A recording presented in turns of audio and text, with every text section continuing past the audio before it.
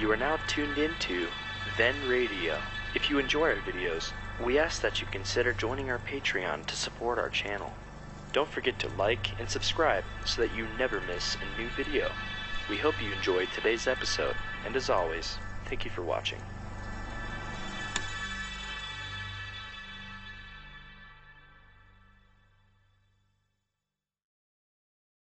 dimensionx. Adventures in time and space. Transcribed in future tense.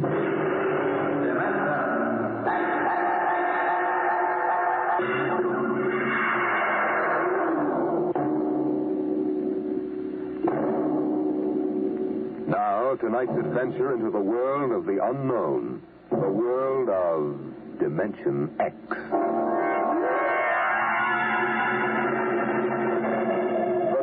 Shop stood on a quiet Washington side street, not too far from the sprawling Pentagon building.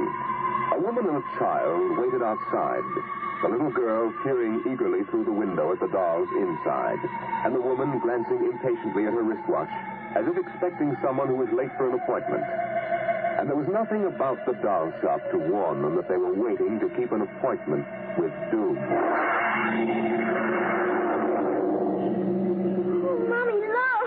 Yes, what is it, dear? In the window of the shop, the tiny dolls.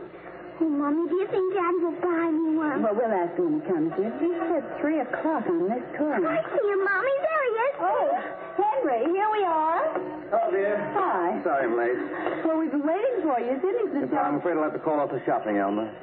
Oh, Henry, we promised. I know. I'm sorry. It's just one of those things. You've been the wife of an army colonel long enough to know his life isn't his own. What is it this time? Oh, some more of that flying sphere nonsense. The pilot who says he sighted it last month crashed and was killed today, so the general wants a full report. Oh, dear, what next? Daddy. We'll have a staff meeting at the Pentagon at 3:15. Daddy, look in this window. I haven't time, dear. Just a minute, Daddy, please. Indeed. I haven't time to stop and watch a bunch of 6-inch dolls parading around the shop. They really are lifelike, aren't they? Look at that, Alma. Dolls are marching around like a regular review. They've even got their own little band. Henry, your staff meeting. Oh, yeah. Yes, I've got to run. Now, look, don't go spending a lot of money on that nonsense, Alma. No, dear. Bye. Bye, dear. Bye, Cindy. Bye, Daddy. Oh, Mommy, look. The band's going to play. Aren't they wonderful, honey? You know, it's funny. I must have stood on this corner 1,000 times, and I've never even noticed this shop before. Good evening, children. Oh, well, good evening. He talks awful funny. Hush, Cindy. Would you like to step inside the shop of Santa Perigi? Well, yes, we would. This way.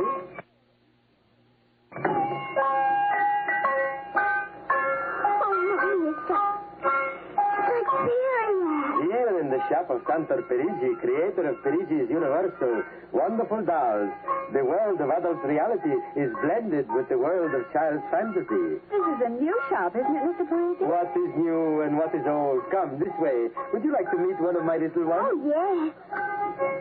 This one in the red jacket is Toto. Speak, little one. How do you do? Oh, isn't that wonderful? Mommy, he talks. The doll talks. Amazing. It's absolutely amazing. That is nothing for Perigi's wonderful dolls. Listen, sing, Toto. Sing for the little girl. My name is Toto. Cindy, listen. Sing, Toto. Men are big and tall. Dolls are very small. When men begin to fall, the dolls will roll them all. How do they work, Mr. Perigi? How do they work? That is the secret of the great Perigi, greatest of all doll masters. To make an ordinary doll is nothing. To make a perfect replica, that is something. But to make a doll with intelligence, that is the work of an artist, huh? Well, yes. Well, they must be very expensive. Madame, when I construct a doll like Toto, I cannot bear to be parted from him permanently. So instead of selling, I rent my little people. You rent dolls? Precisely. $10. I have but one request. When you grow tired of my dolls, you must return them to me in good condition. Oh, Mommy, could we take him home? Take him home. Take him home. Take him home. Oh, look, Mommy, look. He's bowing and dancing. Oh, Mommy, he wants to come. Please, I'll take such good care of him, please. Well, honey, We'll have to deal with your father later, but... Well... Oh, Mom! All right, wrap him up, Mr. Perigi. Oh, dear, I have a feeling when your father comes home, we'll be sorry. Sorry, be sorry, be sorry, be sorry.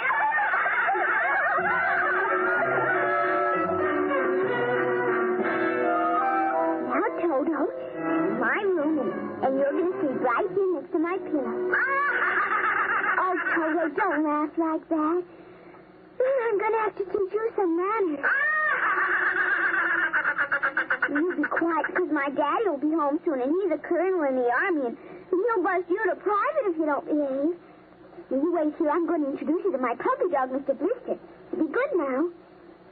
Here, Blister. Here, Blister. Come on, Blister. Mr. Blister, now this is Toto. Oh, dear, I don't think Mr. Blister wants you to. Stop it, Mr. Blister. Come over here and shake hands with Toto, Mr. Blister. Come on now. Let go.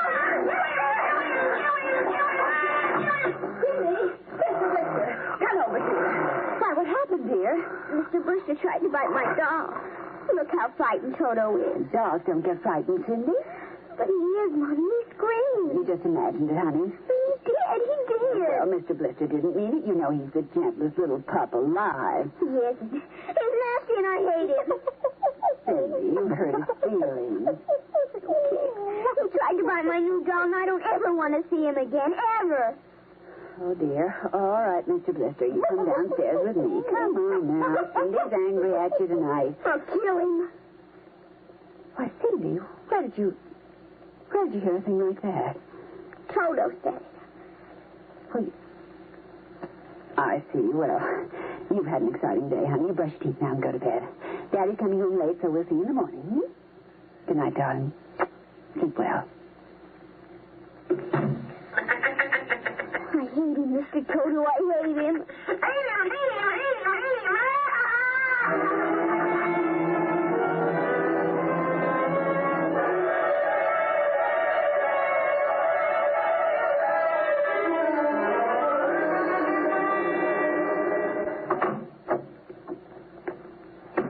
Morning, Alma.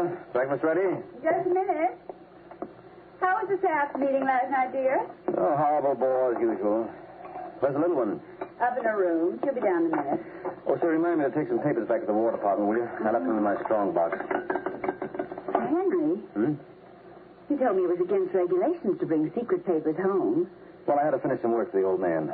Nobody will ever know the difference. Well, suppose not. Oh, dear, would you feed the puppy before we sit down? His bowl's under the sink. Where is he?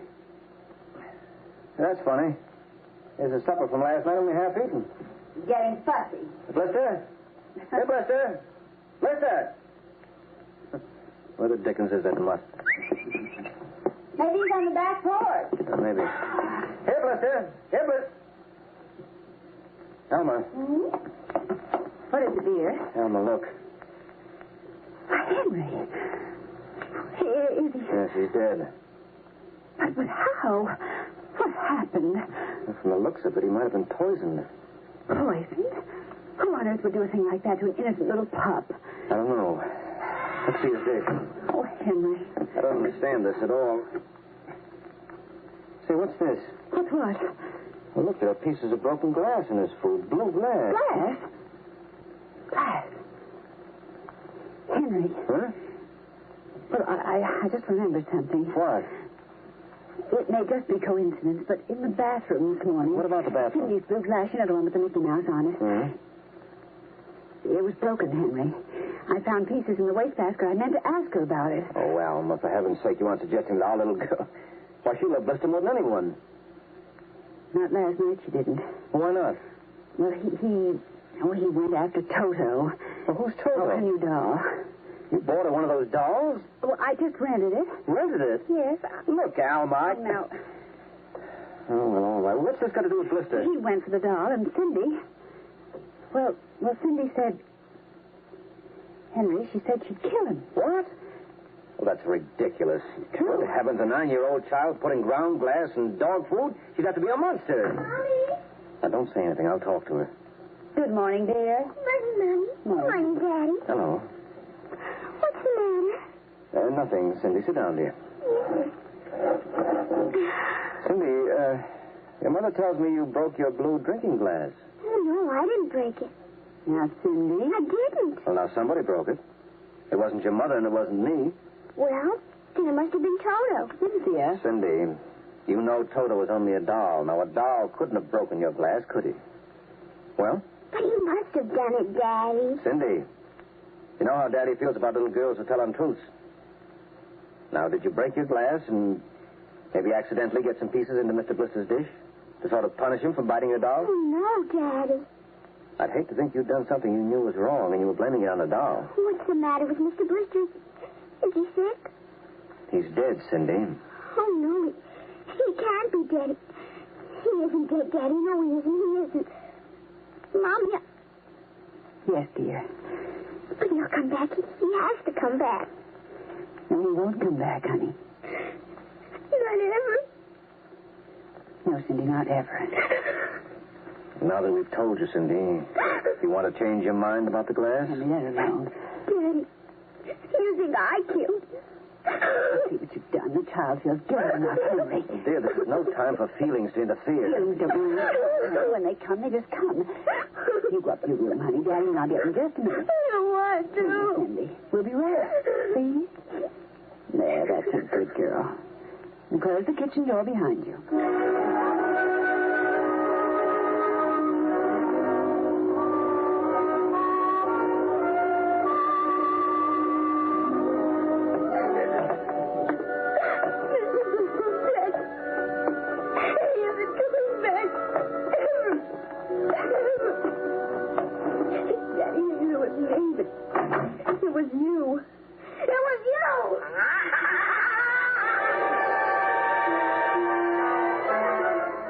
Eat your supper, dear. I'm not hungry. Cindy, you scarcely touched your lunch. I don't feel like eating.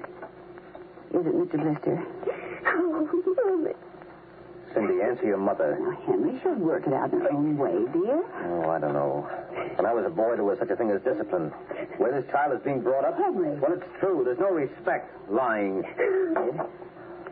Oh, I don't know. Alma, what's happened to us? We were a nice, peaceful, happy family until you bought that cursed doll.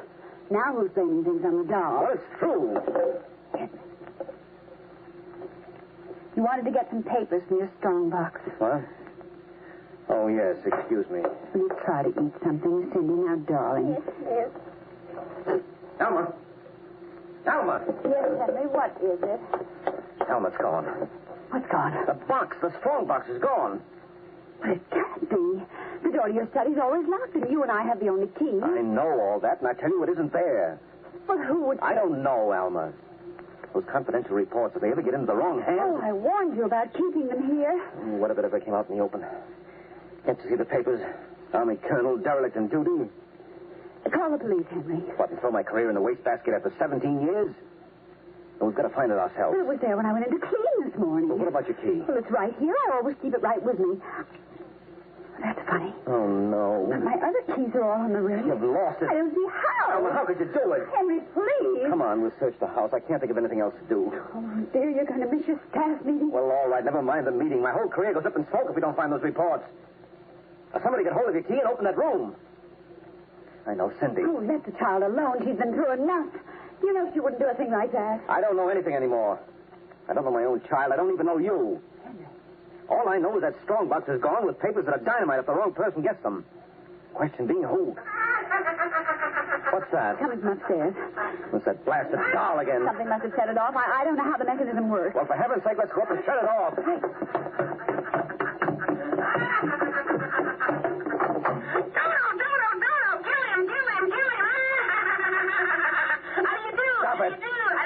That's a little... There. Henry. Well, since we've got this thing... Henry. What? Look. Where? What? Around the doll's neck. The key. The key to your study. It was Cindy, after all. I don't believe it. Ever since she got this fool doll, she's been acting half insane. First the dog, now this.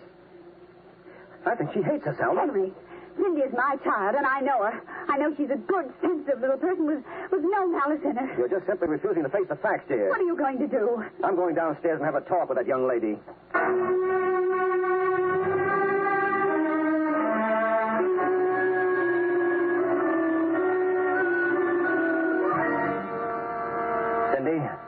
You're not telling me the truth. Oh, yes, I am, Daddy. Now, all I'm asking is that you tell me the truth. Now, where is it? I didn't take it, Daddy. Honest, I didn't take it.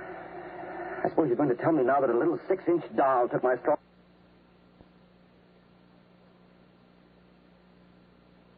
box and hid it. Well, Cindy, I'm speaking to you. I didn't take it, Daddy. You don't understand. Toto did it. Oh, he's terrible awful. He threats me. He says he's going to kill everybody. Oh, Cindy, you're inventing things. It's true. At night when I'm sleeping, he stands next to my pillow and whispers things to me. Awful things. He told me he'd kill me, too, if I told him. Elma, I think this child is sick. I think she needs a doctor. Frightened, Henry. She's trembling like a leaf. Come on, darling. We'll go up to your room. I don't want to go up there. Amy will stay with you. I'm afraid. He's up there.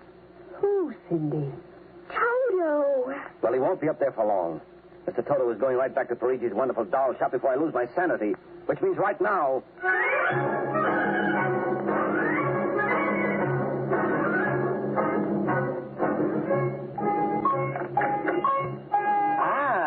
Colonel Grayson. Welcome to the home of Perigi's wonderful doll. Are you Perigi? Santa Perigi, creator of the universal doll. The doll with the mind. The doll Yes, well, I'm returning one of your masterpieces. Oh? If you will step into the rear of my shop. Now, what is the complaint? There's no complaint. Here's your doll. Good riddance. My little Toto, rejected, you found the world of men too filled with hate. We will change all that later on. Return to your comrades in the window, little one. And now, Colonel Grayson? I think we have no further business, sir. Ah, but we do, Colonel. Let me see. Ah, yes. Here it is. Do you recognize this, Colonel? That's my strong box. Well, my little Toto is very clever, sir. Are you trying to tell me your doll stole that from me? Let us not say stole. I'm merely keeping it in custody. What's your game, Perigi? Blackmail. You give me what I want, I do not ruin your career. Well, what do you want? Information. We already know something from the reports of the War Department concerning a certain strange-looking sphere reported by one of your pilots. What government do you represent? I represent Perigi's wonderful dolls, none other. I'm not so naive, sir. Perhaps I should explain. Each man hides something from the world. Each man loves something more than life. With the help of my wonderful dolls, I obtain personal information which enables me to control the men who control the world. Men like you. Hand over that strong box. I warn you, I have a gun. Give it to me. You are being foolish. Put down that walking stick. Now. No closer. Now.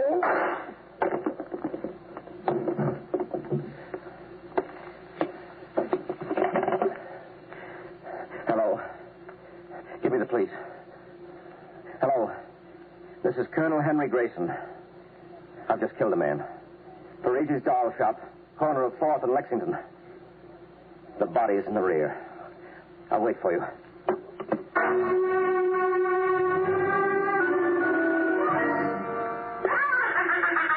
Shut up. Shut up, you little fiend. Colonel Grayson! Did I hear you speak? Colonel Henry Grayson! Oh, it can't be. I must be going out of my mind. A 6-inch doll. Shut up. The master's dead. You are mistaken, Colonel. So am the master. What do you mean? If you will examine the body of Santo Perigi, you will see that he does not bleed. And he does not bleed, Colonel, because Santo Perigi never lived. Never lived. Santo Perigi is a doll. A doll? But he's a man. He talks. He walks. The people of Matrix are skillful doll builders. Meretrix? Doll builder? Who are you? I am Xanthus Imperator, commander of the legions of the third planetoid, Matrix. Legions? Planetoid? My people and I, whom you regard as dolls, come from a tiny planet beyond the moon. What? So small that it cannot support our population. That's true. We landed one of our space spheres on Earth 3 months ago with the intention of colonizing. Unfortunately, one of your pilots intercepted us. So that's why you wanted our information. Precisely. And you are human? Quite human. Of course, in order to deal with Earth people without suspicion, we were forced to construct Perigi, a man-sized doll. No, it can't be.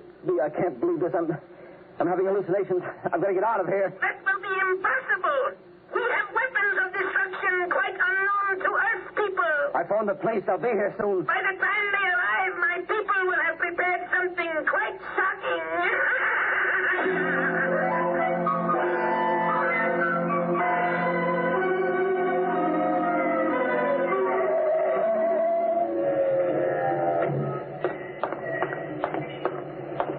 Keep me covered, Brian. Okay, Sarge. All right. You the guy who turned in the call? Yes, that's right, Sergeant. Where's the body? Well, you see, it isn't exactly a body. What do you mean? It's a doll. What? Now, wait, you've got to let me explain. I know this sounds fantastic, but I've stumbled onto an unbelievable plot. Yeah? Keep talking. You see these little dolls? They aren't really dolls. They're tiny people. Now, there's a big doll named Sanatorium Perigi. They're using him as a front to run the shop. He's off his trolley side. Now, look here. Listen, mister, we got a call that there was a murder here. Now, if there was one, where is the body? Well, it's behind the curtains in the back. Only, you see, it isn't really a body. It's a big wax dummy. It's all part of their plot to gain control of the world. Holy smoke. He's really off his rocker. Now, look, if you don't believe me, I'll prove it to you. Come here. Look behind this curtain, and you'll see the dummy lying on the floor. Welcome, gentlemen. Are you looking for something? Perigi! This is impossible. I smashed his skull. Do you know this guy? That's the one, the doll. What's your name, mister? Perigi, Santor Perigi, creator of the universal doll. Uh-huh. You ever see this man? Never until just now. That's not true. He's lying. I tell you, he's nothing but a big doll. The real masters are the little dolls. Ryan, are you getting this? He's wacko, Sarge. No, I'm a fruitcake. I'm not crazy, I tell you. I can prove it. They must have fixed up his head where I smashed it in. Touch him and you'll see. Mr. Perigi, do you know what this guy is talking about? The man is demented, obviously. No, that's not true. I tell you, there's a plot to control the Earth. I've got to call the War Department. They want to know about the flying sphere. Holy mackerel, this gets worse every minute. Ryan, Take him to headquarters? no, save some time. Take him down to Psycho Ward. Okay, all right, Buck. Just come along nice and quiet. No, don't you see? He's nothing but a man-sized doll. I'm sure the little ones are going to take over the Earth, and you're going to wait and cut out some nice paper dolls. Oh, please, listen to me. You've got to listen to me. You've got to. Sorry you had all this trouble, Mr. Perigi. Poor chap. He is obviously suffering from delusions. Well, he's not the only one in Washington today. You know, we've been getting a whole string of crack-ups lately. Bigwigs blowing their tops under pressure.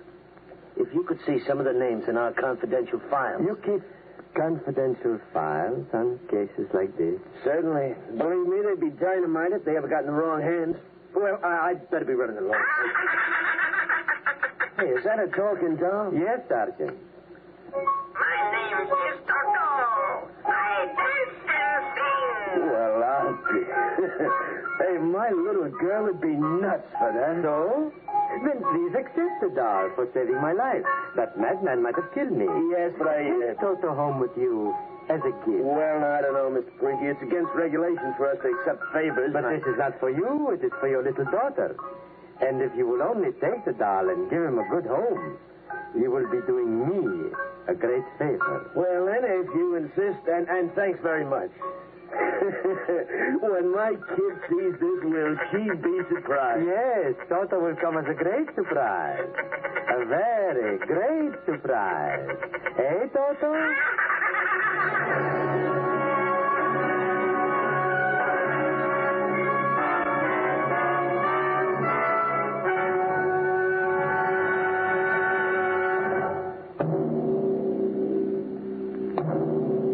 Tonight, dimensionx has transcribed Perigi's Wonderful Doll, an original radio drama written by George Leffert. Les Damon appeared as Colonel Grayson and Joan Alexander as Alma, with Denise Alexander as Cindy. Joe DeSantis played Santor Perigi, and Leon Janty was Toto, the talking doll. Engineer Bill Chambers. Your narrator was Norman Rose. Music by Albert Berman. dimensionx is produced by Van Woodward and directed by Edward King. Next week, the strange story of a curse that came true. It's the story of the Castaways, another adventure into the unknown world of tomorrow. The world of...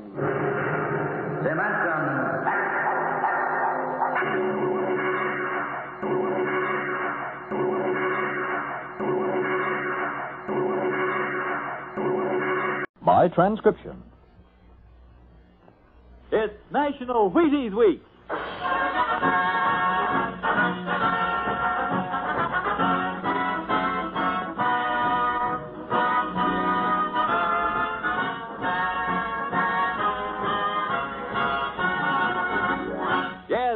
National Wheaties Week, and Wheaties presents dimensionx. On stage tonight, dimensionx, another in the Wheaties big parade of exciting half-hour presentations. It's National Wheaties Week. Just time to try Wheaties. If you haven't had any for a while, try them now. If you've been eating them right along, have an extra bowl full for me. How about that? You know, I've been talking about Wheaties all summer, saying, see how Wheaties at 7 can help at 11. Well, by golly, they can. I get up to Wheaties, bananas on mine, thanks, and I honestly feel as if I had more pep all morning. And why not you? This is National Wheaties Week. Time for you to have some Wheaties. Breakfast of champions. Oh, go ahead, have some. It's National Wheaties Week. My transcription. It's National Wheaties Week.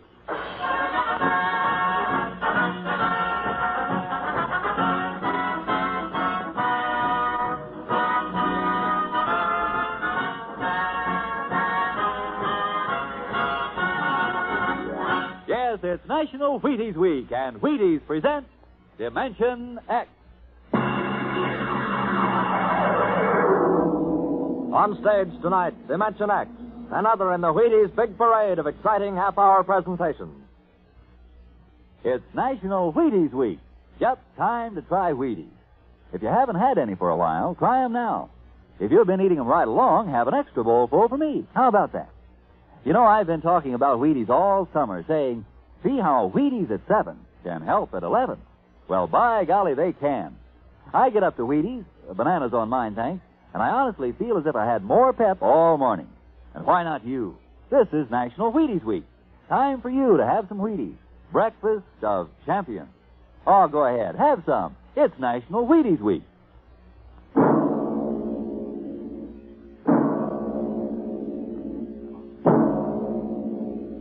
Now, tonight's adventure into the world of the unknown. The world of dimensionx.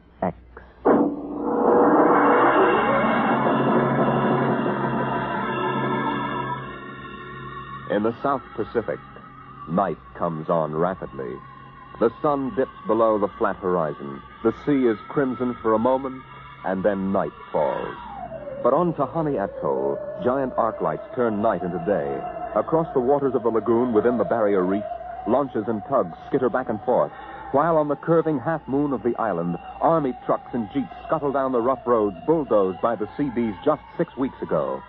A low Quonset hut stands near the beach, surrounded by tangled wire. This is the preliminary command post, and inside is General Frank Gaydosh, field director of the test. Operation Destruction.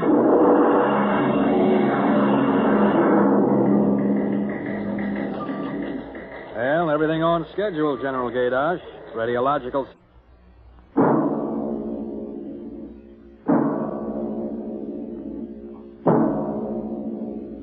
Now, tonight's adventure into the world of the unknown. The world of dimensionx.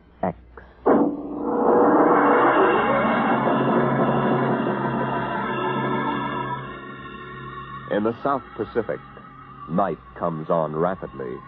The sun dips below the flat horizon. The sea is crimson for a moment, and then night falls. But on Tahani Atoll, giant arc lights turn night into day. Across the waters of the lagoon within the barrier reef, launches and tugs skitter back and forth, while on the curving half-moon of the island, army trucks and jeeps scuttle down the rough roads bulldozed by the Seabees just 6 weeks ago. A low Quonset hut stands near the beach, surrounded by tangled wire. This is the preliminary command post, and inside is General Frank Gaydosh, field director of the test. Operation Destruction.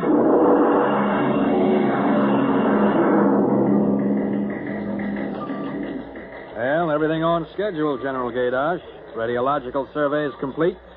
Instruments placement checked. Get me Navy and tell them H.R. is ordered.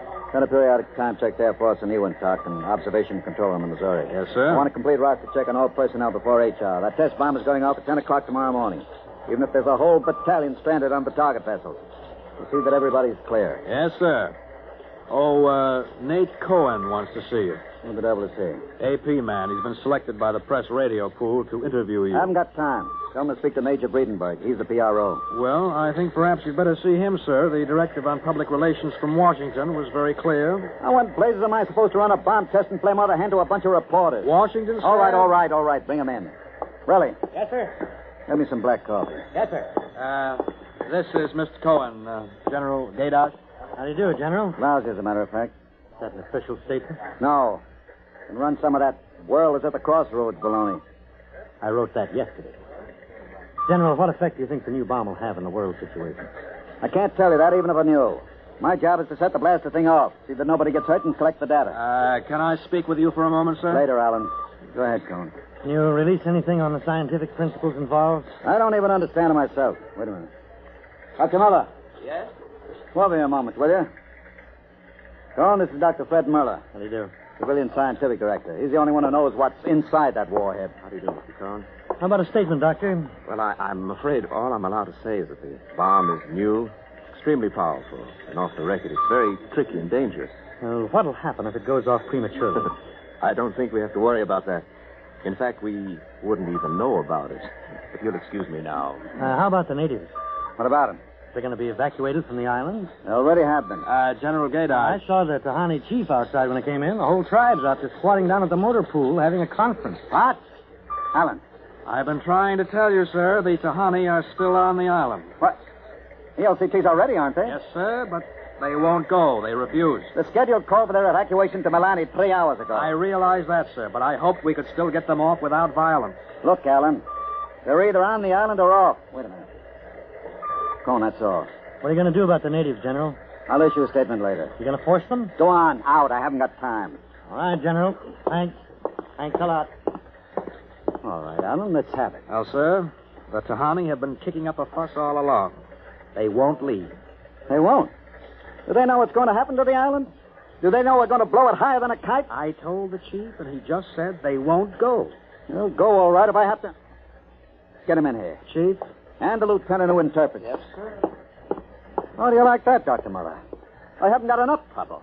You know, I feel rather sorry for the Tahani. It can't make much sense to them. We arrive and tell them they've got to get out. I appreciate your finer feelings, Muller.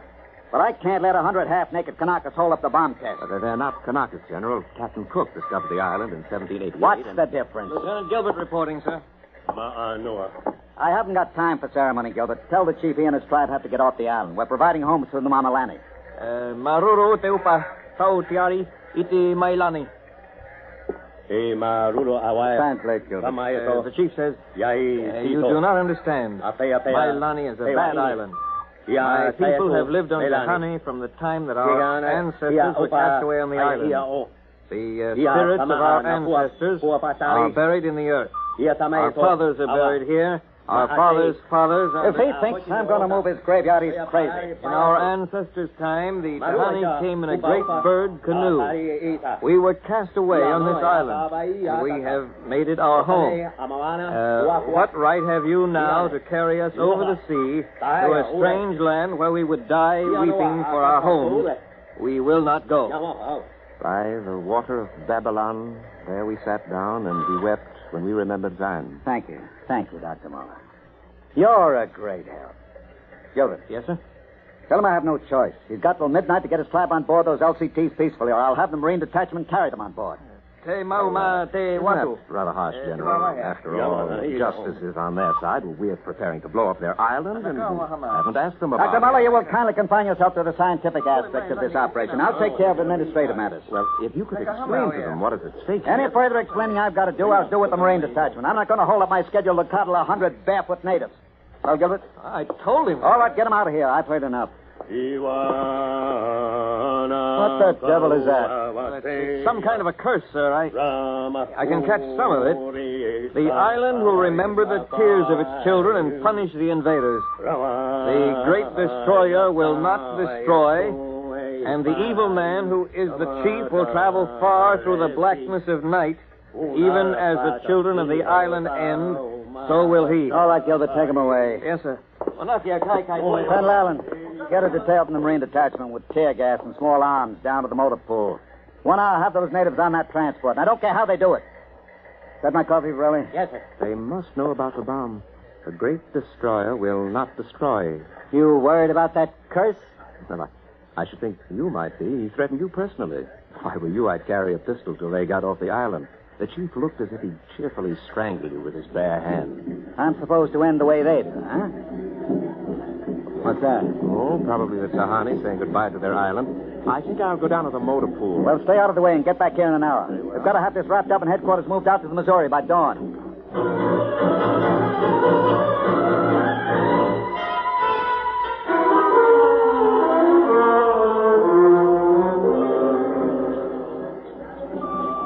Navy and instrument room checking in, sir. That's the last. Have the Missouri take over control in Central, my chief. Yes, sir. Are the LCTs standing by for those natives? Yes, sir. They're on the beach. The bomb unit is assembled in place, General. 2330. Right on the nose. Robin, start evacuation procedure. The Tahani have stopped.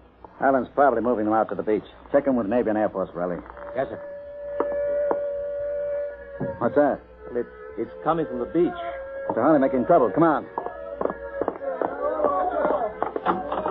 You, Gilbert, what is it? Yes, sir. Colonel Allen ordered the Marines in, sir. What happened? What happened, man? The natives. They just got up and started marching. Did they embark? Oh, you don't understand, sir. They marched up the cliff and right off into the lagoon. What? All of them. The women and the kids, too. They didn't even try to swim, sir. What were you doing all this time? Just standing around with your thumb in your mouth? Where was the Marine detachment? We couldn't stop them, sir. They just walked over the cliff. They didn't even scream, not even the kids. We sent the crash boats out, but we couldn't get any of them out. Crazy idiots. Were any of the reporters there? Cohen and a life photographer. Get his film and hold it till I release it. What are you going to do, General? Postpone HR? It's too late for that now. Calling HR off isn't going to bring the natives back. But 100 men, women, and children just walking into the water. It's horrible. Look, I'm not happy about it either, but there's nothing we can do now. I gave them a chance to get off. They didn't want to take it. That's their hard luck, not mine. I hope you're right. What do you mean by that? Oh, I was just thinking about the curse the chief put on you. Even as the children of the island end, so will he. That's what he said to you, General. I heard him. Waiting, General. The great destroyer will not destroy. That must mean the bomb. Don't worry, Dr. Muller. It'll take more than a mumbo-jumbo curse from a native witch doctor to stop this operation. At each hour, that bomb goes off.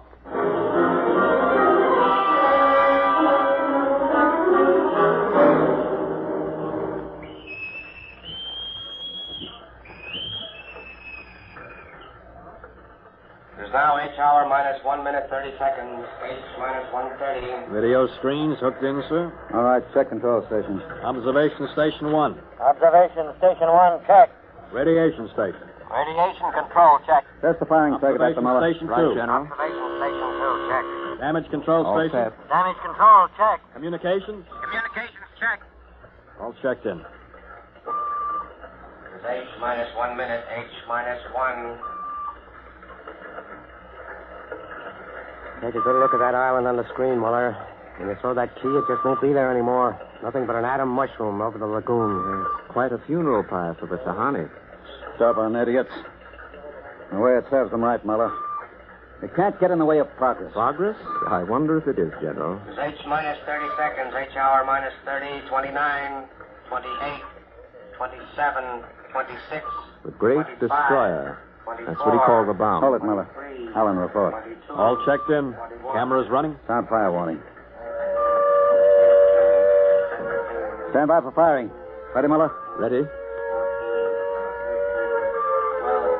11, 10, 9, 8, 7, 6, 5, 4, 3, 2, 1, fire!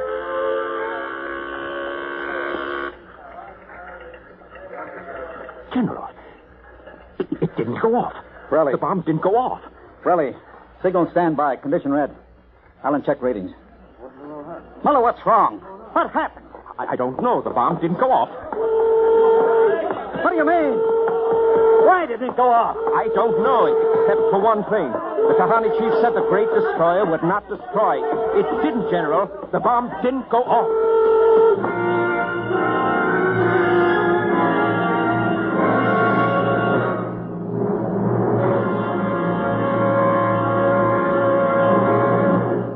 dimensionx will continue in just a moment.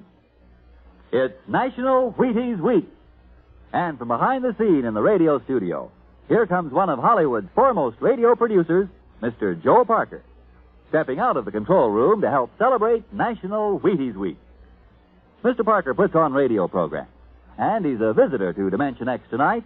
His regular program for Wheaties is Sarah's Private Caper. Joe's a regular guy. He sits there in the glass cage called the control room, running his show. But right now, here he is at the microphone to say his say about Wheaties. Ready, Joe?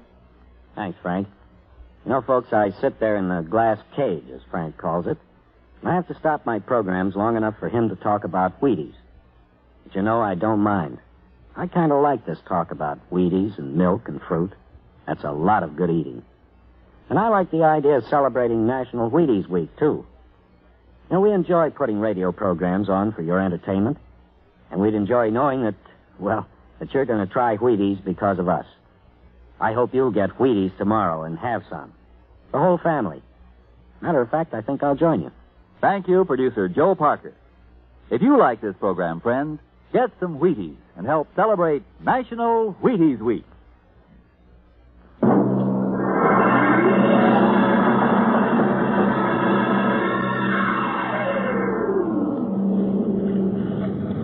How about it, General? What happened?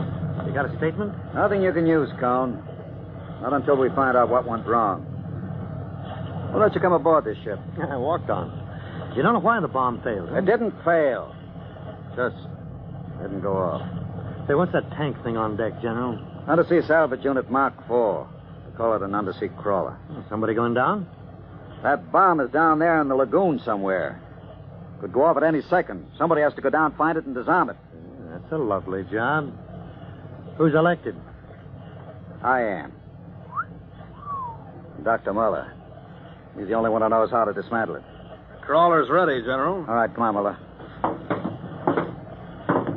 I'm ready. Well, as soon as we hit shallow water, get those gates open. We'll pull the crawler out, then you get away in a hurry. That bomb goes off while we're working on it. I don't want any casualties.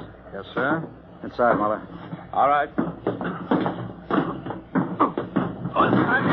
I'm in. Remember, get this LCT out of the lagoon in a hurry. You got that, Alan? You take your orders from Admiral Yancey. Yes, sir. And, good luck. Closing the hatch. Get the sonar and Geiger counter warmed up, Muller. Right. I was just thinking of something, General. That curse, part of it came true. The bomb didn't go off. No? The second part of that curse was that you would end where they ended, and that was at the bottom of the lagoon. What are you trying to do, Muller? Nothing. I was just thinking this crawler is going to take us right down there where the Tahani died. I'm not worried about a handful of dead natives, Muller. I'm worried about that bomb. Okay, they're opening the gate.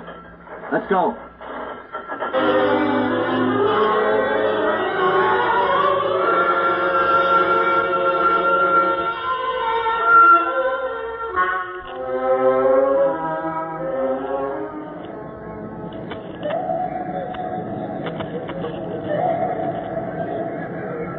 USU-4 to control.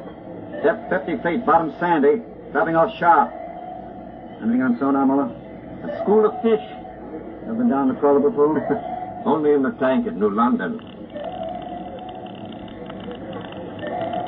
I think I've got a Geiger reading dead ahead. Hang on. We're going up over the reef. It must be the bomb, all right. The Geiger count is clucking like a brood hen. Keep an eye on the front vision plate. If we run over the bomb, we're liable to set it off.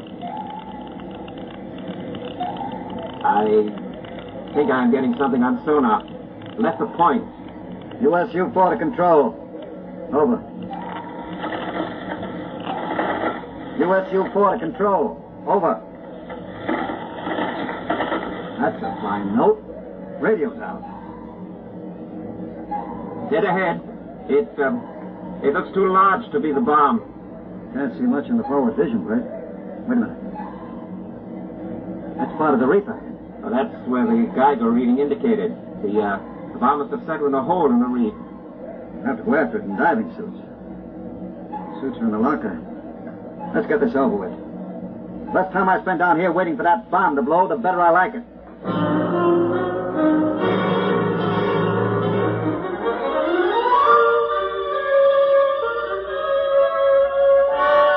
Ready, Mother?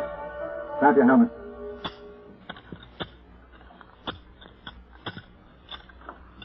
Getting me all right on your headset? Okay, I'm going to fill the lock.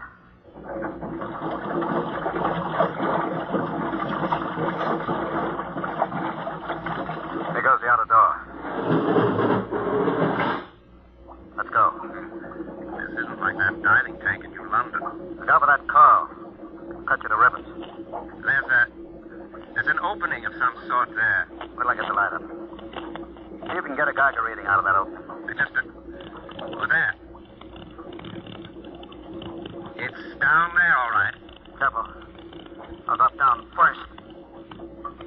See anything down there? Mother, get down here fast. What is it? You find something? The bottom of this hole. It's metal on the side. But it's the coral reef. Look. Well, the joints. These are hook plates of some kind. And look out above us. It's closing. Grab it. Too late. That little hatch just slid over the top. This is impossible. What's going on? It's like an airlock.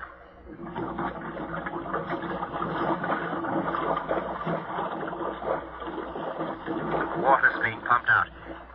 General, do you realize what this means? Not sure. There's an inner door opening. Careful. The passageway. What do we do now? There isn't much to do. We can take off our helmets, so. Now shows good air. Yeah. All right. Come on. What is this? Undersea port? What's it doing here? What does it mean? Whatever it is, our bomb must be down here. Wait. There's someone there. I can't see. There's a shadow. Who is it? Who's that? Ma'anua, Dr. Muller. Welcome to our ship. We have been waiting for you. General, it can't be. Do you see it? It's the Tahani chief.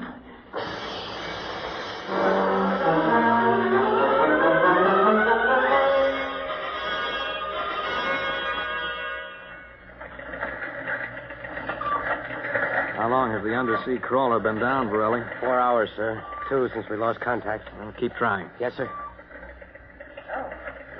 I've given them enough time. I'm going to send another crawler down. What do you figure happened to them, Colonel? Well, there are a lot of things. Hey, how did you get in here? I walked in. Say, when are you going to release this, Colonel? It's the biggest story since the election. The bomb, a dud, Dr. Muller, General Gadosh dead. They're not dead. At least we don't know they are. As long as the bomb doesn't go off, there's still a chance. The bomb. Borelli, condition red. Gilbert, radiation control into action. Get the hot squad into Tahani Lagoon as soon as it's cleared. And get me a PT board with radiation screens. What is it, Colonel? What happened? The bomb must have blown. What about Muller, the general? If they were down in that lagoon, you guess.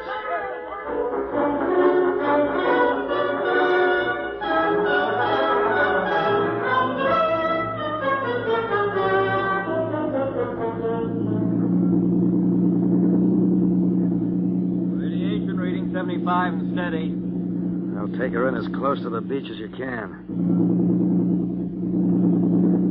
Steady she goes. Is there any danger of more explosion? No, when she goes, she goes. Radiation 82. The danger is radioactivity. Our shields aren't much good, but we've got to pick up the recording instruments as soon after the blast as possible. Radiation 93.5. Well, that's still safe. Hey, Cohen, is that something on the beach there? Oh, yeah, looks like a body. Maybe you blew one of the Tahani back out of the lagoon. No. It's moving. Gilbert, glasses. Yes, sir. It's a man, all right.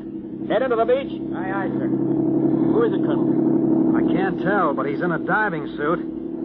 It's either Muller or General Gadosh.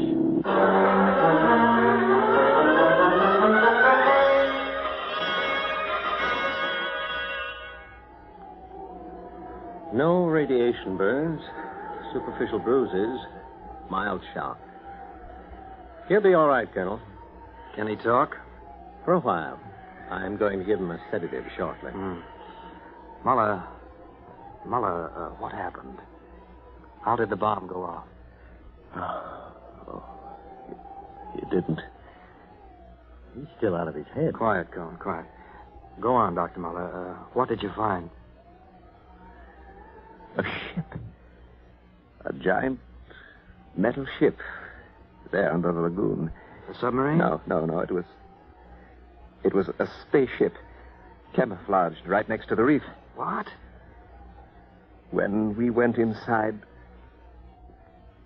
we found the Tahani chief and all the tribe alive. What are you saying? Well, they drowned in the lagoon. I saw them. No, they didn't commit suicide as we thought. They just dived underwater into the rocket. A rocket? Built by Polynesian savages? But they're not savages. They're castaways. They're from another planet. Don't you understand? Their spaceship was wrecked here 400 years ago. They've been waiting ever since for a chance to go home. This boy's out of his mind. You better put him under the sedative, Doctor. It's true. They'd exhausted their fuel. They couldn't find anything here on Earth to replace it until we developed atomic power. Atomic power? You mean they stole our bomb? They made me dismantle it for them at the point of a gun. And then just before they blasted off, they let me go. But what about the general? You mean they killed him? You don't understand. I said I dismantled that bomb at the point of a gun. It was General Gaydosh who was holding it. What's that? Yes, he was one of them, one of their spies, sent out to bring back the rocket fuel they needed. And now, after 400 years, the castaways are going home.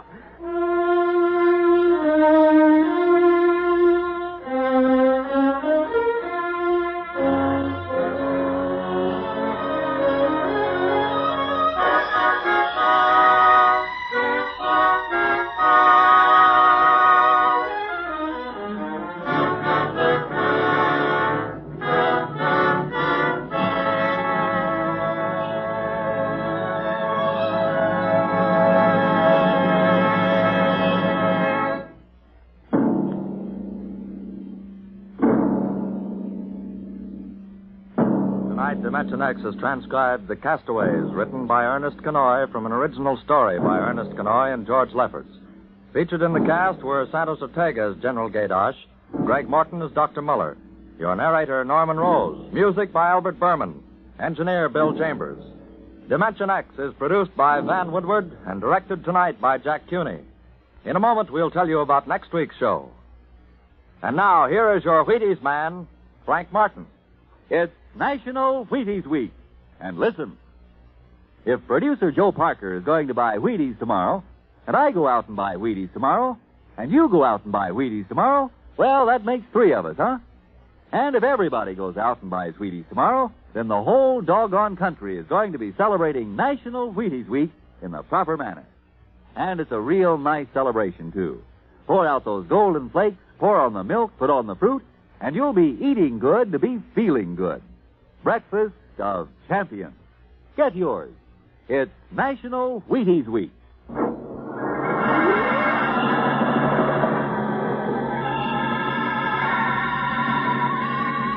Next week on dimensionx, a dramatization of Ray Bradbury's new novel, The Martian Chronicles, the epic story of how man conquered a new planet and then lost his own. Another adventure into the unknown world of the future, the world of dimensionx.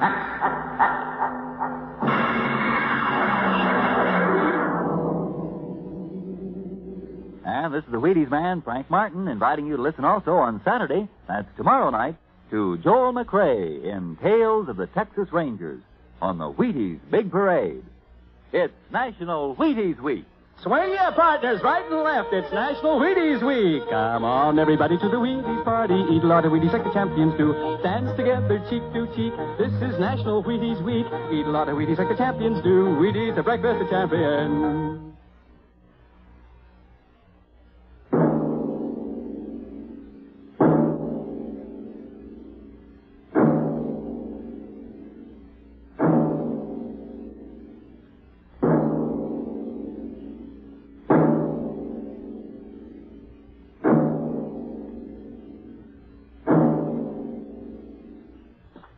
Jack Lake tells the story of the Canada Kid, next on NBC. Next on NBC. Next on NBC. Next on NBC. Next on NBC. Next on NBC. Next on NBC. Dimension X. On stage tonight, Dimension X.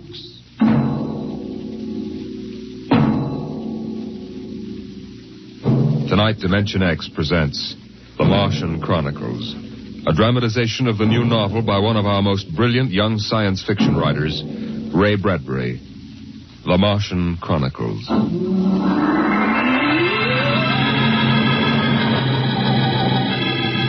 January in the year 1999. 1 minute it was Ohio winter with doors closed, the panes blind with frost, icicles fringing every roof, children skiing on snowy slopes. And then a long wave of warmth crossed the small town, a flooding sea of hot air.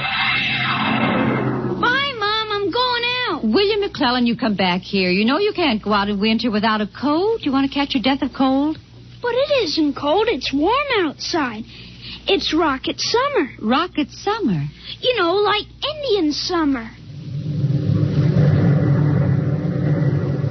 The rocket lay on the launching field, blowing out pink clouds of fire and heat, cracking the icicles, melting the snow, making summer with every breath of its mighty exhausts.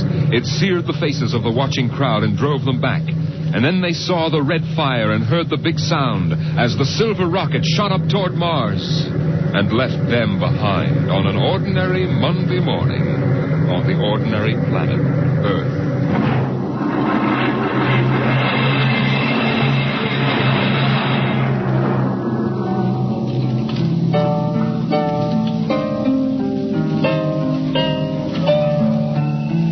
They lived in a house of crystal pillars on the planet Mars by the edge of an empty sea. And every morning you could see Ila eating the golden fruits that grew from the crystal walls, or her husband sitting alone in his room reading from a singing metal book over which he brushed his hand as one might play a harp.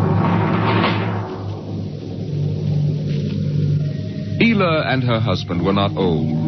Once they had liked painting pictures with chemical fire, swimming in the canals when the wine trees filled them with green liquors, and talking into the dawn together. But no more.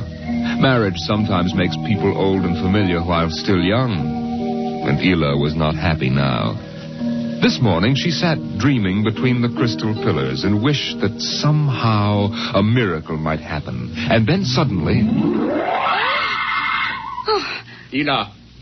Did you fall? No. I thought I heard you cry out. Did I? I was almost asleep and had a dream. In the daytime? You don't often do that. Strange. Very strange. I dreamed about a man. A tall man. 6 feet tall. Oh, how absurd. He'd be a giant, a misshapen giant. I know. And yet somehow he looked quite handsome. He was dressed in a strange uniform. And he came down out of the sky in a long silver craft. Out of the sky? What nonsense. And he spoke pleasantly to me in another language. But somehow I understood him with my mind. Telepathy, I suppose. Oh, really, Ila? And he said, I've come from the 3rd planet in my ship. My name is Nathaniel York. A stupid name. Who ever heard of a name like that? Perhaps they have names like that on Earth. That's ridiculous, Ila. Everyone knows the 3rd planet is incapable of supporting life. There's too much oxygen in their atmosphere. I suppose.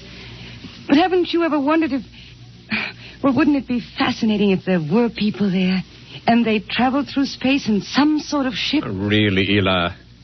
You know I hate this emotional wailing. Now, let's get on with our work.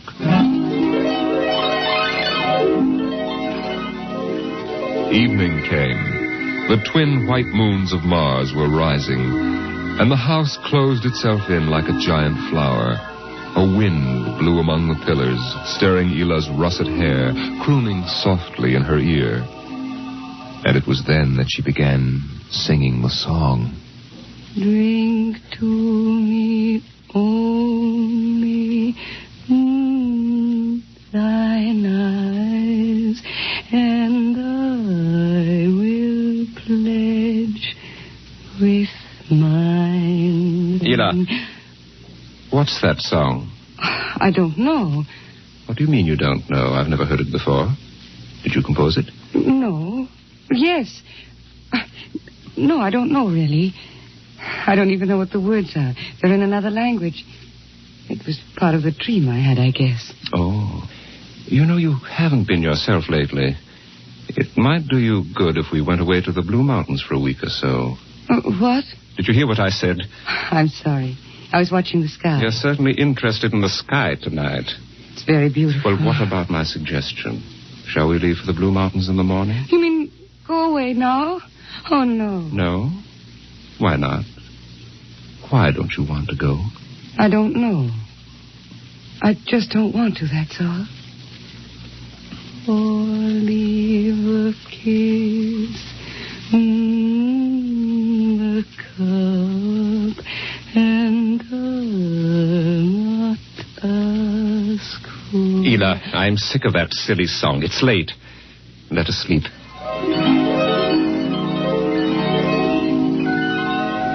From the crystal walls poured a soft carpeting of mist to support Elah where she lay down to sleep.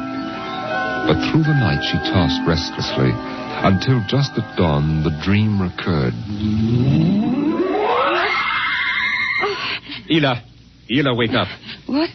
Oh, what is it? You've been dreaming again. You talked in your sleep. Did I? Yes. What were you dreaming? Oh, the ship. It came from the sky again. And the tall man stepped out and talked with me. Telling me little jokes and laughing. What else happened? And then this Captain York... Oh, I can't. It's all so silly. Tell me. He said I was beautiful. And then he kissed me. I thought so. What else? Why, Eel, you're so bad-tempered. It's only a dream. Is it? You know I can read your mind. You can't keep secrets from me. Well, all that happened was this Captain York told me... Well, he told me he'd take me away in his ship into the sky. Take me back to his planet with him. It's quite ridiculous, really. Ridiculous, is it? You should have heard yourself. Fawning on him, talking to him, singing with him all night. In your dream, he landed in Green Valley, didn't he? Please.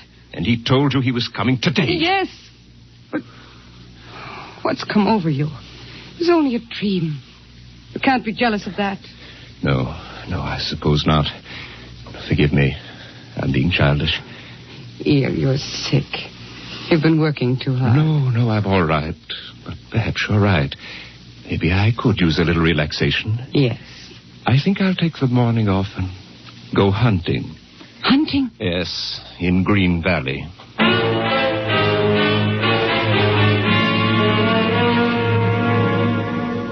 Numbly, she watched him go to a closet and draw forth an evil-looking weapon. And then her husband was gone, walking toward Green Valley. And Elah waited, watching the sky for an unknown thing, trembling with a nameless fear. And then it happened. A whirring, rushing sound. The warmth as of a giant fire passing in the air. The gleam of metal in the sky. He's come. It's true. The dream is true. The rocket vanished over the hill. The sky was empty again. And trembling, Elah waited again, looking toward Green Valley and seeing nothing. Listening for sounds and hearing nothing. Until... a shot sounded, very sharply. The sound of the evil weapon. Oh, no. No. Her body jerked with the sound, and she wanted to scream and never stop screaming. For now she knew the dream could never come true. There was nothing left but the song, the strange and fine and beautiful song. Drink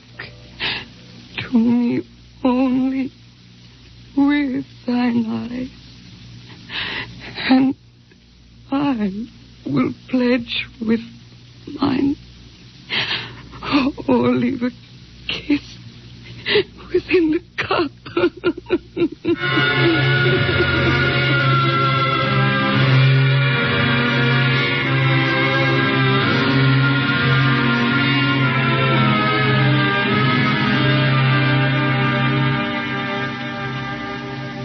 But still the rockets came. The next ship came down from the stars and the black velocities and the silent gulfs of space and landed by night near a Martian city. The men made their way to the outer rim of the dreaming city, and then Jeff Spender went in to reconnoiter while the others watched and waited for something to stir in the haunted city, some gray form to rise, some voice to break the unearthly stillness. Where were the people? Where were the Martians? Nothing stirred to disturb the silence until... Halt! Who goes there? Don't shoot! Hold it, Parker. Let's Spender and his party. They're coming back. Captain Wilder! Over here. Well? Captain, we've searched the city. People were living here last week. People? Martians. Where are they now? Dead. Dead? What did they die of? You won't believe it, Captain. Chickenpox. Good Lord, no. Yes. No resistance to an Earth disease, I guess. So the other rocket did get through to Mars. It looks like it, Captain. God only knows what the Martians did to them. But at least we know what they did to the Martians. You mean they're all dead? Yes. This planet is through. Hey, you hear that, guys? We're safe. Break out a bottle, Cookie. Let's have a drink to celebrate. Stop it, Parkhill. Put down that bottle. What's eating you, Spender? The planet's ours now. We got to christen it, don't we? I christen thee the city of... I christen... Hey, Parkhill City. Parkhill, I warned you. All right, Spender, that's enough.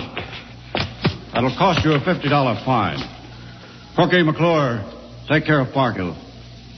Spender, you come with me.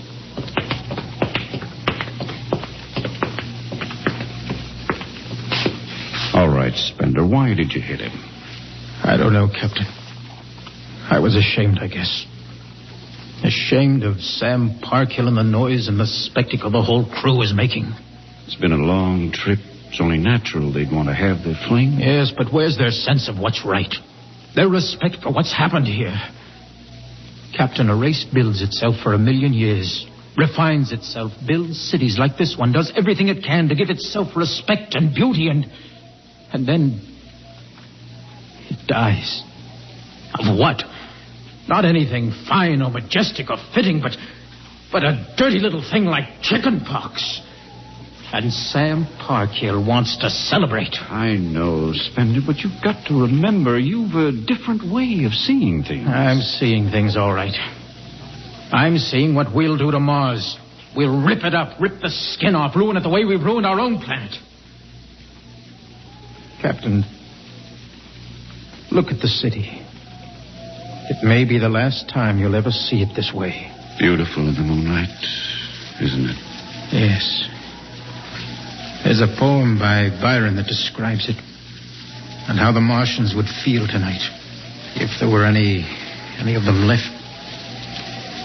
So we'll go no more a-roving so late into the night. Though the heart be still as loving and the moon be still as bright. For the sword outwears its sheath, and the soul wears out the breast, and the heart must pause to breathe, and love itself must rest. Though the night was made for loving and the day returns too soon, yet we'll go no more a-roving by the light of the moon. Without a word, the Earthmen stood and looked at the city. The bottle lay shattered at Sam Parkhill's feet, and the sour stench of liquor filled the cool air. The men of Earth had come to Mars.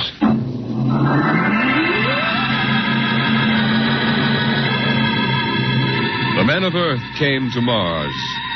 They came because they were afraid or unafraid, because they were happy or unhappy, because they felt like pilgrims or did not feel like pilgrims. The government posters screamed, "There's work for you in the sky. See Mars." The men shuffled forward, all kinds of men, all coming for different reasons. The rockets came like drums beating in the night. They came like locusts, swarming and settling in blooms of rosy smoke. Mars was a distant shore, and the settlers spread upon it in waves. First the pioneers and builders, then the people of civilization. Some came because they were afraid of a coming war on Earth. Some came because they were afraid of nothing. Some came to escape from the smell of the subways and the cabbage tenements. And some came from houses like the one in Ohio. It was a good house, the house in Ohio, and for 6 years the family had lived there contentedly, enjoying music and poetry and the rich, warm things of life. For the house had been built to be lived in the year 2020. It contained all the latest automatic devices, from talking book recorders to singing clocks. 7 o'clock, time to rise, open your eyes. Tick-tock, 7 o'clock, time to rise, open your eyes. As the family rose and dressed, the beds whirred electronically and made themselves. In the kitchen, the stove sighed, and ejected from its warm interior 8 eggs, sunny side up, 12 bacon slices, 2 coffees, and 2 glasses of milk. 7-9, breakfast time, come and dine. 7-9. Beside the breakfast table, the facsimile machine clacked and deposited the morning paper on the table. The headlines today spoke ominously of the danger of a coming war, and the man frowned as he read the news. Today is August 4th, 2026. Insurance, gas, and at and heat bills are due. And today, remember, the family has planned a picnic. Gee, Dad, are we really going? Sure, Timmy, why not? It's raining out. It's not raining where we're going, son. Now run upstairs and pack your fishing tackle. We're going on our picnic, all right. Okay, Dad. Bill, are you sure we ought to go? Yes. Have you seen the headlines this morning? Looks bad, doesn't it? Mm-hmm. The rocket's ready. All we have to do is pack and take off. I know, but... Well, flying to Mars, it seems so crazy. Well, all right, then we'll go. Should we tell the children why we're going? No, not yet. Let them enjoy the picnic. The house went on with its appointed tasks. 9:15, time to clean. 9:15, time to clean. Out of the molding darted hundreds of tiny mechanical mice, all rubber and metal. They sucked up the dust and dirt in the house and popped back into their burrows. In the walls, relays clicked, memory tapes glided under electric eyes, recorded voices moved under steel needles. 12 o'clock, 2 o'clock, 4 o'clock, 6 o'clock, tick-tock, 8 o'clock. Evening came. In the living room, the hearth fire bloomed out of nothing, and the phonograph spoke from beside the fireplace. Mrs. McClellan, what poem would you like to hear this evening? Mr. McClellan? Since you express no preference, I shall select at random from among your favorites. Sarah Teasdale, There Will Come Soft Rains. There will come soft rains and the smell of the ground, and swallows circling with their shimmering sound, and frogs in the pools singing at night, and wild plum trees in tremulous white. Robins will wear their feathery fire, whistling their whims on a low fence wire, and not one will know of war, not one will care at last when it is done. Not one would mind, neither bird nor tree, if mankind perished utterly. And spring herself, when she woke at dawn, would scarcely know that we were gone. The phonograph finished the poem, but there was no one there to hear, for the family had gone to Mars.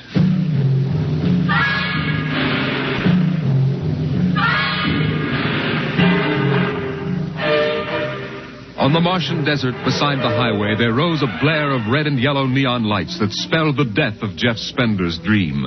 Sam's hot dog stand was what the sign read. And Sam, of course, was the same Sam Parkhill who had fought with Spender years before.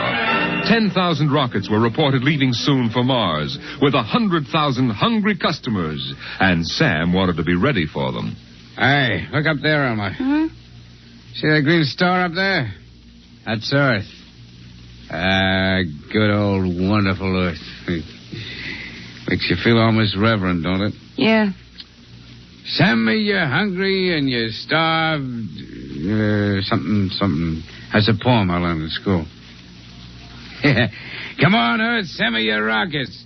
Here's Sam Parkhill with the only hot dog stand on Mars. Sam, what if the rockets don't come? What if there's a war on Earth? Don't worry, they're coming all right. Ain't nothing gonna happen to spoil my plans, baby. I figured it all out. Sam! Hey, Sam, look up there. Earth! Oh, what? Oh, no. It's catching fire. It's burning. Oh, no, that can't be Earth. Elmer, they can't do this to me. I got all our money invested in this place. Go ahead, Sam. Switch on more lights. Turn up the music. Get the hot dogs on the fire. There'll be another batch of customers coming along in about 100 million years. Oh, no, it couldn't be. What a swell spot for a hot dog stand. Let you in on a little secret, Sam. This looks like it's going to be an off-season.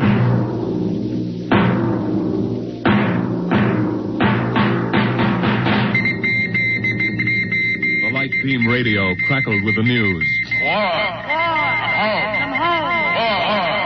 By morning, the shelves of the luggage store were empty, and the rockets were blasting off, headed back to Earth. In a few days, everyone was gone, and the planet of Mars once more lay deserted and silent.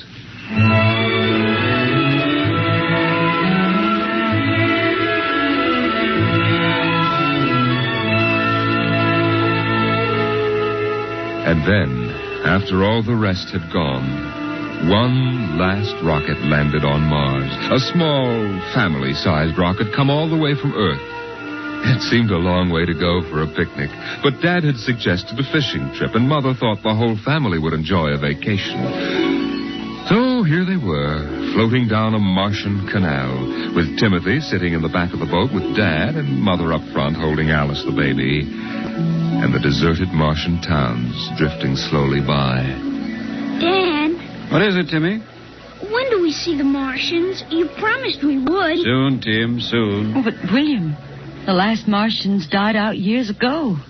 They're a dead race now. Not quite. Don't worry, son. I'll show you some real live Martians later on. Gee, this is swell. I wish we didn't ever have to go home. How long can we stay? 1,000,000 years. 1,000,000 years? Yes. It's time we told you, son, we're not going home. This is where we'll live from now on. But what about the rocket? What about Ohio? There's nothing there now but ruins. The last Earth radio just went off the air. That means the war is over and Earth is finished. We're going to blow up our rocket and start all over. See if we can't build a better world up here. You mean Mars is going to be our home? Yes. I hope you don't mind too much. No, sir. But what about the Martians? When do we get to see them? There they are, son. Look down at the water. I don't see anything there. Beside the boat. Look at the reflections in the water. But that's us down there. Just you and me and Mom and the baby. Yes, son. You see, we're the Martians now. For a long, silent moment, Timmy stared down at the reflections of the family in the waters. And the Martian stared back up at him. Then he lifted his eyes to the deep ocean sky, trying once more to see Earth and the house he had always called home. But Earth was too far away, and the house was now only a heap of radioactive rubble. Only one wall remained standing, and within the wall a voice spoke again and again and again. Not one would mind, neither bird nor tree, if mankind perished utterly, and spring herself, when she woke at dawn, would scarcely know that we were gone, that we were gone, that we were gone, that we were gone, Today is that we were October 5th, gone. 2026. Today is October 5th, 2026.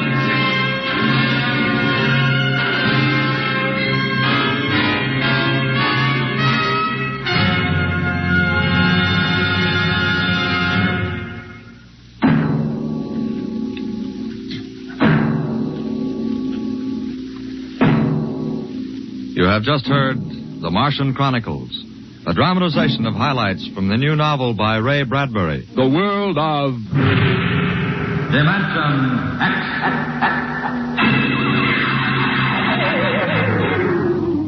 The preceding was transcribed on NBC.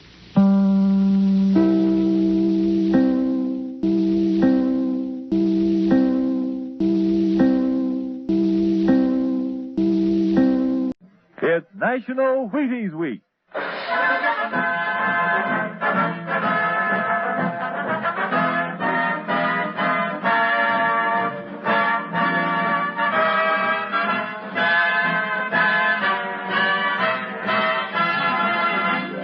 Yes, it's National Wheaties Week, and Wheaties presents dimensionx. Transcribed on stage tonight, dimensionx, another in the Wheaties big parade of exciting half-hour presentations.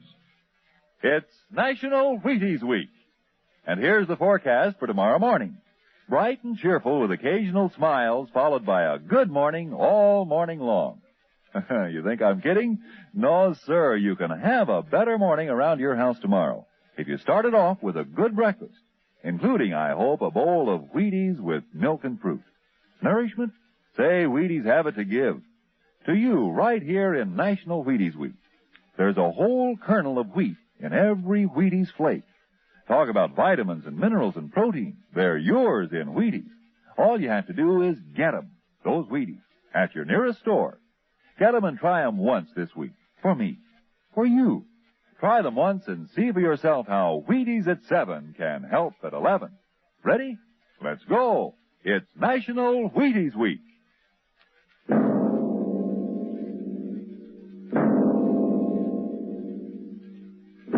Now, tonight's adventure into the unknown world of the future. The world of dimensionx, where anything can happen.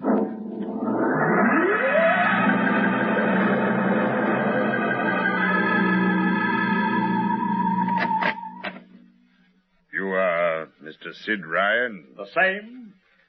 My name is Lucia. I'm a Martian. Pleased to meet you, Mr. What was that again? A Martian. A Martian, eh? As in Orson Welles? Precisely. I'm a Rotarian myself. Sit down. Thank you. And now that we've had our little joke, Mr. Lucia, what can Publicity Associates do for you? It has been my observation that advertising and publicity are the very backbone of earthly civilization. Spoken like a true Martian, Mr. Lucia. Now, if you'll tell me the name of the client. The client, of course, will be the Martian. You don't give up, do you? Give up? The gag, I mean. Oliver. Oh, yes, Mr. Ryan? This is Mr. Lucia. How do you do, Mr. Lucia claims to be a Martian. Take him outside, will you, Oliver? Get the name of the sanatorium he escaped from and tell them to bring the butterfly net. Wait, sir. I'm happy to see, Mr. Ryan, that my telling you I'm a Martian has approximately the effect I supposed it would have. I believe we can do business. I have here a cash retainer of $5,000.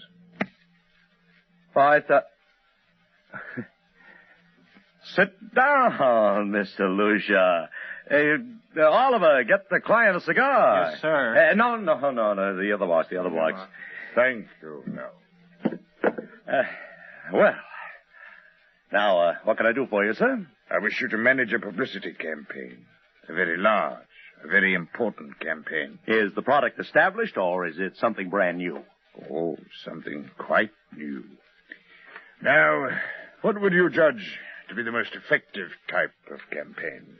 Well, if the client has a lot of dough to throw around, a suspense campaign is best. First, you place ads in the paper saying, watch this space. Then, about a week later, you run an ad saying XYZ or PDQ, and you get people guessing what it means.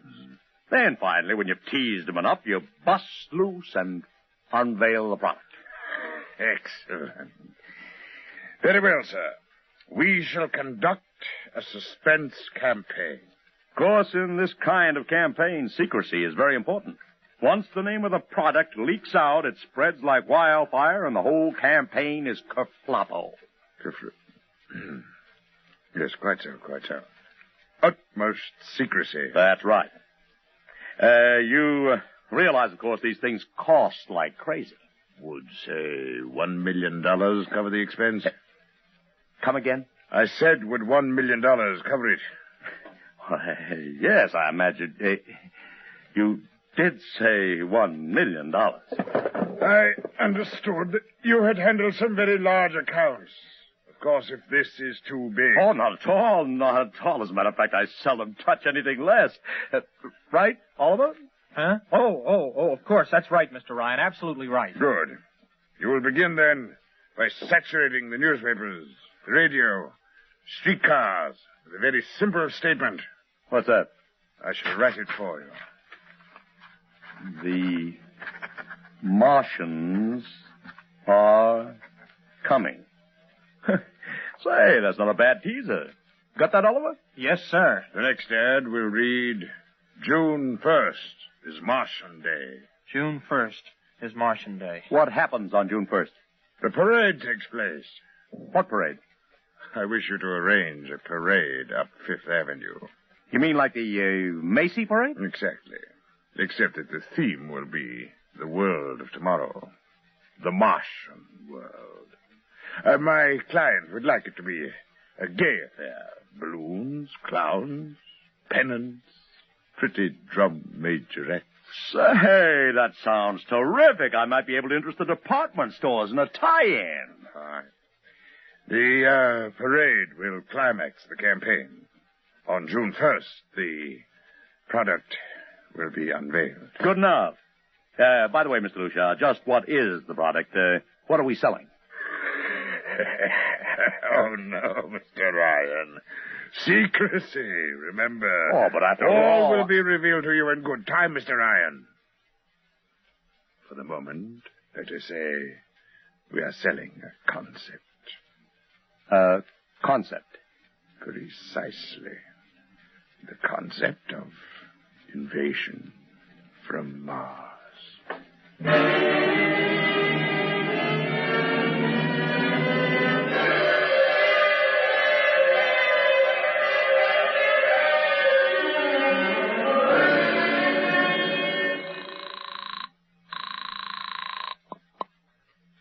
Benny Marcus, please. This is Benny. Benny, this is Sid Ryan over at Publicity Associates. Listen, Benny, how you fixed for midgets? I got midgets. Fine. I need 40 midgets for a parade. 40. June 1st. And listen, Benny, I want them dressed in little space suits. What? You know, like men from Mars, okay? Midgets. And I want some movie extras, maybe 50 of them. Also rigged up like men from Mars. Make them look gruesome. Got that? Gruesome. Also, I need some horses with pretty girls on top of them. Maybe you can get that bunch from Maroney's Traveling Circus. The ones we booked for the Fireman's Parade in Albany last year. Oh, try, Sid. And never mind the expense. Just get me the talent, okay? I gotta hang up now. Call me back, Benny. How you doing, Oliver? Oh, fine, Mr. Ryan, just fine. We got full-page ads in all the dailies and 10-second spot announcements on every local station, but it's costing a fortune. The more it costs, the bigger our percentage. Spend like you were going to the electric chair, Oliver. Yes, sir. How are you making out on the parade? If it comes off, it'll be the biggest thing since Barnum invented the midget. I've got Macy's, gimbals, and sacks to contribute floats. Everything is built around the Martian theme, see? Even the horses will have long feelers attached to them and funny-looking extra legs. It'll be sensational. Oh, yeah, it sounds fine, only... Only what?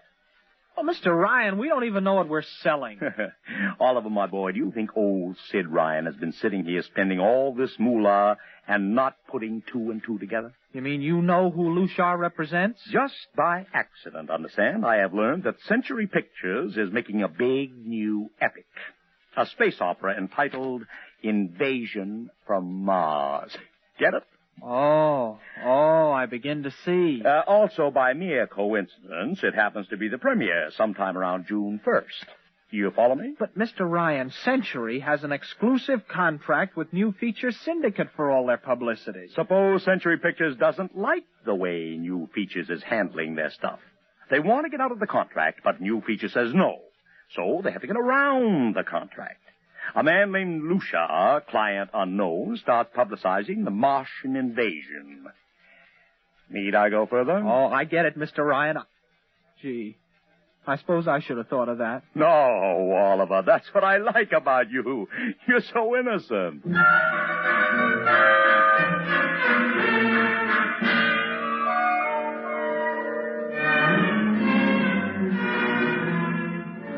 Let me talk to Commissioner Patrick, please. Sid Ryan. Hello? Commish? Sid Ryan. Oh, it's you. Well, what is it this time? If you want to drop a man off the Empire State Building into a teacup full of water, the answer is no. Also, we are not arresting any fan dancers. You know I don't handle fan dances. I want a permit for a parade, June 1st, 5th Avenue. It's a Sunday. There's no traffic. Oh, come now. Look, Ryan. Macy's gets a permit. Gimbel's gets a permit. The American Legion gets a permit. The Sons of Erin march every time Morton Downey sings the Whirring of the Green. Don't give me a hard time, Patrick. This is too big. I have the Fifth Avenue Merchants Association behind me. Okay, Ryan. Fill out the forms. I'll pass them along to the license commissioner. That's my boy. Oh, by the way, what's the occasion? Oh, don't you read the papers, Patrick? June 1st is Martian Day.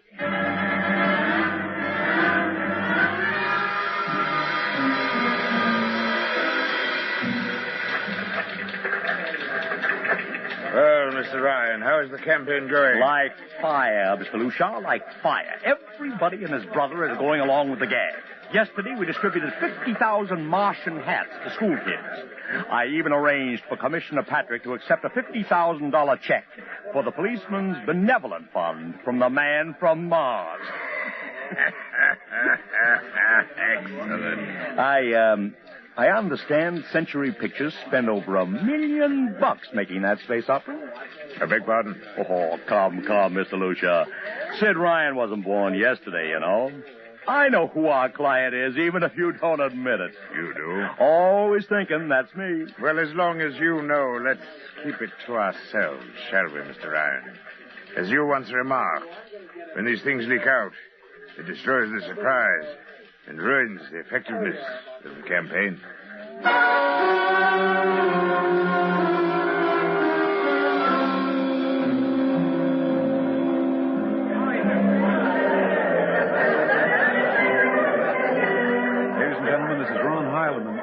Speaking to you from our portable transmitter atop the reviewing stand for the much-heralded Martian Parade on Fifth Avenue. It's a beautiful sunlit day here in New York. Perfect day for a parade. And the streets are packed with thousands of spectators, all eager to find out what this is all about. There's an air of shrill expectancy. Tell him over here! Okay, tell him all right. I've just had word from Sol Brown up at Central Park Mall that the Martians have landed from big pink balloons. And while we're waiting here for the arrival of the parade, we brought some people up to our microphone to tell you their reactions to this spectacular affair. What's your name, madam? Miss Ada Shackley. A little louder, please. Miss Ada Shackley. And where are you from, Mrs. Shackley? Columbus, Ohio. I see. And I see you have your family with you. Two little curly-headed boys. Are you in New York for your vacation? Yeah, we came for the Shriners Convention with their daddy. Well, what do you think of Martian Day, Mrs. Shackley? Well, it all seems very strange to me, but the boys have been pestering me to watch it, so we've been standing here for 2 hours. I can't make head or tail of it. Well, neither can a lot of other people, Mrs. Shackley, but judging by the thousands here already, there's a lot of curiosity. Curiosity killed a cat, folks say. Let's hope not. Thank you, Mrs. Shackley. And now Here they come, ladies and gentlemen. The first units of the big Martian parade swinging down Fifth Avenue. Fanfare, colored streamers, music, confetti, floats, all the trappings of the Mardi Gras. Let's listen to the band for a minute.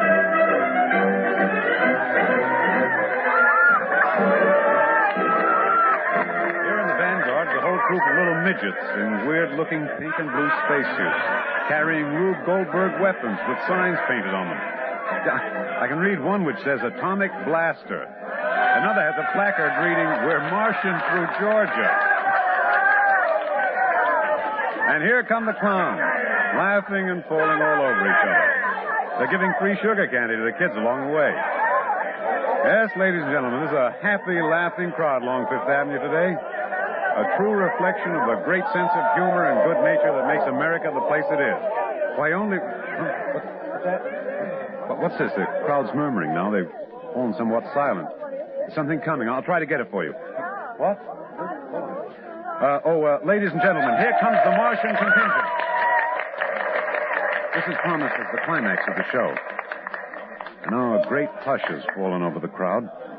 It's quite a sight to see these thousands of people standing here expectantly, hearing only the great regular sigh of their mass breathing. Now here they come, ladies and gentlemen. The Martians, marching in booted, helmeted ranks, row after row of them. This is an impressive sight, ladies and gentlemen, and a rather serious contrast to the rest of the joyous slapstick parade we've been witnessing up until now. There are perhaps 200 tall, broad-chested men dressed in metallic gray spacesuits with thick glass visors drawn across their faces. Each one's holding an ominous-looking ray gun at the ready position. Marching in absolute silence, keeping step perfectly, as though some new unspoken command is marking time for them. Even the children are awed by the unexpected warlike realism of the Martian Legion. And now the first ranks of the Martians move past us down Fifth Avenue toward the reviewing stands at the square. No one moves. There. A woman, ladies and gentlemen, just dashed out into the street. For what reason, I don't know. She just slipped through the police cordon somehow. They're after her now. But she's already reached the ranks of the marchers, and she's trying to lift the visor of one of the Martian spacesuits. Wait. She's fallen.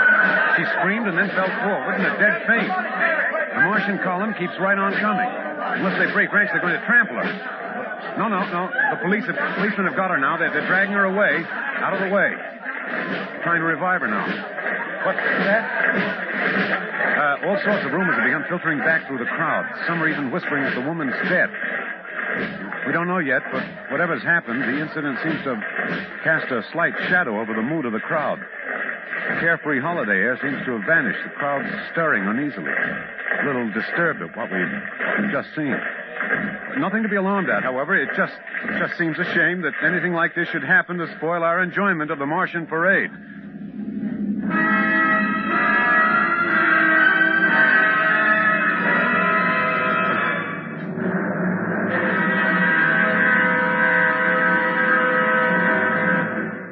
Dimensionx will continue in just a moment.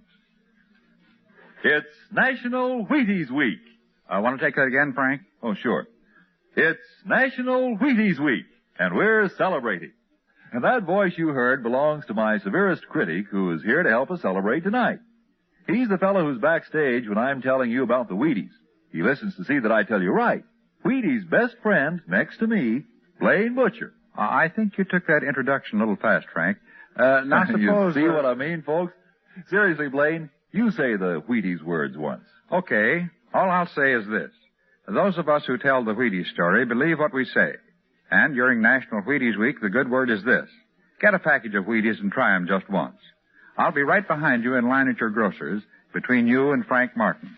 Okay? Do that now. Try Wheaties. It's National Wheaties Week.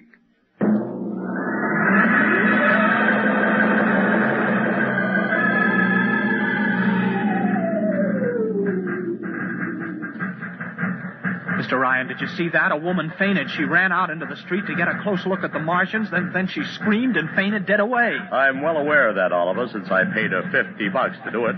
What? The dramatic moment, Oliver. The stock and trade of the good publicity man. Relax.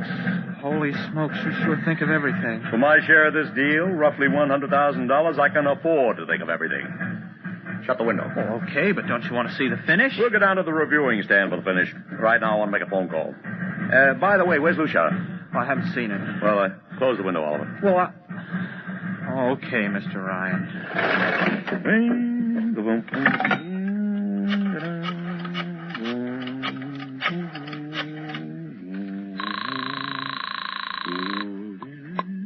Marcus Talent Agency. Benny, this is Sid Ryan. Oh, say, listen, Sid, I was going to call you. I'm awful sorry about those Martians. What do you mean, sorry? They're terrific. No, don't joke, Sid. I mean it. Oh, I mean it, too. They're great. Are you in a bag? Never felt better. You mean it, don't you? Of course I mean it. What is this? There are Martians in the parade? About 150. Of course, I only ordered 50, but under the circumstances... Sid. What is it? Sid, don't you know I couldn't get you a single movie extra? There's a studio strike in New York. Huh? Wait a minute. Where'd these guys come from if you didn't hire them? I don't know. Hold on. Oliver. Oh, yes, Mr. Ryan? Did you hire those Martians? Well, no, sir. I didn't... Benny, this is on the level, isn't it? Honest, Sid, Okay, Benny, I'll call you back. What's the matter, Mr. Ryan? I don't know. Just don't know. Wonder if Lucia had them. What's Century Pictures number? Tremaine 4, 1000. Tremaine 4, 1.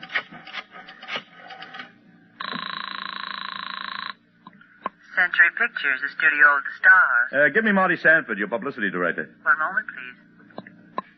Sanford. Marty, this is Sid Ryan. Oh, hello, Sid. How's it Fine. Listen, Marty, this is dead serious. On the level, get it? What's wrong? I've got to locate Lucia. Lou who? Lucia, come on now, Marty. This is life and death. The guy you sent over to hire me for the invasion picture. I never heard of a guy named Lucia. And, what invasion picture? Invasion from Mars, the space opera. Are you batty? Marty. The picture was shelved last month. What? Sure, back in the can. The big shots decided you can't sell a Martian invasion to the American public. It's too incredible, Sid. Who'd ever believe it could really happen? Of all the crazy... Mother in heaven. What is it, Mr. Ryan? You look terrible. That's too fantastic. Mr. Ryan, is something wrong? Open that window. I want another look at those Martians.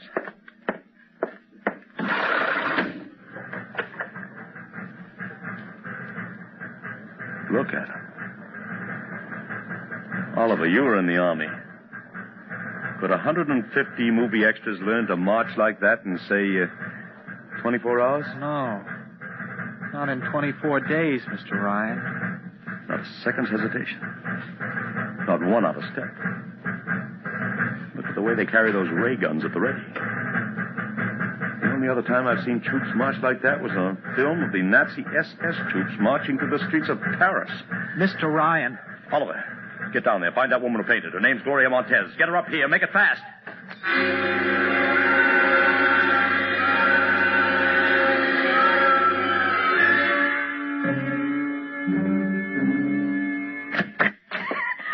Yes, Mr. Ryan, I can't get much sense out of her. Stay away from me. Okay, Gloria. You can cut out the act and relax.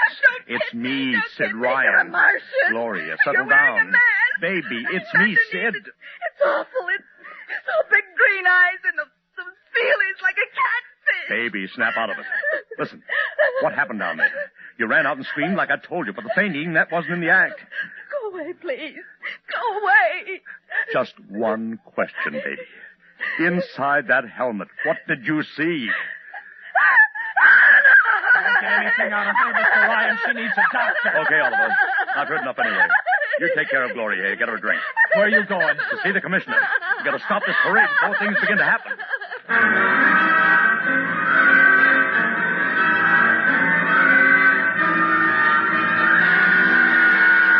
Okay, Ryan, what's the beef? Listen, Patrick, I don't know what it is, see, but something's wrong. You've got to stop that parade. I suppose you'd like the riot squad. That would get you a front-page spread on every paper in town. Now, look, Ryan, I've got no time for your cheap publicity gags. I'm a busy man. Listen, I'm trying to tell you I don't know where those Martians came from, who they are, anything about them. Oh, Ryan, I'm wise to your tricks. Now, if you let the sergeant show you out... You won't do it, huh? An honest citizen appeals for protection and you refuse? I most emphatically do. Now beat it. All right, Patrick. I'll go right to the mayor's office. I'll have you busted flatter than the fried egg. Go ahead. I'm sure His Honor will be glad to toss you out on that phony nickel-plated skull of yours.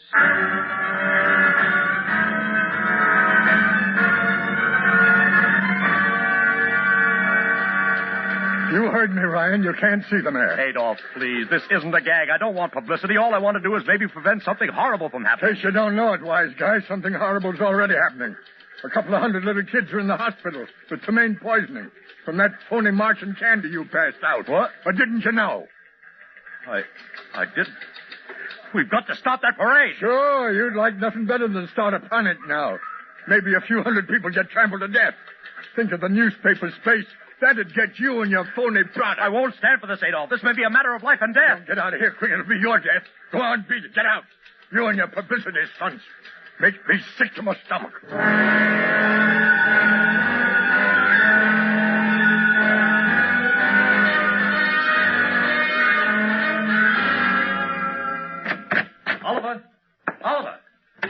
Oliver, where are you? Oliver! It is useless to scream at him, Mr. Ryan. Your friend is quite dead. Lucia. He wanted to run to the police with some story about a Martian invasion. I found it necessary to restrain him. Restrain him, you stinking murderer! Now, Mr. Ryan, collect yourself. After all our planning, it wouldn't do to have everything spoiled now, would it? Lucia, I'll start talking and talk fast, because when you get through, I'm going to take you apart piece by piece. What's this all about? Surely you know, Mr. Ryan. After all, you've been publicizing it for months. You see, before colonizing your planet, the Martian government sent some of us as scouts in advance, disguised as Earthmen, of course, to study your habits, your weaknesses. We found that the people on Earth are predominantly conditioned by advertising and publicity. And so we conceived the idea of treating our entire invasion as a vast publicity stunt. Clever, yes? After all, Mr. Ryan, who would suspect an invader who advertised his invasion in the newspaper, invited the public to his surprise attack, and spent millions publicizing his plans? Holy jumping. You've done very well, you see. Then there was no product. Ah, but there is a product. The product is death. What are you trying, Lucia? We Martians are a humane people, Mr. Ryan. We do not like to destroy thousands where a few hundred will suffice. In exactly 2 minutes, our troops will treat the world to a spectacle of death, which will bring the rest of your planet to its knees in horror. Nations will clamor to surrender. Perhaps, Mr. Lucia, but not if I can help it. Go!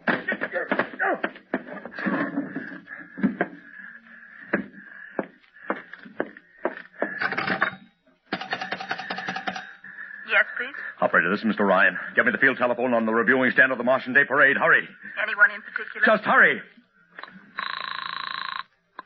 Reviewing stand. Hello? Get me Commissioner Patrick. Hello? Hello? You have to talk louder. I want Commissioner Patrick. Patrick! Wait a minute. Things are quieting down. Hey, wait a minute. What was that you wanted? This is Ryan. I have to talk to the commissioner. It's a matter of life and death. Oh, you can't talk to him now. The Chief Martian is presenting the PBA check to him. The Martians are going to fire a salute. Listen, you got to stop him. What? Stop him! I'm sorry, Mr. Ryan. I can't hear you. You idiot! The worst is going.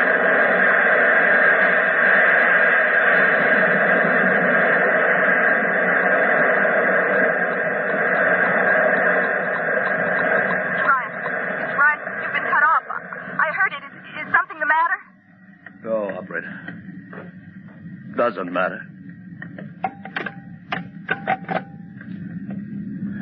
Nothing matters now.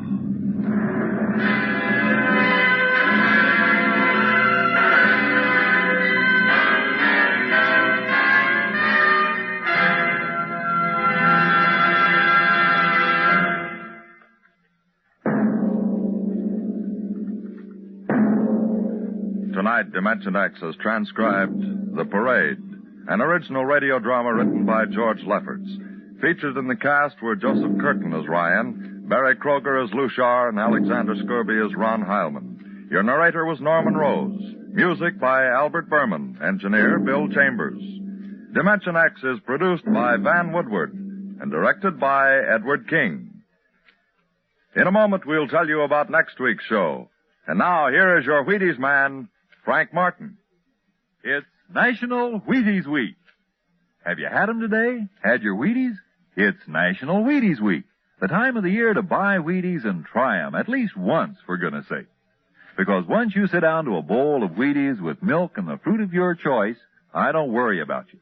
Nope, I know there's a whole kernel of wheat in every Wheaties flake, and that's good.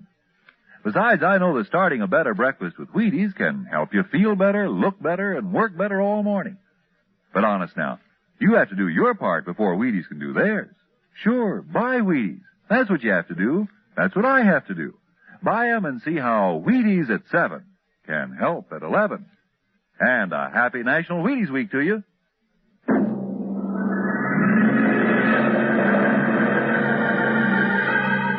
Listen next week when we present the Robert Heinlein story, The Roads Must Roll. Another adventure into the world of tomorrow. The world of... dimensionx.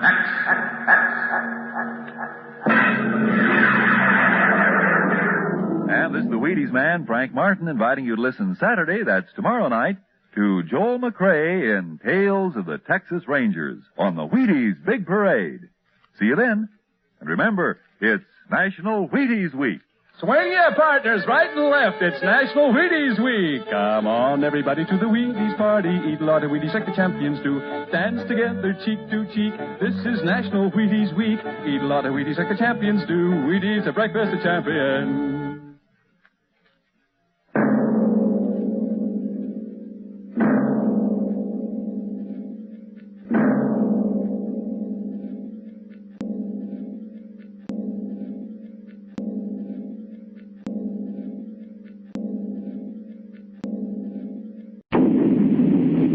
Adventures in time and space, transcribed in future tense.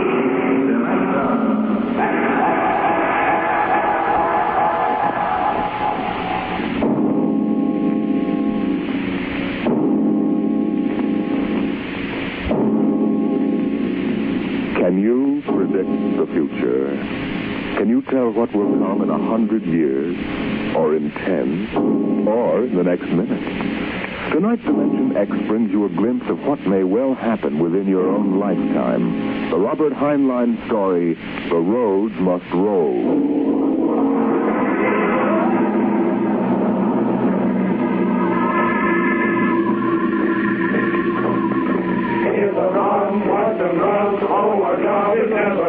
For our roadways go rolling along. While you ride, we are watching down inside, so your roadways keep rolling along. Oh, it's high, he, the roadmen are we. Take off the flexors now and cross. 1, 2. Where you go, you are bound to know that your roadways keep rolling along. Keep them rolling. Your roadways keep rolling along. It was in the middle 1950s that the automotive age began to die. The traffic engineers had long expected. For years they had watched our vast cities sprawl and spread out, spill over into the countryside, become more and more dependent on motor transportation. And then finally the inevitable breaking point was reached. The growing flood of cars and buses and trucks began to swamp the streets and arterial highways. The building of roads could no longer keep pace. The superhighways clogged, congested, became packed with cars stalled bumper to bumper, and the cities began to die of slow strangulation, for the traffic could no longer roll.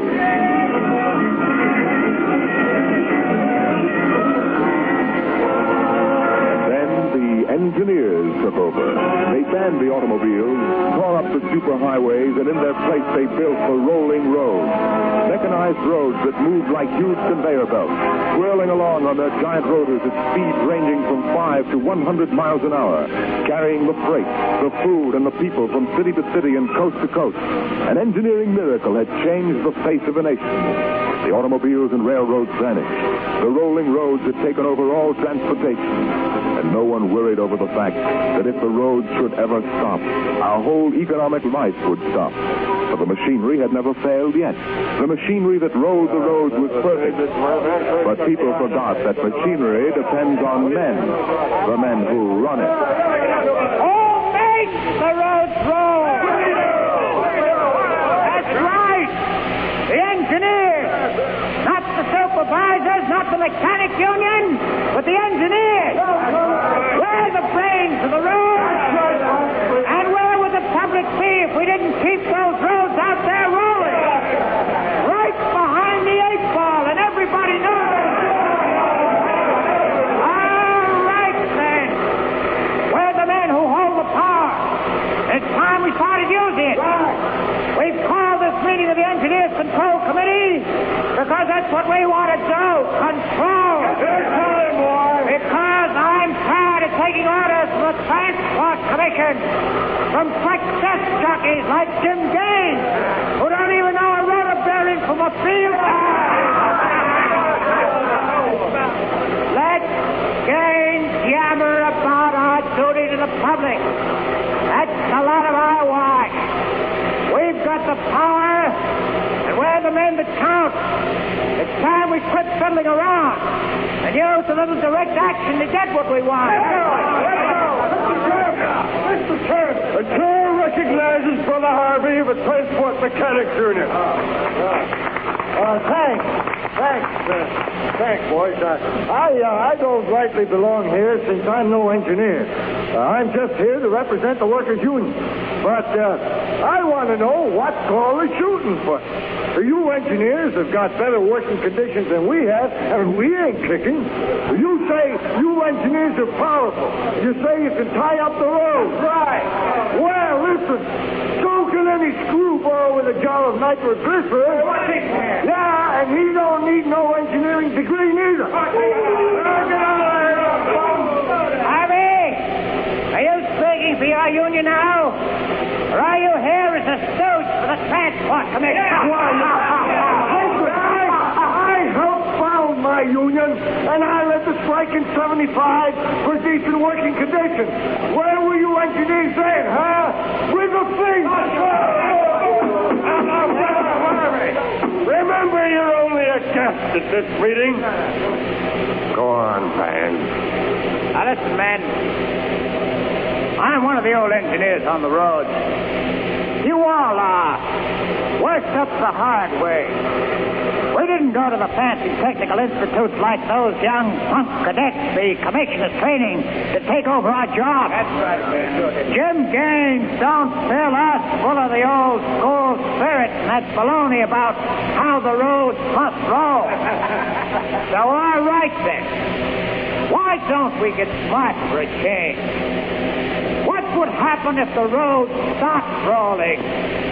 Maybe the country would begin to realize that they can't do without it. And maybe we'd begin to get the things we want. The roads must roll!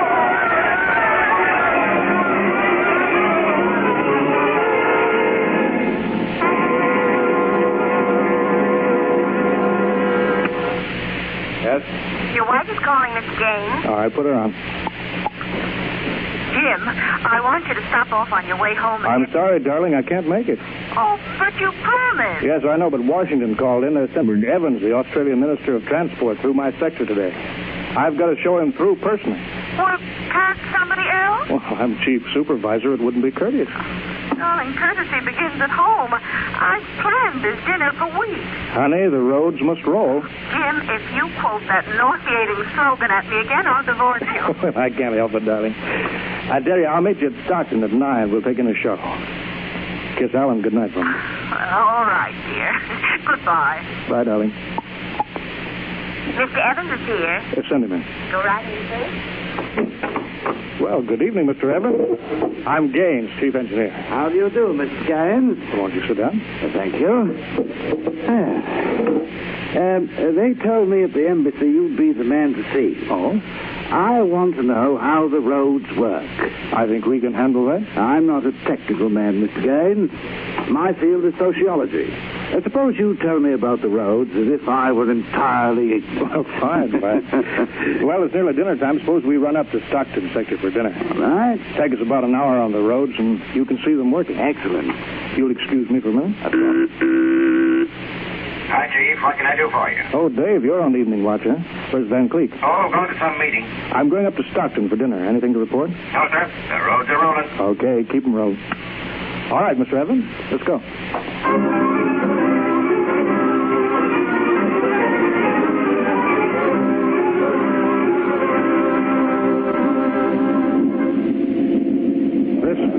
This here is the low-speed strip.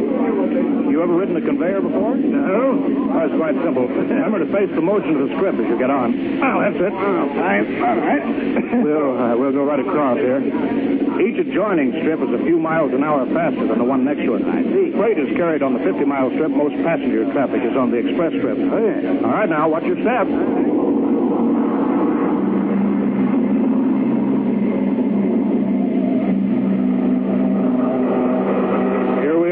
Maximum speed. 100 miles an hour. Amazing. This strip makes a round trip San Diego to Reno in 12 hours. Oh, here's a restaurant. Ready to eat? Is this a restaurant? There's a sign, Jake's Steakhouse, fastest meal on the road. Is it really a proper restaurant? Well, the best. Hooked right into the moving strip, of course. Shall we go in? Hello there, Mr. Gaines. We don't see much of you out on the road. Well, busy in the office, Jake. Oh, two. Right this way. Thank you. Here they are. Now, what'll it be? Well, you order it, Jake. Well, how about a steak? 2 inches thick from a steer that died happy. Oh, that's fine. That's right. Plug me in the intercom, will you, Jake? Sure, there's a talk box right next to it. Play 2, Ryan! If you'll excuse me, Mr. Evans. Davidson on what? This is the chief, Davidson. I'm at Jake's Steakhouse. You can reach me at 10L66. 10L66, right. There now. They can get a hold of me in an emergency now. Mr. Gaines, what kind of an emergency could there be? Well, 2 principally. Power failure on the rotors would bring the road to a standstill. If that happened during rush hour, we'd have to evacuate millions of people. Well, as many as that? Oh, yes, easily. There are 12 million people dependent on this section of road. Gaines here. Hello, Chief. Davidson. We just got the hourly reports in. Proceed. Cadet engineer Gunther, while on watch, was found playing cards with C.J. Ross, technician on duty. Any damage? One rotor running hot, but still synchronized. It was jacked down and replaced. All right. Have the paymaster give Ross his time. Turn him over to civil authorities. Place Cadet Gunther under arrest. Bring him to Road Town Central. Yes, sir. All right. Keep him rolling. As I was saying, Evans, there are 2 possibilities of danger. Can you visualize what would happen if the strip under us would break? I hadn't thought of that. You don't realize you're traveling at 100 miles an hour. Well, it can't break, not now. The strip has a safety factor of over 12 to 1. It's a good soup, Jake. Thank you, Mr. Gaines. But you know, Evans, a break did happen once in the early days. That was on the Philadelphia-Jersey City Road. Silly, no. That's right. The strip wasn't much more than a conveyor belt then. You know, it buckled for miles, crushing passengers against the roof. Yeah. Forward section in front of the brakes spilled them down under into the rotors and the rollers.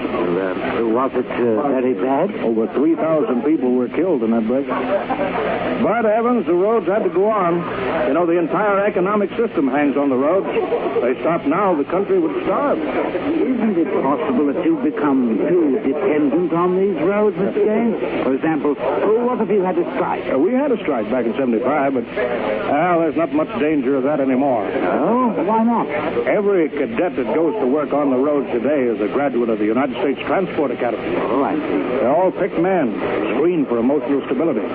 They're trained to give us the same kind of loyalty that Annapolis and West Point develop in their men. You're a graduate, I suppose, Mr. Gaines? No, I was too old for that. The academy wasn't set up till after the strike in 75. But it won't be long now, maybe 5 or 10 years, Evans, before the oldest engineer on the roads is a man who's been through that academy. Gaines, sir. Davidson, Chief, there's trouble in Sacramento.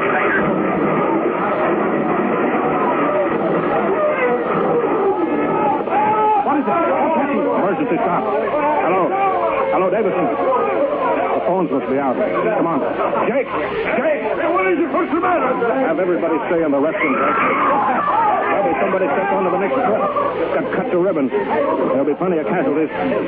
Jake, where's your getaway hat? In the pantry. Well, how am I going to help those people? I've got the whole road to think of. Now, don't bother me. Give me a hand, Jake. This hatch is stuck here. All right, if you're coming with me, Mr. Evans, you've got to move fast. I haven't got any time to waste.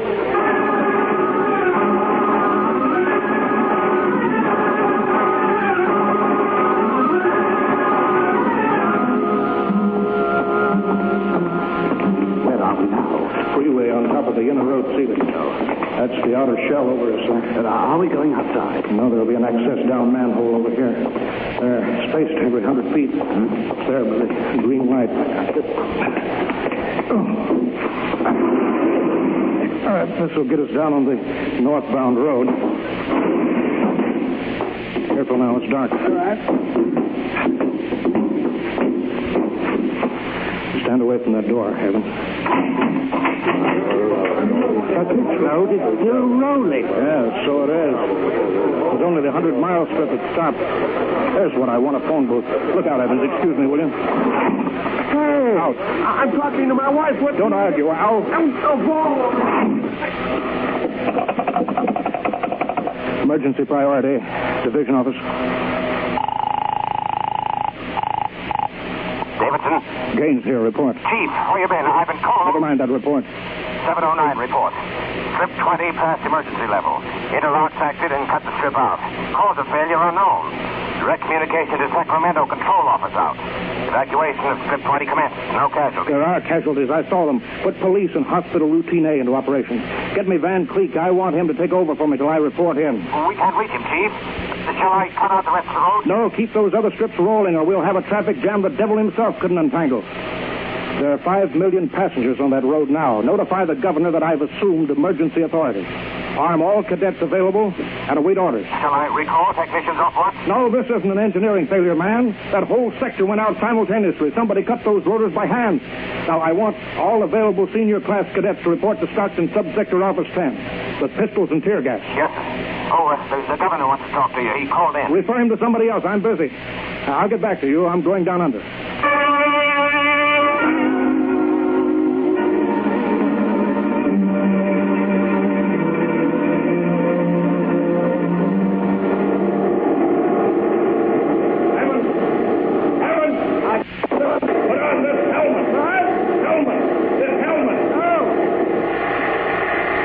Can't hear without an anti-noise filter. All right, come on. What are we looking for? A recon car. There should be one here. Are those the rotors? Yeah, the big ones are rotors. They drive the road. The little ones are rollers. They give continuous support. I see. Oh, there's a watch gang now, jacking down the rotor. Can they hear us? No, the noise filter works on a 4-foot radius. I'll flash them. He sees the light. Cadet Wilson reporting, sir. I want your recon car, emergency. Yes, sir. Right over here, sir. Come on, Evans. All right, now, get in. Well, it's so small. Well, you'll fit. All right. All right, now, hang on. She accelerates like a rocket. Oh,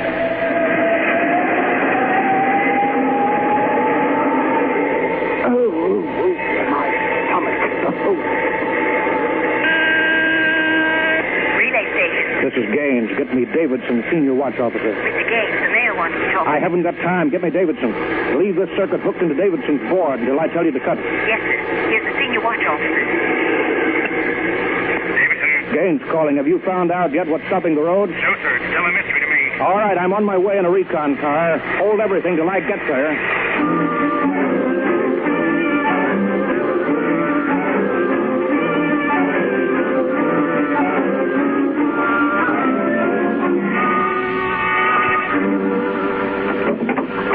Cadet Edmonds reporting, sir. 3 platoons of cadet engineers standing by with tumblebug motorcycles. Are they armed? Pistols and tear gas is ordered. All right, good. Assistant Supervisor Van Cleek is calling you on Circuit 9. Well, it's about time. Cut me in. Yes, sir. Hello, Van. Where are you? Sacramento office. Sacramento. That's good. Report. In a pig's eye. What? I'm not your deputy anymore, Gaines. Van, what are you talking about? Don't interrupt me and you'll find out. You're through, Gaines. I've been picked as director of the Engineers Control Committee. We're taking over. Have you gone off your rotor? You can't start Strip 20 until I'm ready to lecture. Van! I can stop the whole road if I have to. Van Creek, I'll call in the Army. How'd you get him here if the roads aren't rolling, eh? Listen, Gaines. Whoever controls the roads controls the country. And right now, that happens to be me. Sign off, Gaines. I've got to call the White House. You behave yourself. You won't get hurt. I don't believe it, sir. He's got us, Edmonds. If we go in and blast him out, he may wreck the road. What's your rolling tonnage now? 53% under evening peak, sir. How about Strip 20? Almost evacuated. Yeah. Listen in on this, Davidson. Standing by, Chief. I'm going down inside with these cadets. We're going to work north, overcoming any resistance that we may meet. The watch technicians and maintenance crews are to follow behind us. Each rotor, as they come to it, is to be cut out from under Sacramento's control, then hooked into the Stockton control board. You understand? Got it. Check. If it works right, we can move control of Sacramento sector right out from under Van's feet.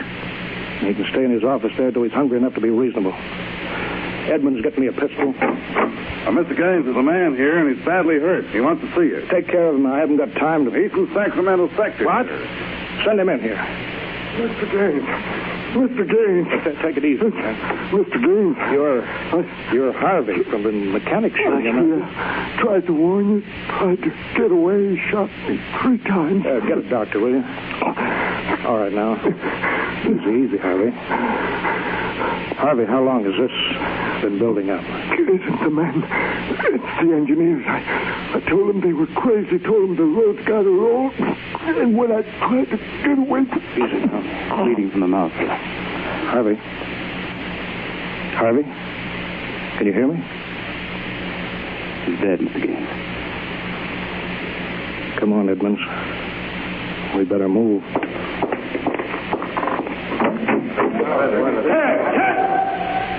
All right, you men. You saw Harvey brought in. How many of you want a chance to kill the louse that did it? All right, men. Anybody who hasn't got his mind on his job will be in the way. Now, here's the order. We move north, mounted on tumblebucks. We're going to try to regain control, rotor by rotor, before Sacramento sector knows that we're moving. Now, we've got to capture any watch personnel we run on before they can get word back, you understand? Men, surprises rifle. Use tear gas when possible. Shoot only when necessary. But get them before they can reach your phone jack. Any questions? No? Then move out.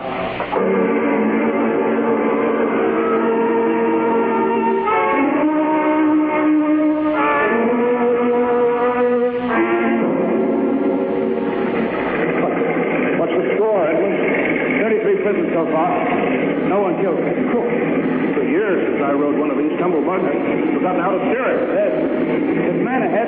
There at the rotor base. Yeah, he's got a phone jack in. Hurry. Get the word back. We're sunk. I don't think he's seen us. I'll just mount to get him. All right. Oh, out fire! Quick, he sees us. Come here, you. Out, he's got a gun. I got him, sir.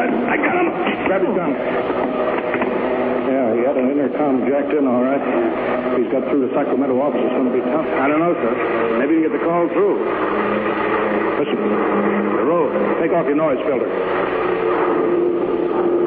There. The road is stopping. Halt your men. Hold up there. Hold up. Edmonds, there's a recon car coming up. Relay station call for Mr. Gaines from the recon speaker. Give it to me. Here you are, sir. Gaines here. Davidson here, Chief. Van Creek's calling you. Who stopped the road? He did. Oh, he did he? All right, cut Van Creek into me. You thought I was fooling, eh, Gaines? What do you think now? All right, Van. The road is stopped. You've won this trick. Then why don't you get slack? Give up. You can't win. You forgot something, Van. You can't lick the whole country. Yeah? Gaines, I've got a switch button in my hand. If I'll push it, it'll blow 300 yards straight across the road. And then for good measure, I'll take an axe and wreck the control station before I leave. That's pretty drastic, Van. Yeah? If I blow this charge in the middle of Sacramento sector, it'll get an awful lot of people. There are plenty of shopkeepers still on Strip 20. That roll of photographs next to the road will go. Now, look, Van, you don't want to blow the road, neither do I. Suppose, Van, I come up to your headquarters and we talk this over. Two reasonable men ought to be able to make a settlement. There's some kind of a trick. I'll come along, unarmed. My men will stay here. All right. All right, Gaines. But one wrong move and I'll blow the road.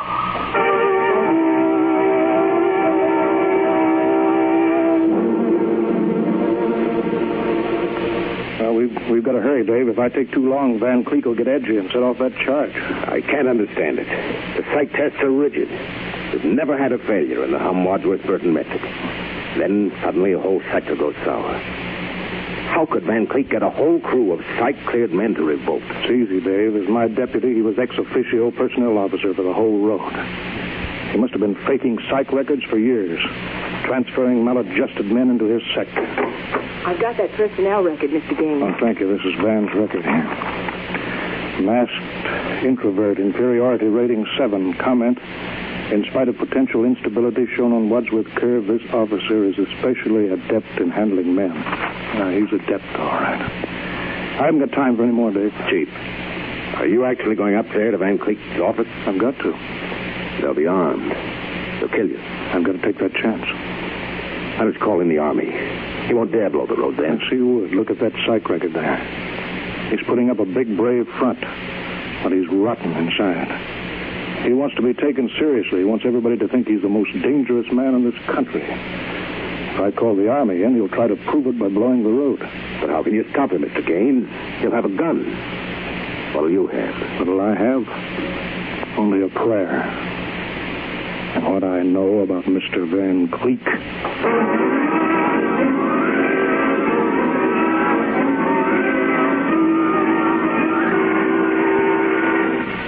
All right, Gaines. Director Van Cleek will see you now.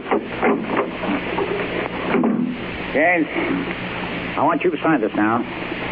The declaration of your recognition of the Engineers Control Committee. You've got 1 minute to sign it, Gaines, or I'll push this button and blow up the whole sector. You better sign, Gaines.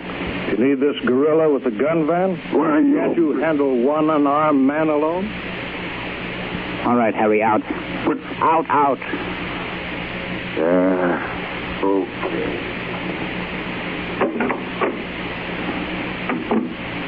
All right. Now sign. What's so funny? You are, Van. You start a revolution because you think the engineers should control the road. Then when you've got control, the only thing you can think of to do is to blow it up. That's kind of silly, isn't it? Tell me what you're so scared of. I'm not scared. Yeah, sitting there sweating all over that push button that you're holding. If your buddies knew how afraid you were, they'd probably throw you into the road. I'm not afraid. You're afraid of me right now, Van. You're afraid I'll have you on the carpet.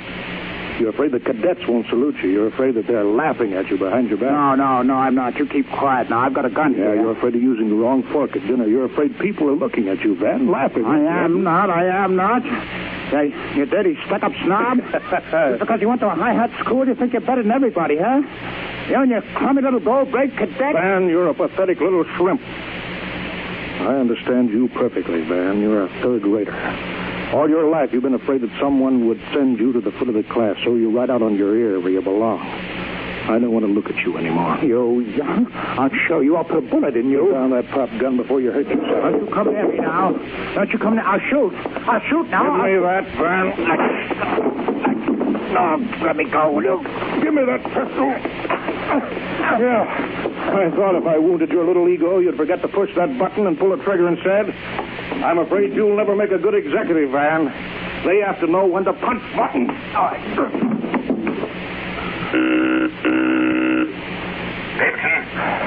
Gaines here. Chief, are you all right?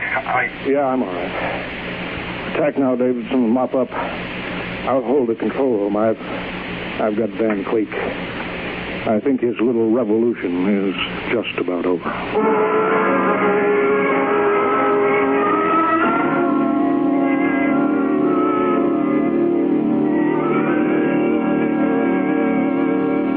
Mr. Mr. Gaines. Oh, Mr. Evans, I forgot about you. I've been waiting at the sector office. Yes? Is everything under control? Yes, all's rolling.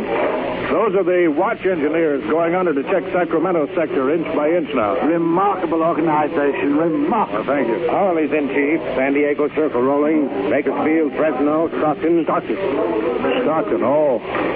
Oh, no. What's the matter, Chief? The trouble, Mr. Gaines? There sure is. I promised to meet my wife at Stockton for a show. She's been waiting there since 9 o'clock last night. Oh, dear me. Dave, see if you can get her for me. Try the sector office. All right, Chief. And Dave, see if you can calm her down. Oh, sure, Chief, sure. I'll tell her the roads must roll. No, don't tell her that. I don't think she'd appreciate that. She's heard it too often. Well, I better get going. Bye, Dave. Keep 'em rolling. Rolling along. Keep 'em rolling. Have your roadways go rolling along.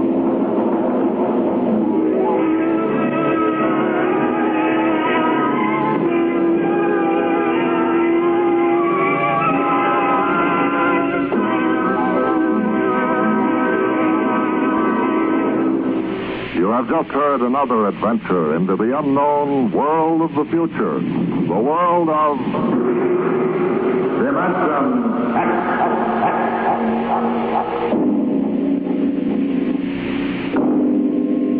Next week, the strange story of the test pilot who became the first man ever to invade outer space, and of what he found when he got there. Listen next week to The Outer Limit. Tonight's adventures in Dimension X. The Roads Must Roll was written by Robert Heinlein and adapted for radio by Ernest Kenoy. Featured in the cast were Wendell Holmes as Gaines and Ralph Bell as Van Cleek. Your host was Norman Rose. Music by Albert Berman. Engineer Bill Chambers. Dimension X is produced by Van Woodward and directed by Edward King.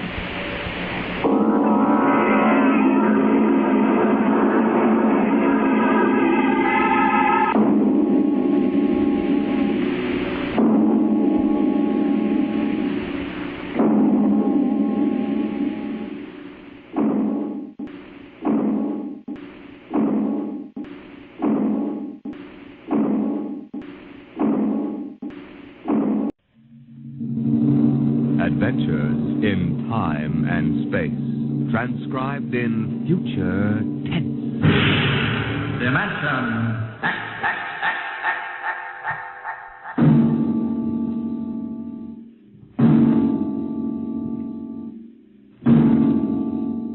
Can you predict what will come in 100 years, or in 10, or in the next minute? Some people think they can. Nuclear science, mathematicians, astronomers, biologists. They'll predict the shape of the future because they make the future. Because they see beyond the known dimensions of time and space into the unknown Dimension X.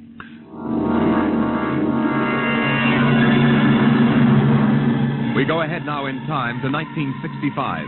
We're on a vast concrete runway set in the desert of the Southwest. A giant metal ship stands before us, prow pointed for the stars. And in 5 minutes, the signal will flash, and it will tear up through the atmosphere to the outer limit.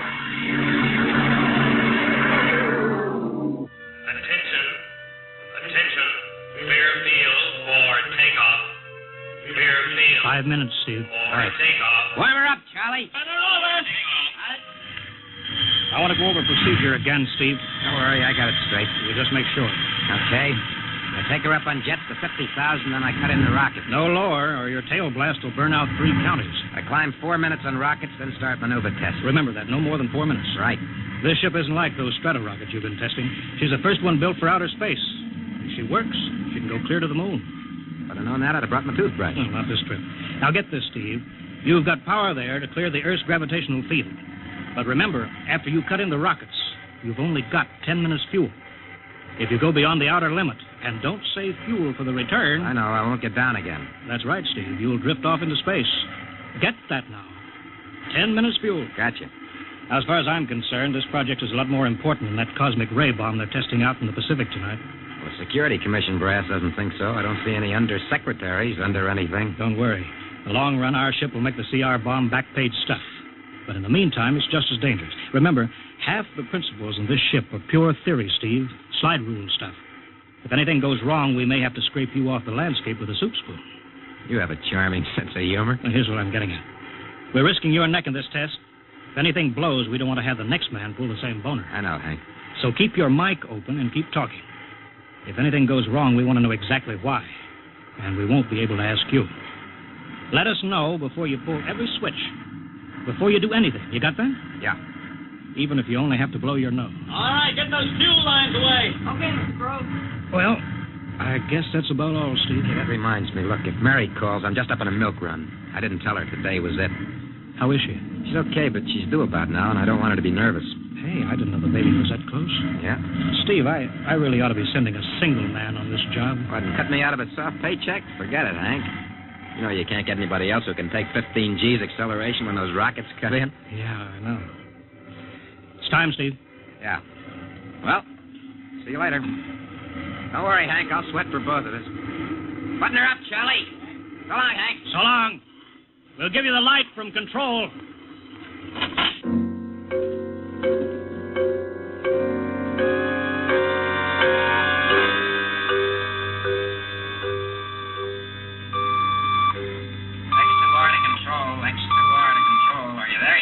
Okay, Steve. Got you on the speaker.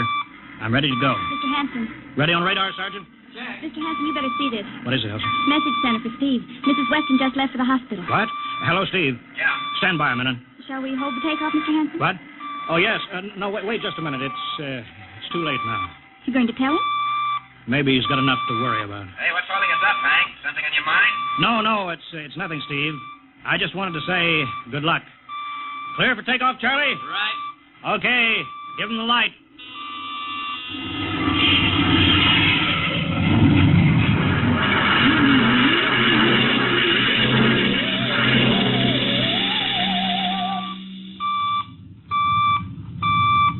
All right, Steve, I'm reading you clear. I'm at 20,000. Airspeed 600. She's running fine. Soundproofing works. There's a third-degree waiver in the AGY pressure. Got that, Charlie? Check. Dead center on radar, Mr. Hanson. 50,000 now. Cutting out the port jet. Now the starboard. Off jet. Airspeed dropping. Opening the rocket port. Switch sticks a little, Charlie. Oxy alcohol pressure is 350. All right, now I'm advancing the ignition key. Here goes rocket one.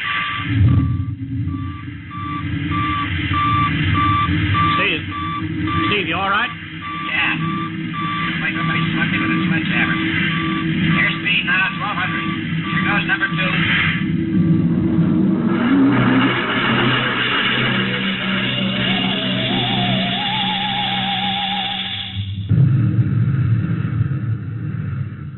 Hello, Steve. Elapsed rocket time is now 4 minutes. What's your altitude? Over to you. Speed 4,400. Still climbing. Altitude 297 miles. All right, you're at the outer limit. Level off for maneuver test. You've got exactly 6 minutes fuel left. Okay. Starting a 3-degree left bank. It's a little sluggish. There, it's all right now. There's a low vibration someplace. Maybe the cockpit hatch. Now I'm straightening out. 5 minutes fuel left. Now I'm starting a 3-degree... Hey! What's the matter? What's wrong? There's something up here. Something shining. What are you talking about? There's something above me, Hank. I'm going to chase it. Steve, you're at the outer limit now. I can see it plain now. Steve, don't go any higher. You've only got 4 minutes left. You've only got... Getting static. I can't hear you, Hank. It's dead ahead now. I'm going to make a pass at it. Get a good look. Hey, it's swerving to meet me. It's dead ahead now. It's dead ahead.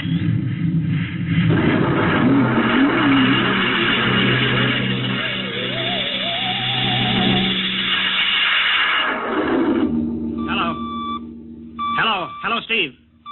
Steve, come in. 9 minutes fuel gone. Still no sign on radar. Hello, Steve. Steve, what's happened? Charlie, get out the crash squad. Tell the Army squadron to alert their search planes. Right. 9.5 minutes gone. Hello, Steve. What's happened? Who the devil is it? Charlie, Hello. for Mr. Hanson. Come in, Steve. We need a search squadron. Come in. No, Mr. Hanson's busy. Hello, Steve. Hello, Steve. 10 minutes, Mr. Hanson. That's the end of his fuel.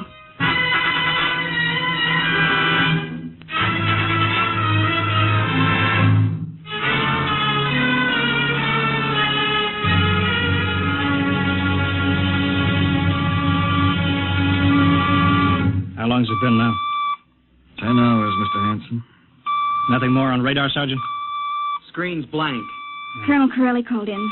Search planes are back. They didn't find anything. Should be some trace. Couldn't have bailed out, could he? You don't hit the silk at 4,400 miles an hour. Either went past the outer limit, ran out of fuel. Something blew, and we'll find the pieces scattered from here to the coast. Why does it have to be the best men? Always the best men. I'll get it. Charlie, we've got to figure out what was wrong. All right, I'll tell him. Something must have blown. Martin, Yeah? There's a message from Northside Hospital for Steve. Oh, what is it? Mrs. Weston's fine. It's a boy. Thank you, Elsie. It's a boy, Charlie. Oh. Fine. It's a boy. He didn't even know she went to the hospital. How am I going to tell Mary that? Wasn't your fault, Mr. Hanson. Ship had to be tested. Yeah, we'll build another one, and some other flying fool will shoot past the outer limit into space. Oh, I'm getting old, Charlie.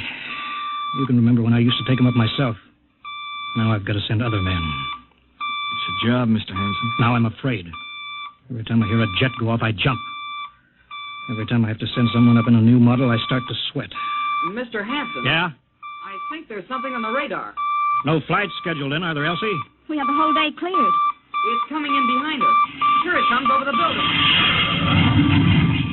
What crazy jockey is buzzing the field like that? Is that an Army plane, Charlie? I can't see.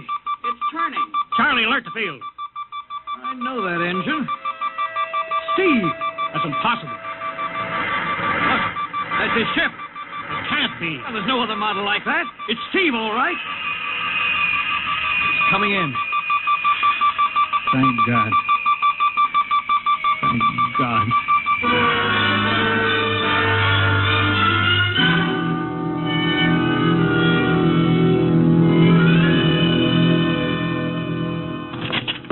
All right, sit down, Steve. The quicker we get this done, the quicker you get over to see Mary and the baby. Hank. Elsie, give the order to check and refuel the rockets. I don't want anybody in here till I get Steve's reports. Bury any calls. All right, let's have it. What the devil happened to you? Hank, does that cosmic ray bomb still go off tonight? What are you talking about? Straighten out, Steve. Where you been for the last 10 hours? Listen, Hank, there's something more important. Come on. I've got to get a report on the screen to Washington, so let's have it. I've got to know how you stretched 10 minutes fuel to keep you in the air for 10 hours. Now, one thing before I talk. Look, have the Steve. Geiger men run over the ship before they refuel. What'd you run into? So help me, Hank, I don't know. But we better check and make sure it isn't radioactive. Elsie, add a Geiger report on the standard check. Steve, maybe we better have the doc look you over, too. No, I'll be all right. They said I'd be all right. They? Look, son, I know you've had a tough time, but we've had this field on the alert for 10 hours. One of the Army boys cracked up looking for you, and he's hurt bad. So let's have the story. Let's have it straight. I don't know how to tell you. Hank, I saw something up there. At 300 miles? I chased something up there, Hank, and I caught it. Now, don't hand me that, Listen, Steve. I was cruising along, just starting the right bank, when I spotted something. It must have been going about half my speed. It was egg-shaped and smooth. I made a pass at it, and I was coming back for another, and then there was a humming sound. Humming? A sort of vibration. And I blacked out. I was headed straight for it at 4,400 miles an hour. I thought it was going to be the biggest smash since Hiroshima, and I guess they were drinking that bottle. Never mind that, Steve. What happened? I came to inside their ship. Uh-huh. Steve, this whole thing has been a devil of a strain on you. I'm going to call Major Donaldson from the Army base. Ask him to sit in. The psychiatrist? Yeah, that's a good idea. Let him run his tests. He'll tell you I'm not kidding. Because, Hank, unless I miss my guess, I've just been tipped off to the way the world ends.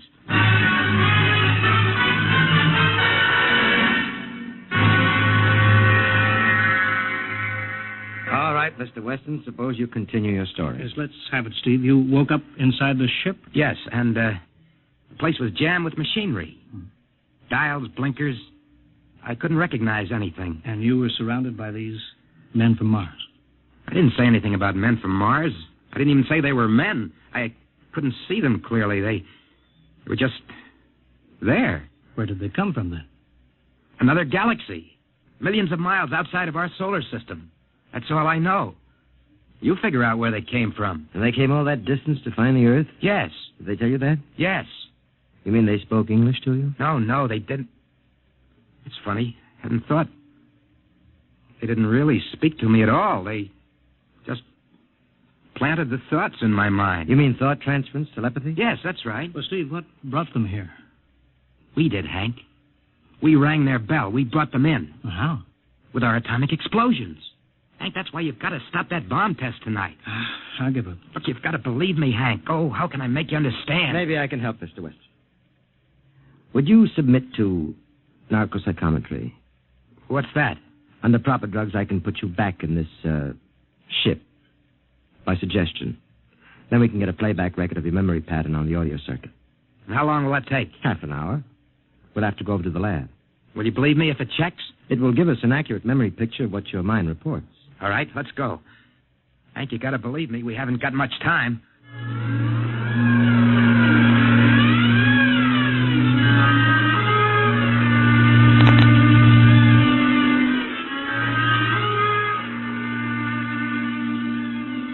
You should be getting drowsy now. Count backwards from 10. 10, 9, 8, 7, 6, 6.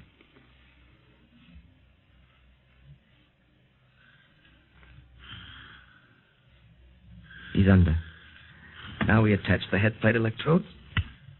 The cortical pickup. Look out for that wire, Mr. Henson. 3-0 setting. 31.3. Now throw that switch, Mr. Henson.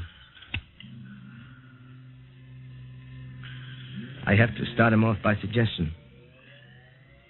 All right, Steve. You're in your ship now.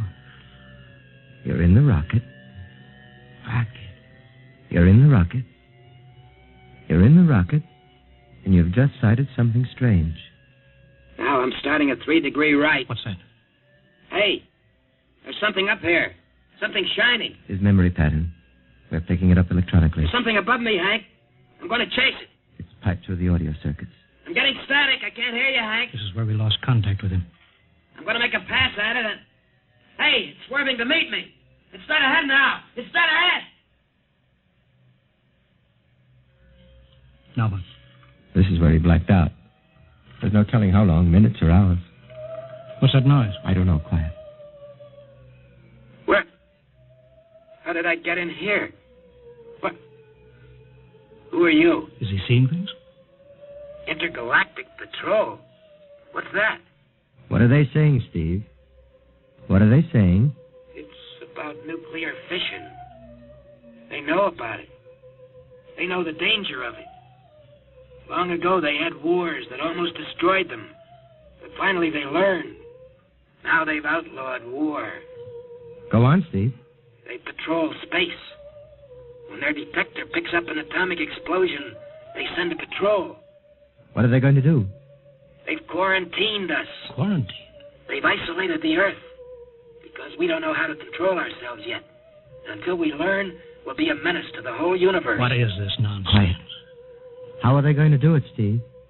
They've spread a layer out here of... I don't know how to call it. All around the Earth. It's miles deep. When there's an atomic explosion on Earth, the radioactive particles will drift up to this layer and set off a chain reaction. It'll go around the world in microseconds. And that's the end. The end? What's he... Wait. Yes. Yes. I understand. I've got to bring back the warning. You're going to put me back in my ship to bring the warning.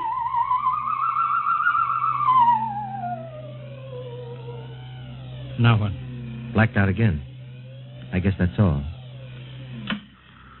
What does all that mean? It's what he remembers. You don't think that really happened? No. Narcopsychometry circuits produce what he remembers. It just means that Steve believes this happened. I don't like to see this. I've seen too many top pilots snap. Steve is the best I've known. How bad do you think he is? Frankly, outside of the presence of this well-organized hallucination, there's no sign of unbalance. May not be too serious. If you had a more plausible story, I'd be inclined to believe him. Warning. Hank. It's all right, boy. Did you hear it, Hank? You understand? Sure. We've been quarantined. Let me give you something to make you sleep, Steve. Don't you understand? They fixed it so that if we set off one more nuclear explosion, that'll be it. Of course. Don't roll your sleep down. You don't believe me. Now, take it easy, Steve. For the test tonight. They're setting off the CR bomb. Hank, what time is it? 11:20. Well, it's scheduled for midnight. Hank, we got to stop that bomb. Steve, let Donaldson give you the hypo. Hank, you've got to believe me. I saw them. I got the warning. If we touch off that bomb tonight, it'll be the biggest galactic 4th of July of all time. The whole Earth will go up like a Roman candle. April 10th, 1965, the end. Now, look, Steve, you better calm down. Don't you want to see Mary and the baby? You've got a new son, remember? Yeah, that's just it, Hank. I want to see my son. I want him to live. If that bomb goes off, Hank, we've got to stop them. Mr. Hanson, I think we'd better get over to the base hospital. Hank, you've got to believe me. Yeah, sure, Steve. Maybe there is something to it. Look, it's out of your hands. I'll put it in a report and shove it into Washington in the morning. In the morning? There isn't going to be any morning, Hank. Don't you understand? You've got to call Washington now. Get the head of the Security Commission and postpone that test. Now, you know I can't do that, Steve. My neck would be out a mile. Besides, this is 1965, not 45. 20 countries have atomic bombs now. What's the use of stopping just this one? The rest will keep right on popping them Well, then off. we'll have to call an international conference. Can't you understand, Hank? The first one that goes off finishes us at the end. They've given us the quarantine warning. Steve, I think you'd better go with us to the base hospital. Look, Steve, we can call up for a detail if we have to. All right. I'll go with you. You don't need a straitjacket. That's the way, Steve. You'll probably feel better by morning. Let's go.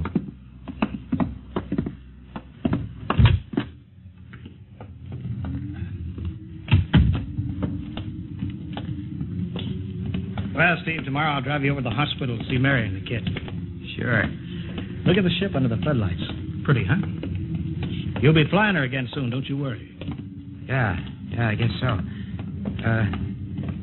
What you doing out in the line? They refuel her? Yeah, we got Clausewitz coming in tomorrow from Denver for another test. Figure we give you a day off. That's good. That's Why? Steve, come back. Come on, Donaldson. Steve, wait. He's heading for the rocket. Look, there he goes up. That crazy fool. We can't get at him now. That covers armor glass. He's waving. Yeah, towards control. It's the radio. He means the radio. Come on. I should have gotten help. Oh, the radio still looks up here. Hello, Steve. Listen to me, Hank. You gotta call Washington now. Come out of that rocket, Steve. I'll call my men. Don't try anything, Hank. They've refueled the rocket for tomorrow. Take it easy, Steve. Listen, you know what'll happen when I fire the rocket tubes down here? Steve, don't. It'll burn out every building for 5 miles. All of us in one big blast. Steve, what do you want? You've got to stop that bomb. You got to call Washington right now. They won't believe me. You make that call or I cut in the rocket. Now, I mean it, Hank. Now, hook my screen to yours in parallel. I want to see exactly what you're doing. All right. Just don't fire those rockets. Get going, Hank. You got 12 minutes to make that call and stop that bomb. All right, I'm making the parallel hookup right now. Donaldson, you think he'll really blast? I don't know. Up to now, I'd almost say he was normal, but now he's liable to do anything, Hanson. Steve, there. You getting it on your screen? Yeah. Now, put that call through. All right. Operator. Visit screen to Washington. The visit-screen circuits are busy, sir. If you'll try again in half an hour. This is Security Commission priority. Break in, get me a line. Yes, sir. Just a moment, please. 10 minutes, Hank. Listen, Steve, I'm trying. We're ready to take your call, sir. Washington, Security Commission 3. This is urgent. I want Undersecretary Herbert Ames. Washington 3. 1 moment, please. Hurry, will you? 1 moment, please. What time is it, Donaldson? 11:51. Do you think he'll fire those rockets? He might. Washington? Visit screen 3. Mr. Herbert Ames, please. That is a coded exchange. I cannot accept your call without clearance. Get it through, Hank. Listen, Washington, put it through. This is Mr. Hanson at San Marco Air Base. This is a priority call. I'm coded. 1 moment, please. I will check your code number. Get that through, Hank, and that bomb goes off at 12. Will you be reasonable, Steve? Your call has cleared, San Marco. Washington, visit screen 3. Herbert Ames, please.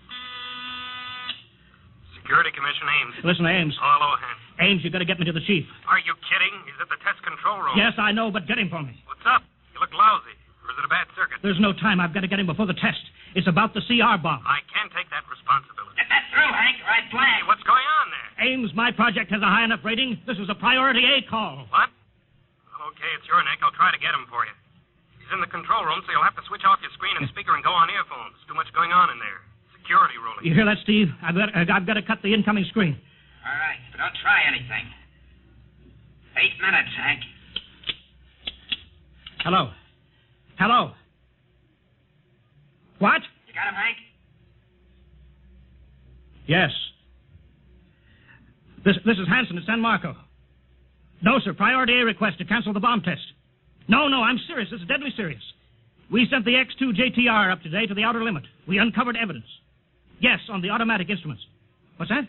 No, possible chain reaction. No, I can't tell you the whole story. There isn't time here. Yes, I'll bring the readings into Washington in the morning. You've got to postpone the test till you see them. Look, I've worked on contracts for the Commission for 10 years. Yes, I have complete confidence in my information. You can record that. All right, I'll call you back immediately. Bye. Hank? He's agreed to cancel, Steve. The bomb won't go off. All right, boy. You can come down out of that ship.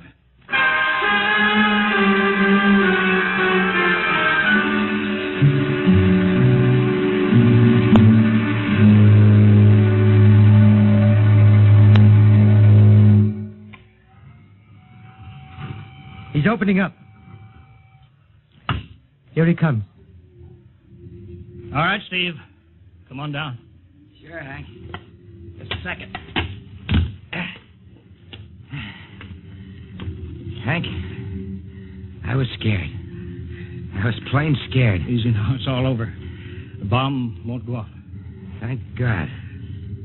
Look, I want to see Mary and the baby. Can you get me transportation now? Oh, wait a minute. It's almost 12. They won't let you in the hospital now. I want to see the baby. Sure you do, but you've been under a strain. I've got a shot for you here, Steve. Give you a good night's sleep. All right. Roll up your sleeve. Yeah, here. There, that'll make you sleep. Sergeant will find you a bed. Yes, sir. Come on, Mr. Weston. Okay. Good night, Hank. I'm kind of beat. It's been a tough night.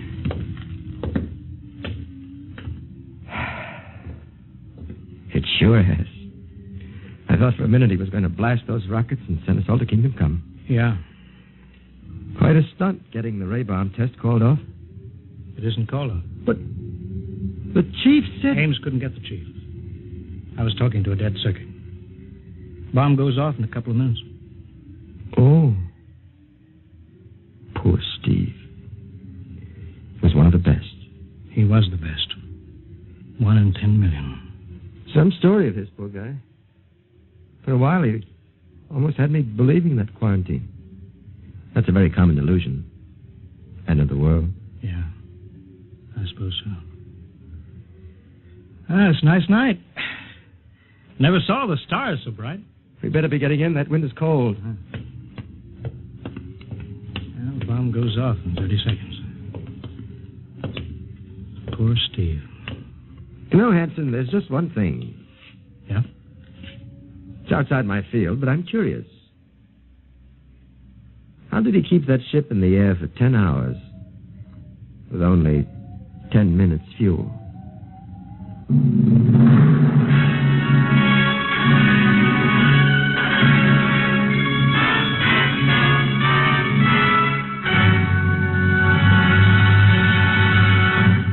You have just heard another adventure in time, space, and the unknown world of the future. The world of Dimension X.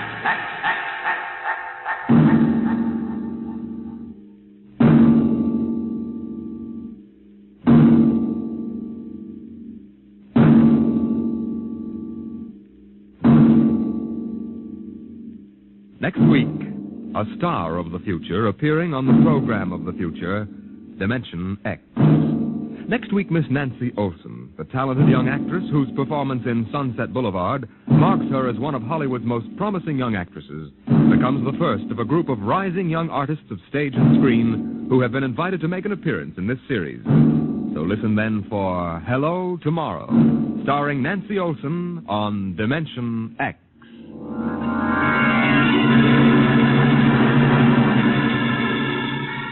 Tonight, dimensionx has transcribed The Outer Limits, written by Graham Dorr and adapted for radio by Ernest Kenoy. Featured in the cast were Wendell Holmes as Hanson, Joseph Julian as Steve, and Joe DeSantis as Donaldson. Your host was Norman Rose. Music by Albert Berman, engineer Bill Chambers. dimensionx is produced by Van Woodward and directed by Edward King.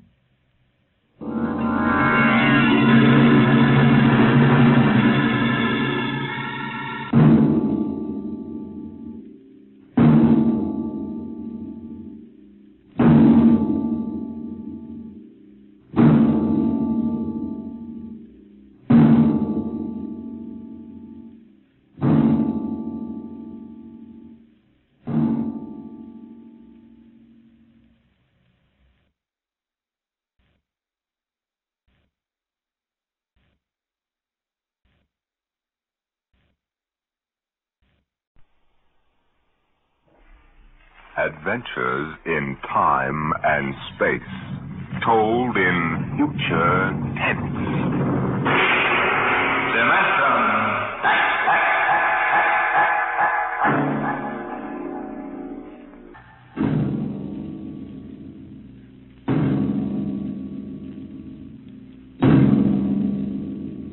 Tonight, a story of the future and a star of the future. The story, Hello Tomorrow, and the star, Miss Nancy Olson, the talented young actress who is currently winning critical acclaim for her performance in one of the outstanding pictures of the year, Sunset Boulevard. Tonight, Miss Olson becomes the first of a group of the stage and screen's most promising young stars of tomorrow to be invited to appear on the program of tomorrow, dimensionx.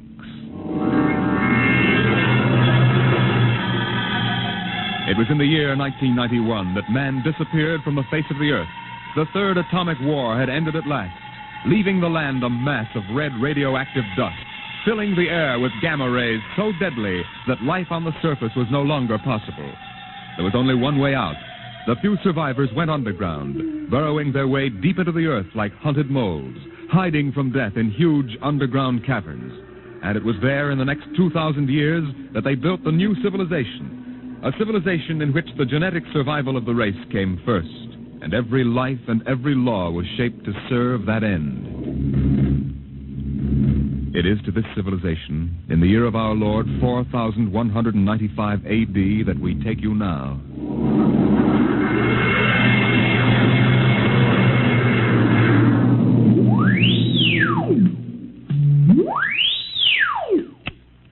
Yes? I have a call from the Director of Emotional Stability for the Third Oblong for Professor Lois Burton at the Institute of Genetics. This is Professor Burton. One moment. Go ahead, sir.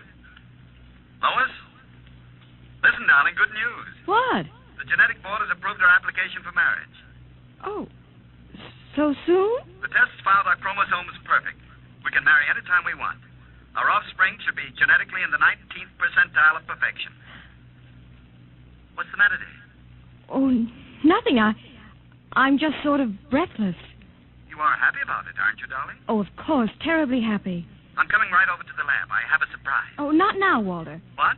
Well, I mean, you'll have to give me some time. Time? What's the trouble? No trouble. It's that genetic survey I've been working on. What about it? Well, I've finally gotten permission to study an actual living case. A specimen of imperfect genetic transmission. Really? Yes, they're bringing him up from the condemned cages on the lower level. You will be careful, darling. The supervisor says there's nothing to be afraid of. The specimen they're bringing is XJ12. It's been studied before many times and is quite well trained. Well, I don't like it. Nonsense, darling. I've been waiting for this opportunity for years. Oh, there's my door signal. I'll have to hang up, darling. See you later.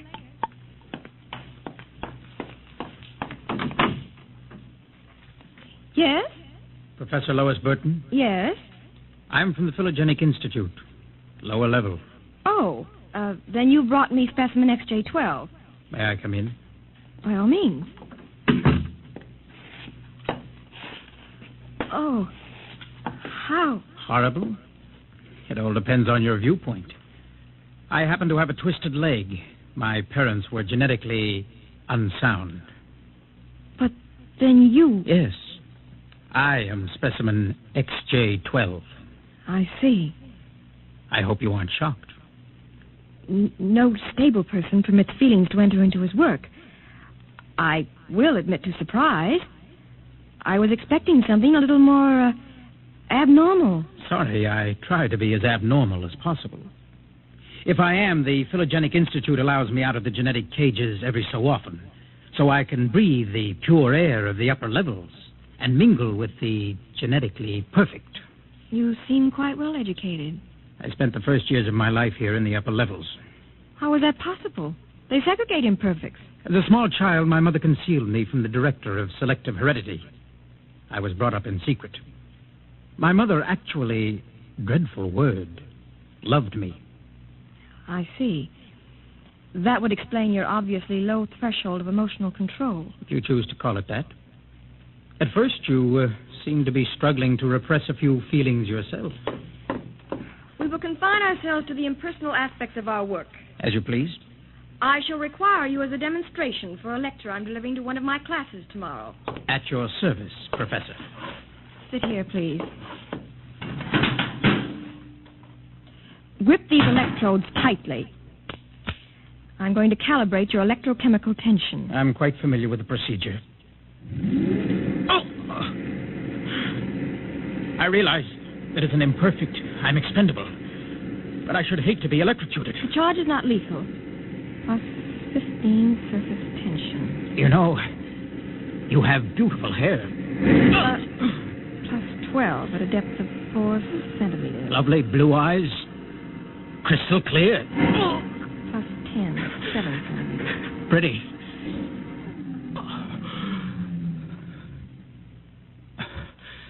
Maybe I was wrong. Maybe you have feelings. That will be quite enough. I seem to sense an air of emotional tension. Nothing, dear. This is a specimen XJ12. Oh, I see. An inferior type. Quite. You, specimen. Can you understand me? Yes. Yes, what? Tell this dolt who I am, Lois. This is the director of emotional stability for the third oblong. He also happens to be my selected genetic partner. You will address him as Sir. Yes, sir. This creature seems quite impertinent. He's only a specimen, darling. I suppose. We'll use him and ship him back to the cages at the Institute. He's probably radioactive. You, specimen. Mr. Director? You will confine your speech to answering only those questions addressed to you. Understand? Yes, sir. Perfectly.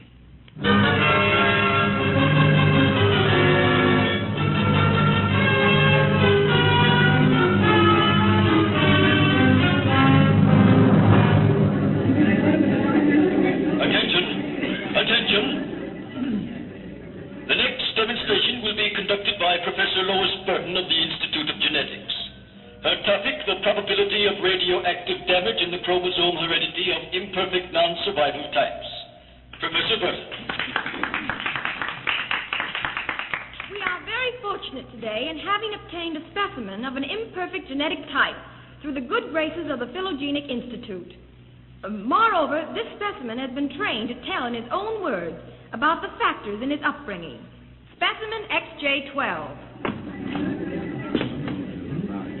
Thank you. My mother was a psychotechnician in the fifth oblong. My father was a historian specializing in the records of pre-atomic surface culture. In the earthquake of 2170, apparently some hard radiation filtered down through the tunnels and penetrated the fifth oblong. The effect on my hereditary factors is quite apparent in this twisted leg. I appreciate that you do not laugh. Most audiences seem compelled to laugh. Perhaps you are different. If so, perhaps you can be made to understand somehow what it means to be labeled an imperfect. Perhaps in some way I can penetrate the insulation with which the psychotechnicians, the drugs, and the glandular experts have surrounded your emotions. Wait. As Director of Emotional Stability for this oblong, I order you to confine yourself to the subject. My father taught me in the last days before he was executed that every human personality is born with certain inalienable natural rights. The right of free expression, the right to have feelings, and the right to mature, and above all, the right to be different from every other living organism, because every organism is different. I submit to you, distinguished students, that the attempt by this society to abridge these rights is a violation of nature. I say that the imperfects, the mutants, those who are different have as much right to exist and be free as you. I say break open the cages. Free my people. Stop him. Give us back the right to be individuals. Stop him. I say up. Professor Burton, take this specimen back to your laboratory and confine him. Yes, Mr. Director. You, specimen, go quietly, I warn you. I have nothing but contempt for your warnings. I'll have you destroyed for this. The specimen is unstable. He doesn't know what he's saying. Then get him out of here, quickly. He's an affront to our genetic type.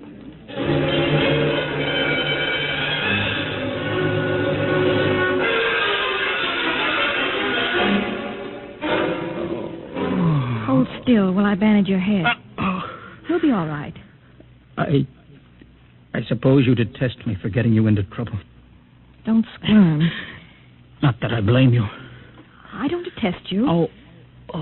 In fact, I thought you quite magnificent.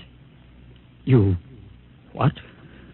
As you spoke, something began to stir in me. You don't hate me? I've never felt so strange. Tell me what you feel. If I moved you, then I must have moved the others, some of them at least. I don't know quite how to explain it. A strange sympathy. Compassion. For some reason, I took pride in what you were doing. Seeing you stand up against them. Why do you look at me like that? Because I can't help it. I wish you wouldn't. You're only an imperfect, you know. You have no rights. Please, XJ12. My name is Oren. Please. Say it. Oren. Oren? Again. Oren. Lois. Oren. Lois.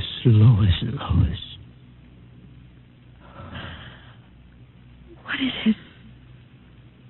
Why do I feel this way? In the cages, they call it love. Love? We have no such concept in the upper levels. You've destroyed it. Would it be correct to say, I feel love for you? It would be correct. I feel love for you. Darling. Lois, what about Walter? You're going to marry him? No. You're genetically suited to each other. I don't care. I won't marry him. There must be some other way. But... Walter. Very touching. Very tender. Walter, how could you spy? In my capacity as Director of Emotional Stability, it is my duty to spy.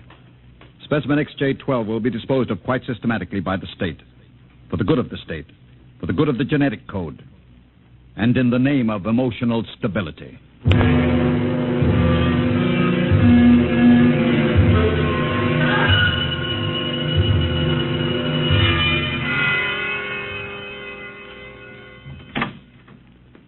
Come in, Lois. I wondered how long it would be before you came to my office. Walter, I have to talk to you. Go right ahead. Walter, you mustn't destroy him. Send him back to the cages, but don't kill him. You speak of destroying an inferior creature as if it was something unethical. Walter, please, for my sake. Lois, I understand that you've entered a plea for postponement of our marriage at the Records Bureau. Yes, I was too upset to go through with it. It came as a great disappointment to me. If you were married to me, you would be safe from influences such as this XJ12. In which case, I might even be persuaded to send him back to the cages instead of having him destroyed. You see? Yes.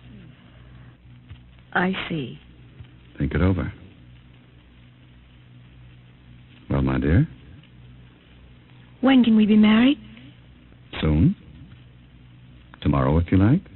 The sooner the better. Lois, you make me very... What about XJ12? Oh, I see. A bargain is a bargain.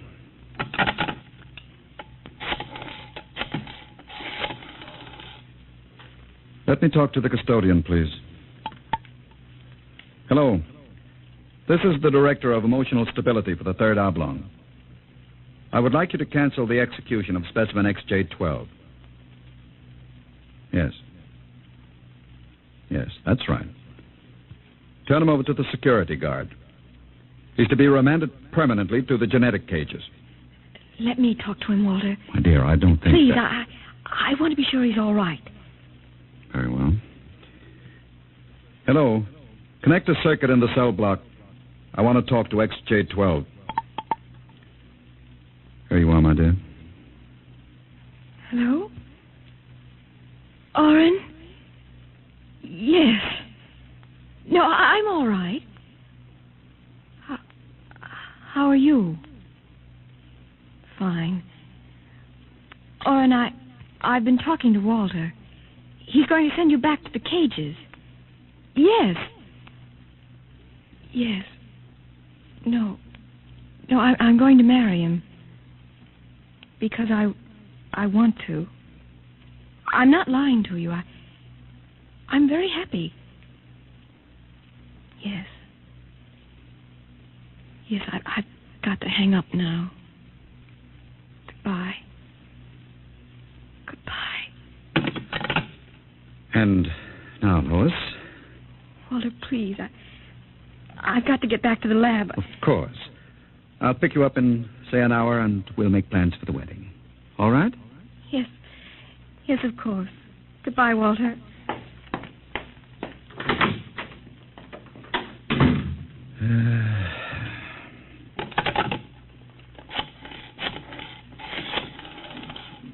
Hello. This is the director of emotional stability again. I want you to cancel that last order. Proceed with the execution, but under conditions of absolute secrecy. No. Don't use the lethal chamber. Take him to the tunnels on the upper level. That's correct. Fine.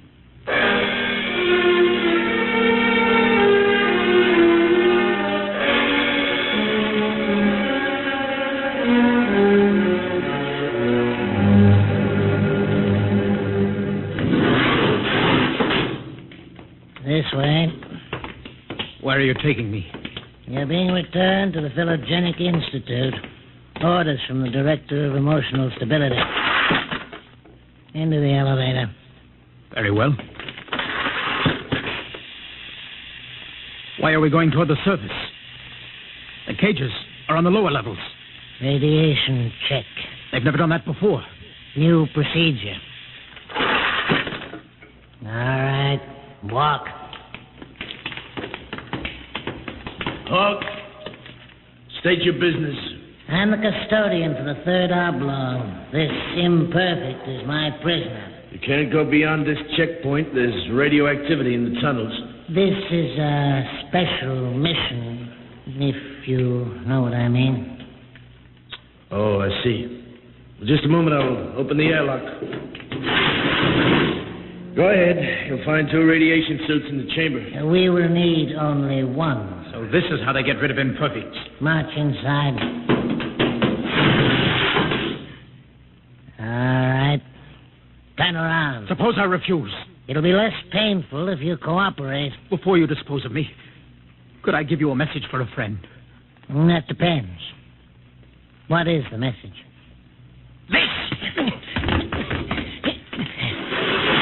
Security! Help! Security! What is it? What happened? The prisoner, he struck me. Before I could recover, he escaped into the tunnels. Well, he won't last long. If the radiation doesn't get him, he'll starve to death. Can you go after him? I could send a robot, but it isn't worth the trouble. There's no way back from the tunnels except through here. Only other direction he can go is toward the surface. The closer he gets, the hotter the radiation. No, I think you can consider your prisoner dead.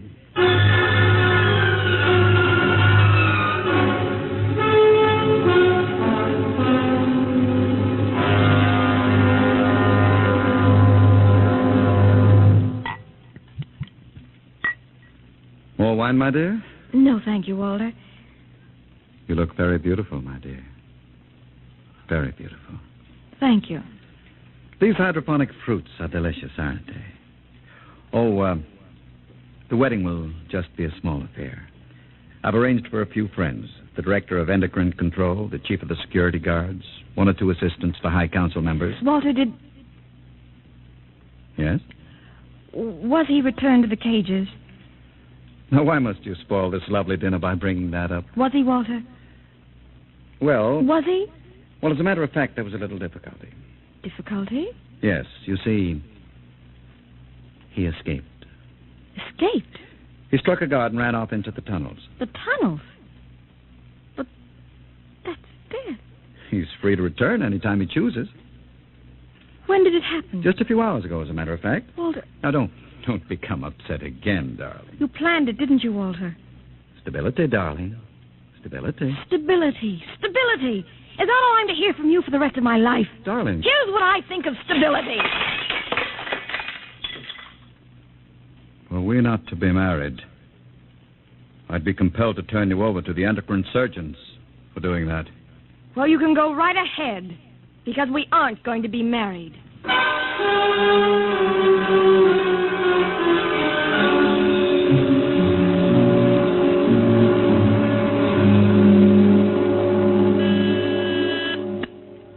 Checkpoint. This is the Director of Emotional Security. Yes, sir. If Professor Burton tries to pass the checkpoint, I want to take it into custody. Well, Professor Burton just passed, sir. She said You that... idiot. But she said I don't care what she said. Stop her. Send robots after her. Get her back. I'll have you destroyed as incompetent if you fail. Yes, sir, at once, sir. Robot control. Checkpoint to robot control. Order out all televocal robots into the tunnels. Have them bring back any humans. This is a first priority order.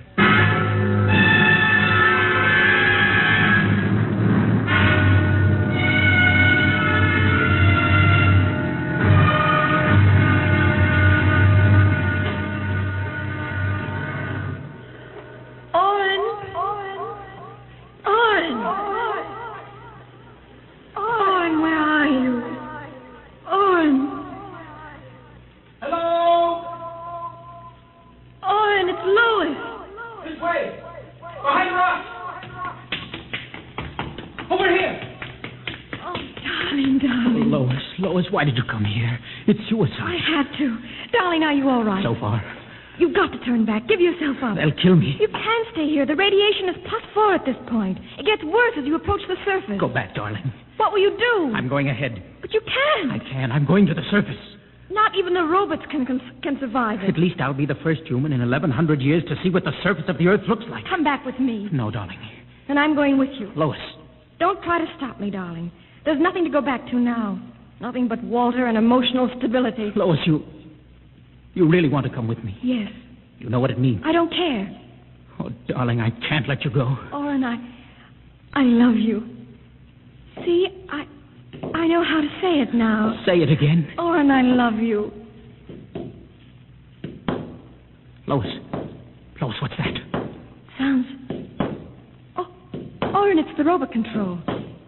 It's looking for us. Come on, we've got to hurry. This way, hurry.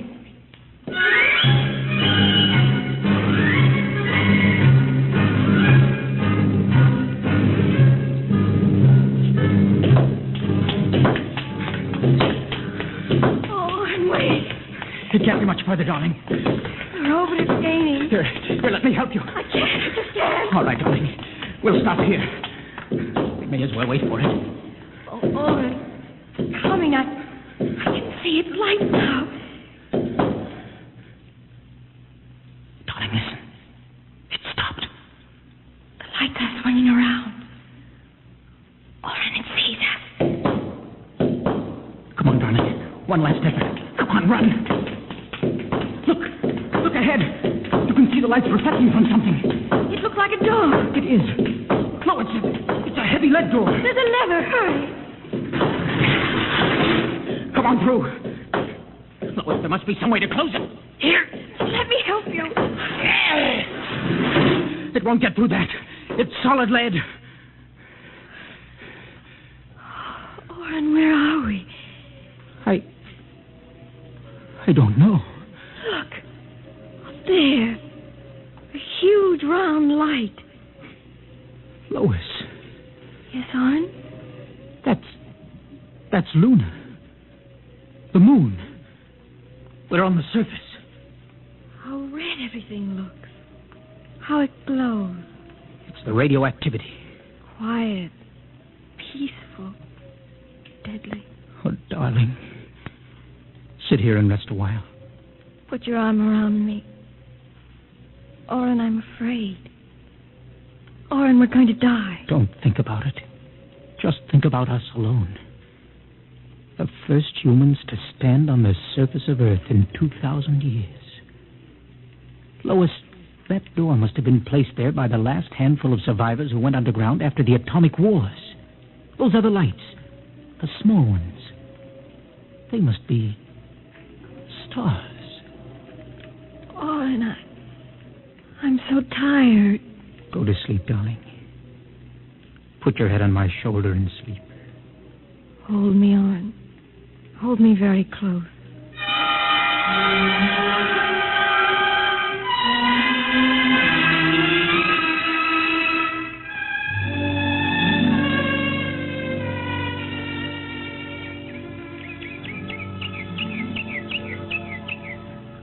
Oren. Oren, wake up. What is it? Look, it's light. What? The whole universe is light. Oh, Oren, how beautiful. Look. By all the laws of nature, we should be dead.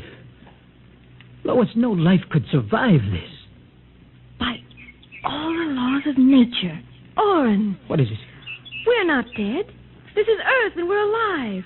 We're not going to die. But the radiation, it's present. You can see its effect. Oren, did you ever hear of adaptation? What?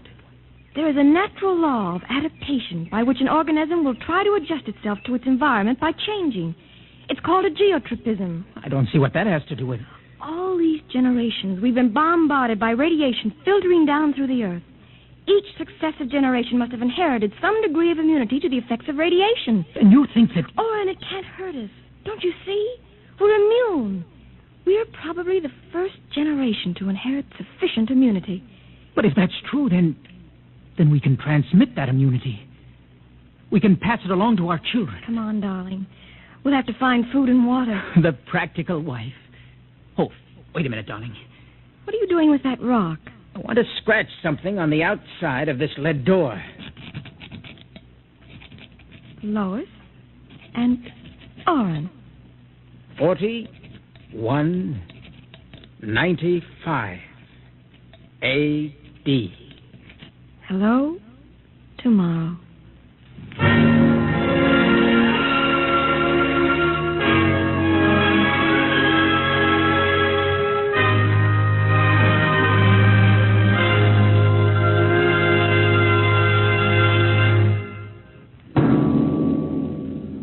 Tonight, dimensionx, the program of the future, has introduced a new star of the future, Miss Nancy Olson. Miss Olson appeared by courtesy of Paramount Pictures and may currently be seen in their production, Sunset Boulevard. Next week on dimensionx, the strange and sinister story of Dr. Grimshaw's Sanatorium. Tonight, dimensionx has transcribed Hello Tomorrow, written by George Lefferts. Appearing with Nancy Olson were Santos Ortega as Walter and Donald Buca as Oren. Your narrator was Norman Rose. Music by Albert Berman, engineer Bill Chambers. dimensionx is produced by Van Woodward and directed by Edward King. Enjoy Bob Hope and Baby Snooks when they return this fall on NBC. On NBC. On NBC. On NBC. On NBC. On NBC. On NBC. Adventures in time and space, told in future tense.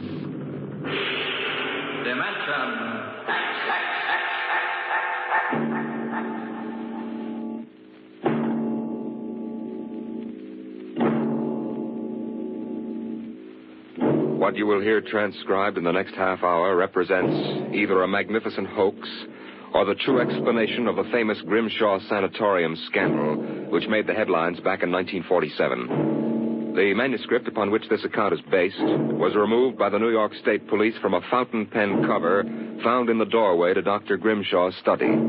We offer this manuscript as evidence only. Whether it is authentic or not, you must judge for yourself.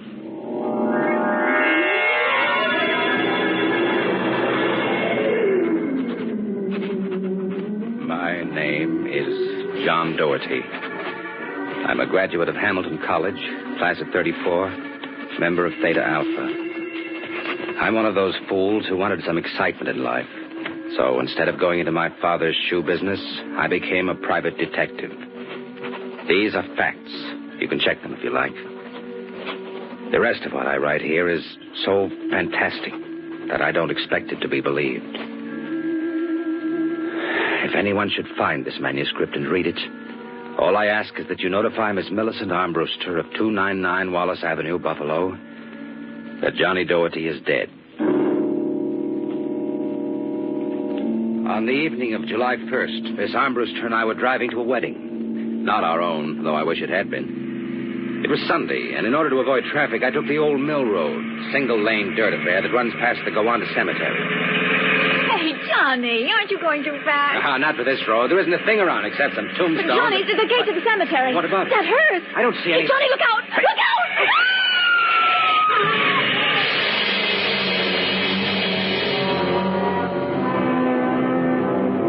It was a big black hearse with no lights on, pulling out of the cemetery. Lucky I had good brakes. We skidded for about 20 feet and slammed into the back of the hearse. The two rear doors buckled and snapped open. It was a freak. A huge oak coffin with brass handles tipped up and began slowly to slide back toward us. Oh, Johnny, look. The coffin is sliding out. Holy mackerel. Oh, how horrible. You stay right here, honey. I'll help the driver with that thing. Hey, you okay, Mac? You don't pay much attention to speed limits, do you, Jack? Now, look, let's not get hung up on who was right and who was wrong. I was going too fast, and you were traveling without lights after dark. Main thing is nobody's hurt and no damage done, except for that coffin. And I don't suppose the occupant minds too much. Let's see the driver's license and registration. Right here. John Doherty. Oh, a private eye, huh? You listen to the radio too much, Junior. Now, if you don't mind, who does this joy wagon belong to? Gowanda Funeral Service. It's being rented to Grimshaw. Who? Grimshaw from the private sanatorium. Do you mind if I ask what you were doing after dark, coming out of a cemetery with a wooden kimono? We're moving one of Grimshaw's patients to a new grave. Uh-huh. Do they always travel like this? Now, look, Hawkshaw, how about skipping the third degree and giving me a hand getting the box back in the wagon, huh? A pleasure. Better screw on the cover again. It's going to slide off. Well, let's get it in the hearse first. Okay, Junior. You get on that end. Ready? Just slide it, brother. Who's in there, King Kong? Look out for the cover. Hey. I told you that'd happen. Hey, what's the guy's name, Junior? Why don't you ask him? Real wise guy, huh? I've got half a mind to report this accident. Go ahead. See what gets you. Grimshaw's got a lot of influence around here, mister. A lot of influence. Now, if you'll pardon me, I'll deliver the body. So long, Junior. Johnny? Johnny? Coming, honey. Everything all right, Johnny? Well, I thought so until a few seconds ago. Listen, baby, can you sit here in the car for another 5 minutes? Well, we're due at the wedding in half an hour. I won't be long. Where are you going? For a stroll through the cemetery. Oh, hey, Johnny, stop making jokes. Honey, when we lifted that coffin back on a meat wagon, I got a good look inside of it. Oh. Exactly how I felt. I figured we'd knocked the stuffing out of the corpse. Only I didn't expect the stuffing to be sand. What? Yes. It wasn't a body. It was a dummy stuffed with sand, a dummy with a wax face. Johnny. Which brings up an interesting question. Who's supposed to be in that box? And just where is the dead man spending his time?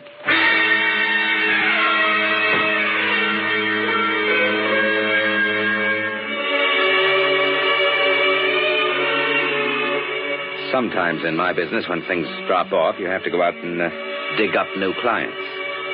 Well, my next case was a gentleman named Harlan Ward, Sr., the wealthy automobile manufacturer.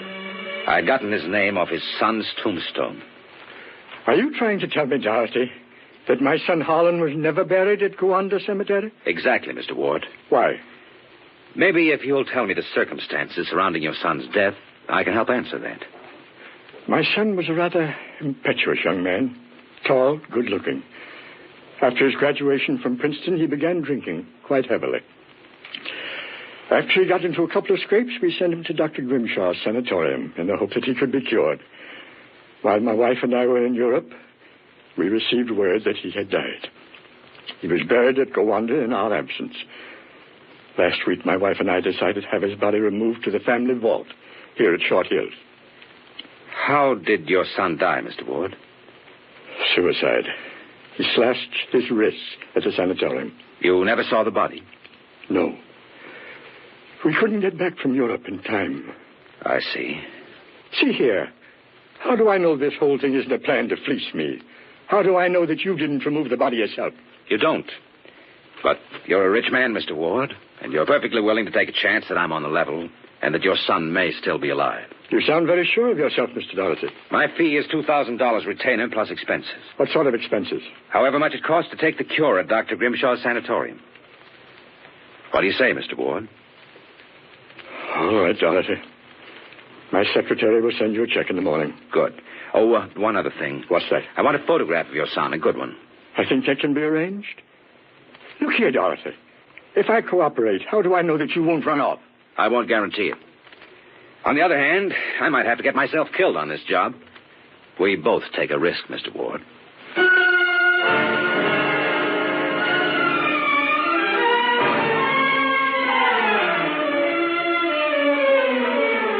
Dr. Grimshaw's sanatorium was just outside Gowanda, and it was strictly for the 400 at $60 a day. Most of the cases were nervous breakdowns and alcoholics. I committed myself as a dipso, and just to make it convincing, I stopped at 5 or 6 bars on the way over. I was interviewed by Grimshaw himself, a small man with a fringe of white hair. He seemed on the level. And yet, there was something just the slightest bit phony about the whole deal. You understand, Mr. Doherty. That's not my real name, of course. Social reasons. We understand. Our paid clientele is very select. Our rates are rather high. You'll be paid in cash and in advance, Dr. Grimshaw. You'll find us most sympathetic. How long does a cure usually take, Doctor? That, of course, depends on the degree of alcoholism. This is my assistant, Dr. Boynow. How do you do? How do you do? We are accepting Mr. Doherty as a patient. We'd better place him in the ward with Mr. Kay and Mr. Craigie. Mr. Kay is a long-term patient, Mr. Doherty. Highly intelligent man, formerly a professor of plant pathology. Mr. Craigie suffers mild delusions. I think you'll find him rather amusing.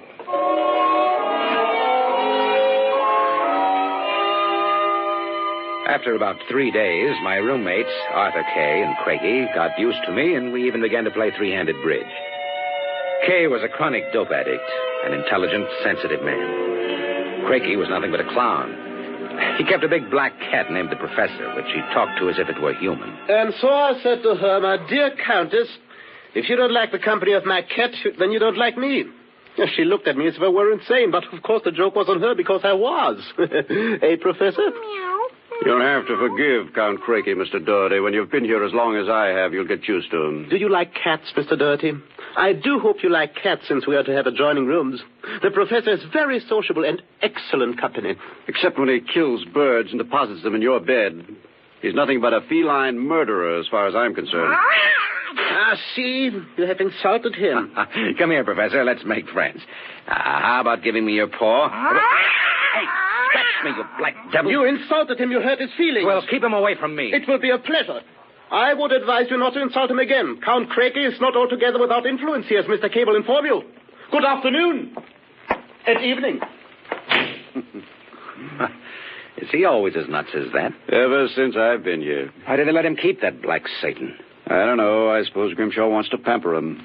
He's been here since they opened the place, I understand. Spends about 3 hours a day getting therapy from Grimshaw. What's his problem? Manic depressive. A little paranoid, too. How long have you been here, Arthur? At Grimshaw's 2 years. I left for a while, but I couldn't stay away from the junk, so I committed myself again. Did you happen to know a patient here named Harlan Ward? Why do you ask that? Did you know him? Oh, I met him socially a few times. I understand he died here. So the newspapers said. I wouldn't know. Suicide, wasn't it? Was it? You're being pretty careful, aren't you? Mr. Doherty, What would you say if I were to tell you that I don't believe Harlan Ward is dead? What makes you so certain? Harlan Ward used to share this room with us. He slept in the same bed you now use. I see. He was an alcoholic. Doing quite well, too, from what I could observe. We all expected him to go home soon. Then one evening he had a violent fight with Craigie. Craigie accused him of snooping or something. Later that night, Grimshaw and Voyner took him out. Where?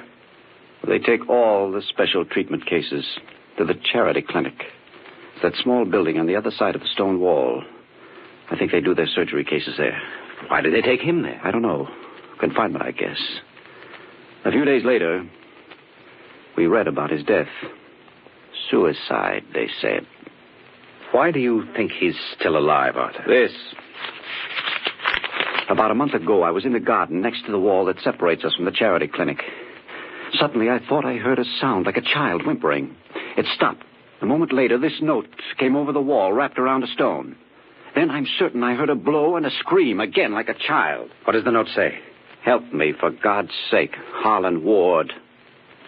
I haven't told anyone yet for fear Grimshaw and Voyner might find out. It might just be some insane prank by one of the charity cases. And yet...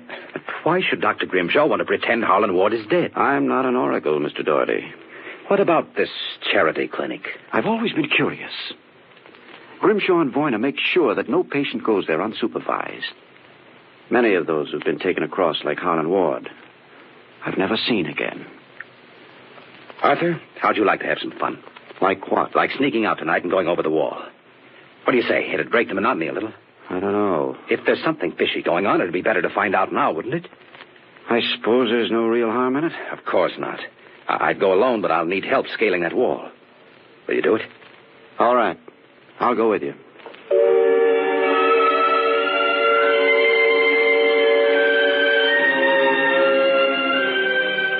It was shortly after midnight when Kay and I slipped out of the room and made our way out to the garden. Count Craigie was snoring soundly when we left. The wall was about 8 feet high, but we made it without too much trouble. Hunt! All clear. Give me your hand and I'll lift you. Now, careful when you drop. Ready? Go ahead. There's a charity building over there. One of the lights in the basement window. Come on. We'll make a run across the driveway and hide in that clump of bushes alongside the building. Ready? All right. Hey, hold it. Drop flat. What's the matter? Let's crawl over toward the window with the light. Maybe we can see something. Now, suppose you just relax. Listen. Take it easy. Sounds like Grimshaw. Much. Let's get closer. You're taking it. Come on now. Can you make out what he's saying? Very well. No, man. Go on. I can bet. Good Lord. What was that? Probably some patient having the DTs. I think it came from that basement window. Let's get over there where I can have a look. Come on. Easy. Wouldn't do to get caught now. Just see anything? Easy. Relax. It's some sort of laboratory. That's right. I can see Grimshaw, Voyner, and someone else with its back toward me. If we're still, we may make out what they're saying. Take it quietly. It will be easier. No. I warn you. Please. It will all be over soon. You won't remember anything. No, I don't want to go. Voyner, give it to him. No. Shut him up, Voyner. Good Lord. What is it? Come on. We've got to get out of here. What did you see? What did they do to that child? Arthur, that wasn't a child. It was a midget. The smallest midget I've ever seen. What were they doing? Trying to give it some sort of injection. When it resisted, Voyner knocked it out. Well, what did you suppose they were doing to it? I don't know, Arthur. All I know is that when it fell, it had the face of Harlan Ward.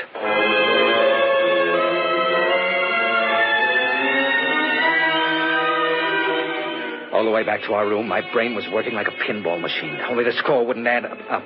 The pieces were there all right. A crazy old doctor, a brutal assistant, a private sanatorium, and a midget with a dead man's face. But I couldn't figure it out. I thought that when I got back to our room, I'd have some time to think about it. But I'd forgotten about our friend, the happiness boy, Count Craigie. So I've caught you. Fine. So you've caught us. Now, how about crawling back into the woodwork like a good little count? Where were you? Mink hunting. Arthur and I like to go mink hunting at night. It's a funny thing, though. The mink weren't running very good. The grunion were running like crazy, though, weren't they, Arthur? Quite crazy, Mr. Doherty. You make fun at Count Craigie. You're lying. I shall report you to Dr. Voyner. Better not, if you know what's good for you. So you threaten me.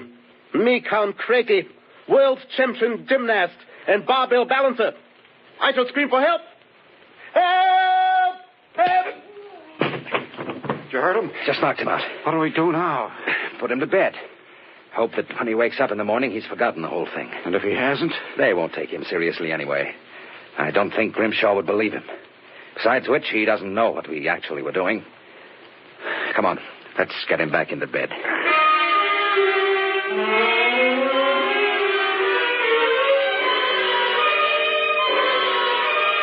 I went to sleep in my own room.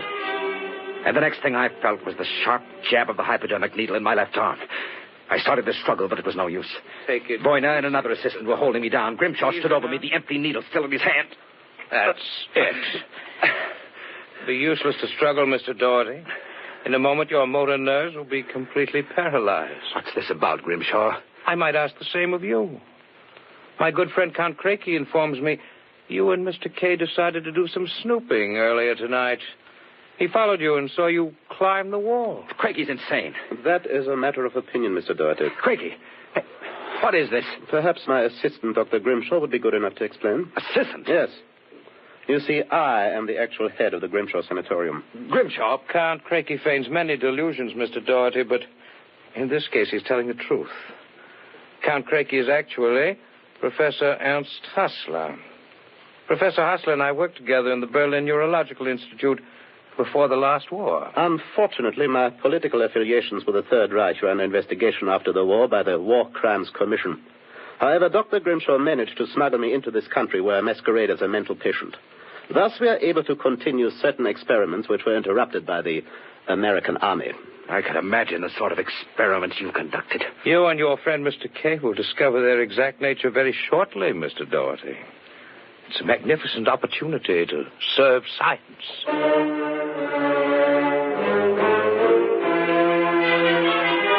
Then I passed out. And the next thing I knew, I was coming to in a different room. I guessed it was somewhere in the charity building because of the angle of the sun through the windows.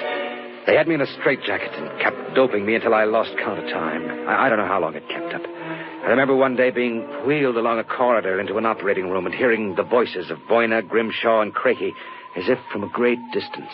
Pituitrin. 4 cc's. 4 cc's. How are the measurements? Reducing rapidly. We'll operate at once. If Voyner start the anesthesia. All right, Doctor. Commence.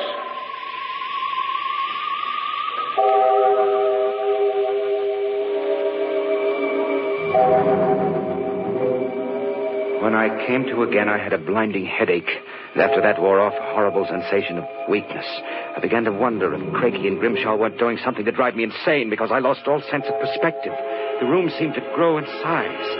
I don't know how much time passed, but one day Grimshaw came into the room with a bundle in his arms, about the size of a newborn baby. The bundle was my friend Arthur Kay. Good morning, Mr. Doherty. I brought you a companion. I'm sure you two gentlemen will enjoy each other's company. Let me out of here. Let me out. I couldn't believe my eyes until Grimshaw set Arthur down on the bed beside me. It was then that I got the real shock, for I realized that what had looked like a tiny bundle in Grimshaw's arms was actually the same size that I was. Then, for the first time, I began to understand what was happening to us. Arthur Kay and I were being made into midgets. We got the full explanation next morning when the eminent Professor Hassler, alias Count Craigie, came in to gloat over us. Allow me to congratulate you, gentlemen. How are you feeling? You stinking monster. Oh, I'm disappointed, gentlemen. Do you not feel privileged to be a part of an experiment that will place me at the very top rank of the world's endocrinologists? What are you doing to us? It has been long established, gentlemen, that dwarfism and giantism result from injury to or malfunction of the pituitary and thyroid glands. The interlock between these glands was thought to be a hormone. I have discovered that this was incorrect. It is an enzyme I isolated some years ago. I was well on the way to synthesis in Germany when the surrender interrupted me. The interruption also limited the number and type of subjects on whom I could experiment. I was forced to find others. Such as Harlan Ward? Mr. Ward was only a control experiment. And now you've done the same to us. No, gentlemen. For you, I have reserved a special privilege. You, gentlemen, will be the first to test the full effects of the enzyme. In short, I intend that you, Mr. Kay, and you, Mr. Doherty, when the experiment is completed, will emerge as perfectly healthy, normal individuals. Except, of course, that you will be only 5 inches tall.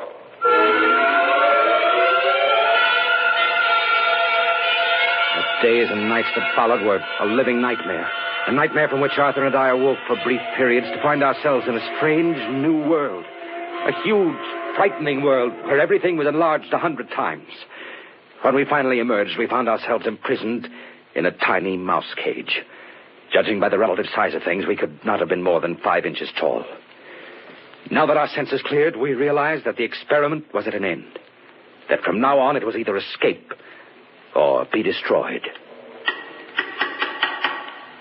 Another moment, I think I'll have this lock worked loose. And if we escape, then what? We'll worry about that after we get out of this mouse cage. Suppose we don't make it. At least you've written the story on that scrap of paper. Someone may find it and read it. Nobody will believe it. Why'd you bother to write it? I don't know. I suppose I want the world to know what happened to me. Does it help me push the door open? Now what? First job's getting down to the floor. I think we can make it by sliding down the telephone cord. Are you game? Go ahead. I'm right behind you. Easy now. Look out. That does it. Now if we can figure out a way to get out of the room. That should be... Oh, listen. Somebody's coming. It must be Craigie. We've got to hide. There, the grate in the fireplace. He'll kill us if he finds us. Shh, stay quiet. Well, my friends, time for feeding. I trust that you...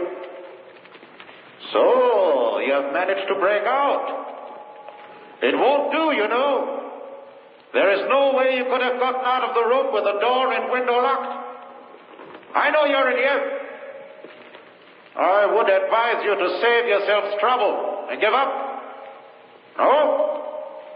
Perhaps you are in the desk drawer. Or behind this decanter. Then perhaps in this cabinet. Very well. I shall count to 5. 1, 2, 3, 4, 5. You will not get up, eh? Very well, my tiny friends. If you prefer to play the game of cat and mouse, then I shall be happy to furnish the cat. How long do you figure it'll take him to get downstairs and let the cat into the building? 3 minutes at most. Then we've got 3 minutes to get out. How? All the doors in a mental institution locked from the outside. We'd need a special key to get out, and then we couldn't reach the lock. I don't know. There must be... Wait a minute. What is it? John, what? Do you see that thin strand of wire running along the molding? What about it? Do you know what it is? No. It's the automatic fire alarm. What about it? When the alarm is tripped by a fire, all the locks are sprung so that the patients can escape in their rooms. Are you certain? Positive. This door is part of the system. If I can work the insulation off that wire and short it before Craigie lets the cat into the building, let's go. Here's a tiny sliver of steel in the cage on the floor. I'll work with that. You keep an ear to the door. Go ahead. This insulation is tough as rawhide. How much time is it? Not much. This stuff. Here, let me help. What was that? What? I thought I heard a door slam. He couldn't be back so soon. Hurry up, Arthur, for God's sake. Stand away. I'm going to short it. Ready? Okay. We made it. There goes the door. Come on, we'll make a run for it down the hall. If we can get to the garden, we've got a chance. I smell smoke. The short may have actually started a fire. Come on. Oh, wait a minute. What's up? I have to go back. The manuscript. Don't be a fool. There's no time. Come on. You go ahead. I'll catch up. Hurry up. I'll wait in the hall. Only a second.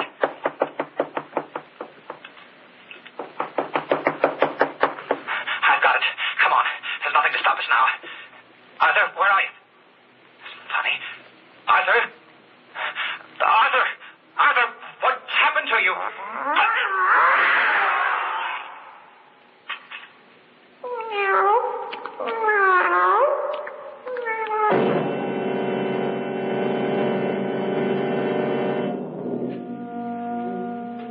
This is the record found in a fountain pen cover in the burned-out hallway of Grimshaw's Sanatorium. There's nothing to add, except that the fire which destroyed the sanatorium and killed so many of its occupants, including Dr. Grimshaw and Dr. Voyna, was definitely of incendiary origin. It is believed by the fire chief that some small creature, either a mouse or possibly a cat, chewed the insulation off the wire and short-circuited the system.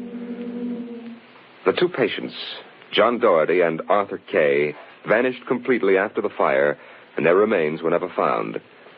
Whether the manuscript which you have just heard is authentic, or whether it was the work of one of the more demented inmates of the sanatorium, we leave to your judgment.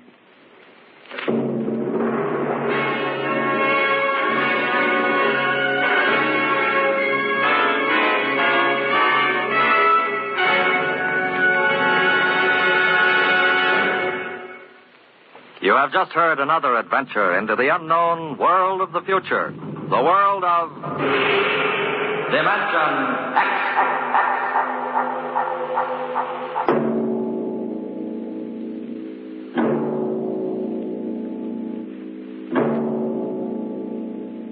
Next week on dimensionx, and the moon be still as bright. The story of the first despoilers of the planet Mars, the men from Earth.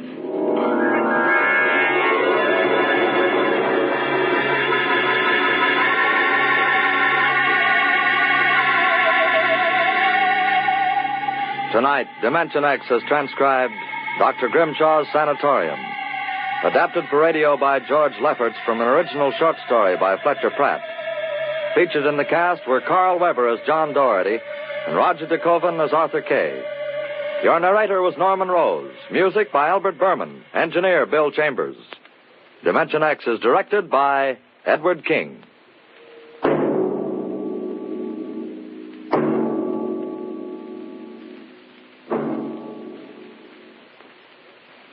Your National Guard is a strong, well-knit military organization of men from every state and territory in the nation. No matter what emergency faces our country, a National Guardsman has insured his future.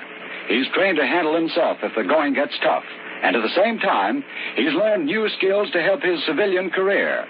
Regular Army and Air Force pay scales apply to every hour of training a Guardsman takes. So, men, if you're over 17, join the National Guard. Keep your guard up. Enjoy Bob Hope and Groucho Marx, coming soon on NBC.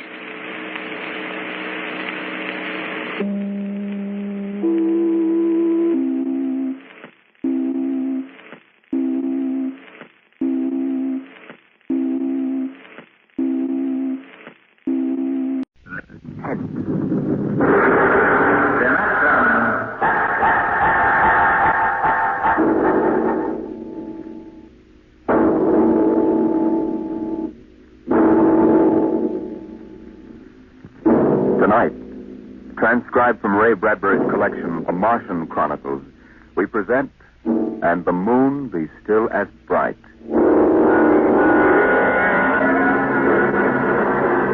The first three expeditions to Mars left Earth in a mushroom of flame, arced through the atmosphere, and finally dwindled to tiny specks in the big eye of Mount Palomar telescope, and then were lost to sight forever. The prearranged landing signals flashed back to Earth. And then the radios went dead. One after the other, ships had disappeared and were never heard from again. But still the rockets came. The fourth expedition emerged from the silent gulfs of space and angled down toward the floating red disk of Mars, down into an orbit, as the order came to land. Stand by for deceleration. Deceleration, aye, sir. Skids down. Skids down, sir. Engine room. Engine room, aye. Landing procedure. Fire 1, 3, and 5. Aye, sir.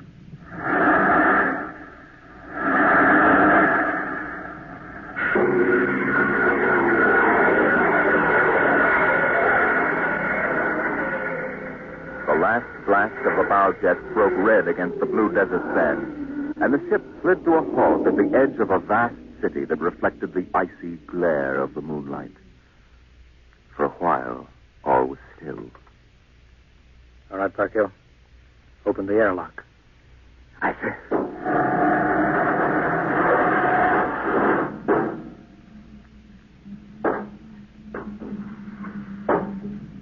fresh air.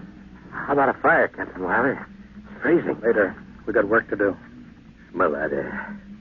You could get drunk on it. Say, there's an idea.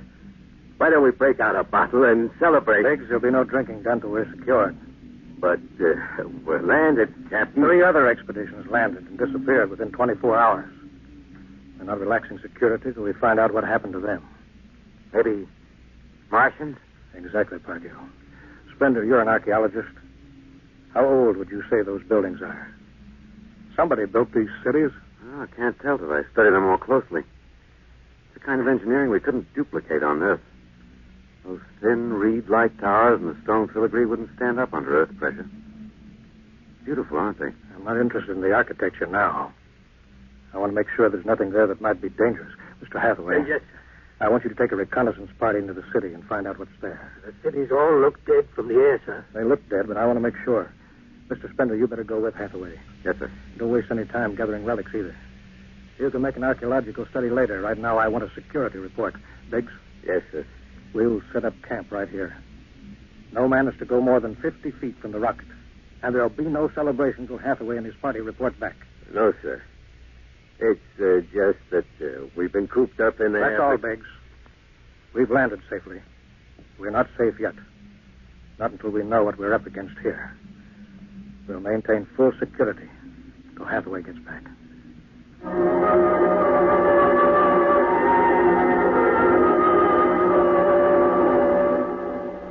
In the sea bottoms, the wind stirred along faint vapors, and from the mountains great stone visages looked upon the silvery rocket and the small fire.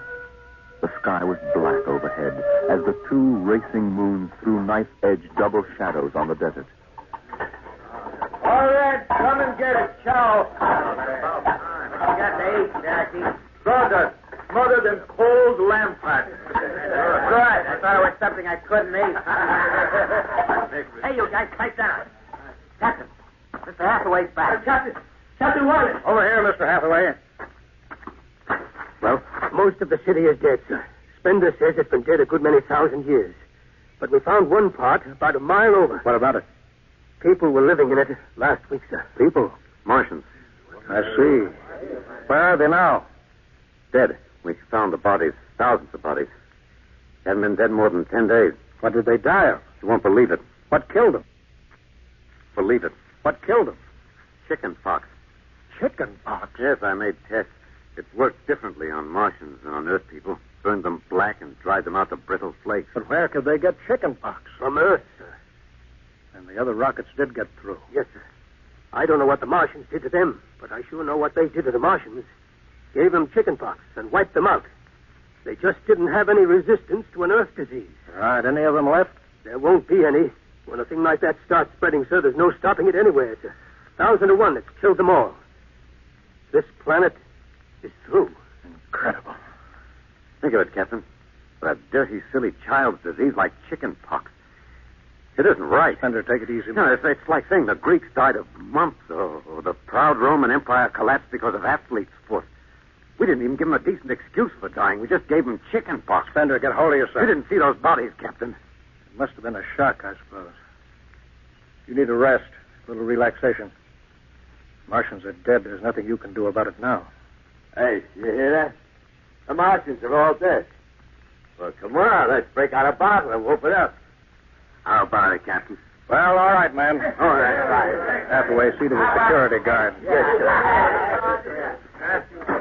Good Lord, do they have to do that now? It's been a tough trip. It's only natural they'd want to celebrate a little. Celebrate because the world died? Because a rotten little virus from Earth wiped out a whole civilization? Well, they're not thinking of Isn't that. it time later to throw old beer cans into the canal? A civilization died here. It's like butchering a pig in a churchyard. Splendor, you think too much. We're lucky to get to Mars without catching a meteor in our bulkhead. Let us go at that. Save on Mars. The first statement, save on Mars. We've got to celebrate.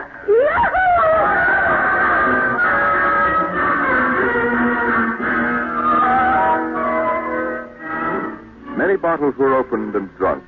The voices got louder. The earth laughs and shouts echoing across the empty Martian sand. There was that time in New York when I ran into that blonde. Boy, what a blonde. Listen, First thing she said.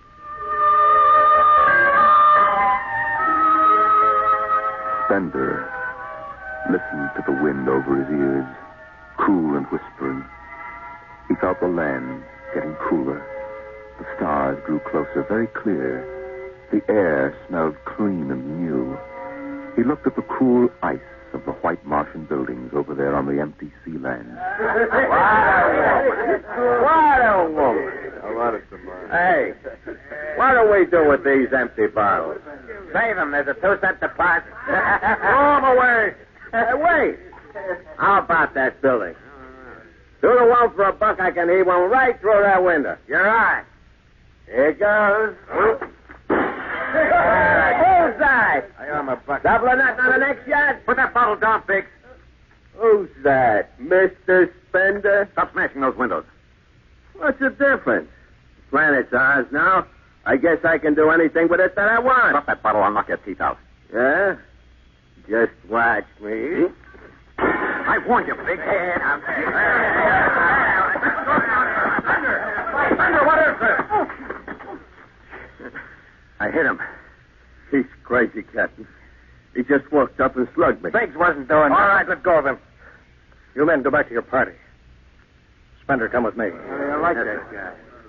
Walked up to him and slugged me. Spender, suppose you explain. What was the idea? Oh, the noise, the drunken brawl. I guess I was ashamed of the spectacle the whole crew was making. Where's their respect for what's happened? Their sense of what's right? Men are tired. It's been a long trip. You've got a different way of seeing things. I'm seeing things all right. I'm seeing how we'll ruin Mars. We'll rip it up, rip the skin off the way we've already ruined Earth. We Earthmen have a talent for ruining big, beautiful things. Is that why you hit Biggs? Yes, I couldn't stand the idea of them watching us make fools of ourselves. Them? The Martians. The Martians? They're dead. All dead. But they know we're here. Doesn't an old thing always know when a new thing comes? We've come a long way to smash their windows and spit in their wine. Well, maybe you're right. I'm fining you $50 for that fight. Now suck in your shan. We'll go back there and play happy.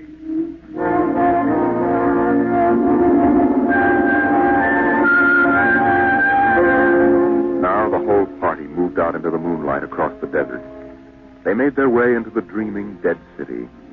The light of the racing twin moons glinted on the barrel of a pistol, the long blade of a machete, the round, gurgling shape of a raised bottle. Their shadows under them were double shadows on the ice-blue sand. They were waiting for something to stir in the dead city, something to rise, some ancient ancestral shape to come galloping across the vacant sea bottom on an ancient armored steed of impossible lineage, of unbelievable derivation. Look at it, Captain. Down those avenues in the mist. You can almost see them.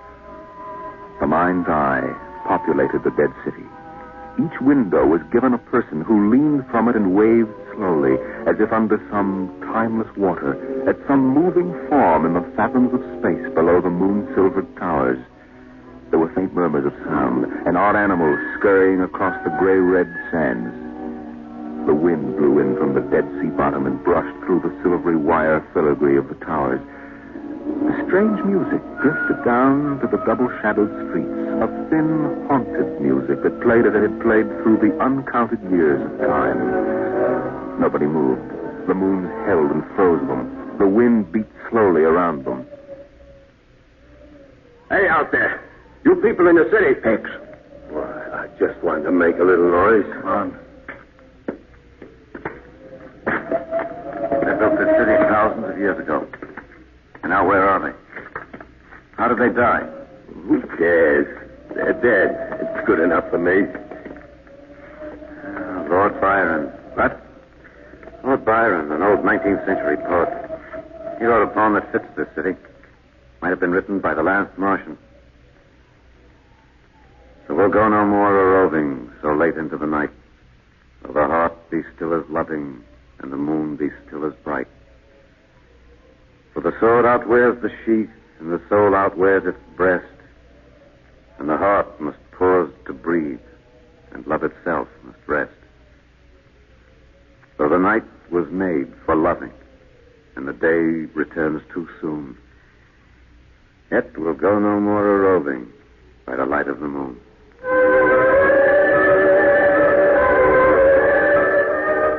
Without a word, the Earthmen stood in the center of the city.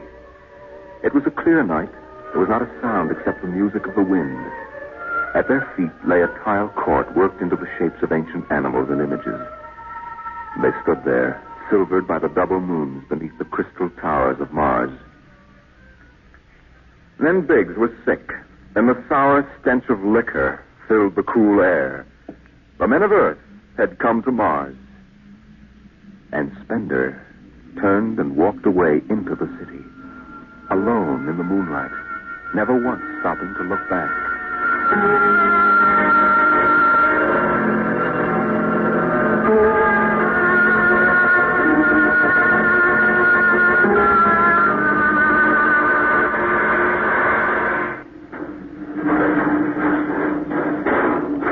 That you, Hathaway? Yes, sir. My trick on bridge watch, sir. What time is it? 0400. Any orders, sir? No, I'll stay on watch. You turn in. Aren't you sleeping, sir? I'll wait for Spender. He didn't come in? No. He's crazy. Walking away into the shadows, he didn't even look back. Spender's a strange man. He's crazy, sir. How's the rest of the crew? Sleeping it off. Biggs had DTs, but he's calmed down now. You can go back below, Hathaway. I'll take your watch. Captain Wilder, do you think Spender will be coming in before morning? I don't know. You know, sir, I don't think he's ever coming back. That's the way I feel about him, sir. He'll never come back.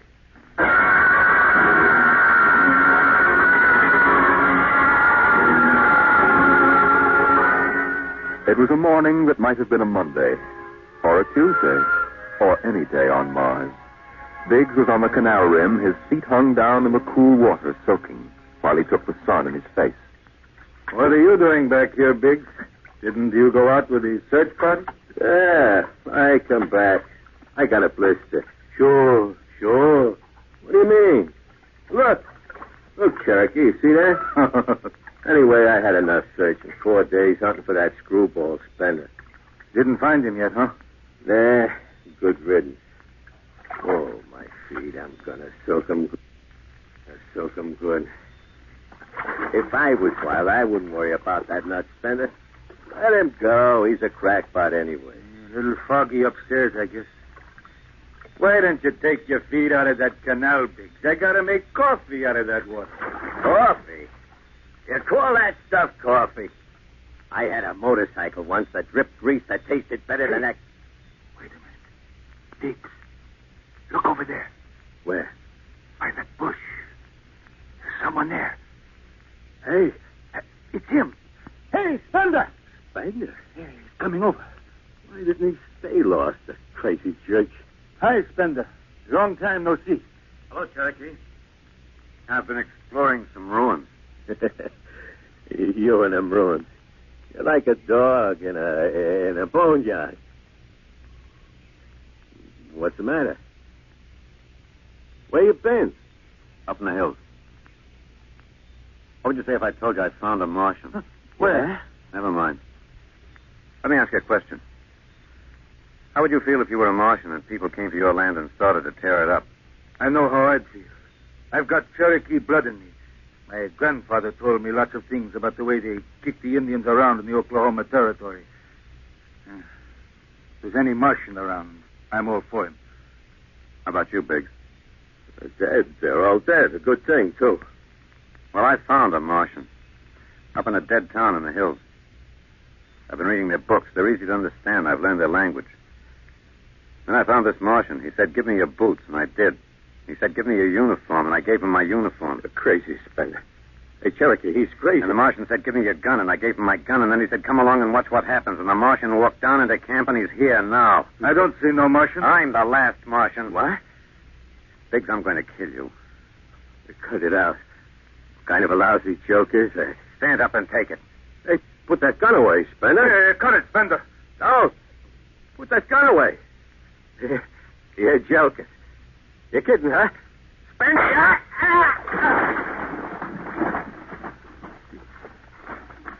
He's dead. killed him. You can come with me, Cherokee. You know how the Martians would feel. You can be in this with me. You killed him. You just killed him. He deserved it. You're crazy.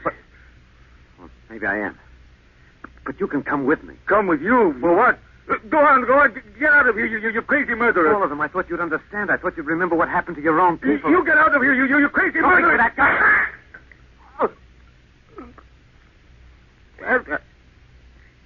Spender.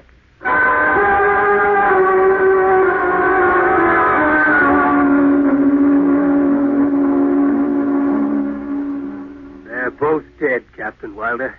Who's missing? Only Spender. It must have been him, sir. Why didn't he come and talk to me? Why didn't he talk to me? I'd have shot his brains out. That's what I'd have done. He took him by surprise. There's no sign of a struggle. Hathaway, break out the arms locker. Issue pistols, rifles, and grenades. Yes, sir. You better get the Bible out of the navigation chest. We'll have to bury these two. Parkhill. Aye, sir. You start digging a grave. How about Spender? We'll have to go up in the hills and find him. Let me at him with my bare hands. Crazy murdering louse. That's enough, Parkhill. The man is sick. He must be. Sick my eyes. Now grab a shovel. Start digging.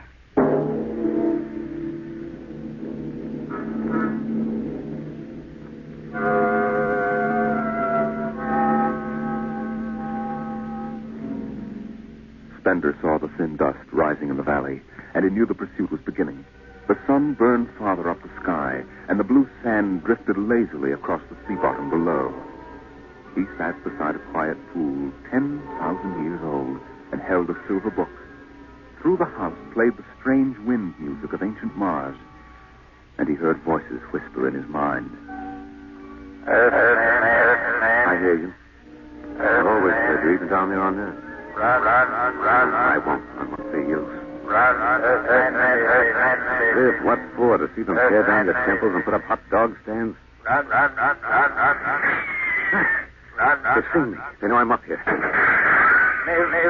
Wilder now. Got right in my sight. Funny he hasn't ordered me to use grenades. He could lob one right up here and blow me to bits. And maybe the captain thinks I'm too nice to be blown to bits. He wants my death to be clean. Yeah, just one bullet. Bullet hole in me, nothing messy. And why? Because he understands me. The only one in the crew who ever did. Well, at least I can do the same for him. Just one bullet in his heart, a nice clean death. All I have to do is pull the trigger and then...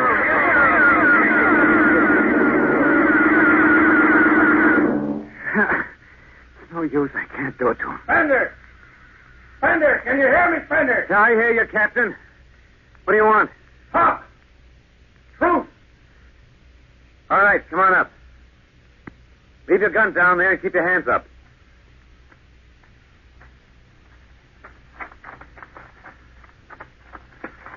Spender, are you there? Over here. It's quite a climb. Mind if I sit down? Cigarette? Thanks. Light? Yeah, got my own. It's warm. It is. You comfortable up here in the hills? Quite. How long do you think you can hold out? About 12 men's worth. Why didn't you kill all of us this morning when you had the chance? You could have. I know. I got sick. After I started killing people, I realized they were just fools and I shouldn't be killing them. But it was too late, so I came up here where I could get angry again. Why did you do it? Because I've seen that what these Martians had was just as good as anything we'll ever hope to have. They stopped where we should have stopped 100 years ago. They knew how to combine science and art and religion.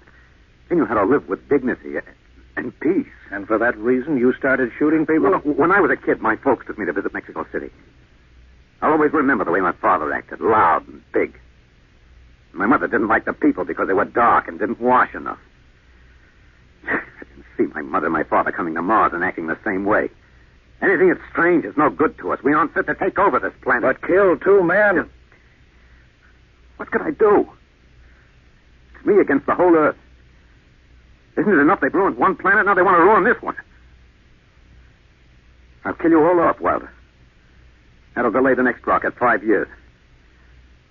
And I'll kill them, too. If I'm lucky, I'll live to be 60. I'll meet every expedition that lands on Mars. I'll be very friendly. I'll explain that our rocket blew up one day. And I'll kill them off. I'll save Mars for half a century. And by then, maybe the Earth people will give up. You got it all planned.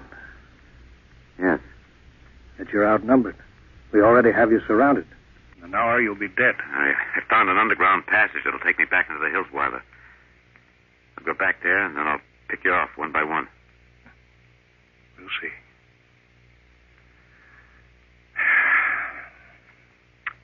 It's a nice town you got here, Spender. Beautiful.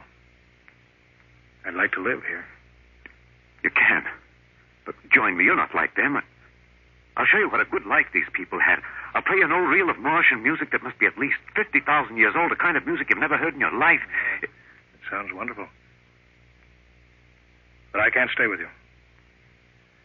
Sorry, Spender. I'm sorry this is happening. Guess you'd better go back now so you can start your attack. I guess so. Captain, I won't kill you. When it's all over, you'll still be alive. Then maybe you'll change your mind. No. There's too much Earth blood in me. I may even agree with you about all this. That doesn't change what I've got to do. You won't stay? No. This is your last chance, Spender. You're sick. Come along with me quietly. No. Look, one last thing. If you win, do me a favor. Try to see that they don't tear this planet apart. Right. If it helps, just think of me as a very crazy fellow who went berserk one summer day. It'll be easier on you that way. I'll think it over. So long, Spender. Bye, Captain. Good luck.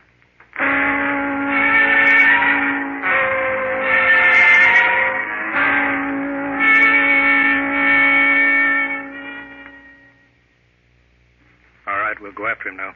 Hathaway, you take the right. I'll lead on the left. You have to kill him. He won't come down. Make it a clean shot if you can. Get it over with. I'll blow his bloody brains out. No, Park Hill. Bloody Through the heart. brains. You heard what I said. Through the heart. Now let's go get him. They spread out again, walking and then running on the hot hillside places, where there would be sudden cool grottos that smelled of moss, and sudden open blasting places that smelled of sun on stone. The men ran and ducked, and ran and squatted in the shadows. Blow his brains out! Just one slug, that's all they need. Captain Wilder hugged the rock warmed by the sun. He gasped, for the air was thin and not meant for running. Spender lay at the top of the hill, and a gap in the rocks showed the white of his shirt against the shadows. Wilder looked at the towers of the little clean Martian village like sharply carved chess pieces lying in the afternoon. He saw the rocks and the interval between where Spender's chest was revealed. Go on, Spender, get out. Only got a few seconds to escape, get out to the caves, and come back later. Go now, Spender. I've got to end it. I've got to think I'm right and pull the trigger. Go now. Get out. I'll get him. Slug in the head. I'll blow his bloody... No, Parkhill. Put down that gun. I've got to do this myself. Spender. Why didn't you get out? Why?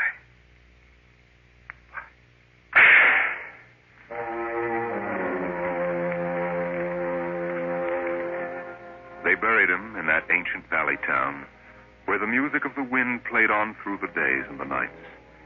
They laid him in an ancient silver sarcophagus with waxes and wines which were 10,000 years old, his hands folded on his chest. The last they saw of him was his peaceful face in the cold silver light of the racing twin moons. The captain found the poem in Spender's pocket, and he read it before he shut the marble door. So we'll go no more a-roving so late into the night, though the heart be still as loving and the moon be still as bright. though the night was made for loving, and the day returns too soon. Yet we'll go no more a-roving by the light of the moon.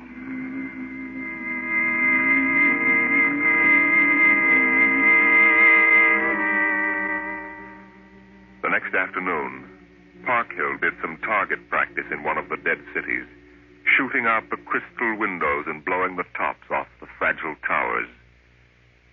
Captain Wilder caught Parkhill and nearly knocked his teeth out.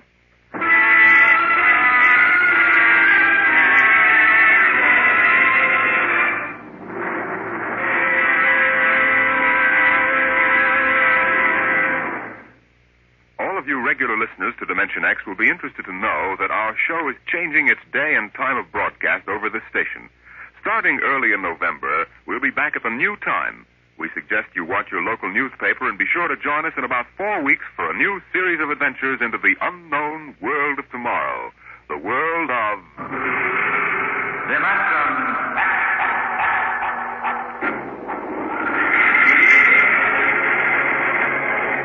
Tonight, dimensionx is transcribed, And the Moon Be Still as Bright. Adapted for radio by Ernest Kenoy from the original story by Ray Bradbury. Featured in the cast were Alexander Scorby as Fender, Wendell Holmes as Captain Wilder, and your host and narrator for the story, Norman Rose. Music by Albert Berman, engineer Bill Chambers. dimensionx is directed by Edward King. This is Robert Warren speaking.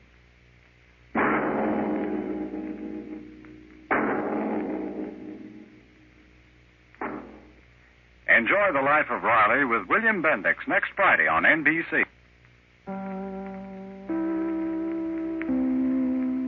KFI, Los Angeles, Earl C. Anthony, Incorporated.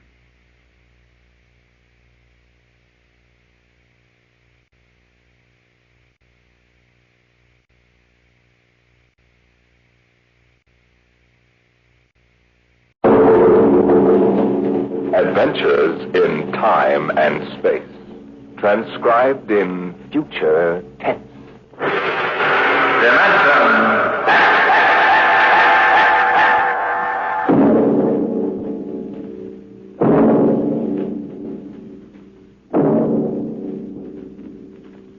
Can you predict what will come in 100 years? Or in 10? Or in the next minute? Some people think they can. Nuclear scientists, mathematicians, astronomers, biologists. They'll predict the shape of the future. Why? Because they make the future. Because they see beyond the known dimensions of time and space into the unknown. Dimensionx.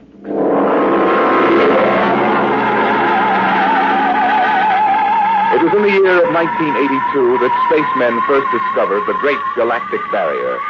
In the past 10 years, rocket travel to the moon and the nearer planets had become commonplace. And then men fixed their sights on a more distant star, the remote planet known as Volta.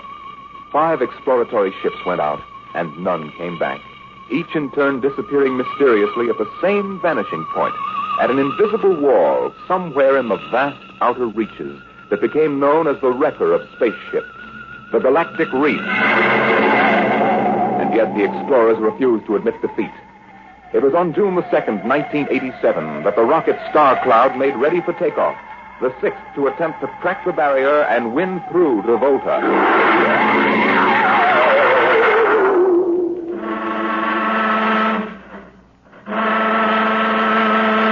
Now hear this. Condition green. 2 minutes. Captain, I don't suppose you'll want the ship's doctor up here on the bridge during blast off. I think not, Smitty. All right, then. I'll be in the sick bay, counting vitamin pills if you need me. Good luck, Louis. Thank you, Smitty.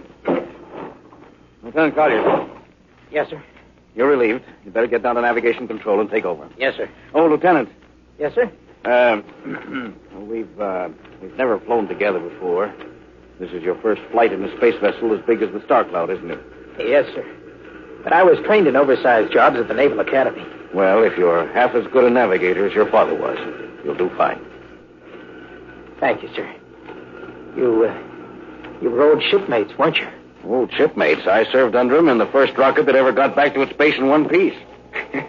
We flew that mission in a tin can not much better than a primitive guided missile. I almost went along on the last trip your father made to the barrier. Too bad about that. Yes, sir. Now, that's all, Collier. I'll bus you when you get down to nav control. Lieutenant Paulson. Yes, sir. Get me ground control tower on the radio. I want to talk to Colonel Harrison. Sparks has the circuit up now, Captain. Go ahead, sir. I patched in our bridge speaker. Colonel Harrison? Yes, Captain? We're standing by for takeoff in 60 seconds. Good. The field is cleared of all personnel. We'll try to reestablish radio contact immediately after takeoff. In any event, there'll be a 24-hour ground monitor. Fine. Good luck. I hope you make it. Thank you. Bridge to navigation control. Nav control, Collier. Ready, Lieutenant? We're ready, Captain. The course is in the integrator for takeoff at 1200 hours. All right. Stand by for blastoff. Bridge to engine room. Fire up your rocket chambers. Take off at exactly 1200 hours. I'll read you off. 20 seconds. 19, 18, 17, 16... Condition red. Hold it. We move all orders. Who turned in that alarm? We uncovered a stowaway, sir. Stowaway, where, Masters? Hiding in 6 Bay. Dr. Smithson found him. Have him brought up to the bridge. Engine room, kill your rockets and stand by. Person, this is Colonel Harrison at ground control. What's holding you up? Trouble. What's the matter with you? What's the matter with you? There's a stowaway aboard. Stowaway? Yes, I thought your men were supposed to police this base. What's the matter with you? All right, Captain, take it easy. You know what this delay can do to us, don't you? 1 minute later, takeoff can throw us a million miles off course. We'll have to reintegrate the whole work. Well, look, how long do you think it'll take? Don't bother me for a while. I'm busy. Stupid idiot. Captain Thornton. Oh, come in, Smitty. Here's your stowaway. I'll court-martial this... Charlie. Can you use a good radio man, Skipper? See you two have met. Met? The Skipper and me made 50 trips to the moon together. Didn't we, Captain? Charlie, if you wanted to come along, why didn't you volunteer? I did, Skipper. They turned me down. What's wrong with you? Acceleration bend. Oh. They said my arteries wouldn't stand another trip. Well, I'm sorry to hear that. But they're wrong, sir. I got one more good trip in me. Now listen, Captain. You know these green kids don't know the first thing about space radio operations.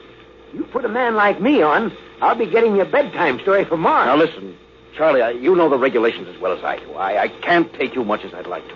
Colonel Harrison will murder me for this. Oh. I'm sorry, Charlie. I'll have to put you aground. I'll tell you what.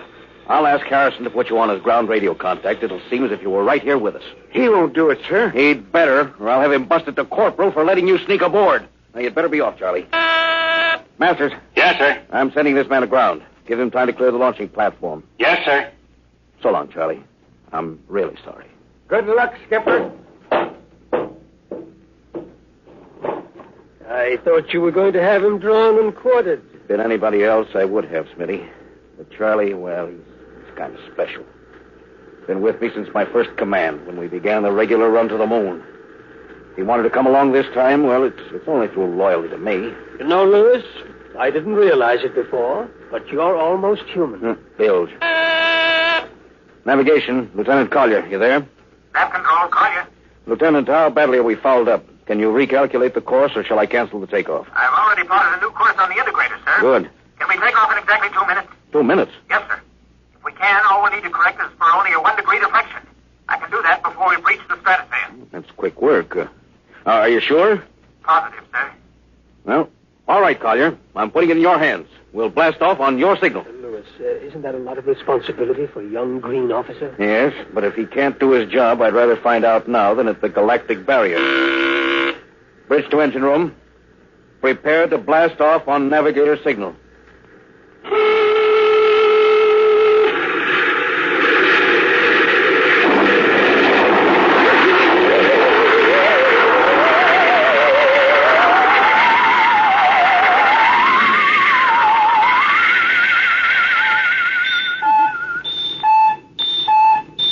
How are we doing, Collier? Coming on the bearings, sir. 4, 3, 2, 0. We've intersected the course vector. Good work, Collier. The course is corrected, sir. Ready to go into atomic overdrive anytime you say. All right, stand by. Now hear this. Now hear this. Prepare for maximum acceleration. Bridge to engine room. Kill your rockets. Rockets out. Fire up number 1 cyclotron. Number 1 ready. Fire up number 2. ready? Withdraw your dampening rods. Aye. Ignition chamber ready. Blast tubes cleared. All generators operating at capacity, sir. Right. Go into overdrive on the count of 0. 5 seconds, Captain. 3, 2, 2, 1, 1, 0. 0.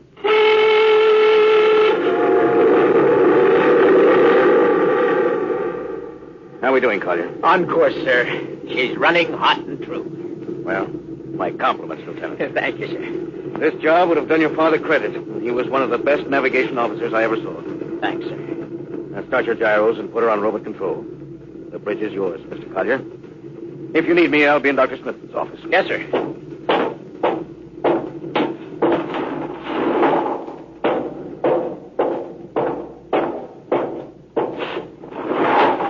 Well, Lewis, I see you got us off the ground. You can thank young Collier for that. Chip off the old block. You knew his father? Matter of fact, I knew him very well. First-rate spaceman. Is he the one who, Yes. He was lost in the galactic barrier on the second ship we sent out to Volta. Lewis, just what do you think this galactic barrier is? Your guess is as good as mine, Doc. All I know is that 5 ships have gone into it. None of them have come back out. How about Miss Strobik's theory that it's a time warp in space, that the ships reach it and slip into another dimension? Rubbish. My theory is that the galactic barrier is nothing more than a radioactive layer of some kind. What makes you say that? Well, we know that radar signals bounce off it like they were hitting an invisible glass wall. And we know that it destroys our ships and crews in some way. There's no other logical explanation. What makes you think we can get through it, Lewis? Because we're ready for it. The others weren't. The entire hull is completely shielded with lead. We can crack through any radioactive cloud ever detected. Besides, we're equipped with some new UHF radio devices that should enable us to maintain radio contact with Earth. Nothing can happen. Absolutely nothing. Who are you trying to convince? Myself, I suppose. Lewis, you've had your share of glory.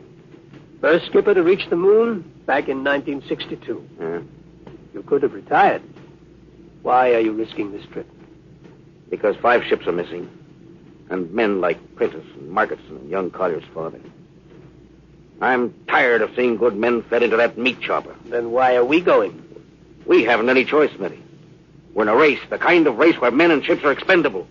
According to Interspace Code, the first nation to reach Volta can claim it. Personally, I want no part of it. Doc, there are a dozen nations who feel very differently about that. I know. You're right, of course. Well, at least it won't be boring. I'll have to play physician morale builder and mother substitute for 112 slightly nervous men. Your morale doesn't sound too good, Doc. As morale officer, I can state without fear of contradiction, it is terrible. And something tells me that as we approach that galactic barrier, I'm not going to be alone.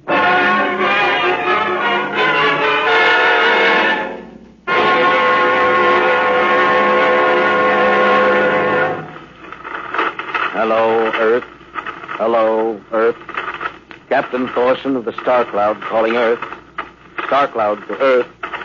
Can you read me? Hello, Star Cloud. Hi, Captain. Charlie. Well, I see they haven't court-martialed you yet. Oh, sir. Thanks to you. That's good to hear you. You can read us the funny papers on Sunday morning. Right. How's our signal? Strong. Clears the bell. Well, here's our log report for Colonel Harrison. Ready? Shoot. June 2nd, 1987. 4 weeks out from Earth. Running through, no radiation. Operation normal. Still making our approach to the galactic barrier. That's all, Charlie. See you later. Good luck, Captain. I sure wish I was with you.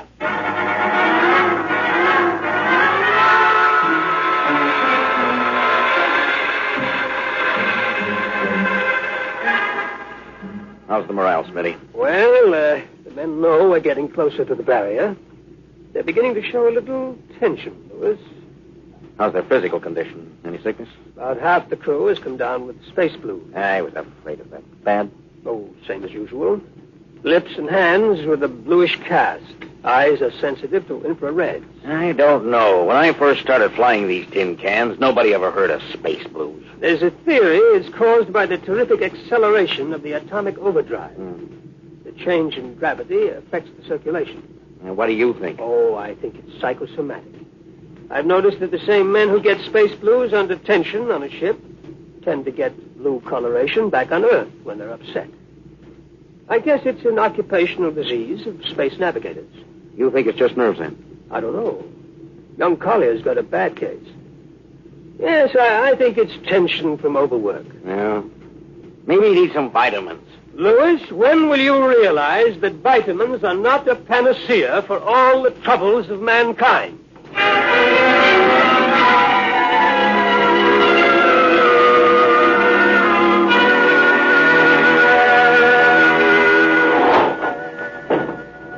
Sir, I understand you've relieved me from duty. Dr. Smithson says you aren't looking very well, Collier. I'm just giving you a rest. But, sir, I feel perfectly able to continue. Your lips were as blue as Minnetonka. Captain, I'd like to remain at my post. Now, don't be so foolhardy, Lieutenant. I'm not being foolhardy, sir. You see, I have a special personal reason for wanting this expedition to reach Volta. Oh, your father? Yes, sir, my father. You think he might still be alive? Sir, I have to find out what happened. I think I understand. Very well, Collier. Report back to duty.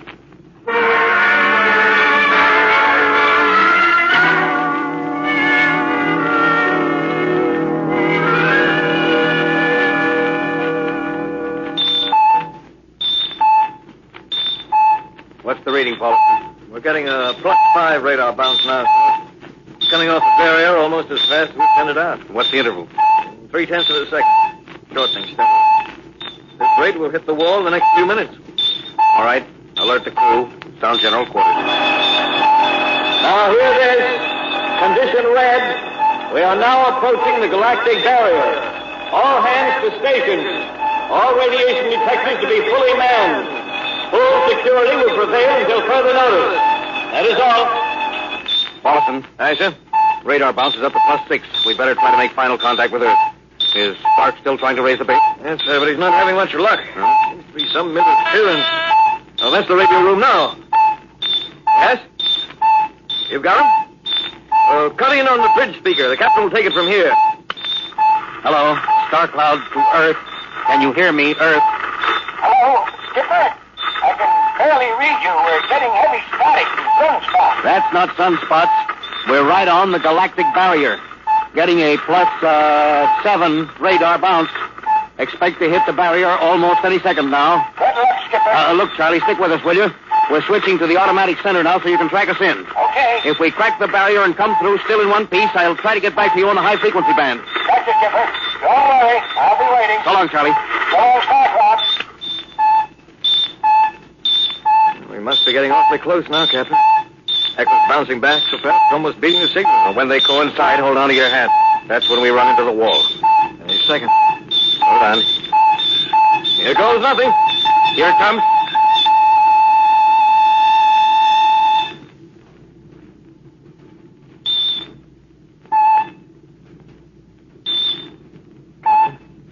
What?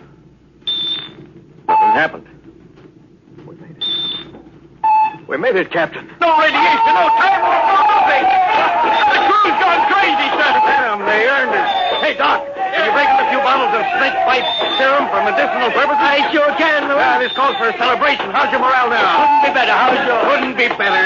Hey, what the? Condition red. Condition red. Radiation detected. Condition red. Radiation detected. Holy mackerel. Look at the needle on that indicator. Paulson. I see it, Captain. We're picking up radiation like crazy. What's it like? It's a strong impulse. What kind? I don't know, sir. It's too long for a cosmic ray and too short for UHF. The ship's lousy with it. Man your battle station! Paulson, track it down. Triangulate it and make it fast. I want a directional fit. Yes, sir. Engine room. Yes, sir. We're picking up radioactivity. Is it the fission chambers? No leak here, sir. I'll check your gauges. Nothing here, Captain. Must be coming from outside. Damage control. Yes, sir. Is radiation penetrating the lead field? Haven't found anything yet, sir. Well, keep at it. Paulson, how are you doing? I've got it fixed, Captain. What is it? I'll have to check my figures. Hurry up. The angle is coming. Come on, man, for Pete's sake, what's the radiation from? It's coming from inside the ship. That's impossible. Oh, sir, I've checked it twice. Well, it's got to be the engines. If it is, we're finished. Engine room. Yes, sir. That radiation must be in the overdrive pile. No, sir. It isn't here, sir. Are you certain? Yes, sir. All right, keep checking. Well, only one thing left to do. Paulson, get a Geiger counter. We're going to start combing this ship inch by inch. Yes, sir. Turn it on. Yes, sir. Ready, Captain. We'll check the atomic guns first. Come on. We'll cut through the officers' quarters to ordnance. Yes, sir.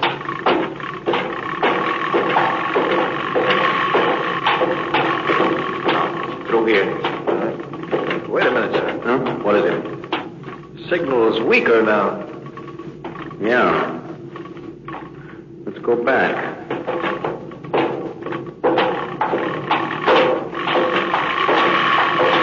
Hold it. Seems strongest right about here. Doesn't make sense. Whose cabin is this? Lieutenant Collier's. Collier!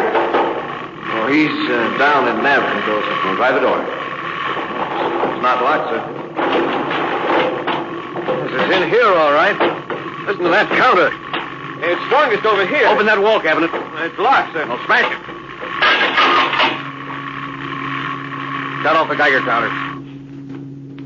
Well, what do you make of this, Paulson? Well, it looks like some sort of portable transmitter, sir. Must be foreign manufacture. I don't recognize the calibration symbols at all. I've never seen anything like it. Which raises a small question. What is Lieutenant Collier doing with a transmitter in his cabin? I don't know, sir. Well, I intend to find out, Paulson. Get down to nav control and bring Collier up to the bridge on the double. Hadn't we better find some way to shut this thing off first? I know a way.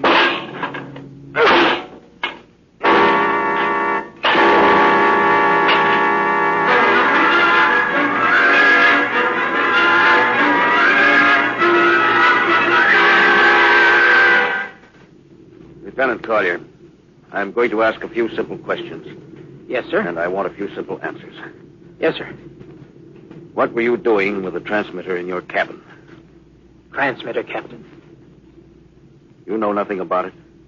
No, sir, I don't. Do you recognize these calibration symbols? No, sir. Well, can you think of how it might have been placed in your cabin without your knowing it? No, sir. Unless someone came in while I was on duty. Well, would that have been possible? Well, I suppose so. Well, if someone had a key. I found your cabin door unlocked. I meant a key to the wall cabinet. I didn't say the wall cabinet. Oh, what? Well, You- sir, You what, Lieutenant? How could you have known it was in the wall cabinet? Well, I just assumed. Lieutenant Collier, I find it hard to believe you would lie. Having known and respected your father and having observed the way you handled your job. However, I intend to get to the root of this thing. May I have your wristwatch, Lieutenant? Sir? Your wristwatch. Here you are, sir. Paulson, turn on that Geiger counter. Yes, sir. Now hold this watch next to it. Yes, sir. That's all. Lieutenant, if you hadn't any close contact with that transmitter, how do you explain the radioactivity of this watch? I don't, sir. I think you'd better. To whom were you sending those signals? Condition red. Condition red. There's your answer, Captain. What is this, Collier? Alien spaceship approaching. Alien spaceship approaching. Collier, who's aboard that ship? All right, now talk. Very well, Captain. My mission seems completed. Your mission? Are you admitting that you're an agent of a foreign power? I am stating it. What nation? No nation, Captain. What? I am an agent of the Voltan government. The what? The government of the planet of Voltan. Are you crazy? Are you so stupid that you think your people are the only ones who can invade another planet? Lieutenant, what do you mean? We've had agents operating on Earth since 1945. I don't believe you. What do you think happened to those 5 ships, Captain? Where do you suppose we got our information? Your language, your culture, family background. Your appearance, you look like... Like Commander Collier? Is that so surprising, Captain? We had a living model. I ought to kill you. That would be very foolish, Captain. I would advise you to surrender without delay. Alien ship now coming into ordnance range. I'll deal with you later, Collier. Paulson. Yes, sir. Put this man in irons and take him away. Don't worry, sir. We'll take good care of him. Partner, Robinson! Gunnery. Atkinson. What's the range? 10,000 meters. They're closing fast. What's your guns on radar tracking? Tracking. Coming on the bearing. Fire. Fire, Richardson. Did you hear me? Fire! What's the matter down there? Did you hear me? Richardson, answer me! Who? It's no use to shout, Captain. Collier. How did you get loose? Where's Paulison? Lieutenant Paulison is dead. All stations, Lieutenant Collier has escaped. Seize him, men! Don't waste your breath, Captain. Your men can't hear you. What? Those still alive are my men. You're lying. No, Captain. Every ship that has ever left Earth was controlled by a Voltaire crew. That's impossible. Those were hand-picked men. Hand-picked by us. I don't believe you. Then why not call for help? Carpenter, Robinson, Haley, report. Carpenter. Robinson. Haley. Ray. Report. You see, Captain, it is quite useless. The Star Cloud will be taken to Volta for, shall we say, further experimentation. I see. Of course, there's one thing you hadn't counted on. And just what is that, Captain? This...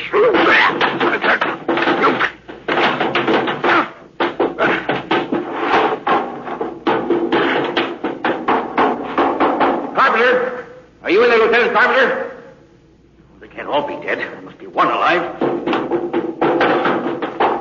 Smitty! Dr. Smithson! Smitty! Oh, Smitty. What have they done to you? Lewis.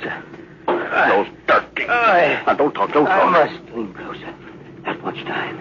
Lewis, space blues. Space blues? What is it, Smitty? What are you trying to tell me? All men with space blues. Voltan. Here, let me help you. No, Lewis. Get message back to Earth. Voltan, 5th column. Watch out for space blues. Smitty.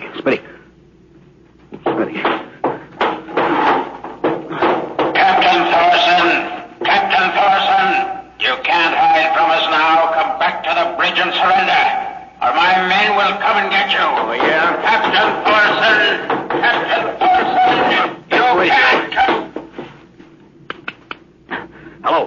Hello. Star Cloud calling Earth. Please, God, let me through before it's too late. Hello. Star Cloud to Earth. Come in, please. Come in, please.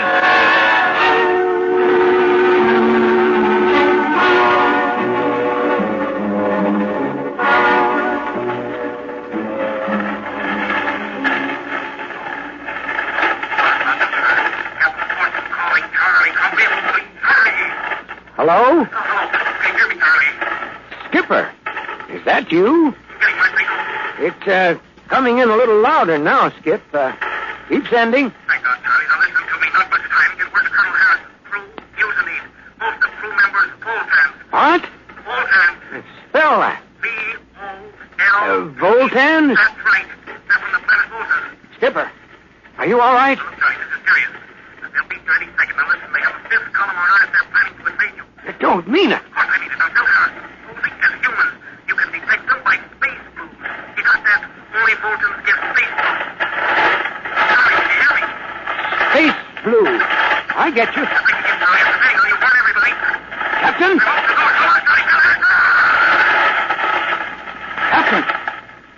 Captain Thorson. Hello. Hello, Star Cloud. Come in.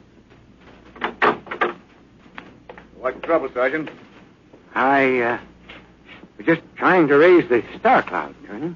Had any luck? No, sir. No contact. No contact. No, sir. Nearly an hour since they hit the galactic barrier. I don't understand why they haven't tried to get a message back. No, sir. Neither do I. All right. I'll take over for a while. Yes. You do that. You go right ahead, sir. Right. Oh, Charlie, you'd better go out and get yourself some coffee. You look a little blue around the gills.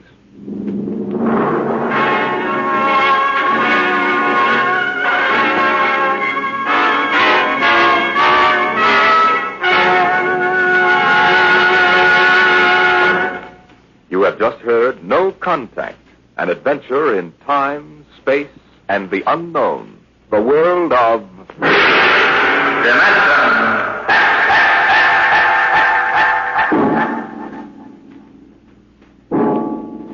Next week we have a cheerful little tale that starts with the disappearance of Grant's tomb. It's about a veteran newspaper reporter and a strange little man who calls himself the world's greatest genius. You'll hear all about it next week at the same time when we present The Professor Was a Thief.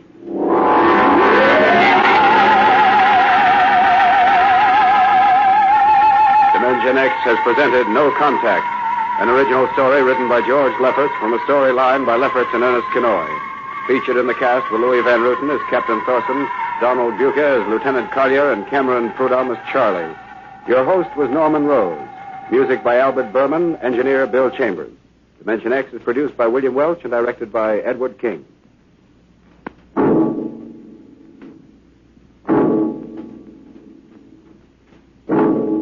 Stay tuned for the remarkable Quiz Kids on NBC. Quiz Kids on NBC. Quiz Kids on NBC. Quiz Kids on NBC. Quiz Kids on NBC. Quiz Kids on NBC. Quiz Kids on... Adventures in Time and Space. Transcribed in future tense.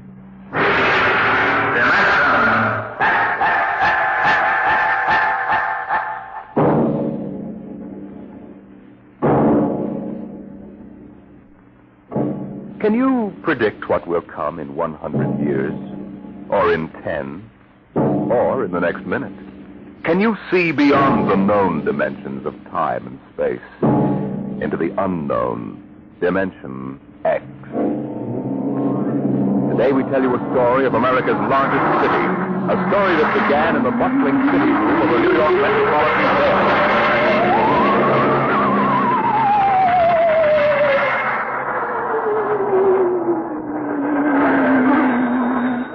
City desk. Sweeney? Give me rewrite, quick. I'll take it. Okay, now look. Look on Riverside Drive, see? So? So, at 12:45 today, just 3 minutes ago, Grant's tomb disappeared. It's what? I'm telling you, it disappeared. It's gone. Listen, Sweeney, get yourself to a Turkish bath.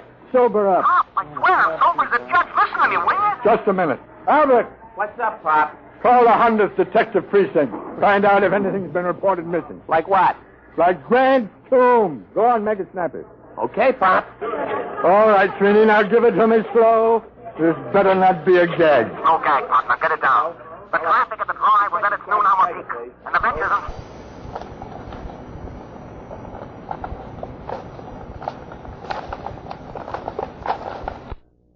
They say that Grant's tomb is gone. Okay, call composing. Tell them to hold everything for an extra. Clear out page 1.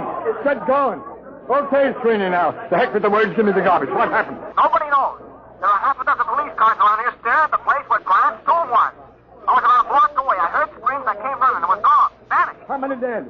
Nobody knows if anybody is dead. We'll find out. How can I find out when everybody was sitting on the steps and all disappeared? What? It's gone. No bodies? No tomb, Pop. No tomb. Okay, you hoof it back up there and get stories from some witnesses. Now call me back. Albert. Yes, Pop. Get Columbia University on the phone. Get a statement. Right. Research. Yes, sir. Grab an encyclopedia, see if anything like this ever happened before. Hey, Walters. Yeah, Pop. Call the army. Find out about secret weapons. Hello, composing. This is Pop Adderby on the city desk. Start setting up an extra. I want to hit the street in 20 minutes. Second extra in an hour with pictures. Okay, what are you waiting for? Get them rolling.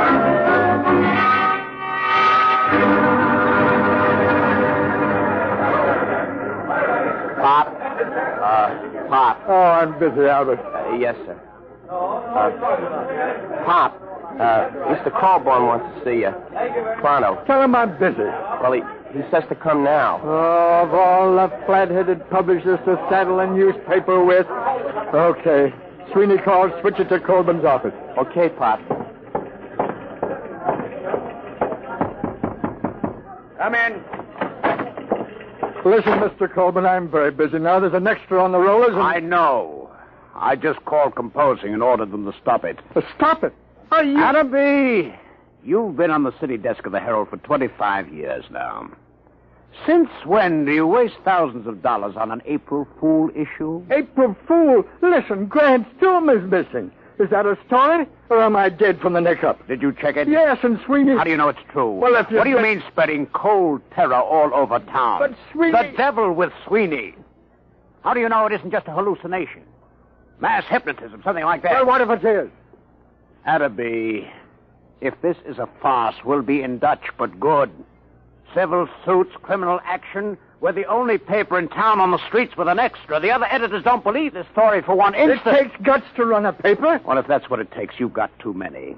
You took the authority for this without even trying to find me and get an okay. Your father-in-law knew a story has to run while it's hot. All right.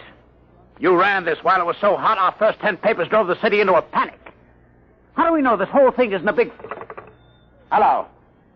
Now there's Corborn. Yes, he's here. It what? Oh, well, that's fine. That's fine and dandy. You're fired. It's your star reporter, Mr. Sweeney, formerly of the Herald. Formerly? Give me that phone. Hello, Sweeney. Did you get the pictures? How are things up there? I'll need more witnesses. What? It's back. Fine. What did you say? It's back. Frank's tomb is back. I'm sorry. You're sorry. All right, golden boy. Now give it to me slow. Make it sound intelligent. It just reappeared, that's all. What about the people who were inside? All back. Don't remember a thing. It's just like it never happened at all. It's a miracle. Some miracle. We got an extra on the streets with 28 types screaming that Grant's tomb has vanished, and you calmly call me up to tell me that it's back. But it was gone. I tell you, Pop. Sweeney, what? Do me a favor, will you? Yeah, what? Drop dead. Well, that'll be. I guess we run a retraction. Just doesn't make sense. 12 police cars, Sarge. We've got statements from witnesses. I told you it was hysteria. Look at the man from Mars broadcast that Orson Welles did. 1,000 people will swear they saw the monsters. Oh, I don't know. I'm all confused. Well, let's look at it this way, Adderby. Maybe you've had enough. Enough what? You've been on the city desk 25 years now. That makes you, 55? 54. What are you driving at, Mr. Colby? I mean, maybe you ought to retire. Retire? We need new people, new ideas. I've been thinking about it for some time now. With Social Security, you'd get... About $20. Fine. Now, you listen. I brought this paper into the world, and it's going to take me out. I was on that city desk before you ever heard of a stick of type.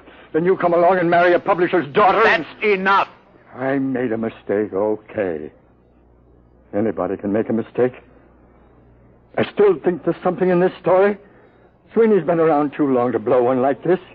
Even when he's drunk, he's a better newspaper man than most. I'm sorry. Effective today, you're relieved as city editor.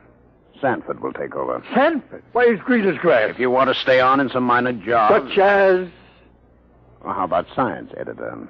Science editor. You can have the office right next to mine. It'll pay the rent. Well? Oh, I don't know. I don't know what I'll do.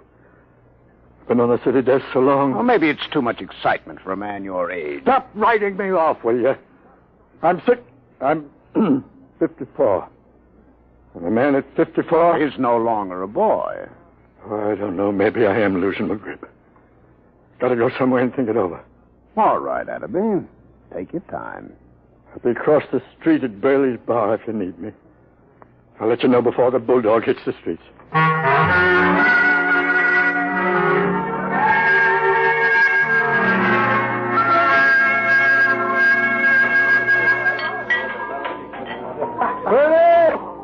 Escape bar! Yeah, Pop, yeah? More poison. Haven't you had enough, Pop? Yeah, it's a solemn occasion, Burley, for the hemlock.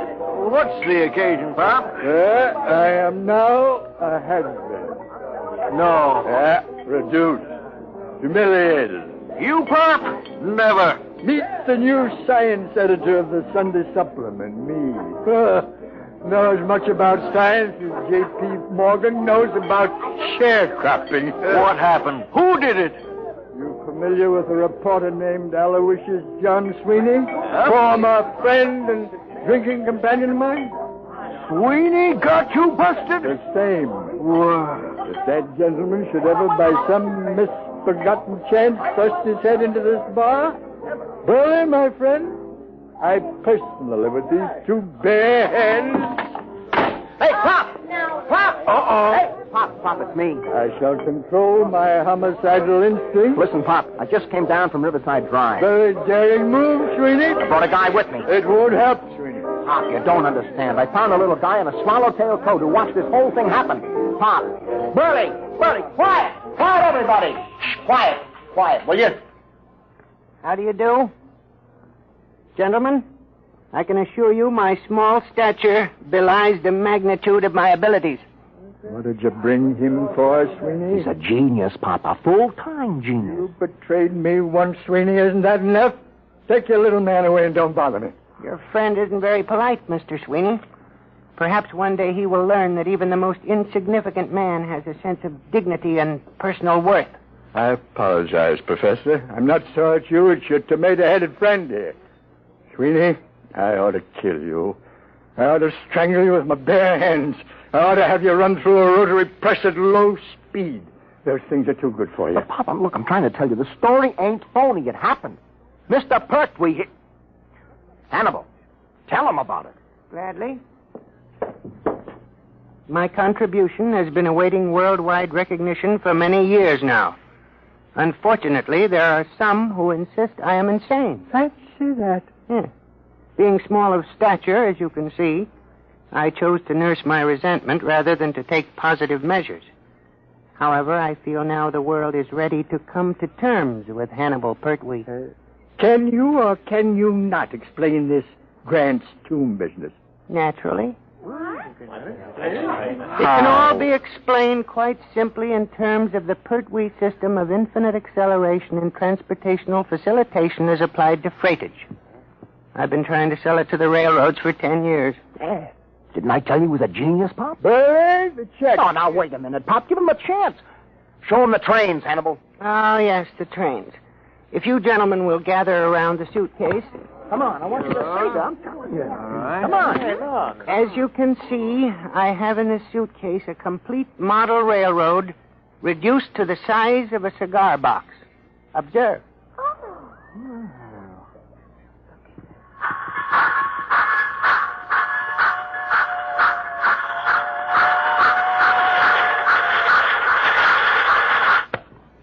That's enough, I think. They run! Just like real trains! Sweeney, not content with ruining my life, losing me my job, driving me to alcohol, you're now trying to drive me out of my mind with an obvious madman who builds model railroads. Here's the money, Bertie. Keep the change. Oh, but, Pop, Goodbye, gentlemen. Pop, you're not even giving him a chance. Out of my way. Listen, Pop, Out of my way. It's always the same. They won't listen to me. Oh, I guess Pop is losing his grip. I hate them. No, don't take it so hard, Hannibal. Maybe it was all a hallucination. The Pertwee theory is not an hallucination. Sure. Well, it was a good try anyway. I guess I'll go back to the office and pick up my stuff. But I'll show them. Someday they'll listen. Sure. You'll show them, Hannibal. Hey, Burley, fix Professor Pertwee here with a double scotch. Go ahead, make it a triple.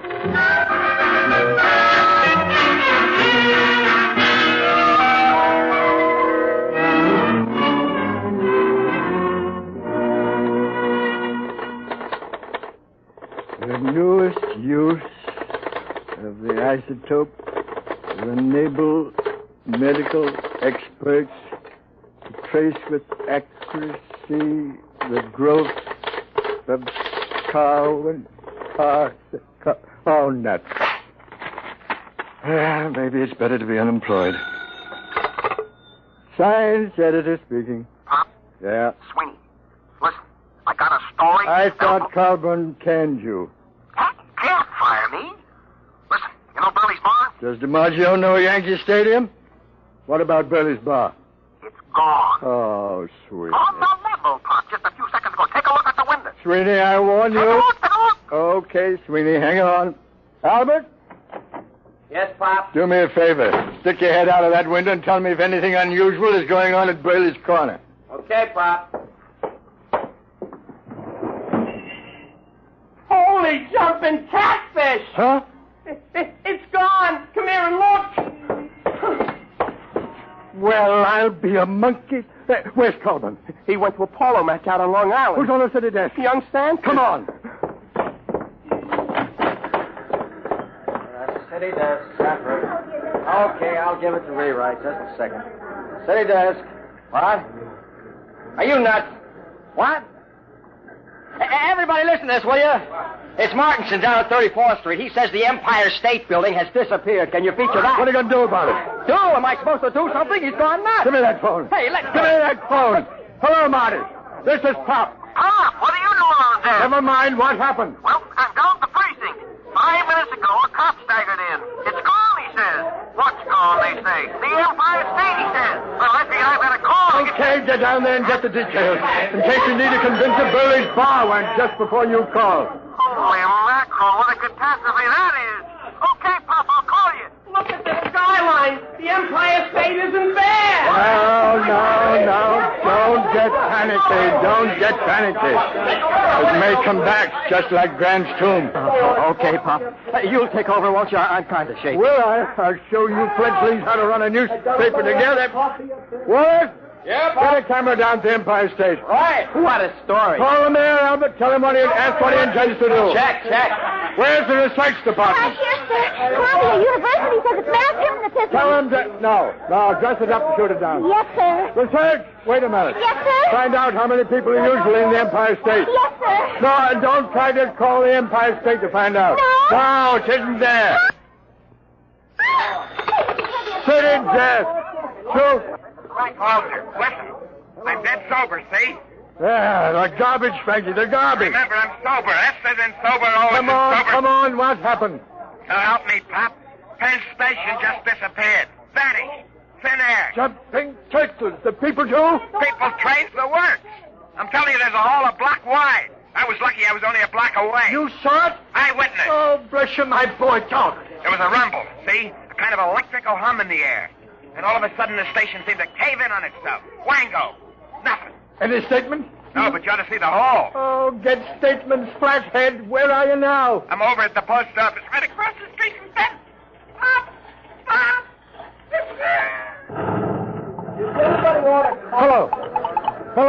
Hello, Frankie. Frankie, operator. Pop, we got a flash. The United States Post Office just went. The whole darn city is going piece by piece. Don't lose your head, Albert. Hello. This is the composing room about that Empire State Building story. It's old news. We've just lost Penn Station and the post office.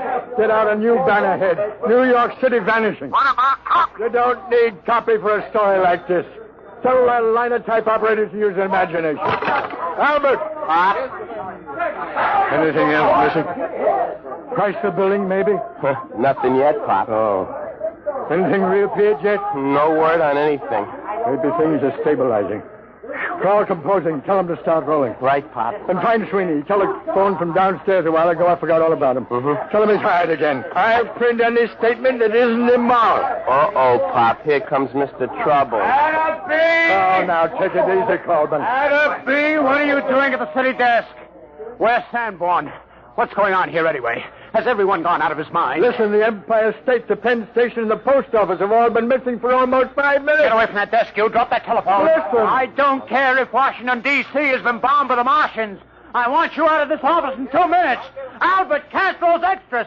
Pop, you get out your fire. Oh, you're not being reasonable. I'm not interested in the other papers. Just get out of here before I go start raving mad.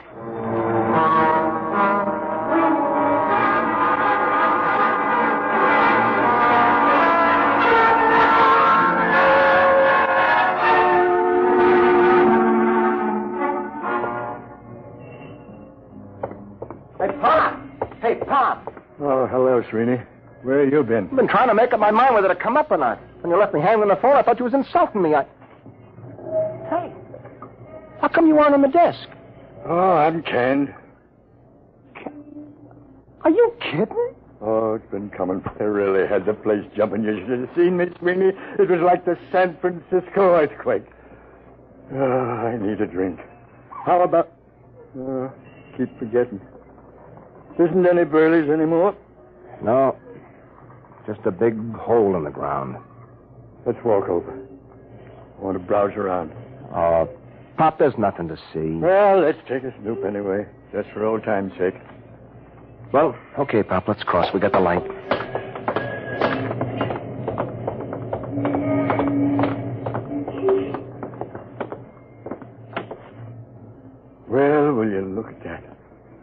Who'd ever thought that less than 10 minutes ago there was a building here? Yeah. Let's climb down and have a look, Sweeney. Well, what for, Pop? It's getting dark, you know. We'll break our necks. Sweeney, where's your old reporter spirit? Come on. Okay, but I don't see what you expect. My ankle. Easy.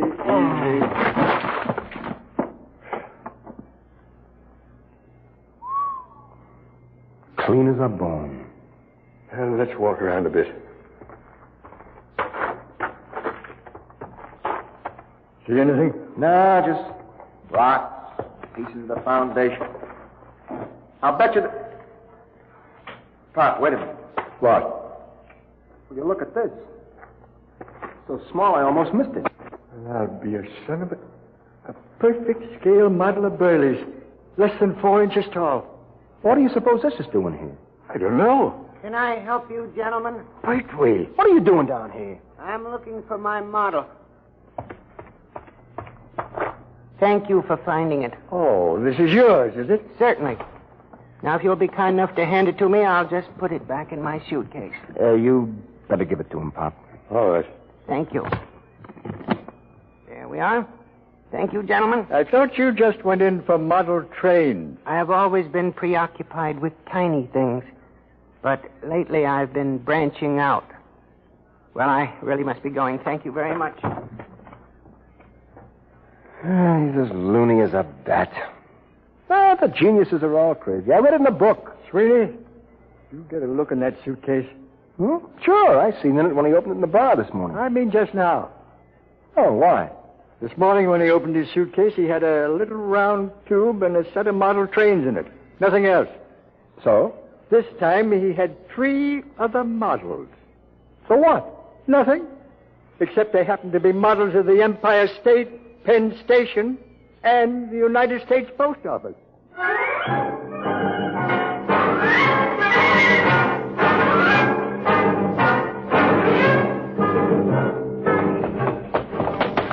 There he goes down the block, Pop. Wait, come back here. He's starting to run. Here's a cab. Come on. What to, Mac? Catch up with that little guy running down on the block. Make it fast. Okay, Mac.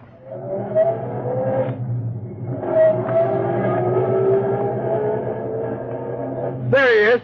Hold it, cabby, hold it. Come on, Sweeney. Hey, how about my dough? Hey, you bum! Stop, gentlemen. Stop, I warn you. Hey, Pop. He's got that little tube out of his suitcase. He's pointing. Grab him, Sweeney. Why, give me that thing. Let go of my arm. Give it to me. There. I warn you. Never mind the warnings. Just you come along with us. We're going to have a little talk. Take him up to the office, Sweeney. Sure. Pop. What? Where's the taxi? What? The taxi. If you look at the curb, you'll find your taxi. Jumping saints. Pop, look at it. Now, gentlemen, perhaps the world will believe in the validity of the Pertwee system of infinite acceleration.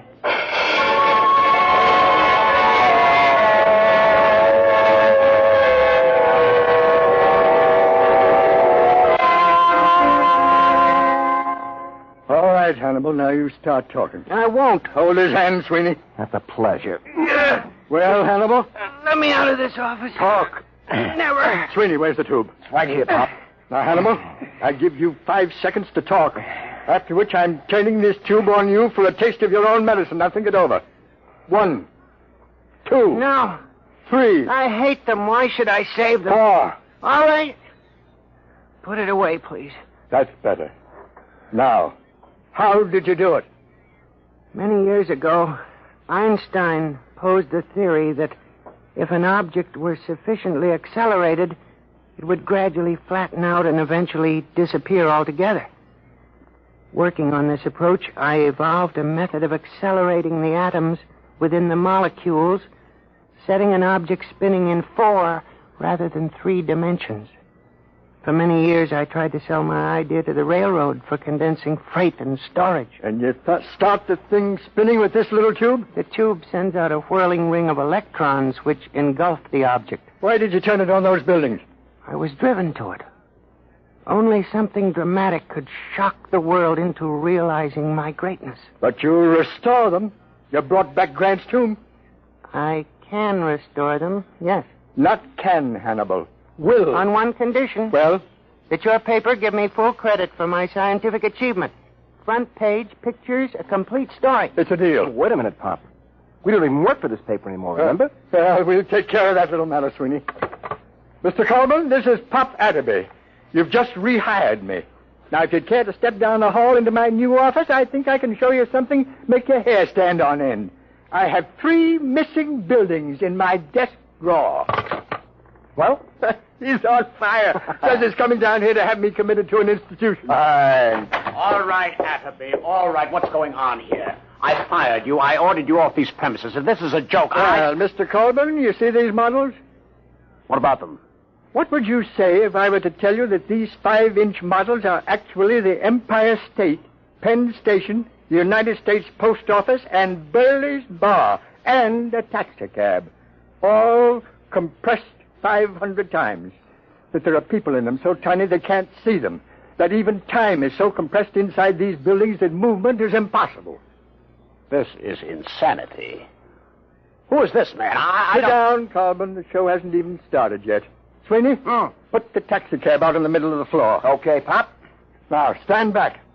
Hannibal, here's the tube. Now, do your stuff. Stand back. Now. Good Lord. I don't believe it. It's getting bigger. I reverse the polarity of the spin very gradually. What's the idea of blocking traffic, you lousy bum? Hey, where am I? Hey, what happened? How did my cab get in this office? Take it easy, George. What is this? Who are you?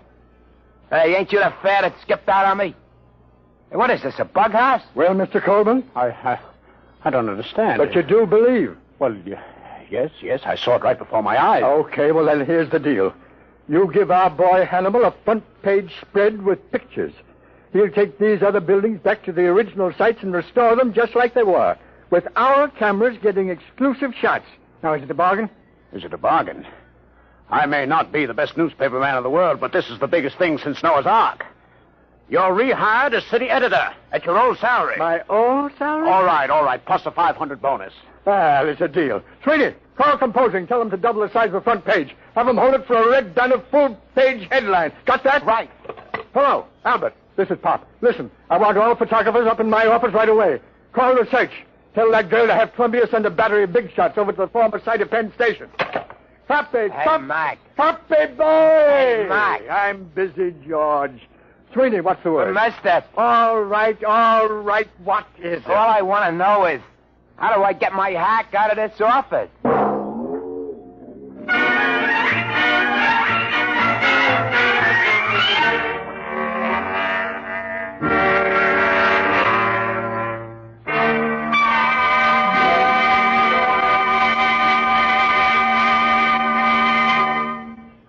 You have just heard another adventure in time, space, and the unknown world of the future. The world of... Dimension.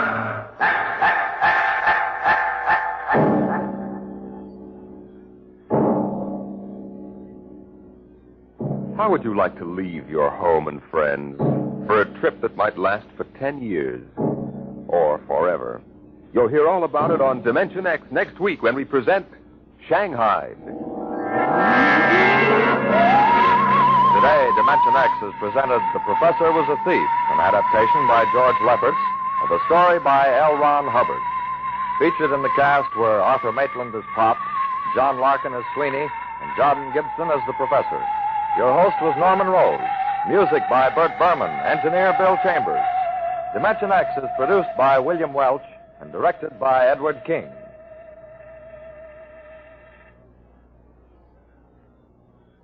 Three chimes mean good times on NBC. Tonight is the time for the premiere of NBC's gigantic Sunday night broadcast, The Big Show. Every Sunday evening, starting tonight, you'll hear an hour and a half of the greatest stars in radio. Performers like Fred Allen, Jimmy Durante, Ethel Merman, Frankie Lane, Meredith Wilson, and many, many more.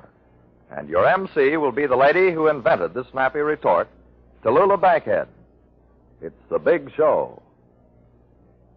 Hear The Big Show later today on NBC.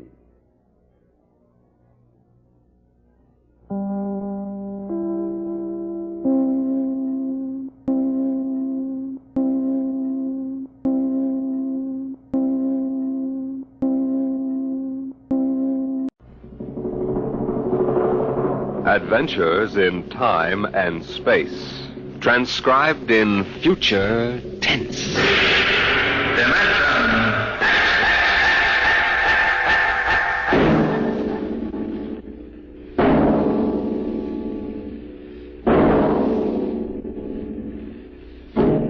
Can you predict what will come in 100 years? Can you see beyond the known dimensions of time and space into the unknown, Dimension X? In 1987, Atlantic Spaceport was established on the site of Old Fort Devon outside of Boston. And as the ships pushed deeper and deeper into space, the time of voyage increased by geometrical progression. It became more and more difficult to persuade able spacemen to sign on for flights which lasted for years, 10 to 15 monotonous years in the cramped forecastle of a deep spacer.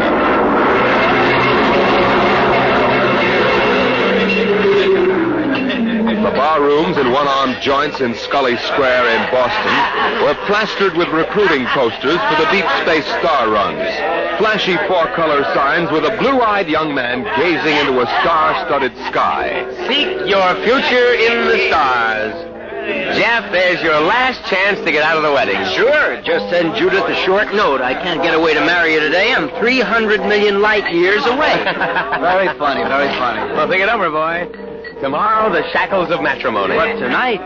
The stars. The mystery of the galaxy. Eat, drink, and be merry, for tomorrow you commit matrimony. Oh, come on. We came here to have a little fun. We might as well be at Mother's Music Hall on Commonwealth Avenue. Please. Ah, the problems of the rich. Hey, Jeff, just where does the coffin fortune come from, I guess it started in Nantucket. My great something or other used to be a whaler. A whaler? There she blows! A dead whale or a stove boat? Watch my trusty harpoon! Ouch! Look out with that fork! Where's the money now? Oh, I don't know. We've got a lot of commercial holdings, mills, import, export outfits, rocket lines, you know. Mere trivia. Hey, why don't we get out of this dump? We could go up to the Copley Plaza. It may be stuffy, but at least the glasses are clean. You're the condemned man. All right, you guys go ahead and get a taxicopter. I'll settle. Meet you out in front. Right.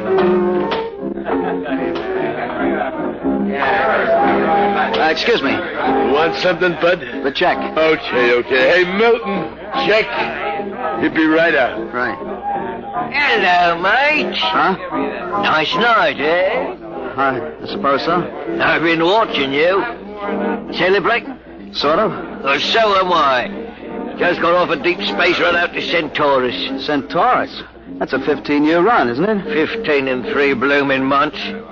How'd you know? You a spaceman? No, not exactly. Hey, barkeep, where's that check? Hang on to your hat, bud. Milton is slow, but he's sure. Fill it up, Charlie. Say, why don't you join me, mate? Here, Charlie. No, thank you, no. Oh, come on, won't take off on Mo. Celebrate whatever it is you're celebrating on me. Come on, pour it, Charlie. Yeah, sure. Well, I guess I might as well. Thank you. Cheers. Cheers. Was that varnish? Charlie's special brand, eh, Charlie? Yes. Hey, look, could you get that waiter out here? I've got to meet my friends. They're waiting what's outside. your hurry, mate? You got plenty of time. Sure. Sit down. Take it easy. You don't look so good. I don't feel so good. Well, here now, you sit right here.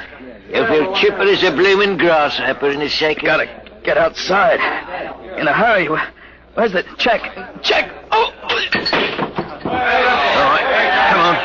Get him out the back before his mates turn up. Grab his other leg.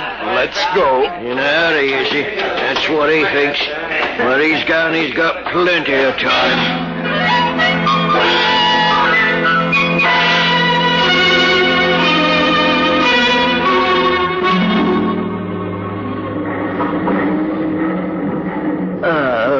All right, mate. Up on your feet. Wakey.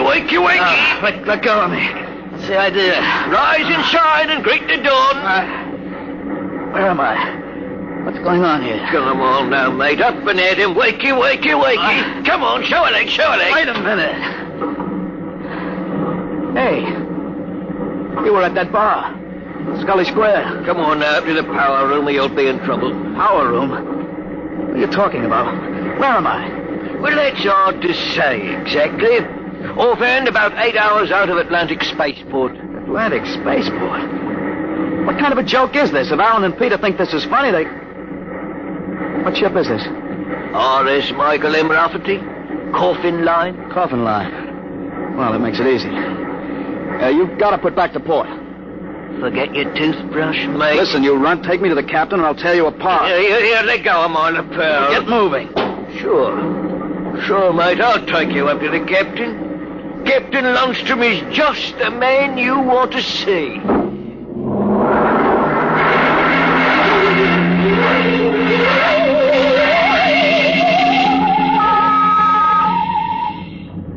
Martin, what the devil are you doing on the bridge?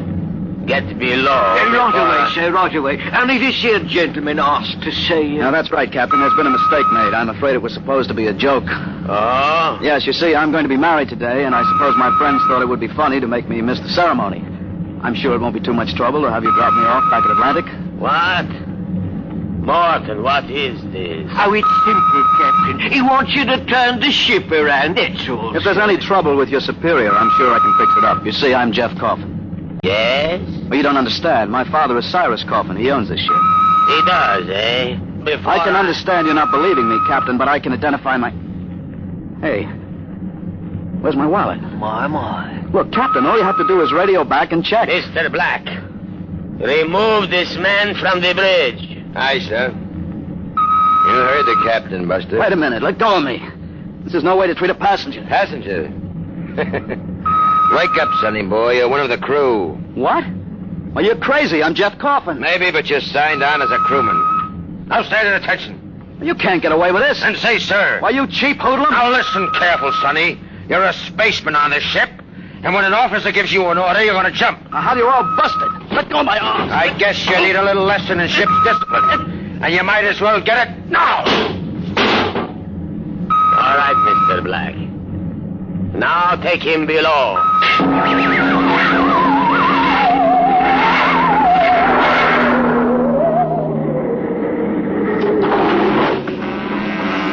All right now, mate.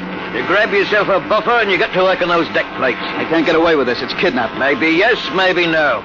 Now get this here deck nice and shiny. We might even see about some grub. I'll be back in 2 hours. And mind you, I want to be able to see my blooming reflection in it. Hey, you'd better get started. I can't get away with this. The law says once you sign on, you're under absolute orders. I looked it up. But I didn't sign on. I was kidnapped. You won't be able to prove it. Come on, mister, please. I didn't get anything to eat today. Give me a break. All right. You run the buffer over it, is that it? Yeah, that's right. Like this. Okay. You sign on? Yeah. I ran away from home. What? How old are you? 16. I'll be 30 when we get back. What do you mean 30? We're headed for Mars, aren't we? Only to refuel. We're bound out to Centaurus. But no, we can't, but that's 15 years... Martin! I've got to get back! It's no use. Getting married, you'll think I'm dead! Martin! Now what's up? You want me to call Mr. Black again? He'll give you what for? No, listen. Now listen, I've got to get back. I can't disappear for 15 years. How is that a fact? Look, we stop at Mars, right? Yes, and you'll be below decks under lock and key. Listen, I can make it worth your while if you get me off at Marsport. Jumping ship? Why, that's real naughty, mate. $1,000. Why, what would I tell me poor old mother in Battersea? $2,000? $5. In advance. What do you mean in advance? I'll bet you're the one that rolled me for my wallet. There's a way. They don't believe you're young Coffin. Maybe I know better. All right? It's a deal? All right. Look, Mr. Coffin, can you take me with you? I didn't realize what it would be like. I'll pay my share. I could work it for you, or maybe borrow money. I couldn't stand 15 years. I'd go crazy. It'll cost you another 1,000. You cheap swindler. Here now, Mr. Coffin. I'm all what stands between you and a lovely pleasure cruise for 15 years. So I'll thank you to treat me with the respect and politeness what a gentleman like myself deserves.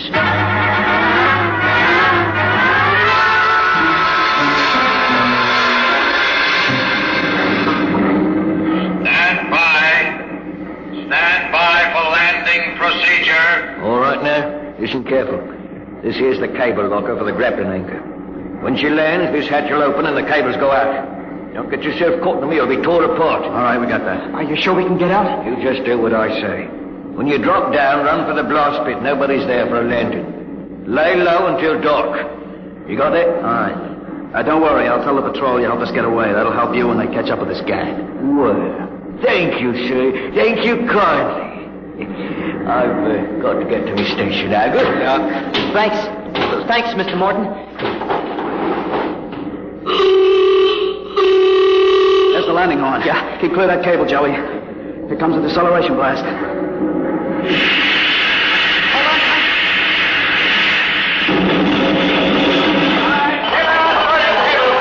There goes the grappling cable. All right, come on. Drop to the hatch. It's about 6 feet. It's clear. Hurry up. Here I go. You all right? Twisted my ankle. It's all right. There's the blast pit. Come on, get going. Yeah. Yeah, we're all right so far. The ship hides us. Here's the pit. Get down so they can't see you. I know how to thank you, Mr. Carpenter. I must have been crazy to sign on that ship. That's all right, Joey. What happened? You ever fight at home? Yeah. Wait a minute. Huh? I hear somebody coming. What? Keep still. Maybe we better look. If we stick our heads over the edge, they'll see us sure. Keep down and keep quiet. I hear him, too. Well, look what we have here. 2 little babes in the wood. You two move and I'll shoot you each once in the belly. Morton, you got good eyes. I told you I saw him come this way, Mr. Black. Jumping ship! Why, that's a terrible thing to do. You double-crossing rat! You got paid in advance, didn't you? Then turned us in. I'll see the port police about this. Yeah? We already turned your papers over to the port police as ship jumpers. Papers? I didn't sign any papers. You just don't remember signing them. We got them stamped nice and legal. It's no use, Mr. Carpenter. We haven't got a chance. My, jumping ship. Well, don't worry, mate. You'll see your girl again in 15 years.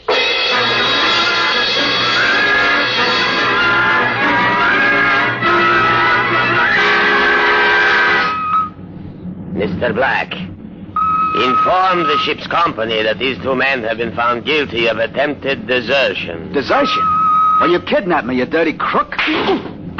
Don't you talk to Captain Lunsford that way. I'm sentencing them to 24 hours hull watch. Take them away. Morton, take him to the aft lock. Aye, sir.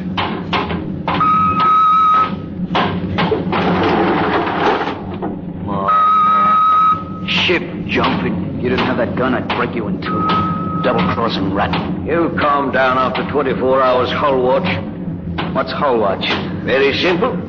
We put you 2 in spacesuits and shove you through the airlock on the end of a line. You sit out there and you watch the hull for 24 hours.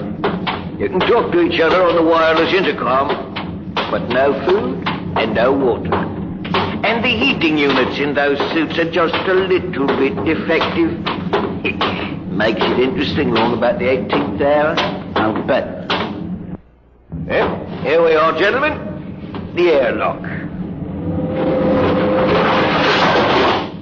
Now, you get in here. You've got 5 minutes to get into suits and we blow you out of the lock. See you in 24 hours. Maybe.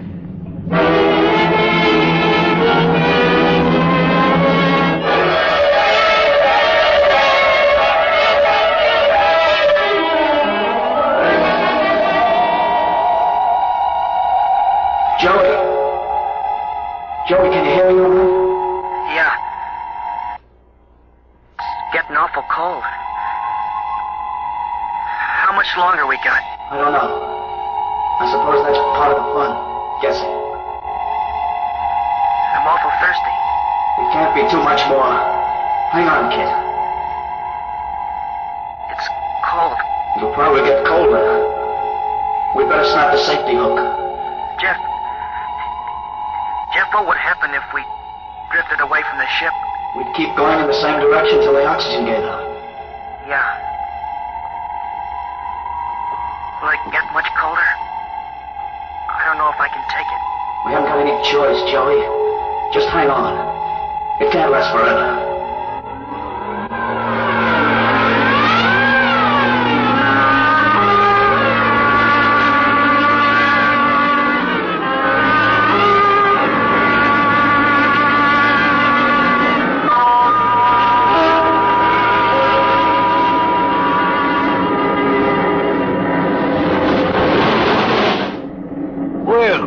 Welcome back to our little home. Water. Hasty? Water. Right here. Here. Slopping like a bloody animal. Joey, passed out. You'll be all right. Help him. Teach your lesson, both of you. Just take my advice and behave yourselves. You've got 15 years to go on this here ship, and you might as well make the best of it.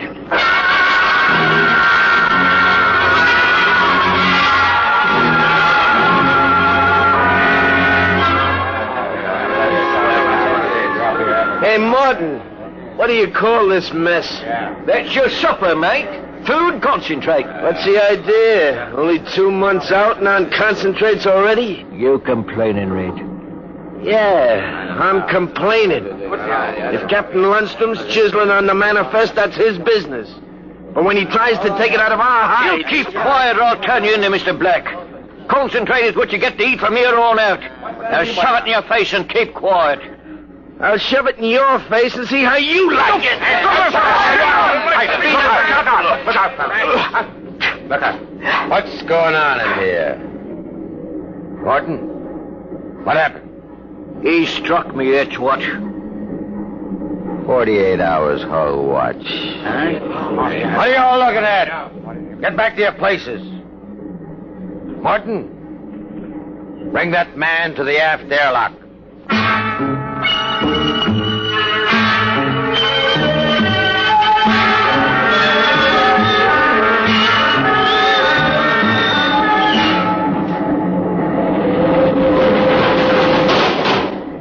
All right, Red. Come on out of there. Your time's up. Come on. You, mate. Go in and get him. Come on, Joey. Gee, 48 hours out there. Unsnap the helmet. Careful. Get it off. Come on now, hurry up. Bring him to. I can't. What? He's dead. Get him undressed. Hang up that spacesuit. He must have had a heart attack. Heart attack. He's frozen to death. Mr. Black will be fair heartbroken. Red was a first-class jet man. Hurry up with that suit. It's cold in here.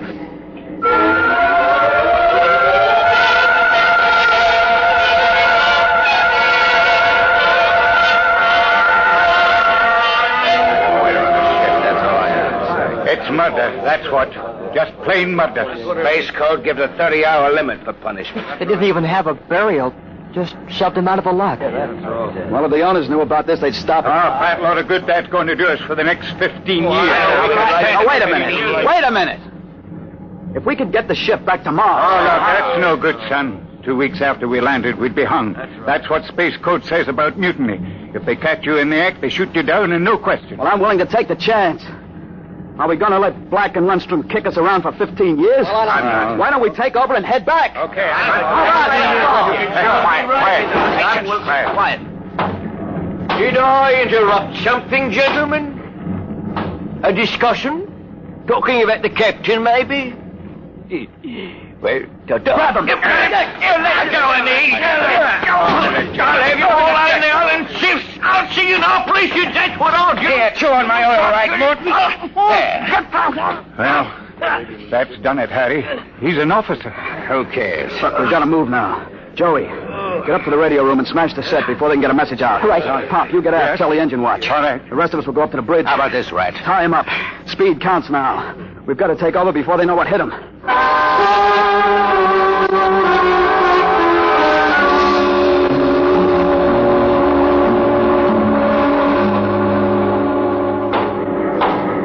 Careful. We've got to surprise them. We'll We'll get him cold. Jeff, quiet. Sparks was sending when I got in, but I knocked him out and smashed the set. We're all right? All right, come on. Let's get up to the bridge. Hey, let's close the hatch. Hey, we're cut off from the bridge. We'll never get through that. They must have found out somehow. Folks will intercom. Black must have turned it on from the bridge. He must have heard the whole thing. Yeah. We better get out of here. Yeah. What'll they do? I don't know. They got all the controls up there. We can shut down the drive, but we can't steer. Dog down the hatch behind us. Well, what next? All right, men. Captain Lundstrom's giving you 1 minute to get them quiet. In a pig's eye, Black! You'll hang for mutiny, every one of you. What do we do now? Quiet. They can hear everything on the intercom. Not if I cut the switch. Gotta get through to the bridge. Well, it's a Mexican standoff. We can't get at them, they can't get at us. What's that? Air leak. The pressure's down.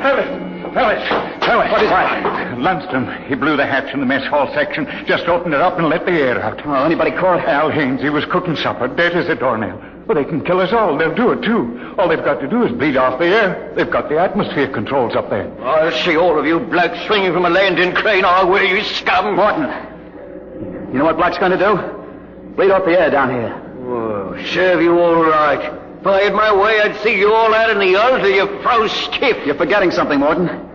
You're back here with us. What do you mean? If Black and Lundstrom blow out compartments one by one or bleed the air off, you'll get it, too. They'll take care of me, don't you worry about that. You think so?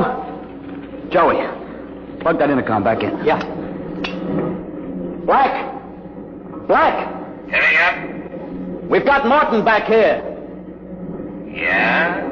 If you try anything on us, he'll get it, too. What am I supposed to do? Cry?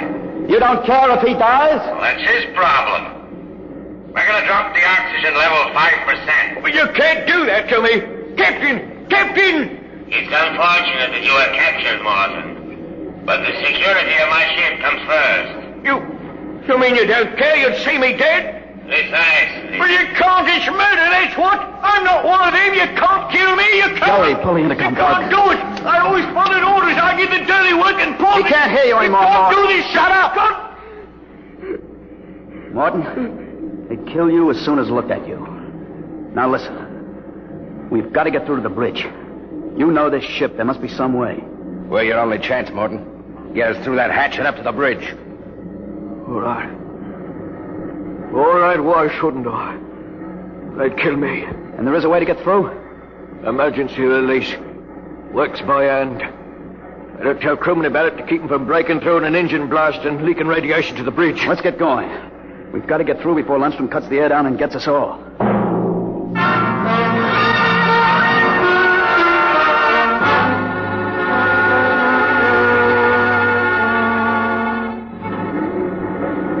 Here's the hatch, Morton.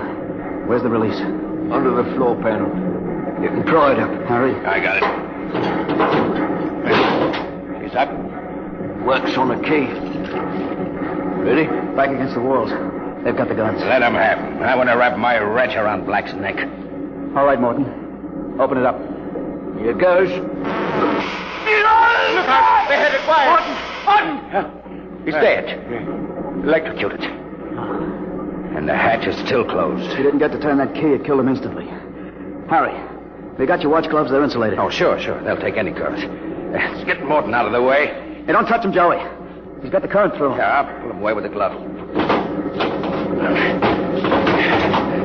All right, now stand by. Here goes the key. Let's go! Get away! Hey, back there! Like this! Grab the gun! Joey, look out! Oh, let go of that gun, Lundstrom. Hold them both. You don't have to worry about Black. I got him square with a wrench. Anybody else hurt? I am.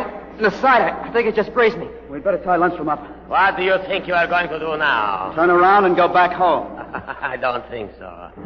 I have burned the navigation tapes, and none of you can recalculate. What? You'll just wander in space till the fuel gives out. You'll die right here on the ship.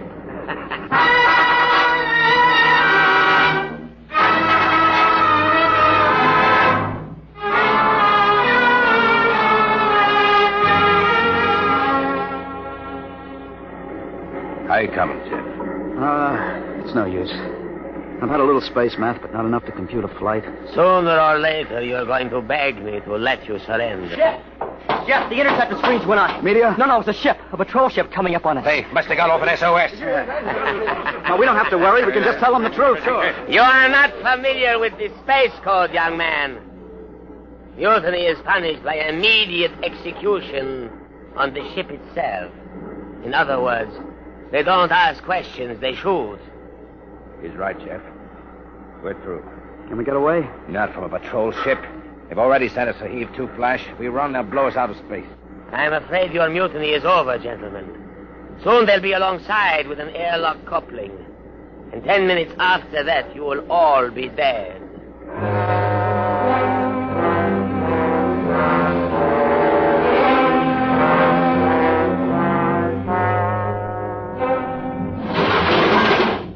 Nobody move.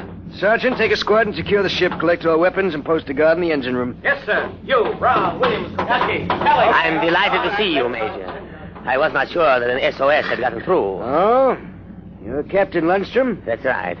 I can swear out the affidavit of mutiny and... I don't think a mutiny charge will stand up, Lundstrom. Not with a relief of command warrant out for you. I think we'll just forget about it. You're under arrest, Captain. Oh, you can't do that. Space code is clear. You recorded my SOS. SOS? Of course. How else did you get here? They sent us after you to get Jeff Coffin. Where is he? I'm Jeff Coffin. We had a missing persons alarm for you, and then when a check is signed turned up at Marsport... Check. That's right. I gave one to Morton to help me get away. And he sold it to a fence for half face value. We traced it back to this ship. Coffin, I've got orders to escort you personally. We're taking you back to Earth, son. Major, can I send out a message? Of course. Oh, that reminds me, I've got one for you. From your fiancée. Oh? She said to tell you that she didn't object to a bachelor party in principle, but she did think 6 months was stretching it a bit.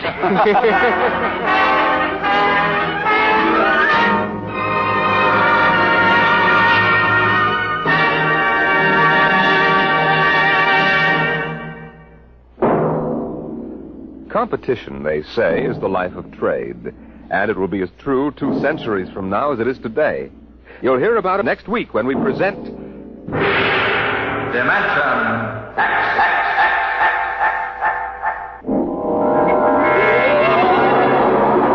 Today, dimensionx has transcribed Shanghied, an original story by Ernest Kenoy. Featured in the cast were John Sylvester as Jeff and William Griffiths as Morton. Your host was Norman Rose. Music by Bert Berman. Engineer Bill Chambers. dimensionx is produced by William Welch and directed by Edward King.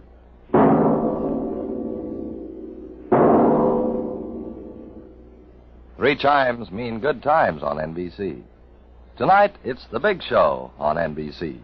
Your stars will be Groucho Marx, Ezio Pinza, Jane Powell, Fanny Bryce, Frank Lovejoy, Meredith Wilson, and many, many more. Supervising the hour-and-a-half Big Show will be MC Tallulah Bankhead. Incidentally, when unpredictable Tallulah meets unconventional Groucho, look out. It's The Big Show every Sunday on NBC. Now the Quiz Kids, and later hear Tallulah and The Big Show on NBC.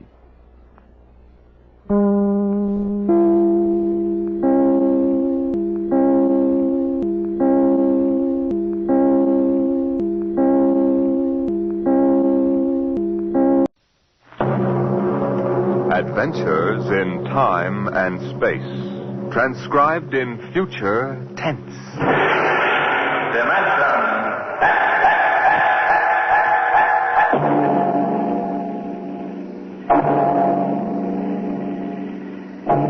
Can you predict what will come in 100 years? Can you see beyond the known dimensions of time and space into the unknown, dimensionx?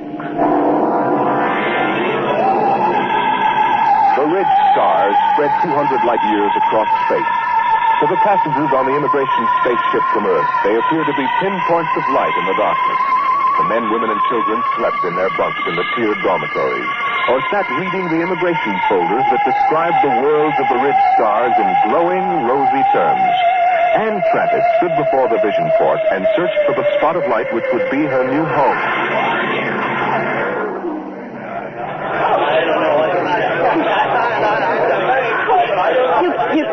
tell which is which, can you? Well, I asked the steward for mine. There it is, you see? That nice, bright little star up in the left-hand corner. That one? Yes. Alpha 3. I'm going to meet my son there. He sent for me.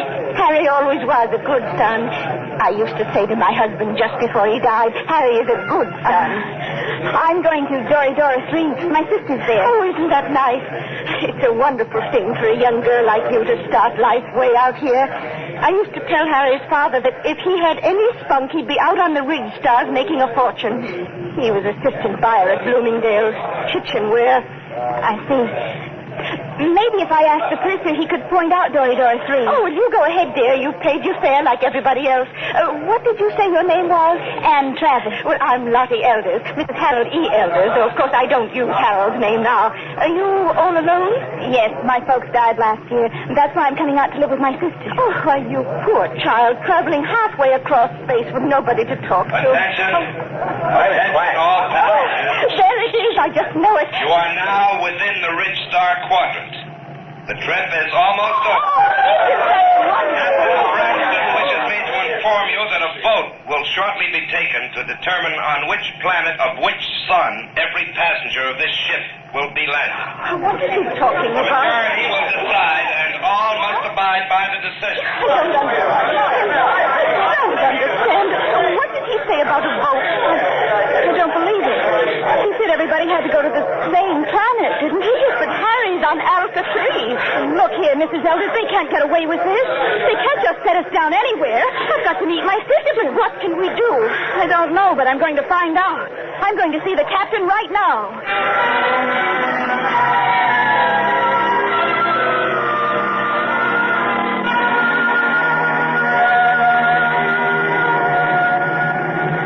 Landing manifest 12436. Cargo holds 1 through 12 at premium rate, including...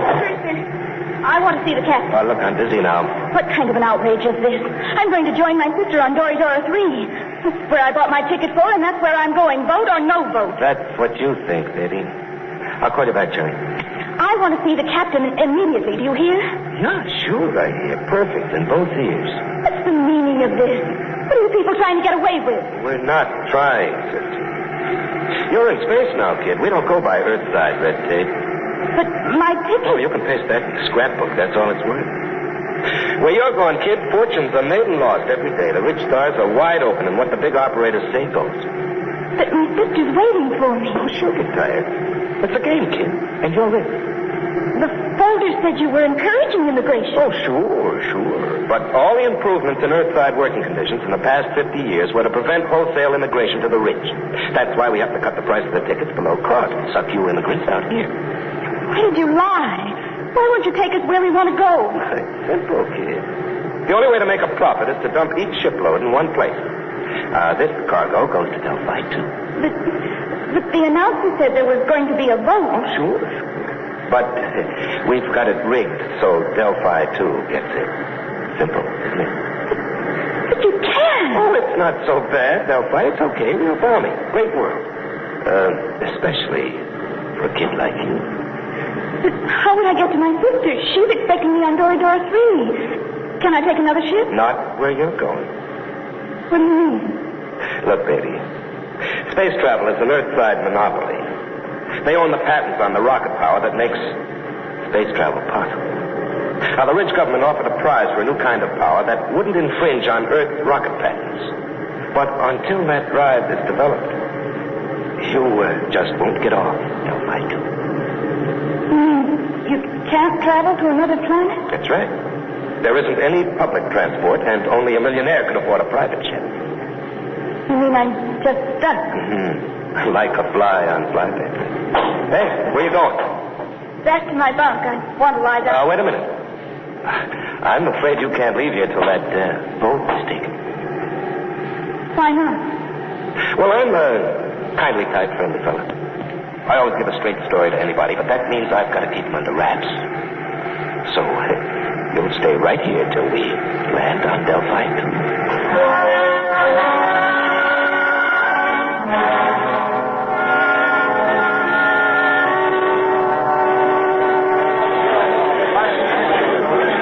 All images who have not been cleared will please report to the inspector under the first right. I looked all over for you. They kept me in the Christmas cabin. Mrs. Elders, what shall we do? I'm sure I don't know. Harry, he's my son, you know. He'll be just a friend. I know. Attention. Any immigrants not cleared to the proper line in 10 minutes will be indefinitely detained. Oh, dear, I haven't been cleared yet. Oh, well, you'd better go then. I'll wait for you right here. Oh, be sure you do, dear. I'm so frightened. Oh, which way do I go? Oh, the ink line is over there, see? Oh, I don't have my distance glasses. You will wait for me, dear? Yes, right here. Go along now. All right, you. Come on. Who are you? Never mind. Come on. Grab her, Al. Come on. Let go of me. What's the idea? Let go. Get her. Who are you? Let go. Let go. We can't take any chances, Al. Put her out, right?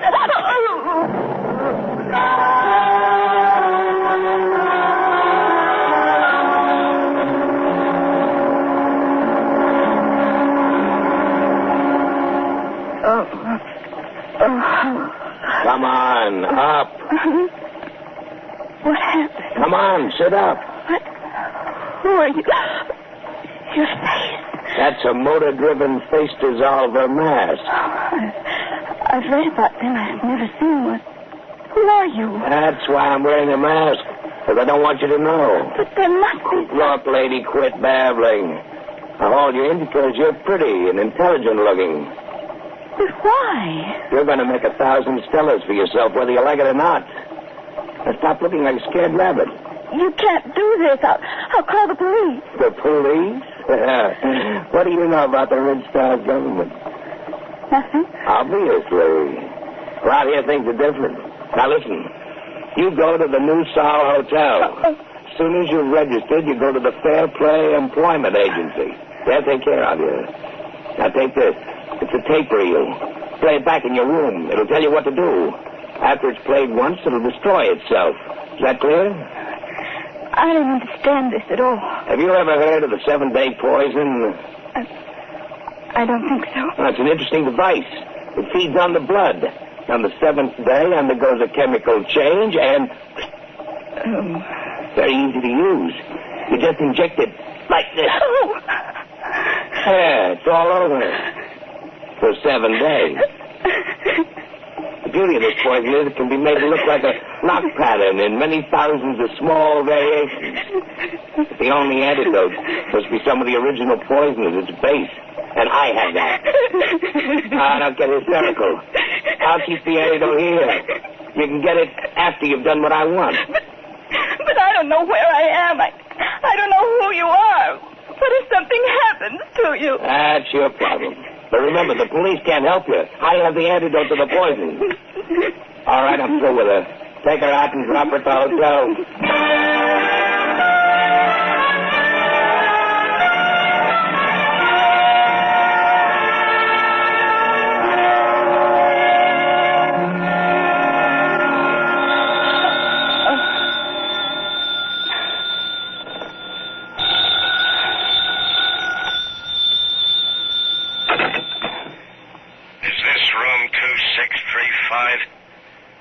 Yes? And Travis? Yes? Who is this? Play that tape reel and get started. We'll be watching you. Hello? Hello? Hotel New Sol desk. Can I help you? I was cut off. Someone was speaking to me. I'm sorry, there was no incoming call on your line. Can I help you? No, never mind. Better play that tape. Guess you push this button. You will find in your purse a full cigarette case. Half of the cigarettes are doped. Tomorrow, you will be hired as private secretary to Arthur Blord. When you're alone with him, you will give him one of the cigarettes. The case ejects 2 at a time. The outer one is doped. When he's unconscious, push the brown knob on the case.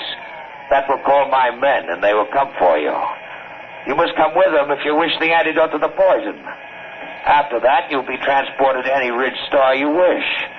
As soon as you've played this reel, go to the Fair Play Employment Agency. There's no time to waste. Tomorrow, the 7-day poison will have only 6 days to go. Now that the reel is finished, it will destroy itself. Why do they have to pick me? Oh, so sweet. He's got 7 days.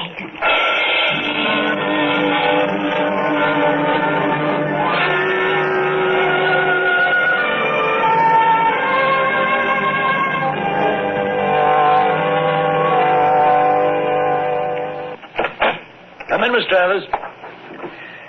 Well, everything seems in order. I must verify one thing. Yes, Miss Margerson? You did arrive just yesterday on that immigrant ship from Earth. Oh, yes, sir. And this is your first job, not only on Delphi, but on any planet other than Earth. Yes, sir, that's right. We'll check that, of course. In the meantime, we can go up to see Mr. Blord. You'll be his private secretary. This way, please. Did you say... Did I say what? Never mind. Nothing. Have you heard of Arthur Blord before? Not exactly. You would if you'd been in the Ridge Stars longer. Amazing man. Amazing. We'll wait here for the elevator. He must be very important. Important? There are names out here that they've never heard of back on Earth, and the greatest name is Arthur Blord. Really? In less than 10 years, he's made himself an astronomical fortune. Astronomical. Here we are. After you. Penthouse. What's he like? You'll see. Very dynamic. Sharp. He outsmarts the big shots, the planetary operators. They exploit whole worlds.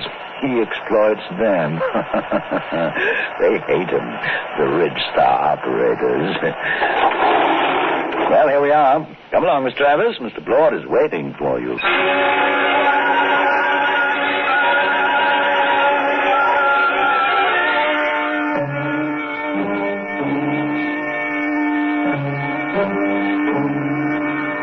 Mr. Blord, this is Anne Travers, her record and references. Not interested. You check them. Margerson, get out. Yes, Mr. Blord. Ready, Miss Travers? Yes, Mr. Blord. Take this dictation. Chromium field on Transion 4, value 100 billion stellars. Just plain slugging. Let somebody else do it. Trigona 7. Forest, all treasure wood, priceless. Dennis Carey, operator, hard, cruel, brilliant. Should be interesting.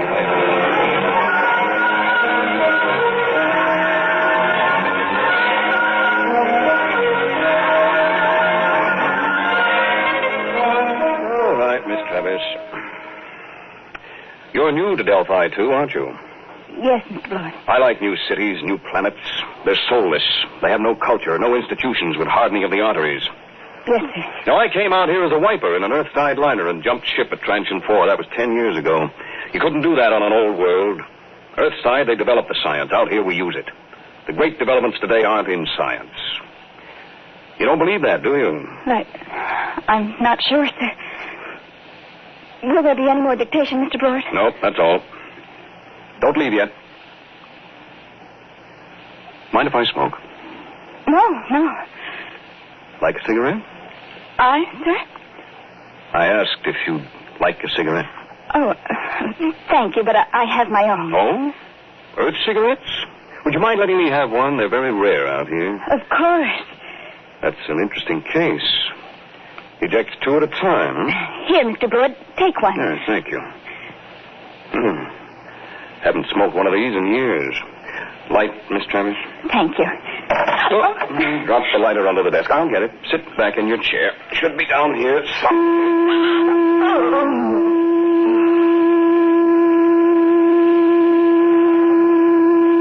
Miss Travers. Miss Travers.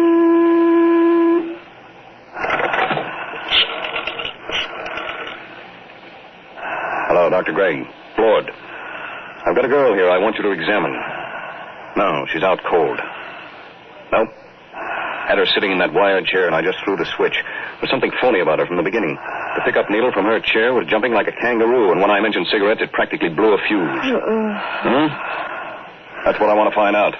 Why she should be carrying doped cigarettes. I want her examined.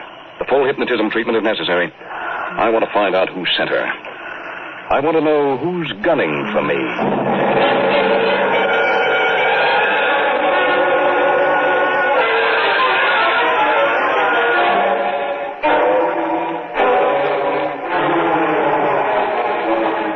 There Lord. That's the best I can do, short of a full-length narco-analysis. You sure about that 7-day poison? Absolutely. She's got less than 6 days. And she was right off the immigrant ship. This is the first time I've had a plant. Somebody found out I hire 'em fresh from Earth. I've got her memory track on that face dissolver mask. It was Delaney. I thought so. But he isn't working alone. It's that gang working for the prize on the new space drive. I got into the competition 2 weeks ago, and I guess they're afraid of losing the money they've put into research. What about this kid? She's got 6 days to live, and I wouldn't take any bets that they try to save her if she doesn't deliver the goods. They wouldn't even save her if she did. Delaney wouldn't want witnesses. Doc, set everything up the way it was before she went under. What are you going to do? I'm going to let them take me. Wait a minute. They're liable. I know what they're liable to do, Doc. You take care of the girl and leave the rest to me. Okay. It's your funeral. Maybe. Now, let's revive Miss Travis. You set up the projectors. Come on, up to it.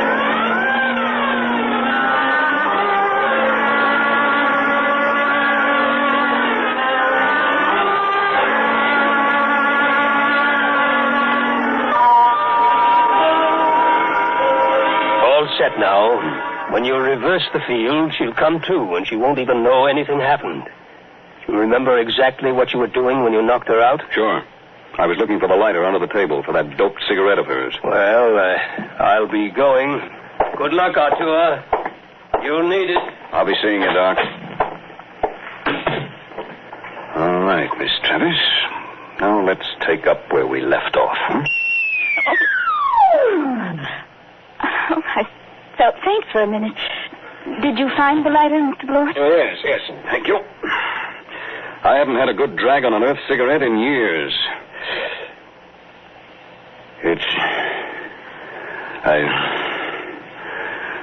Stronger than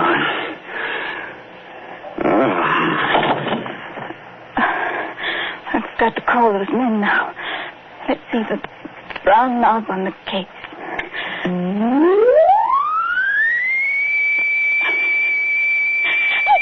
I didn't want to hurt him, but what can I do?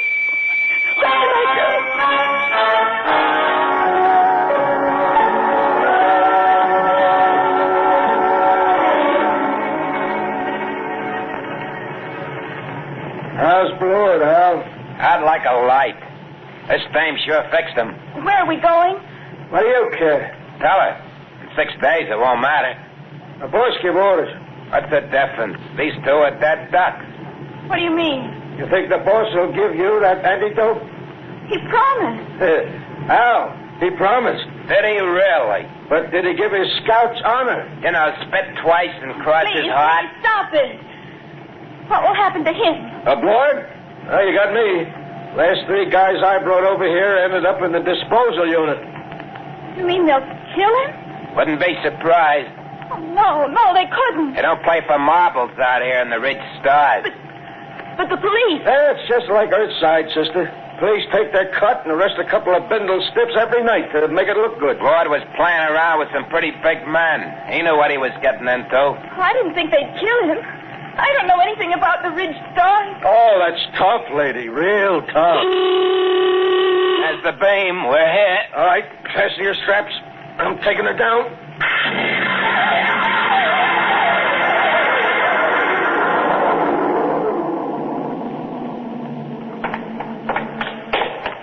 Where are we going? You're on Delphi 1. What is this place? A private estate. Very private. How you coming with Blord, Al? She's happy. All right. We stop here. I gotta spring the voice lock. Combination. 1, 3, alibi. Peter, uranium. Repeat. These things never work. 1, 3, alibi. Peter, uranium.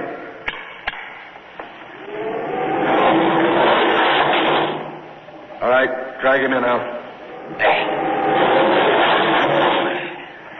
Where do you want him, boss? Clamp him in the chair. Give me a hand, will you? Yeah. All right. Get his feet straight. Now throw the clamps. Inject the key stimulant. Right, boss. Tear off his sleeve, Al. All set, boss. Do we have to keep on the masts? I got a cold. No, I think we can do without them. Shut off the power. There we are. He's coming, too. Delaney. What am I doing here? I think we can get down to business, Lord. We represent 90 companies.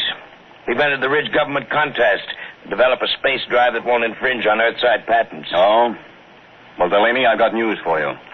Unless one of you has a power drive that's 25% faster than an Earthside rocket, you're licked. What do you mean? You must know, Delaney, you said... Quiet. Can't you see he's trying to get us arguing? When I heard some of the low speed you boys were using... Shut up! All right. You have the floor, Delaney. 2 weeks ago, you entered the contest. We know your reputation. You can't afford a failure. Your whole financial structure is a bluff. We know you have the drive. Lord, you better save time.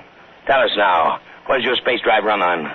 Twisted rubber band. You'll force us to extremes, Lord. All right, take that girl out of here. No, let go of me. You can't kill him. I didn't know you tricked me into getting in Get here. her out. Come on, sister. Let go. Oh, all right. So you want to play rough?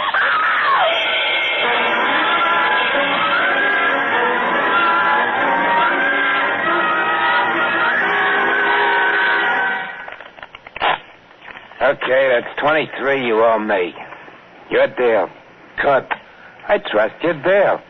Oh, she's coming too, Al. That's nice. Deal from the top. Did they kill him? Who knows? You want the top card? No, neither do I. Where is he? In there. They'll let him go, won't they? They've got to.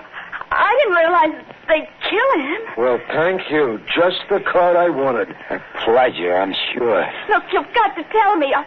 Are they going to kill Mr. Blord? Look, lady. A, you are interrupting a very important card game. B, you're better off if they do kill Blord. Let's face it, kiddo. You crimped him good. Crimped him? You think he's going to like you for doping him and getting him into this mess? Blord's a tough guy.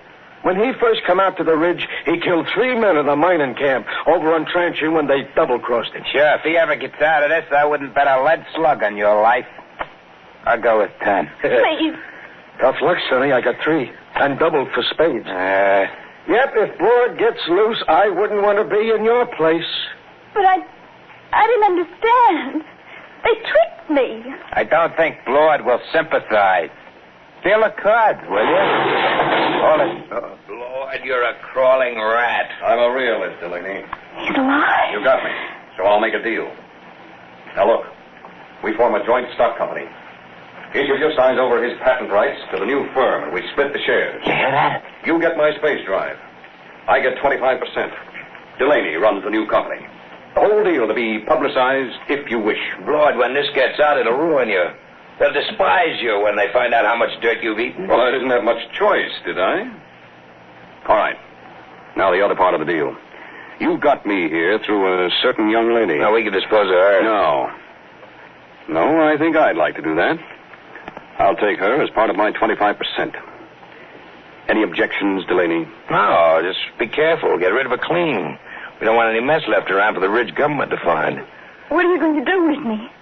You promised Did I? Get rid of her, Blord. Only make it clean.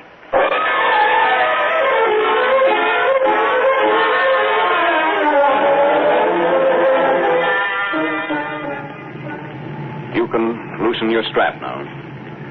We're on automatic. Where are we going? Back to Delphi 2. I didn't understand what they were going to do. I know. I didn't realize. I'm sure you didn't. Miss Travis. What are you going to do? I'm going to pay you off. Let go of my arm. Let go. Let go of me. Shut up. What are you screaming about? Now hold still.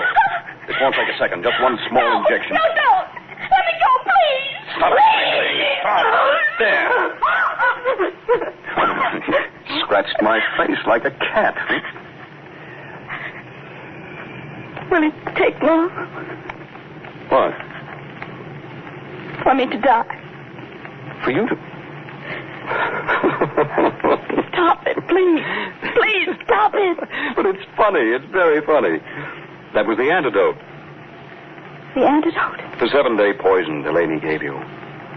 I got it from him before we left. Young lady, I knocked you out in my office and had your mind examined.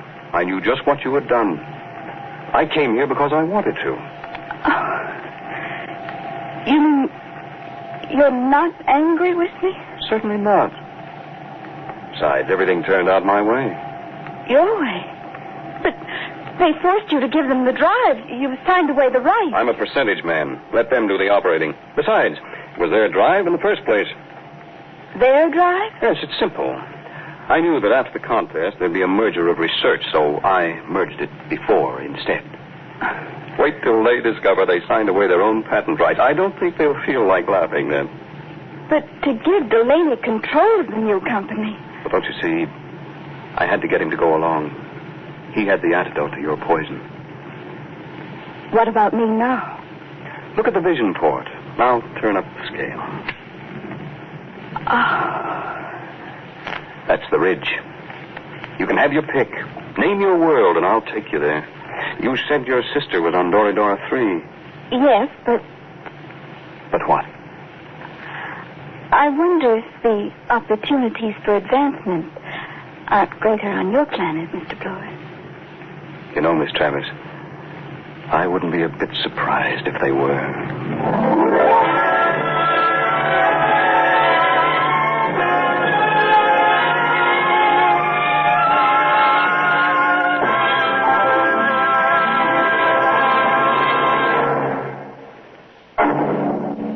How would you like to live in a world no larger than a single gigantic rocket ship? You'll find out more about it next week on...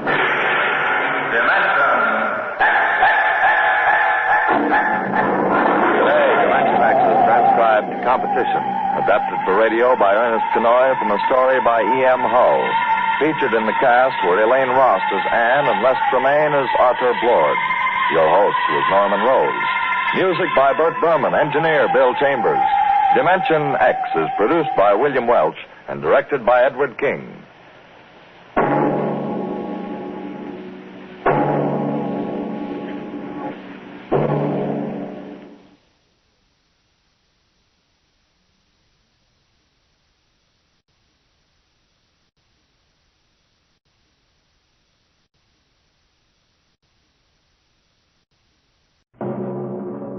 Adventures in Time and Space. Transcribed in future tense.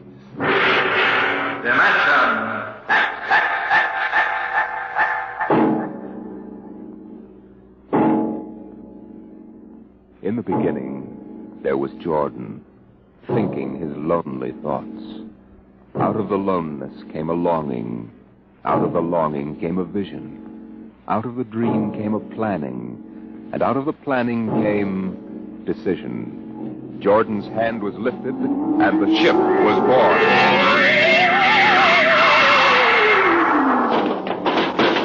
You, look out! Are you all right? Yes, it missed me. What was it? A mutant with a slingshot. I think it dashed down that passageway. You want to go after it? We'd never catch it, Alan. It's probably 12 decks above us by now. I didn't think they ever came down this far. Patrols usually get them before they reach this level. They get more daring with each generation. This one looked like a female. Male or female, it might have killed us. I told you this trip was pure foolishness. Climbing 24 deck levels to hear a crazy old man rave. We're almost there now. Compartment X15, level 24. This is the place. This area smells as if it hadn't been visited by a sanitation crew for generations. Part of the ship is almost deserted.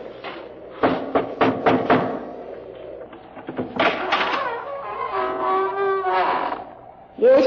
This is the compartment of John the Witness. Who are you? My name is Hugh Hoyland. I'm a cadet from the scientist barracks. This is my friend Alan Mahoney. What do you want of John the Witness? Only to talk. Are you a believer in Jordan? Naturally. I have heard that there are those among the younger scientists who doubt the word of Jordan. To doubt is death. We're not heretics. Enter. I have brought a gift of tobacco, grown on the richest level. It smells good. I assure you it's the best. Wait here. What a rat's nest. What the devil do you think he can tell you? I don't know. Now, hush.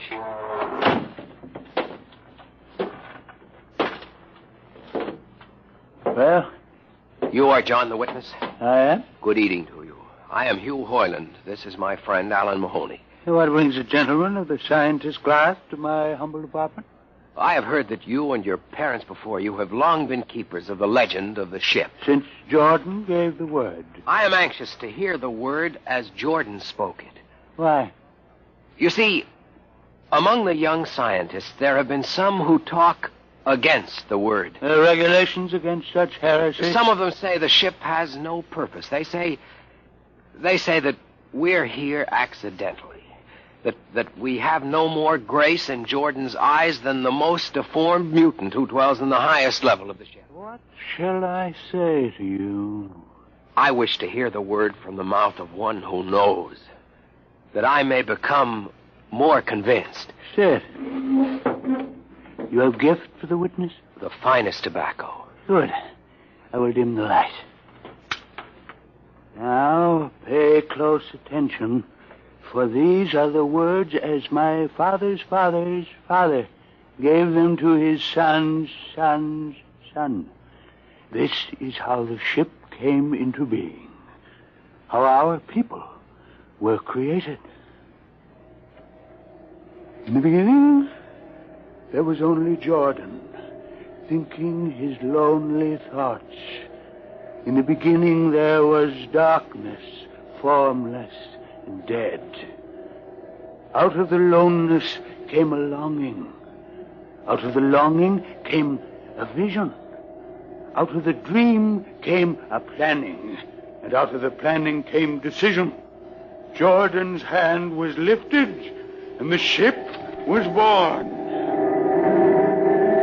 Mile after mile of good compartments, tank after tank for golden corn, ladder and passage, door and locker, fit for the needs of the yet unborn. He looked on his work and found it pleasing, meet for a race that was yet to be. He thought of man, and man came into being. Then Jordan checked his thought and searched for a key. Man untamed would shame his maker. Man unruled would spoil the plan. So Jordan made the regulations, some to speak and some to listen. Order came to the ranks of men. Crew he created to work at their stations, scientists to guide the plan. Over them all he created captain, made him judge of the race of man. Thus it was in the golden age.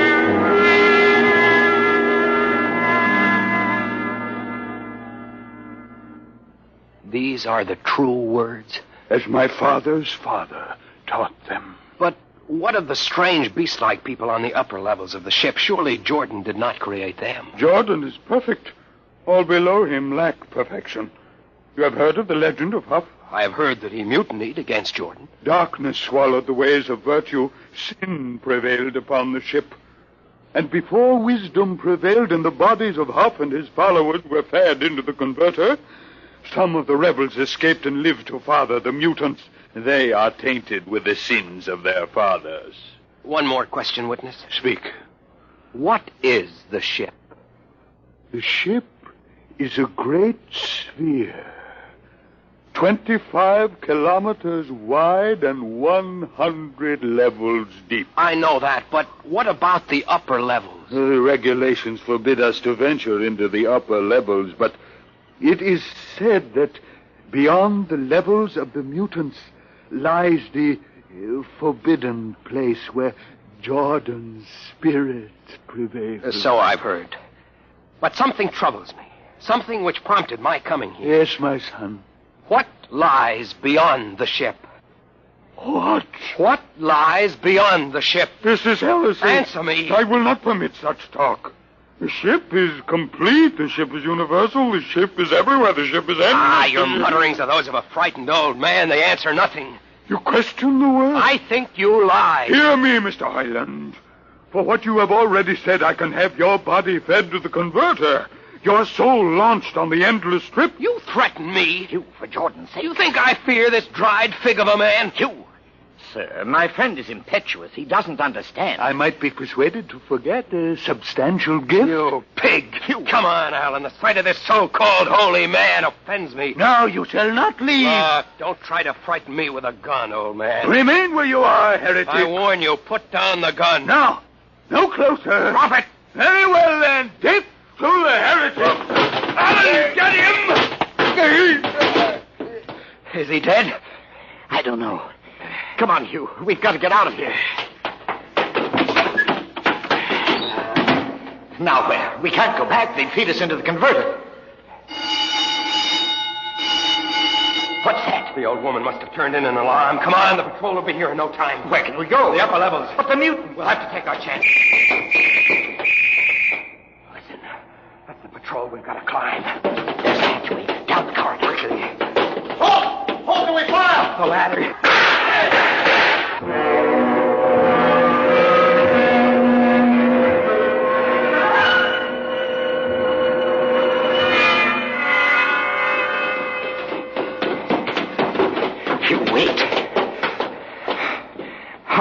From the outside wall. Judging by the slope of the deck, about 2 miles. Mutant territory. Come on, we'll try this passageway. Hugh. What? I don't know. I feel as if we're being watched. It's your imagination. Perhaps It's only a ship's rat. Get a grip on yourself. It's as big as a dog. Come on. I can't drag myself much further. We've got to find a compartment with water. Oh, if only you hadn't asked him that stupid question. There's no use going over that. Why did you do it? Why? Alan, I've been thinking about it for a long time. And when he began to give me those stupid pat answers, well, I just saw red, I guess. But who are you to question the ways of Jordan? When you asked me to go with you to visit the witness, I thought you wanted spiritual help. I never dreamed I'm sorry, Alan. I couldn't foresee this. I didn't know it. Wait a minute. Now what? Another shipwreck? No. I thought I saw something move. Near that bulkhead. I didn't see anything. Maybe my eyes are going bad still. Listen. You man! Alan, look out!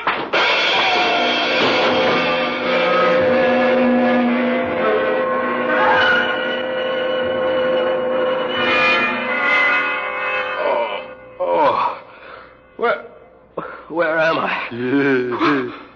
What are you? Get away from me! Alan! Alan! Look out for that knife! Stay away from me! Alan! Alan! Don't kill him, Bobo.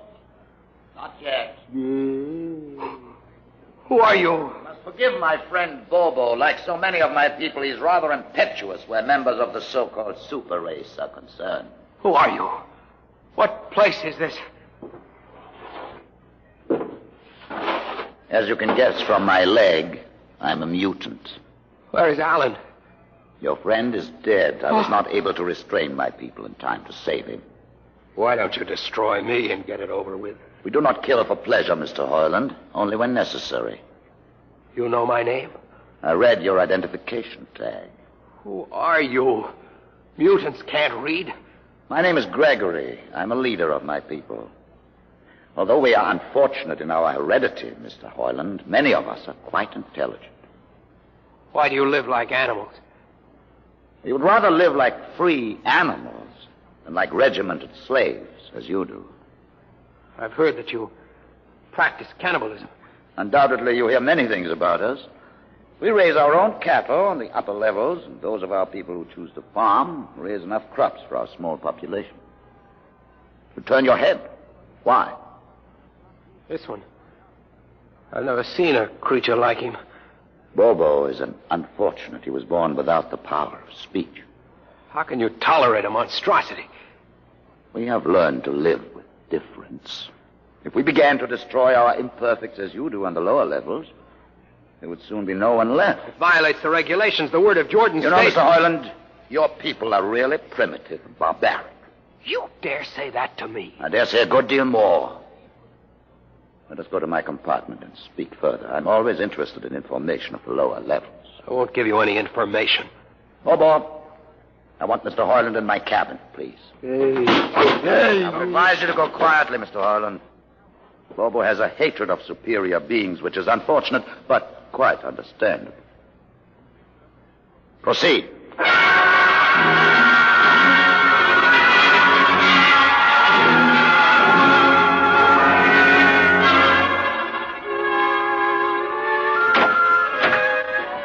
Enter, Mr. Hoyland. This is where you live?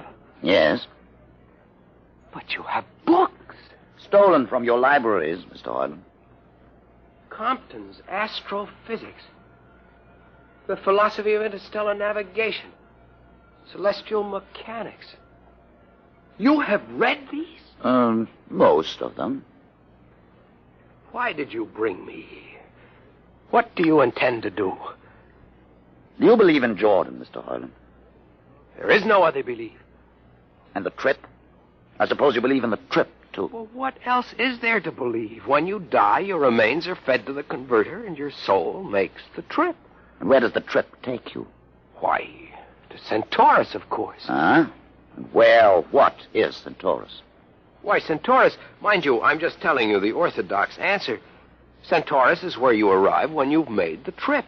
A place where everything is happy, and everybody's happy, and there's always good eating. It's mythological, of course. And you believe this?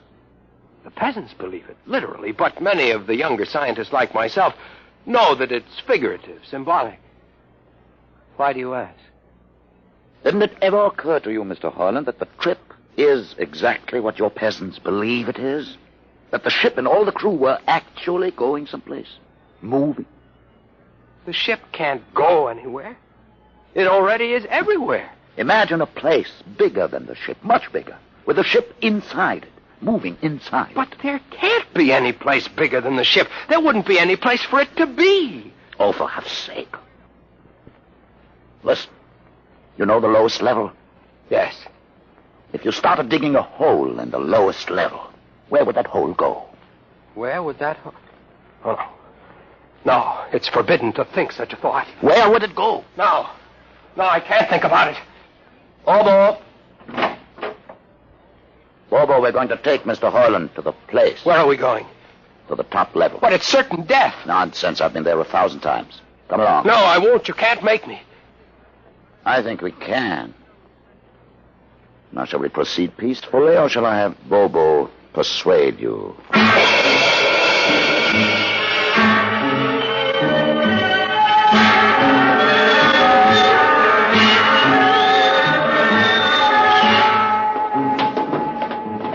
Open the door, Bobo. Inside.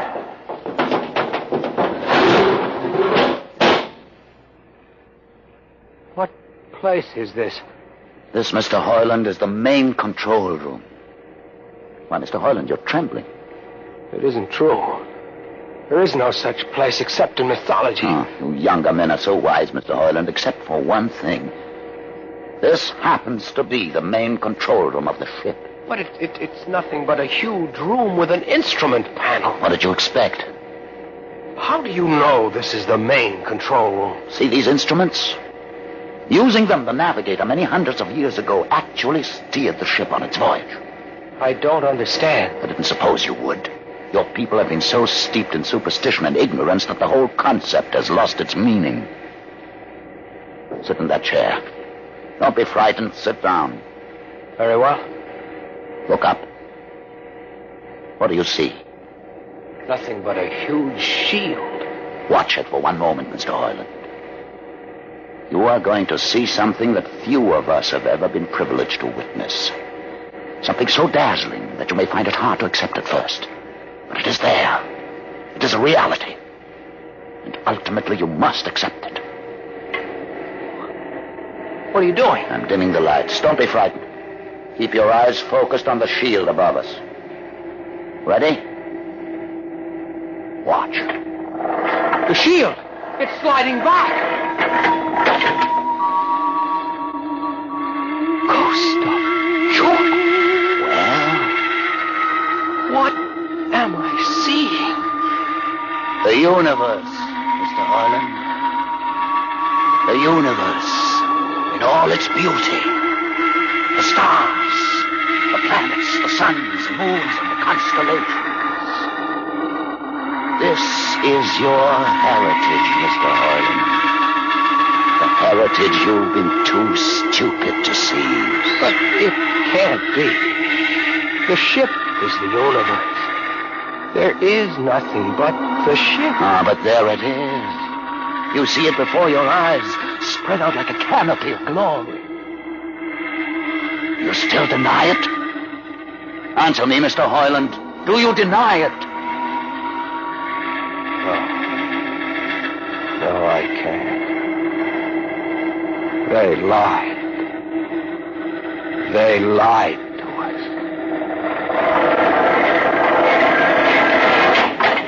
Good.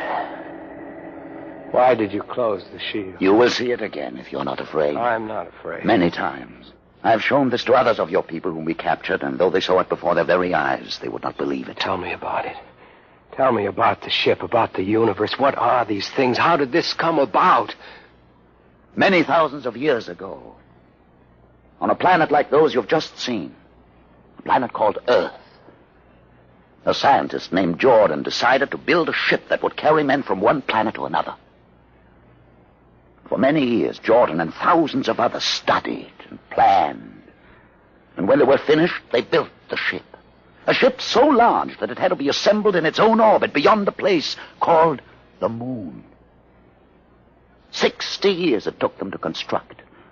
And when it was finished, a whole new science had been conceived. Then the trip was begun.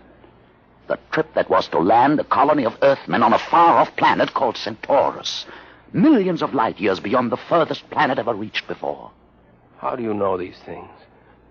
Among my books are the log which Jordan himself kept, and the records of the journey for the first 40 years. What happened? There was a mutiny.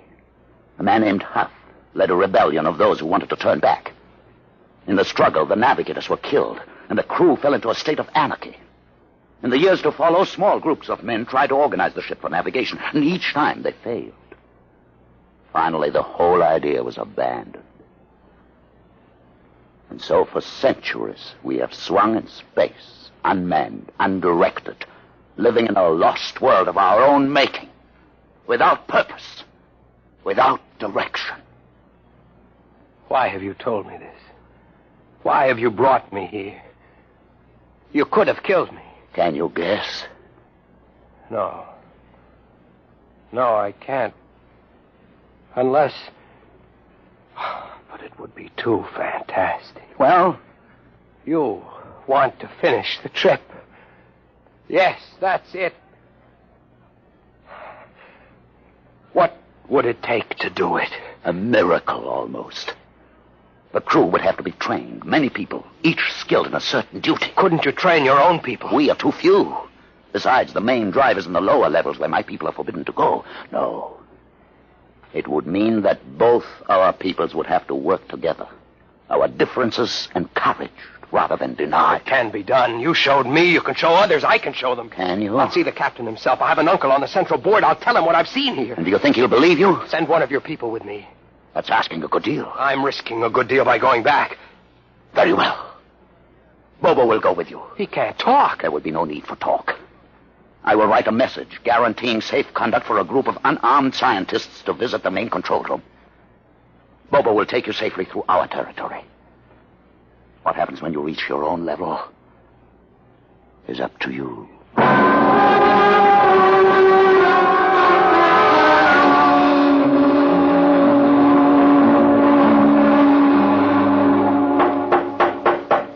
One moment. Yes, what you... You. Quick, Uncle, let us in. But this mutant... He's harmless, please. No. What is this? You're wanted I know all about that. Listen, Uncle, I must see the captain. The captain? Are you mad? You're a council member. You can get me to see him. They'll kill you. You're wanted for heresy. I don't care. I must speak with the captain. You're close to him. You can arrange it. I don't understand why... Uncle, listen to me. The ship is moving. I can prove it. Do you understand? There is a purpose in the ship. I don't understand what you're babbling Never about. mind. Just talk to the captain. Tell him I have information of tremendous importance. Tell him I've arranged a truce with the mutants. A truce? Here, show him this paper signed by their leader. Do it, Uncle, for my sake. I don't know. Please, Uncle. If I'm to die, let this be my last request to you. Very well. I'll speak to the captain. I'll try.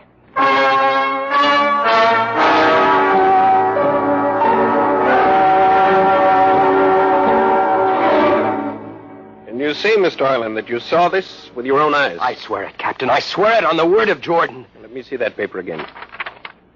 What do you think, Commander Erst? I don't know, sir. It might be a trick. I guarantee you safe conduct. If these things are as Mr. Heinlein reports them, it would pay to risk a few lives. The man is a convicted heretic. Still, we mustn't discount his word entirely. He has a safe conduct.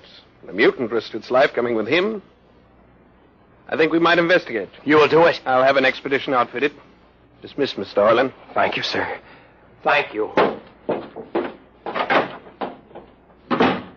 Captain, do you... Commander Erst. Sir. You'll make the necessary arrangements for an expedition. I trust you understand. Perfectly, sir. Perfectly.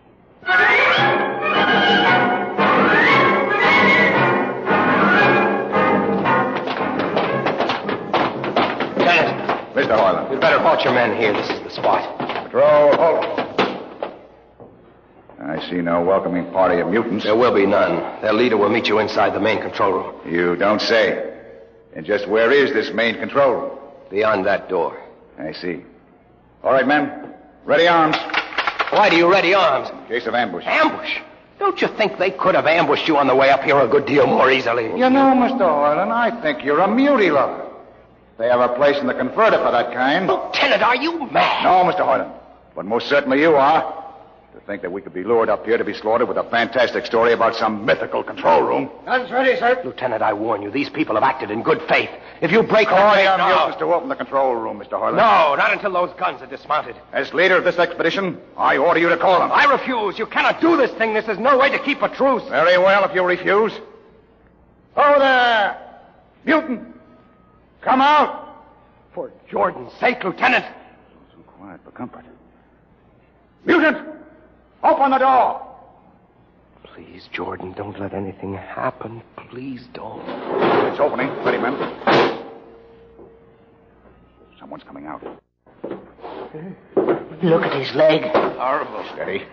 He's walking toward us. I can't stand this. Look out! Gregory! No! You fools! You've killed him! Here come the rest of them. Fire!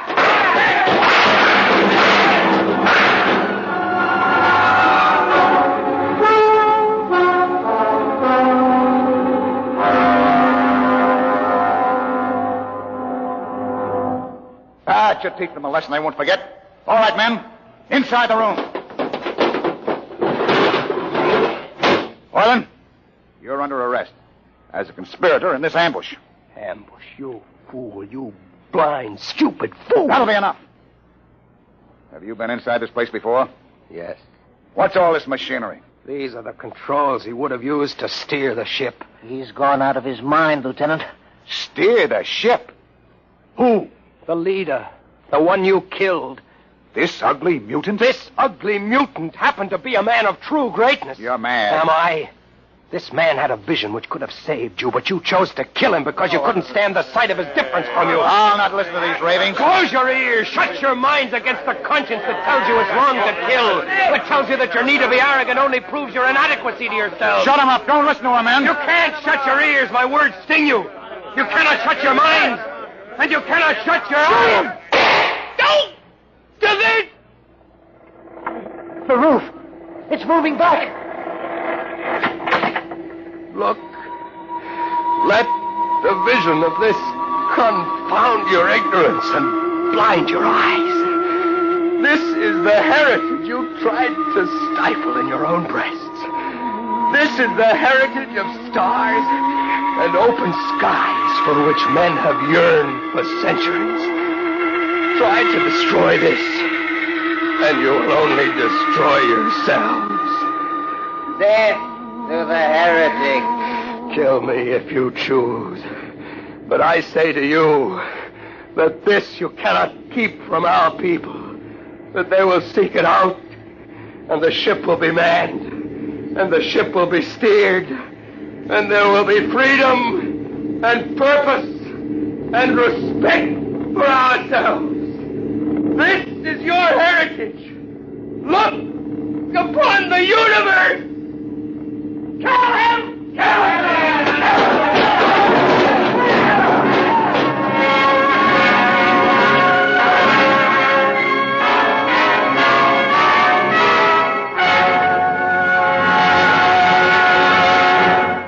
You have just heard another adventure into the unknown world of the future. The world of...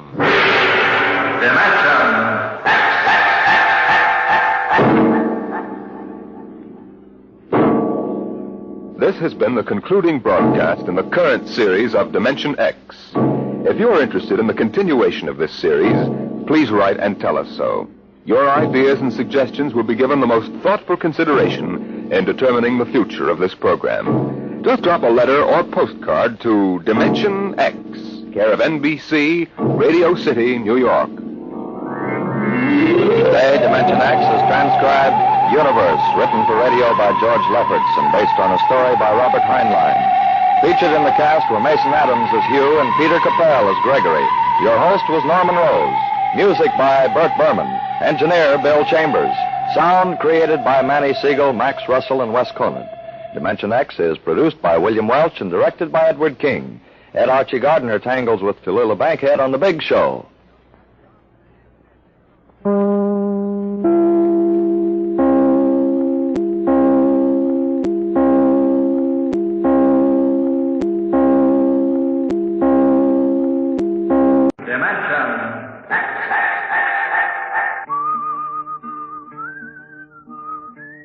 This is the story of Riesling, the singer of the spaceways. You've probably sung his songs in school, in English, French, or German. The language doesn't matter, but it was an earth tongue. But the real story of Riesling is not found in the footnotes of a scholar's critique or a publisher's biography. It is in the memories of the old-time spacemen, the pioneers who pushed the thundering old-fashioned rockets to the far, strange ports that are our commonplace heritage. These men know the true story of Riesling. The arching sky is calling spacemen back to their trade. All hands stand by, free falling, and the lights below us fade. Outride the sons of terror, far drives the thundering jet. Up leaps the race of earthmen, out far and onward yet.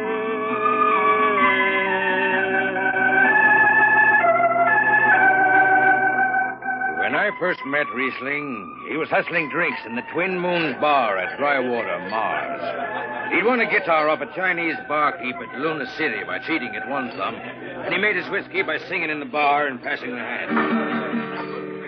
Listen to her, Hertzman. Don't she strum pretty? Like a 16-year-old gal.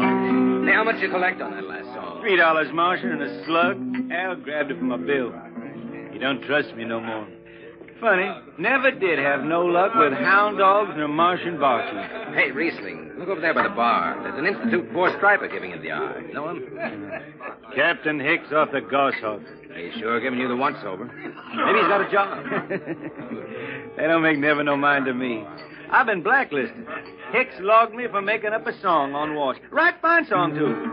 Hold it. Here comes the brass arm. Riesling, I've been looking for you. I've been right here, Skipper. You saw to that. I need a jetman on the Goshawk. Interesting. Real interesting. Well? I got news for you, Skipper.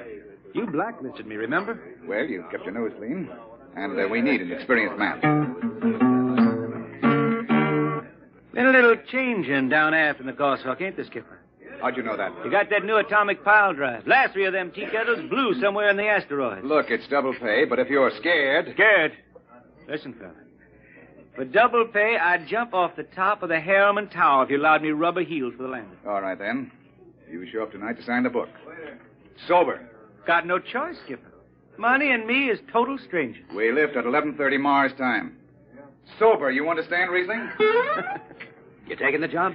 Well, that goshawk is one stinking old tub. Her engine's got more bugs than a beagle dog in spring.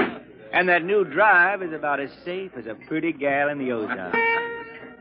But I reckon she'll do for one more trip.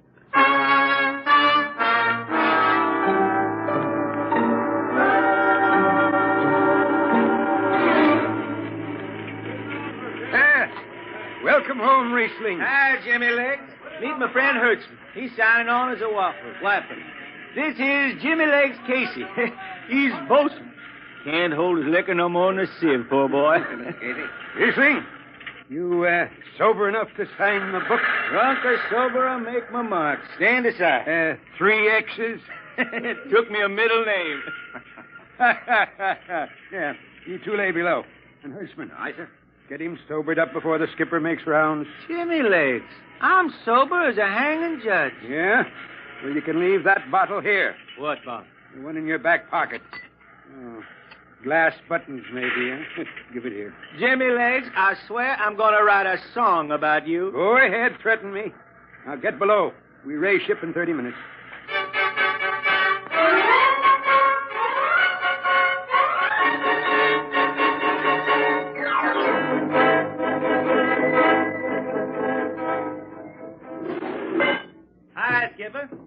Riesling, what the devil are you doing up here on the bridge without permission? Figured I'd take a little stroll. Riesling, get below before I have... Hold on, Skipper. You'll have that gold braid just crawling up your arm. I'm up here on business. Well? That number 2 jet ain't fit. Cadmium dampers are warped. Why tell me? Tell the chief engineer. I did. He says they'll hold. Well? He's wrong. He's wrong. He's got a Harriman Institute degree in power electronics. And some drunk space rat says he's wrong. Skipper, I was damping jets when that shirt-tailed tad wore pins for buttons. I've got no time for you, Riesling. Casey, sound takeoff. Aye, sir. I'm telling you, Skipper, that number 2 jet's gonna blow. Dampers warped crooked like a turtle's back. Riesling, drag your deadhead out of here. Get below. Go ahead from the control tower, Captain. All right, Casey. Fire 1 and 4.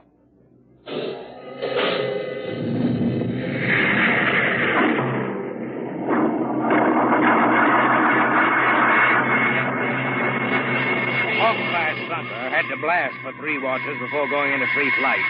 Riesling and I had the second watch. Damping was done by hand in those days with a multiplying vernier and a danger peeper. And as long as the peeper ticked off slow and steady, we knew the ship was safe. For a while. Hey, Riesling, you better stow that guitar. If Jimmy Legs catches it, he'll blow a gasket. Don't worry, I can damp this tea kettle in my sleep.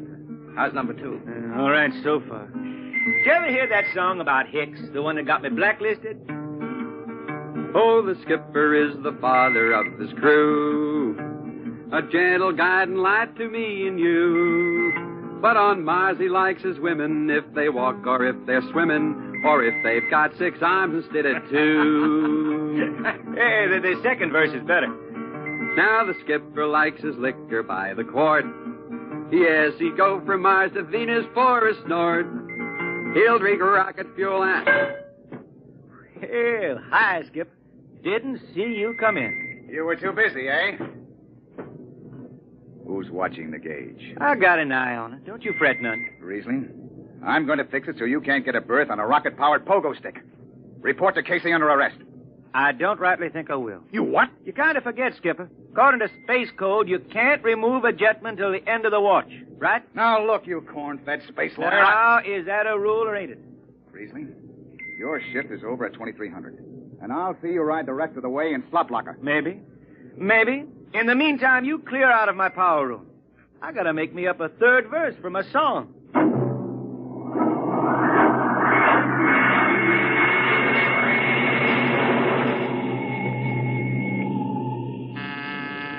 I got it. Power room. Damp number 2 a point. Number 2, aye. Hey, let me have that mic. Jimmy Legs, is that forced dry boil up there? Give me that, Casey. Riesling, I've taken just about enough from you. And I've got a little news for you, Skipper. Number 2 jet is bulging like a fat lady in a satin skirt. Listen, you clown, that's Skipper, I think I'm gonna junk my song and start over. I could do much better on you. This is the last time, Riesling. Damp number 2 at a point. Why, sure. Look out, Hudson. I'll take it. You watch the gauge. Now. Easy here. She's bucking a little. Riesling, hit the emergency. She won't damp. Get that door. There go the light. Riesling, lay down behind the bathroom. I've got to take a look. It's radioactive. Look out. I've got a piece of hot stuff under the tube. What's going on down there? Shut up, Jimmy Legs. I'm busy. She's tight now. What happened? Number 2 blew, you lunk-headed space rat. You all right? A little sunburn. The lights are gone. What's the matter with the emergency circuits? Riesling. Jimmy Legs, get some lights down here. It's dark. Get the emergency light on. They're on, Riesling. They went on after the blast. The lights are on. What are you talking about? Jimmy Legs. Jimmy Legs, turn on the lights. It's dark. Turn on the lights.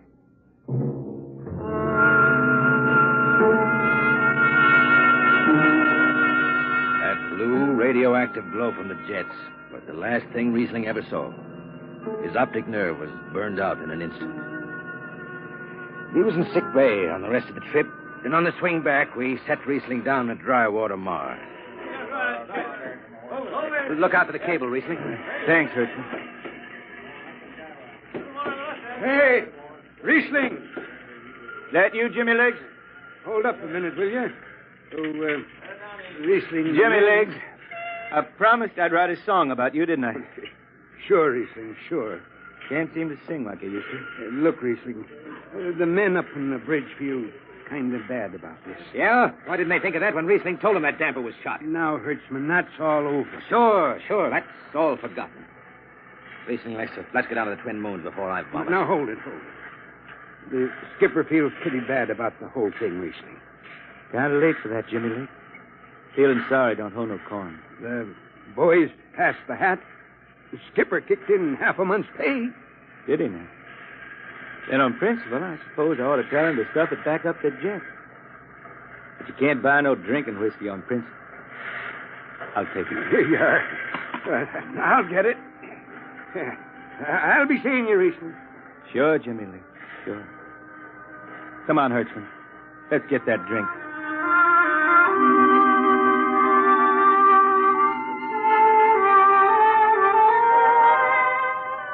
That was all. Just another space bum who didn't have the good sense to finish before his luck ran out. Well, Riesling holed up at the Twin Moons till his money was gone. Then he hooked a ride on a crawler over to Marsopolis. It was a boom town then, with an industrial district mushrooming between the Lesser and Grand Canals. I ran into Riesling about 2 months later, playing his guitar on a jetty that ran out into the canal. He had a dirty rag tied over his eyes with a jetman's knot, and his hat was on the wharf beside him. Riesling! Who's that? Wait a minute. Hertzman. Yeah, how you been? Passable. Hey, is this a Venusian dime? Ah, it's a slug. I figured. Well, how's it going? Singing again? Some. Working saloons, mostly. But I've been thinking some funny songs, Hertzman. The words come out different than they used to. Come on along the canal with me. Sure. Here, take my arm. I know the way. That's a funny thing, Hertzman. I figure I know it better than other folks. Look back there, towards the city. What do you see? Factory towers. Smell them from here. But it don't seem that way to me. I remember them old buildings, old before Bible times on earth. Thin and graceful, like the fairy palaces my Grammy used to tell about down home in the hills. They've torn them down now, or else blocked them up with cinder bricks. Hertzman, when I stand out here on the canal, I can see it the way it used to be. The water, ice blue with the stars shining up out of it. Way off there, the city with the towers sweeping up like a bird flying off a tree. I can see it. It's the dirtiest stink hole in the system. Not always. Depends on how you see it. Bone tie the race that raised the towers, forgotten are their lores. Long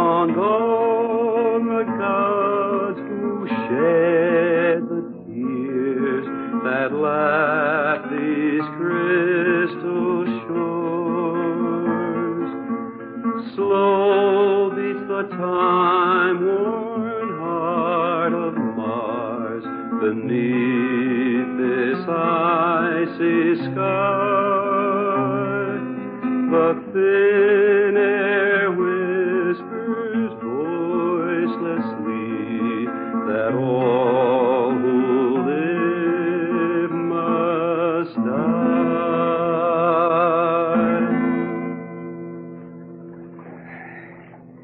You make that up.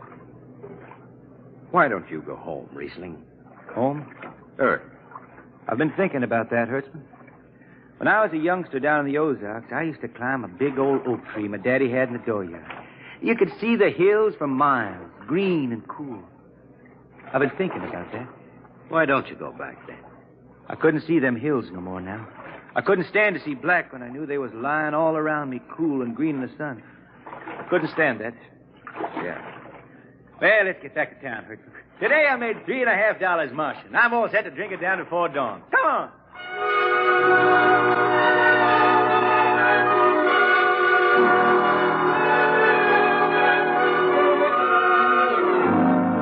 I lost track of Riesling after that.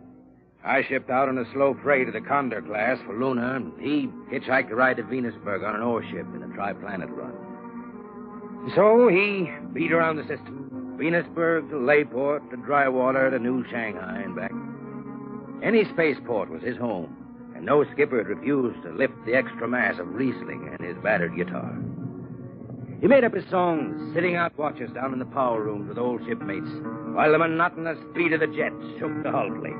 Hear the jets, hear the jets, hear them snarl at your back when you're stretched on the rack. Hear the jets, feel the pain in your ship, feel the strain in your grip. Hear the jets, feel her rise, feel her drive, strand steel come alive on a jet. On a jet. Little by little, his songs began to travel along the spaceways ahead of him. Raw spaceman songs with titles like Since the Pusher Met My Cousin and The Space Is Built for Two. But more and more, we began to hear a different kind of song. Strange, sad songs, the ones you find printed in the Centennial Edition. Dark Star Passing, Death Song of a Woods Cove. And then, finally, The Green Hills of Earth. It grew for 20 years, that song. They say it started way back when Riesling was down in the labor camps on Venus, singing for the indentured men. Now, if someone will kindly pass a bottle. Oh, it is not much, Riesling. Here, it'll do. What is that stuff? Tequila. You cannot make him good here on Venus. What do you use? Karak bush. Home it is different. Where are you from, son? Tasco, Mexico. It's a long way from here. See, a long way. How'd you come to sign on? The man comes out to the village from the city in the shining automobile. Very big. He says there is work. You signed the paper for 10 years and you work. Yeah, work? There is work here, all right. 10 stinking hours in the jungle with machete. I tell you, when I get home to Earth... What'll you do, son? What is the use? We aren't getting home. You know how many men die out there in the swamp today? 10 men. 10! What is the use? My mother, she's dead. My father don't care. A girl? Oh, she says she wait. I don't know. Sure, son. You sing some more, Ethan. We drink, you sing. Maybe a new song, son. We rot in the molds of Venus. We wretched her tainted breath. Foul are her flooded jungles, a-crawling with unclean death. What is the matter? Finish the song, Riesling. I can't. Can't yet. It just don't come. I'll finish it when I go home. That's it. When I go home to the hills. Now pass that bottle. The dawn whistle don't blow for 4 hours.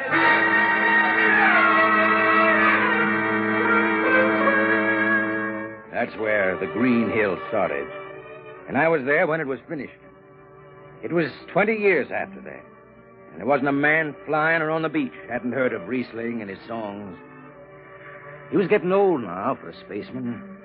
He was a familiar figure through the whole system.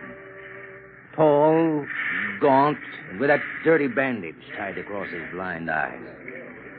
I was chief jetman then on the old Falcon. We were cradled at Venus Alice Isle, scheduled for a direct jump to Great Lakes, Illinois, on Earth. I was second in dunnage when Riesling felt his way up the gangway and came through the lock. Riesling! Who's that? Mike Hertzman. Hertzman. Well, what are you doing on this old hog? You figured I'd ride her back to Earth. Earth? Are you going home, Riesling? I thought you were never going to make that run. I've been hankering to set foot in the Ozarks again. How about those hills? I've been singing about them so long now, Hertzman. I got to finish the song. I got to set foot in the dooryard and hear the wind through that oak tree. About the last thing I'll be doing. I got to get home before it... Riesling, there's a new company policy. You see, Hertzman, I'm getting just a little old. Riesling, listen. No more deadhead rides. The new code book is in force. Oh, I seen code books come and go. The skipper's one of them youngsters fresh out of Harriman Institute cadet training. He's liable to throw the book at you. At me? I've been around space as long as Halley's Comet and Brewster's Ridge. I'm going back to Earth, the cool green hills of Earth. I'm going home. All secured, Hertzman. What are you doing here? That's Riesling, Captain. Riesling, huh? I'm dragging it back to Earth, Captain. Not in this ship. Hertzman, have this man removed. Funny thing, Captain, I sprained my shoulder suddenly. Look, Skipper, you're a youngster. You're pretty new out here. I'm going home. You don't know what that means to an old man, going home. I can't take you. Against the Harriman Code. Oh, now look, Skipper. You can slide me by under the distressed spaceman's clause in that code book. Distressed spaceman, my eye. You've been bumming around the system for 30 years. Skipper, you make me do something I never done for no one before. I'm an old man. An old blind man, and I want to go home. I ain't never crawled in front of a four-striper in my life, but you gotta let me drag home. The law says a man's got a trip coming to him. You can stretch for a poor old blind man, now can't you? You got it, Skipper. All right, you old space rat. But keep out of the way. I run an efficient ship, and I don't want any trouble. No, sir, no trouble. I'll just lay down to the power room. I kind of like to be near the jets when they blast off. For Earth.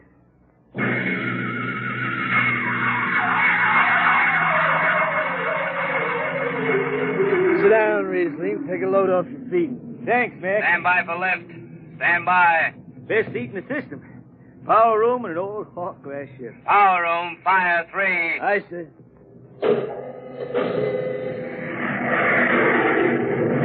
The cool green hills of Earth. Still singing that, Riesling? Oh, some. I changed her a little. Gonna finish her now, Mac. Going home to finish her. Yeah. Have you seen those new automatic dampers, Riesling? Don't have to do nothing but sit and watch. Where's the peeper? Turned off. She's all automatic. You have it soft nowadays. When I was twisting her tail, you had to stay awake. You got an old hand damping plates on? All but the links. Iron shipped them. They cover up the dials. You might need them. No, the automatics handle. Finally going home, Riesling, huh? Won't seem the same out past the moon. I've been waiting for this a long time, man. Gonna be good to get home, I reckon. The argent sky is calling spacemen back. Mac, you all right? I got the emergency. The hand dampers, where are they? Mac, you ought to be on the wall here something. I got him. Power room, what's the alarm? Emergency squad coming in. Stay out, the place is hot. Radiation blast. Stay behind the baffle. I got the link chipped. I can hand damper now. What's going on in there? I'm still in Jet 3. Is this McDougal? McDougal is dead. This is Riesling on watch. Riesling, get out of there. You'll kill yourself. Don't worry, Skipper. I know this power room like inside of my shirt. Somebody's got a damper. Riesling, I'm sending in a crew. No use. The whole room will be hot for an hour and the other jets won't hold. Skipper, throw on the recording tape. What? Throw on the recording tape. I want to get something down. Tape's on, Riesling. Stop it, Riesling. The radiation will burn you down. Yeah, I reckon. Yeah, pretty sharp sunburn. Pick me out of here with a dong. Bury me in a lead shield coffin. Okay, Skipper. It's clean. Radiation's getting brighter. I can almost see it. Bright, rosy like the sun. Like the sun over the hills down home. I got my song figured right now. Here it comes. We pray for one last landing on the globe that gave us birth. Let us rest our eyes on the fleecy skies of the cool green hills of earth. I can see him now. The hills. The sun. I can see the sun. That's the way he died. Riesling, the blind singer of the spaceways, singing of the home he never reached, the cool green hills of Earth.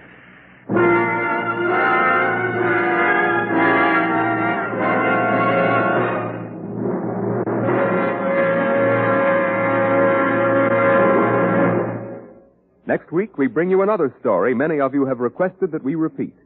It's the strange tale of man's first visit to another planet and why he decides that Mars is heaven. Be with us at this same time next week for another adventure into the unknown world of Dimensionx. This program was transcribed. Now, dynamic Tallulah Bankhead brings you The Big Show on NBC.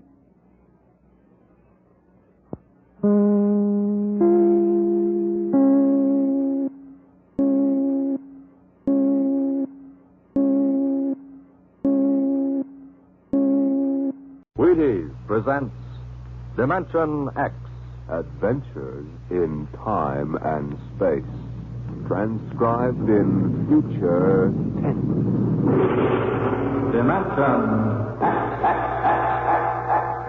On stage tonight, Dimensionx, another in the Wheaties' big parade of exciting half-hour presentations. Say, tomorrow's Saturday, you know, and maybe you don't have to show up for work.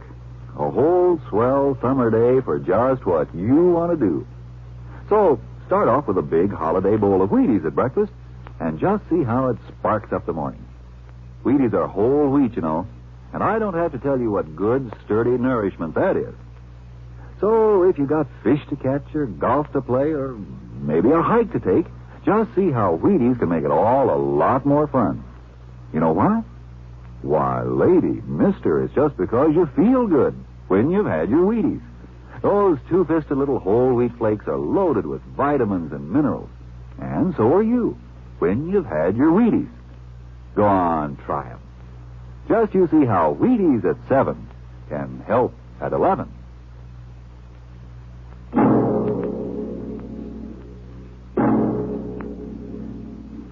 When the first space rocket lands on Mars, what will we find? Will we be welcomed with open arms, or will the Martians treat us as invaders? Only one thing is certain. Someday a giant metal ship will take off from Earth to travel through the black velocities, the silent gulfs of space, to descend at last into the darkness of the upper Martian atmospheres. And on that day, man will finally know the answers. The day we first land on Mars.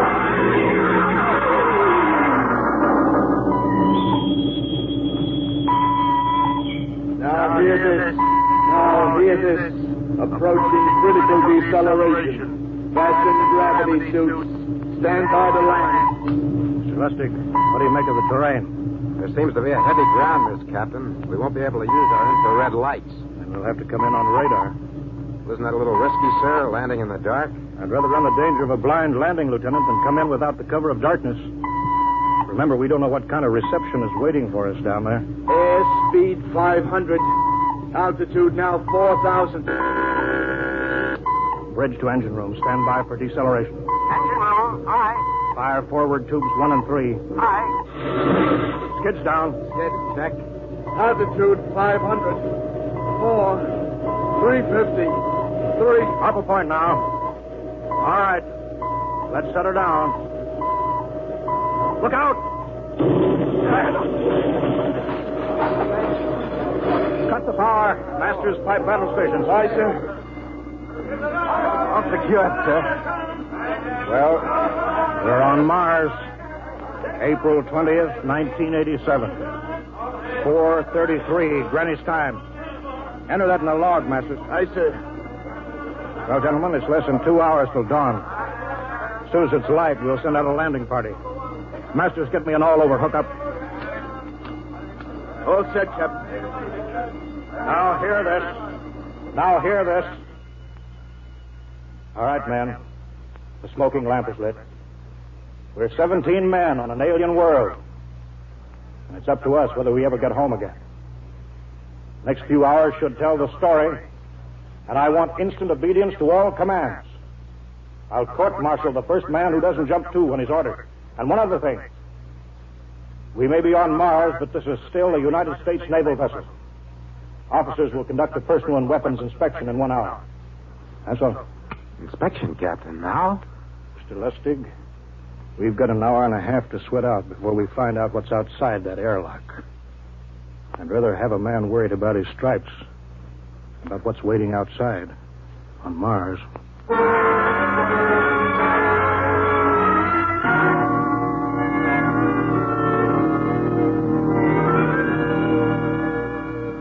Hear this. Landing party report to forward airlock. Captain Black, Lieutenant Hingston, Lieutenant Lustig, and Dr. Horst report immediately to forward airlock. It is now landing time -5.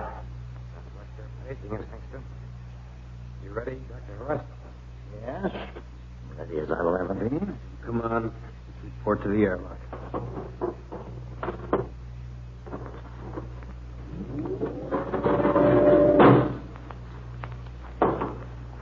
Go. Hey, where's the captain? Who knows? What difference does it make? Just want to get it over with, that's all.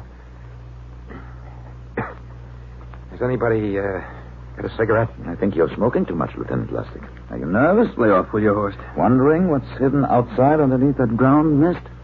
Very unusual planet, Mars. Why? It has an atmosphere. Wonderful thing, an atmosphere. Where you find one, you find life.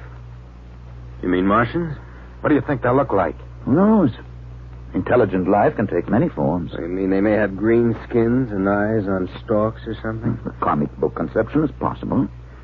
Or they may have developed to a point that is far beyond us. Perhaps they have a science that can produce weapons far more dangerous than our atomic missiles. You think we may have to fight our way out? After all, we are invaders. Now hear this. Landing time -2. Landing All time right. We heard this. I know what I'd like to find outside that airlock. Good old Illinois. You ever been there, Lustig? Only Chicago. Well, you ought to see my hometown. Green lawns, big white houses. Sounds like my hometown. My grandmother used to have one of those iron deers on the lawn. Every Halloween, we'd paint it another color. One time, we painted it black and white like a Holstein cow. Where does your family live, Horst? I have no family. When I was a child, they were gassed to death in the Dachau concentration camp. That's tough. Oh, it has its advantages. I have no ties on Earth. Nothing to lose now.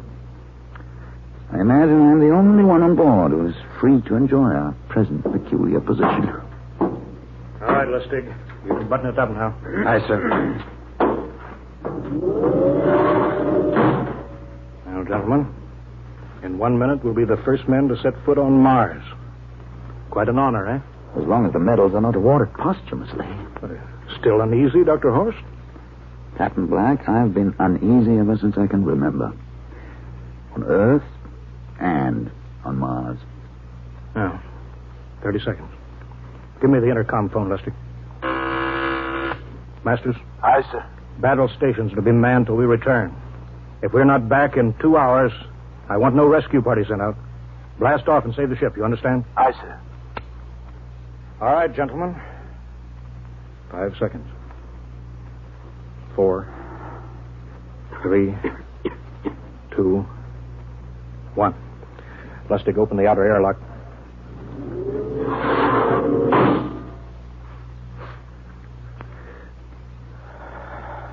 fresh air. Let's go.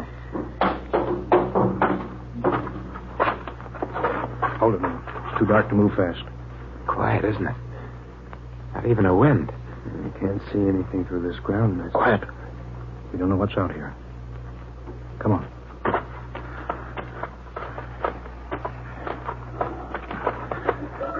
What the? Quiet, Captain. I could swear that sounded like a rooster. You don't hear it anymore. A very unlikely sound. A rooster crowing on Mars? Kingston. Aye, sir. Set that machine gun 25 yards to the flank. We'll stay here till the ground mist lifts. Aye, sir. What do you make of the ground, Horst? Grass. Plain grass.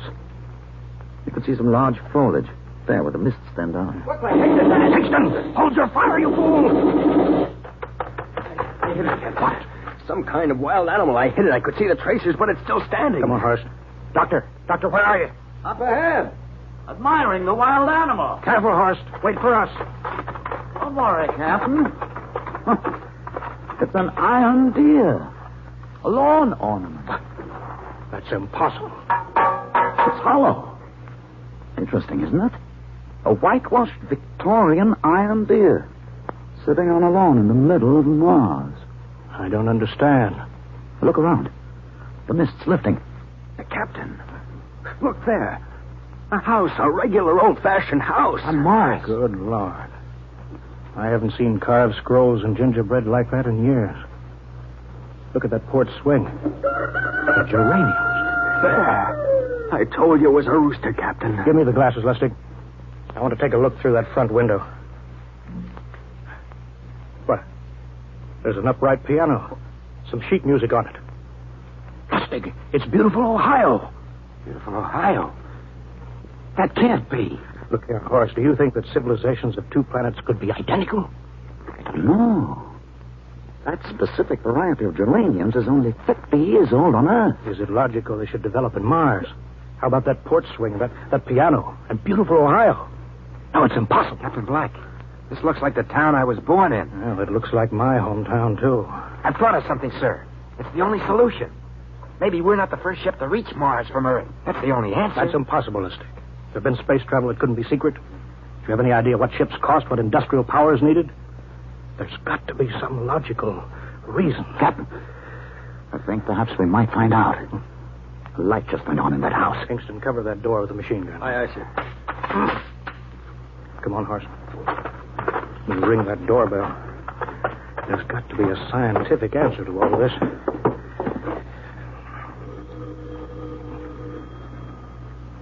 There's something moving in there. Stand back, Horst. Give me a clear shot. Maybe a Martian. Can I help you? We were looking... Well, if you're selling anything, it's much too early. No, wait a minute.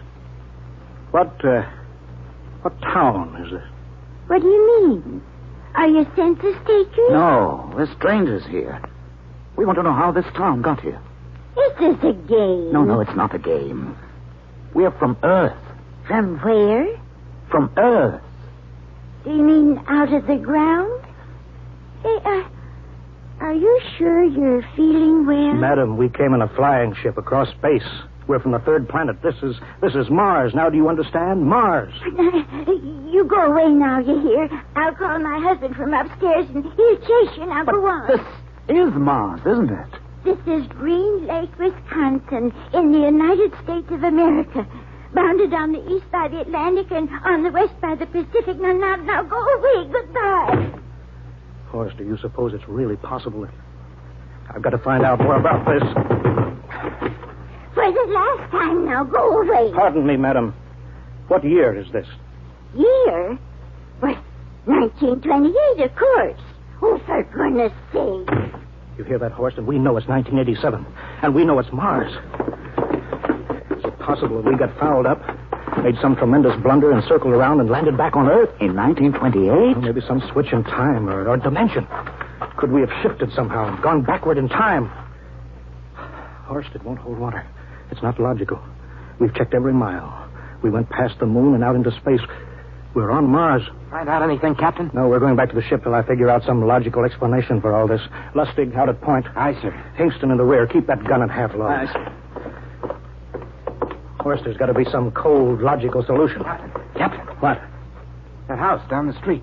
The white one with the green shutters. Lustig, what's the matter? I never thought. Thank God! Thank God! Lustig, come back here! He's running for the house. That crazy fool, after him quick. Lustig, stop! Come down off of that porch! Grandpa! Lustig, what the devil are you in your crotch? Albert. Grandma and Grandpa, it is you. Lustig, what's going on here? Albert, why, it's been so many years. How you've grown, boy. Oh, it's so good to see you. Lieutenant Lustig. Oh, Captain. Grandma, I want you to meet my friends. This is Captain Black. Captain, I want you to meet my grandfolks. Howdy. Any friends of Albert's is friends of ours. How long you been here, Grandma? Oh, good many years. Ever since we died. Ever since you what? Oh, yes, sir. They've been dead 30 years. What? You mean to tell me that Mars is heaven? Oh, nonsense, no. All we know is here we're alive again. And who are we to question God's infinite ways? Lustig, we're going back to the ship. But, Captain, I want to talk to my Lieutenant grandfolks. Lustig, I don't like any part of this. You come back with us, I have to club you and carry you. Yeah, but, sir, they're my... Heaven only knows what they've run up against back at the ship.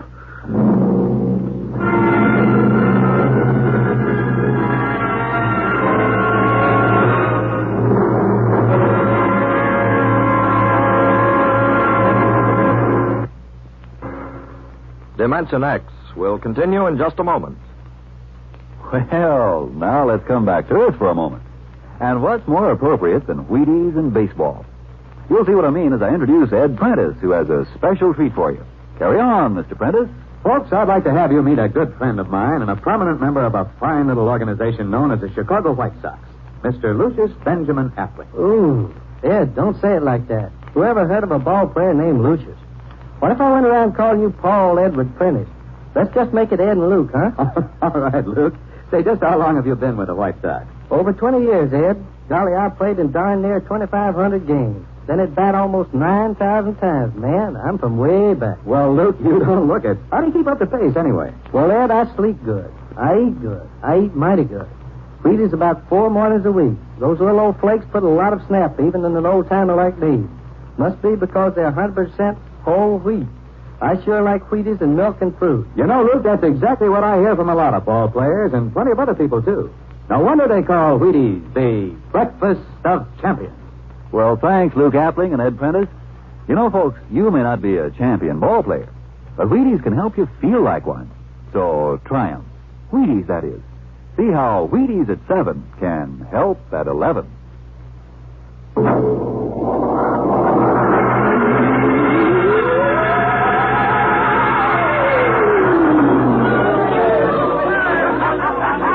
Look at that crowd around the ship. Looks like we're being welcomed with a celebration. Celebration? They've abandoned ship. Every port is open. No guards set. You, Masters. Hiya, Captain. Meet my old dad. Dad, that's Captain Black, and he's not a bad guy for an officer. Of all the... Kingston. What's it? Bring that man back. Use force if you have to. Excuse me, sir. There's my Uncle George. Kingston. I'll be right back, Captain. Uncle George. Uncle George. What the devil is going... understand, sir. They've all found friends and relatives. They're all here. He's right, Captain. I've counted. The whole crew's out on the cross. But I gave orders. Definite orders. You don't understand, Captain. I understand mutiny. I don't care how many relatives show up. I'll have discipline. Johnny! Johnny, you old son of a gun. Edward.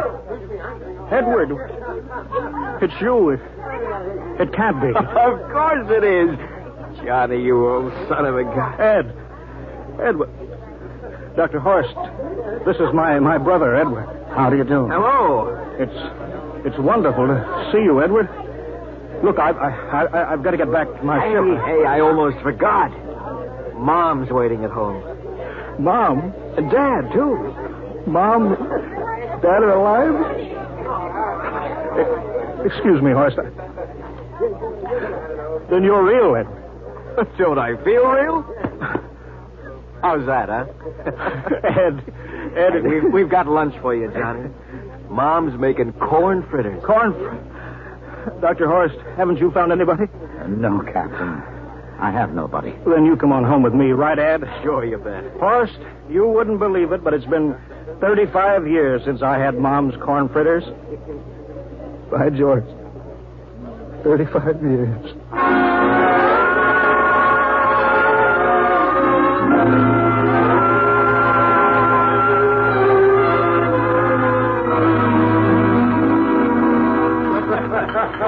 And there's plenty more in the kitchen, so don't hold back, Johnny.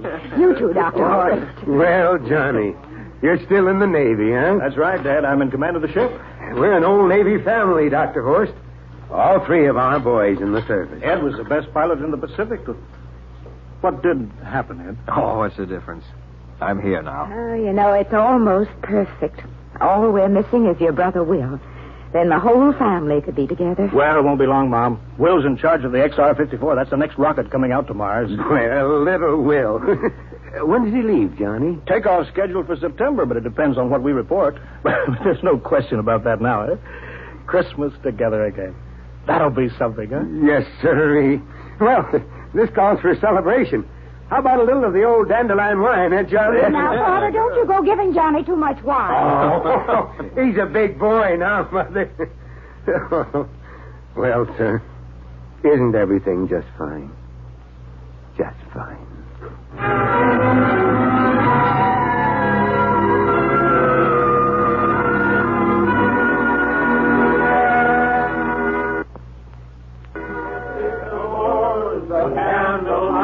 Are gleaming on the banks of the Wabash, far away. Hey, Will, play another song. Sure, yeah.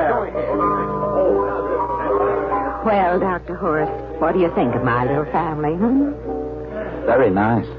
You know, I can't understand why you didn't find any folks here, Dr. Horst. Just a shame. Everybody else is so happy.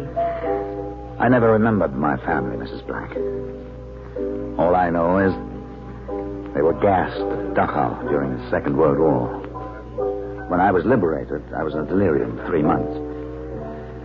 I cannot remember anything before then. A psychiatric phenomenon. That's terrible. Isn't there anything anybody can do? I don't want to remember. Oh.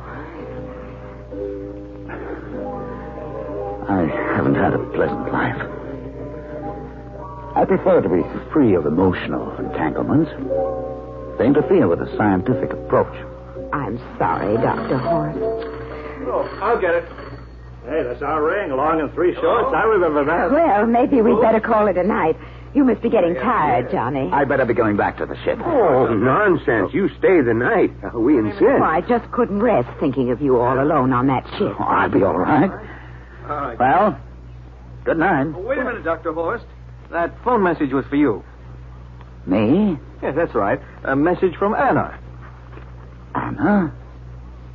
I don't remember any Anna. She asked if you were better. Perhaps she's someone you knew at Dachau.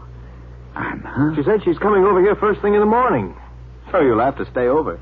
Yes, well, that settles it then. You stay here, Horst. You can bunk with me in my old room. Oh, but Johnny, we thought you'd like to be with Edward. So you could talk the way you used to. Well, we can't put Dr. Horst on the daybed. I think we better share the room tonight. There'll be plenty of time for talking, Ed. I guess so. Well, I suppose I better drop back to the ship. You know, Ed, security check. Well, why do you have to do that here? Well, I don't know. There's no good reason, I guess. Well, suppose we skip it tonight. Oh, sure. Good night, everybody. Oh, it's good to have you home, Johnny. It's good to be home, Mom.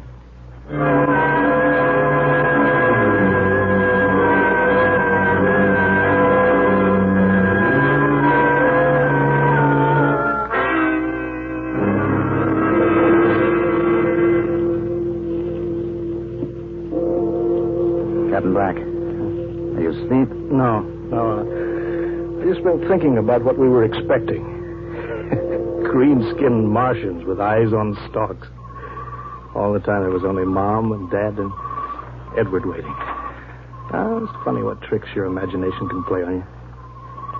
Yeah, I guess Mars is heaven, Horst. I've been thinking about Martians, too. Captain, just suppose Suppose there were Martians, and they saw us land. Suppose they thought of us as invaders. What would be the best weapon they could use against our atom bombs? I don't see what you're getting at. They would want to disarm us first. To wipe out all suspicion. To make us feel at home. But suppose this house isn't real. Suppose the people are just images. Stolen from our own memories. By Martians. Created for us by telepathy. Hypnotism. That's the craziest theory I ever heard. Maybe that's why there was no one for me. Because in all my life, there is no happy memory. No real loved person. How about that phone call from Anna? Yes. Anna. I didn't remember who she was, but I do now. I just remembered. When I was freed from Dachau, sick, delirious, I raved about a wonderful, kind nurse named Anna that took care of me. There you are. It's logical. She's coming to see you tomorrow. But there was no Anna. I'd been nursed by a man. What? Anna was only a dream. And there's only one way they could have learned about her. By reading my subconscious mind. But that's impossible, Horace. Why? The whole crew was thinking of home. Suppose the Martians read our minds. Yes, but if there are Martians... If there are, they have us separated. Each man in a different house. Sleeping. Trusting. No one at the guns. I left my pistol downstairs. Do you think there's something to this, Horst? It's a perfect trap, Captain. Who would suspect his own mother? His grandparents? How easy. Just a knife in the heart of each sleeping man. That's impossible, Horst. We've got to get back to the ship. Listen. The crickets have stopped. Come on. We don't know when they change back to whatever they really are. Careful. Where are you going, John? Ed, well, we wanted to drink of water. That's all, Ed. You're not thirsty, John. You don't want to drink. You don't want to drink. His face, it's changing. And his hand, he's a Martian. Run, Horace. You can't get away, John. You can't get away. This way, Horace. Can't get away. Horace, where are you?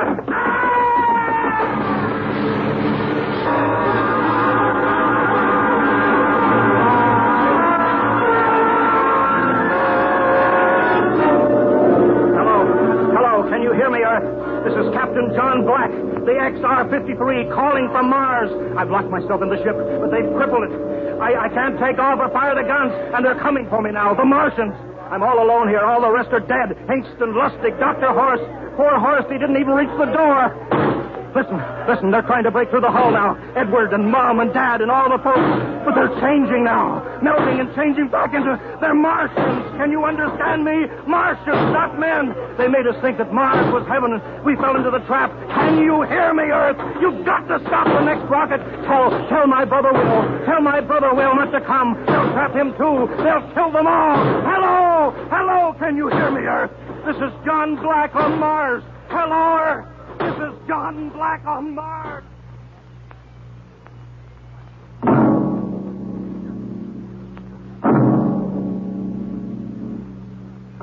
Tonight, dimensionx has presented and transcribed the Ray Bradbury story, Mars is Heaven, adapted for radio by Ernest Kenoy. Featured players were Wendell Holmes as Captain Black and Peter Capell as Dr. Horst. Your narrator, Norman Rose. Music by Albert Berman. Engineer, Bill Chambers.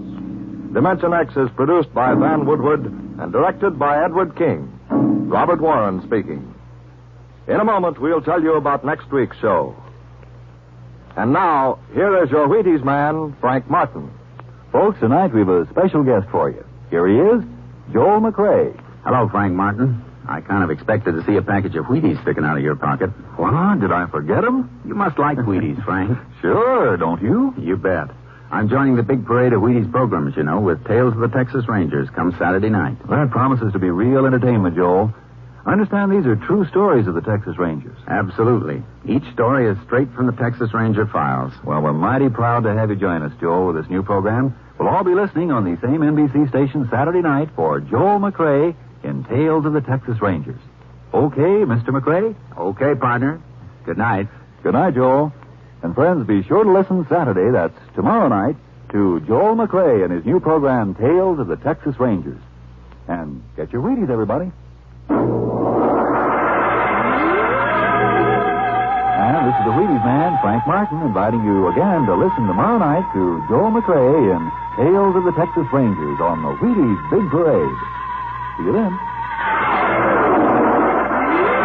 Next week, the story of the strangest case ever recorded in the files of the Bureau of Missing Persons. The case of the Man in the Moon. You'll hear the whole story next week when we venture once more into the unknown world of dimensionx.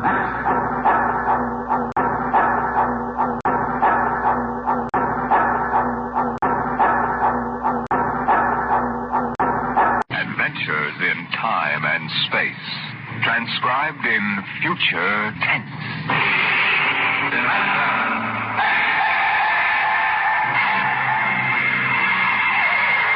On stage tonight, dimensionx.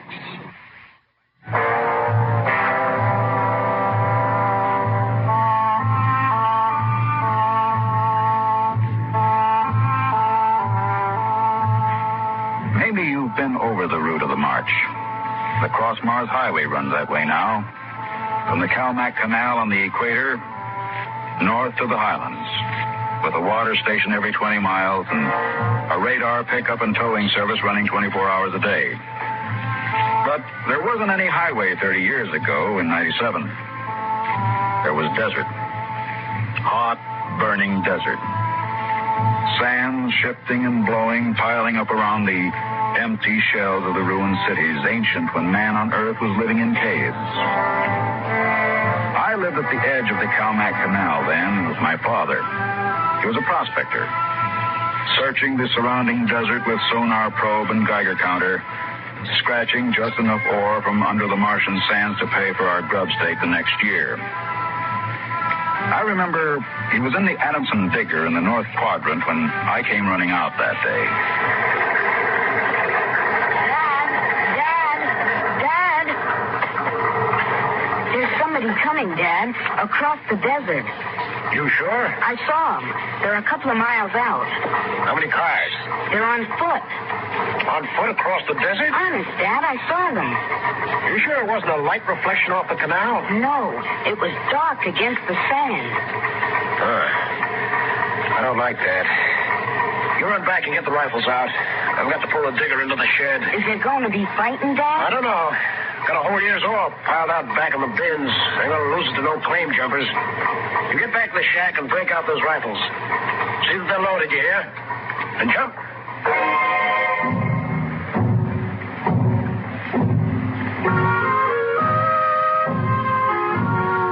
Dad had 3 surplus Army rifles and a couple of homemade grenades made out of ore cans stuffed with Adamson A explosives. We crouched inside the shack waiting. The shadow of the water tower in the doorway grew longer as the quick Martian dusk settled down over the desert. There they come, Al. There's 2 of them. There's something funny about that second one. Look, he's all spindly, and his head's funny. Yeah, his head's funny, all right. Now, that's a Martian. I never saw one off the reservation before. There hasn't been one, not in 10 years. I don't like this.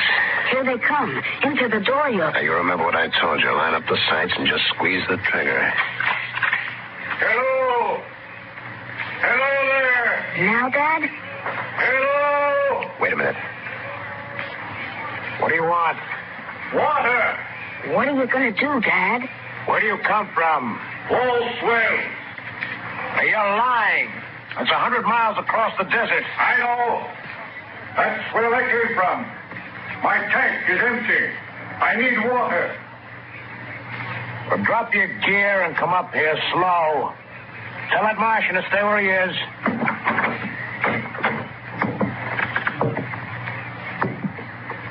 All right, now. Who are you? My name is John. John, eh? What are you doing with that spider? His name is Kantalka. I don't care what his name is. What's a human doing with a Martian? I found him in the dry bed of Calmac Canal, nearly dead of thirst. Probably ran off from the reservation. When our brothers are caged, they seek freedom. Brothers? Those spiders? All living creatures are our brothers, on Mars as on Earth. Oh, wait a minute. Bert Alstrom at False Wells told me there was a screwball hedge preacher over there hollering about letting the spiders loose off the reservations. Let no man call his life his own. No man nor tribe nor nation. I guess that's you, all right. Yeah, Bert told me they called you Crazy John. Oh, well, I don't suppose there's any harm in you. Go on, fill up your tank at the air still.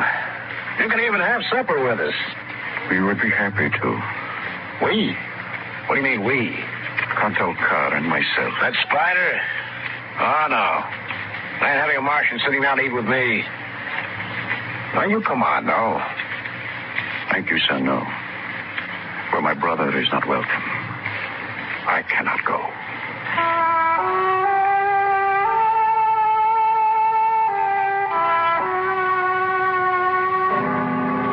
The old man filled his tank at the air still tower, and the Martian went through the ash pile for half-burned fuel brick. When we went in the house for supper, I could see them silhouetted against the fire. The old man with his wild hair and beard, and the thin, spidery arms and legs of the Martian. Dad? What now? Were the Martians always on the reservation? Since the Outpost 3 massacre, they have been.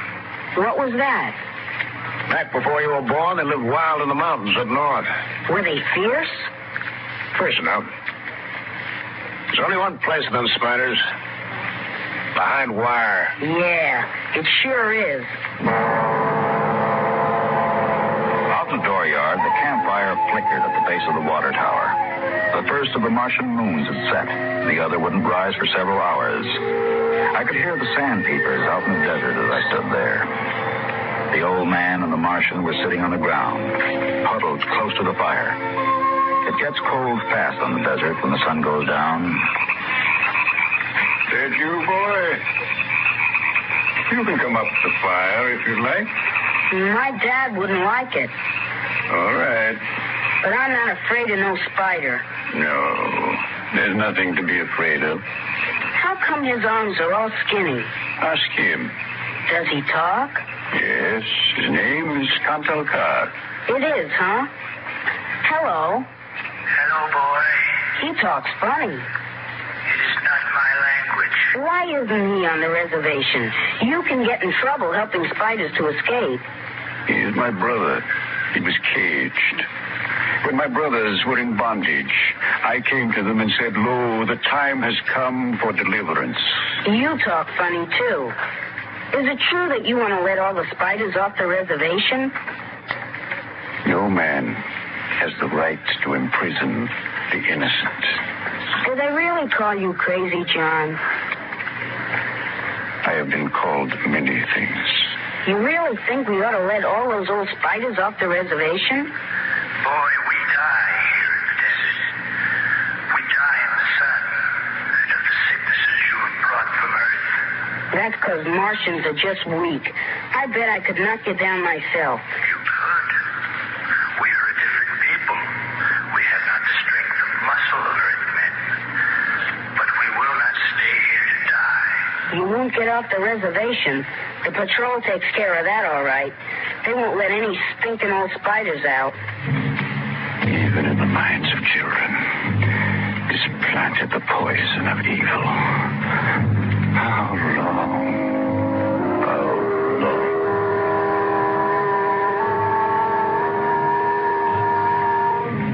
That night through the window, I could see the flicker of the old man's campfire.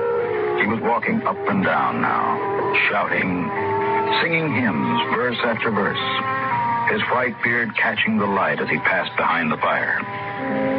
The Martian sat slumped over, his thin, spindly arms folded across the huge barrel chest that had developed over the centuries as the air of Mars thinned and escaped into space. In the morning, I looked out, and gone.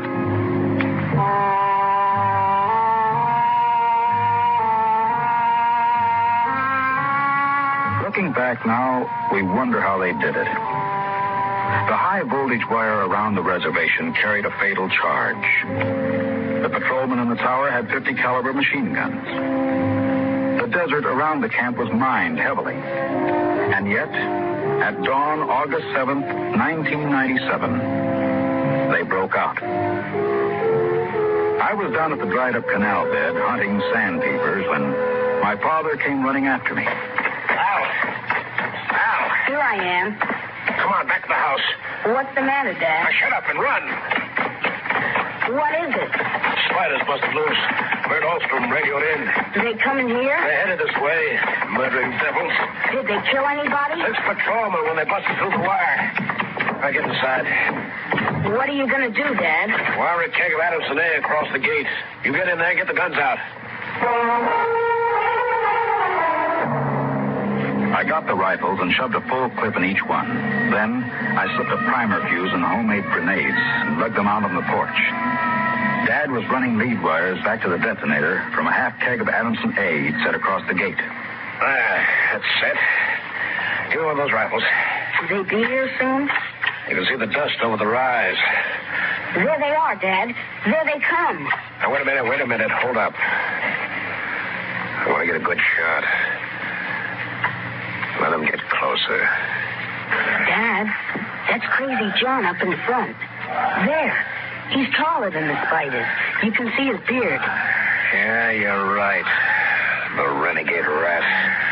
Probably helped him break out of the reservation. Now, listen, Al. If anything happens to me, you light out back to the shed. And hide out in the empty ore bins till they go away. You got that? All right, Dad. The spider's shouting something, Dad. That's probably a trick. Get down a little, Al. You're in the way. Yeah, I got him clear now. Right in the head. No, up a little now. I got him. Dad, look out. They've got guns. Get down. Dad. Get out, Al. Get out to the shed. But, Dad, you're hit. Go on. Those spiders are going to rush. Get going. I can't leave you. Shut up. Get out of here. You hear? Get out there.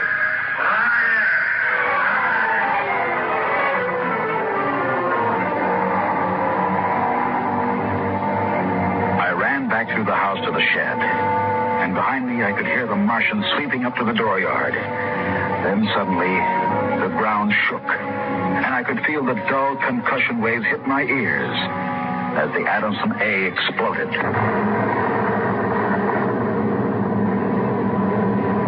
I could hear the high whispered screams of the Martians and the rattle of fragments on the metal roof of the shed. I dived into the empty ore bin and slammed the hatch almost shut. I crouched there watching the thin edge of light that filtered through, listening to the brittle tramping of Martian feet on the board floor of our house. The shooting had stopped, and the shouts had died away. I sat there waiting.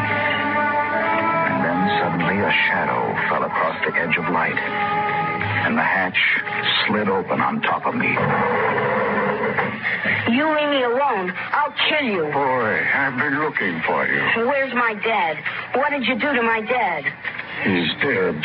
You killed him. You and those spiders. You killed my father. Come out of there, boy. You let go of me, you murderer. Come on out. I'll kill you. I'll kill all those stinking murdering spiders. They are our brothers, boy. Your father shot without warning, and the fire was returned against my orders. You did not have to shoot. Our brothers came in peace. They're going home to their mountains. We came to get water for the journey. You mean you just wanted water? You... Dad. Dad. We'll be following soon. We must go. The boy? We'll have to leave him here with water and supplies. No, the Earth Patrol would question. We need the time. She goes with us. He can't. It's straight across the desert to the mountains. He'll die. John, since the Earthmen came to Mars, the Highlanders died like the grass in the hot sun. We are going home. One life cannot stop.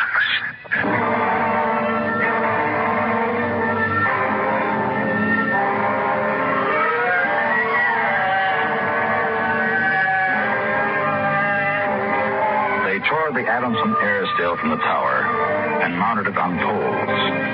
They piled our supplies in the yard and loaded them on their backs. And then they started.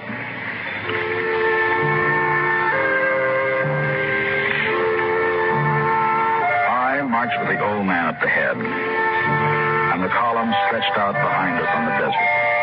Women, children, the sick and the dying, some showing the signs of the diseases that were trivial to the Earthmen, but deadly to the Martians.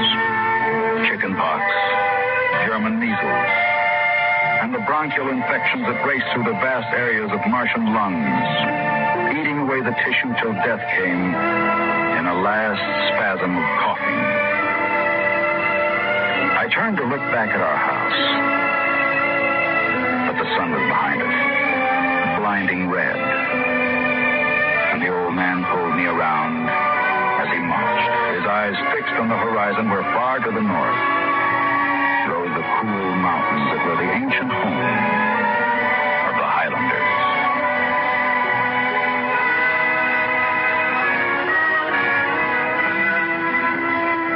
14 of the Martians died the first day.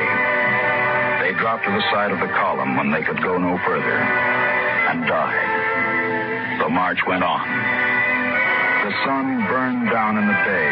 The air shimmered with the heat. And at night, under the cold racing light of the twin moons, the winds cut at tattered clothing and scattered the feeble fires that dotted the campsites. On the fifth day, we swung wide to avoid a mining settlement, but not wide enough. They were in ambush behind a pile of rocks. Down, boys. Why aren't the spiders fighting back? Go on back, all of you. We're giving you your last chance to get back to the reservation. I will shoot the whole lot of you. Let us go in peace. Who's that? You. What are you doing with them spiders? That crazy job. A voice cries out to the universe. Your brothers must have justice. We'll give them justice. I shall lead them home. Home to the promised rest. Home to the mountains. March forward. March forward.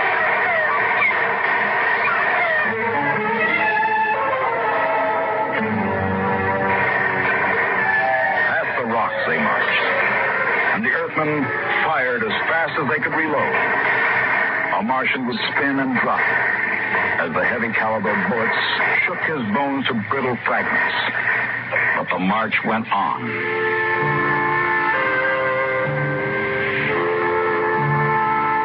We wound across the desert in wild zigzags, following the paths the old man had traveled through the years. Only once a patrol plane hovered on the horizon and then shot away. The days went on, the weeks, and the Martians died. They died of exhaustion. They died of the disease we had given them. And they died of thirst. The Adamson still could produce 27 units of water an hour, no more. And on that, they died of thirst.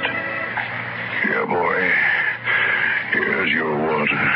That's more than the others got. Take. You're giving me your water. It will be provided to me. He that brings justice to his brothers will drink deep of the water of righteousness. He that leads his brothers to their promised rest will savor the cool draughts of the mercy of heaven. Here. Drink your water, boy. Across the desert, from the Calmac Canal to Fever Dip, past the towering mesas of the Higgins Badlands, across the dry sea bottoms, they marched. On the 54th day of the march, we halted at evening. The air was thinner and colder now. The rations had long since been exhausted. And around the campfires, they cooked the hard, bitter kernels of the dogbush nut that grew on spiny stalks like earth cactus. I lay down to sleep wrapped in the old man's coat. Early in the morning, before sunrise, I woke suddenly. The ground mist that had covered the desert the night before was lifting slowly, and I saw the old man standing by the burned-out fire, the vapor swirling around his legs, and the cold light of the false dawn edging his wild beard. Go back to sleep, boy. I can't. The end is near. I've led them through the wilderness, dry-shod across the seas. And before us lie the mountains. It's over. We're there. I've led them to home. And I must go back to the desert. You mean alone? Now, even now, I hear a voice in the wind. Carry the message to the men of Earth. Bring to this new world the message of the old. All beings created in the universe are my brothers. And he that harms my brother harms me. Goodbye, boy. You'll be safe now.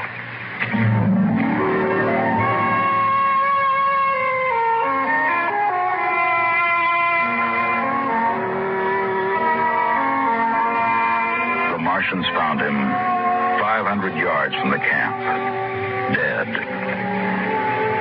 He had given me his water. He had divided his ration among the sick. And yet his gaunt, tall body had lasted till the march was done, till the mountains were in sight. For now the mist rose, and before us towered the highlands, the tall green mountains, and the cool sky. The march was over. Of the 7,000 Martians who started, 900 were alive. They gathered now on the rise of ground and faced the hills.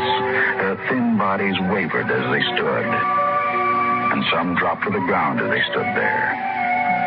But there was a light of hope in their large, staring eyes. Most of them had died, but they had died on the way home. And now the march was over.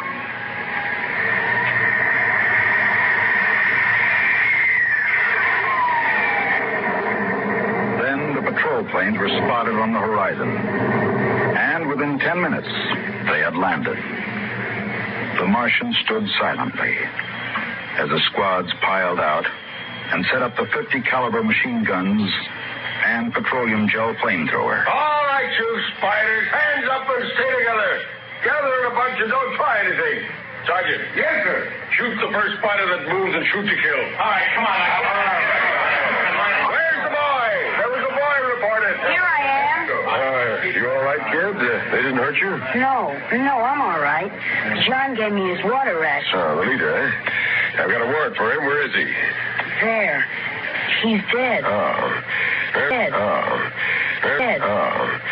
Dead. Oh. Dead. Oh. Dead. Adventures in time and space. Transcribed in future tense.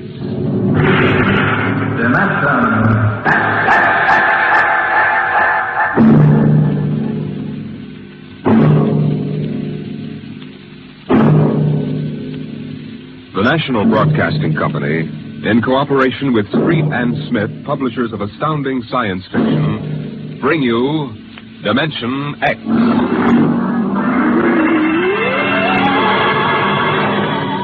The war had been going on for generations. The sea and air were ruled by guided atomic missiles. Radiations and total destruction drove man underground. And there the war continued. The great beds of shale and limestone trembled as an underground cruiser chewed its way through the ageless rock. The ship was squat, ugly, the top of its cutting head 40 feet above the clattering caterpillar treads. It was windowless, and behind the grinding duralloy blades were ugly lumps that concealed the guns. On the bridge, Commander Sanderson fought the bucking vibration, one hand tight on a stanchion. Culver. Aye, sir. What's wrong with the insulation? It's hotter than oven up here. Port refrigeration unit went out. Starboard can't carry the load. I've got damage control on it. Go back. Aye, sir. Give me a seismo reading. Severe shock, 30 seconds back. Change course to 175 degrees. And half speed, please, sir, so I can chart the straightest. Mr. Culver. Aye, sir. 175, half speed. Aye, sir. Navigation, Lieutenant Watson. Bridge here. Change course to 175, Watson. 175. Aye, sir.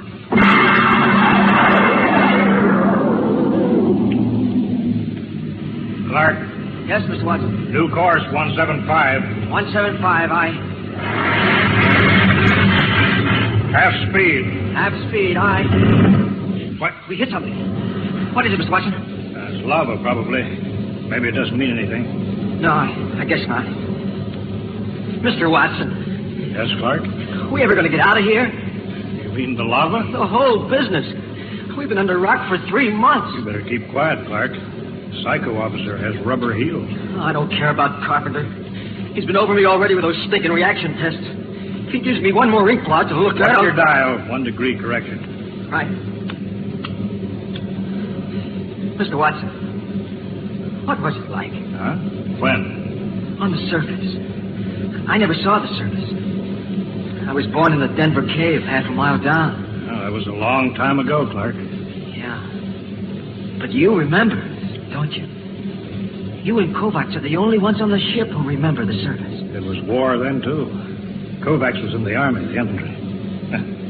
The queen of battles. Well, the queen's dead now. What was it like? You mean in the surface wars? Yeah. Well, they had chaplains. Chaplains? I guess you never heard of that. Now we have psycho officers. Yeah, they don't talk about religion much these days. It must have been something on the surface. I dream about that. I don't know what it was really like, but I dream about it. Then somebody takes me and shoves me down in the bottom of a hot closet. They shove a big hand over my mouth and I can't breathe. I wake up and I want to bust out of here with my fingernails. I just...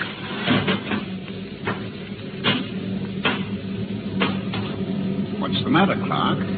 Nothing, Dr. Carpenter. Nothing? No, sir. We were just passing the time, Carpenter. When's the last time you had an emotional reaction test, Watson? I don't know. I forgot. Just remember your seniority doesn't exempt you from psychiatric review. This isn't some slipshod surface vessel with organized superstition aboard. The old chaplains weren't so bad. Not scientific. You know, I can remember when psychiatry and mental hygiene were the hope of mankind. Now look at it. That goes in my report, Watson. Yeah? Well, make sure you spell my name right. Now hear this. Attention all hands. Igneous rock detected. Fresh lava flow. Stand by to go to quarters. You're lucky, Watson. That is all. I'll finish with you later. I've got to check combat detachment. Sure. Go play with your ink blots. I'm busy. Now, go on, get out of the way. Get down to the combat detachment. They'll be happy to see you. Clark, check those dampers.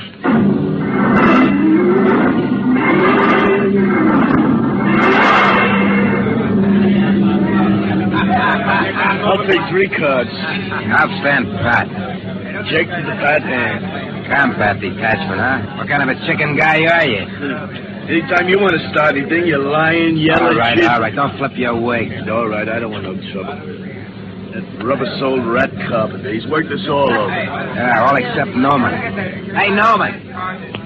Norman, how come you ain't been psychoed? I don't need it.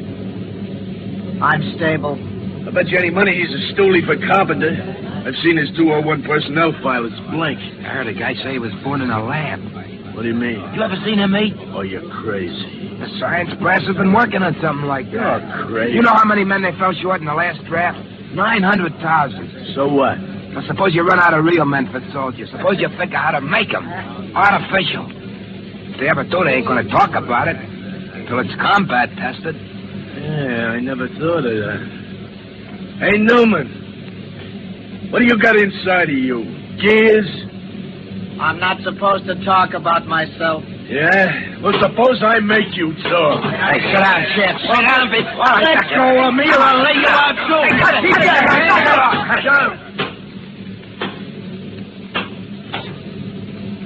At ease, men. Well, how's everybody feeling? You, Coke? All right. I'm all right, sir. Uh-huh. Sheehan? Sheehan? I'm all right, sir. Newman? I'm all right, sir. Of course. Very well, carry on.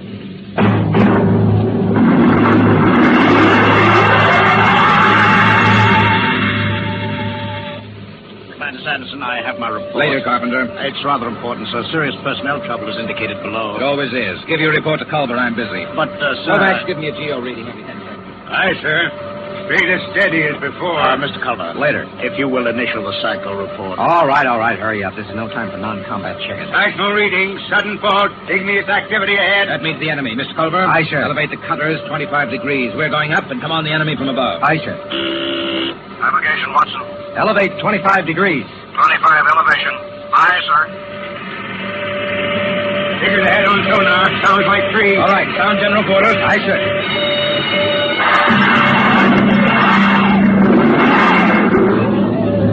All right. General quarters. For all his stinking luck, aces like that. Get into your armor, you double-lot. Yeah, give me a hand, Jim. The oxygen valve on my helmet's stuck. It's too tight. Helmet's too tight. You eat too much. At least I ate. Not like Noma. Yeah, look at him. Full armor, and he's still smoking. I bet he lives on nicotine. Hey, Newman. Yes? You live on nicotine? Tobacco is necessary to me. Say that, a roper. What did I tell you? All right, shut up and test your helmet radio. Snap it down. Okay. Now I'll get mine.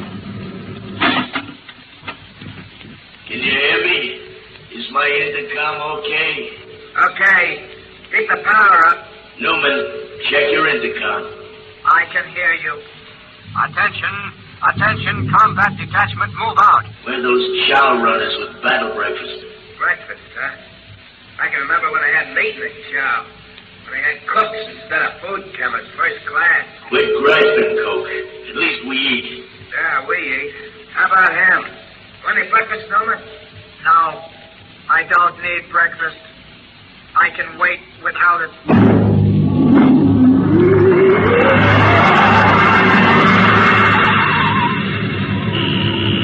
Navigation, Watson. First gear. Half speed. Half speed, aye. Clark? What? What's the matter? You got the shakes? No, I'm all right.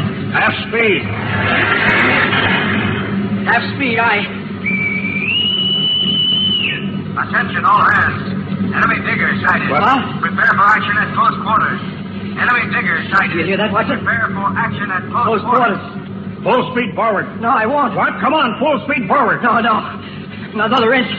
Stop the ship. Get away from there. No, I gotta stop the ship. I won't be killed. I won't be killed. Get away from the controls, Clark.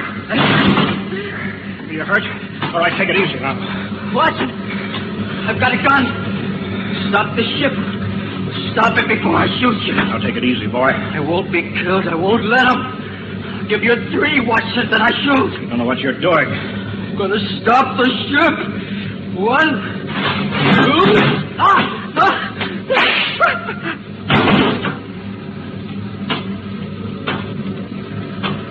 You could have wounded him, Carpenter. That would have been enough. My judgment was the clot was more than a marginal risk. I acted accordingly. Sure. I'll get a detail to clean up after you.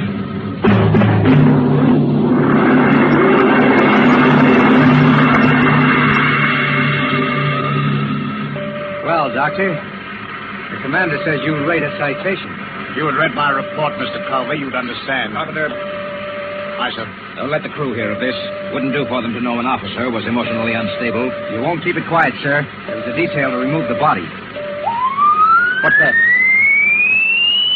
Enemy digger within 100 feet coming in fast. Hold it, Culver. Don't reverse engines. Turn on the drill with the tread stationary. Aye, sir. Full speed drill. Tread cut out.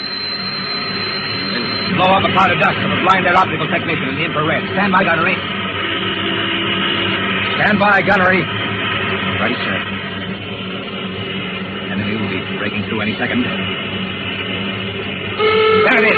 Hold drill, babes. Navigation. Cut out drill. Cut out drill. Fire when ready. Fire!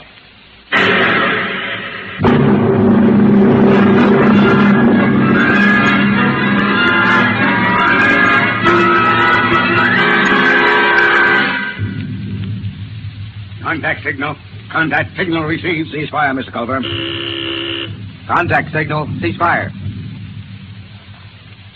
Enemy battery silent, sir. Give the go-ahead to the combat men. They can move in. Who tripped that alarm? Cut it off. Navigation to bridge. Bridge, aye. What's wrong down there? Why the emergency? The atomic pile's kicking up. We can't get into hand dams. She may blow any minute. I'll take over, Mr. Culver. Prepare to abandon ship. But the enemy diggers, sir. With the atomic pile about to blow, we'll have to advance, destroy the enemy, and take refuge in their ship. There's nothing else we can do. Look alive. Aye, sir. Attention, all hands. Prepare to abandon ship. Prepare to abandon ship.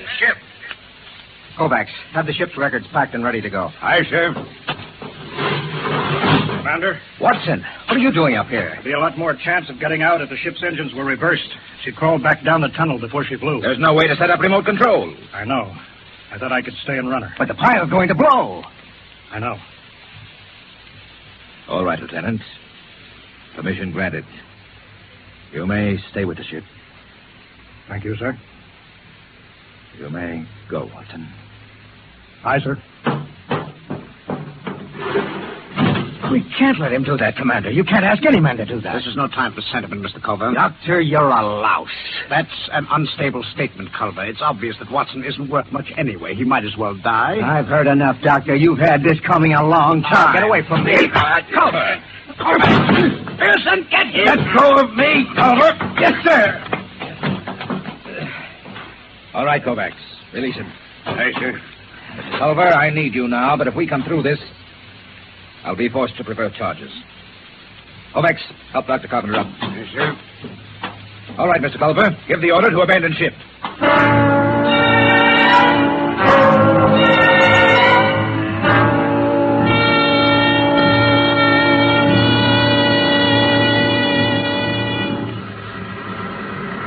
All the men are away, Kovacs.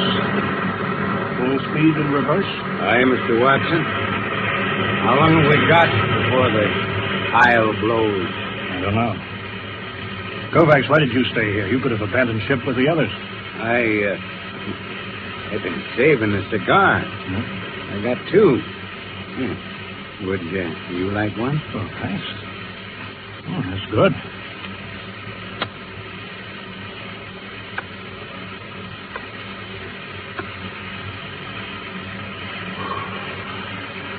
You didn't answer my question, Kovacs. Why did you stay? How about you, sir? Me? I was in the last class out of Annapolis before it went underground and merged into the Geo-Warfare Academy. I guess I just hang on to illusions. Dead traditions of service. I suppose I did it because I thought it was the right thing to do. Yeah, I guess that's it when you get down to it. Kovacs, you saved a cigar against the rules. I've got something, too, here. It's a book. I stole it out of a hotel room in Frisco in the old days. A Bible? Yeah. Psycho officers don't allow them on board. Carpenter would have had me in the cells if he'd known about it. There goes the Geiger alarm. It'll blow any minute now. Kovacs, you remember this? The Lord is my shepherd. I shall not want. He maketh me to lie down in green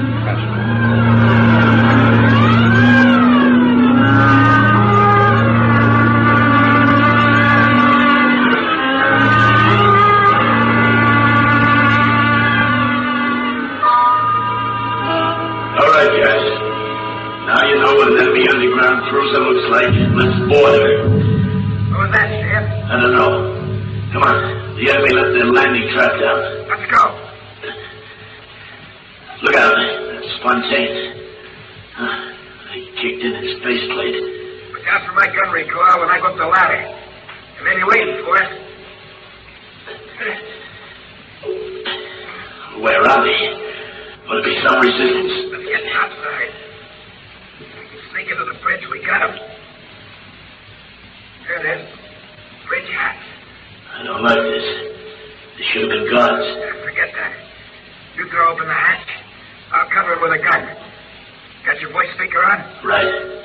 Okay, open it. Go in there! Coco, look at them. They're all dead. Every one of them. This one did it with a sword. You beat that. Killed himself with a sword.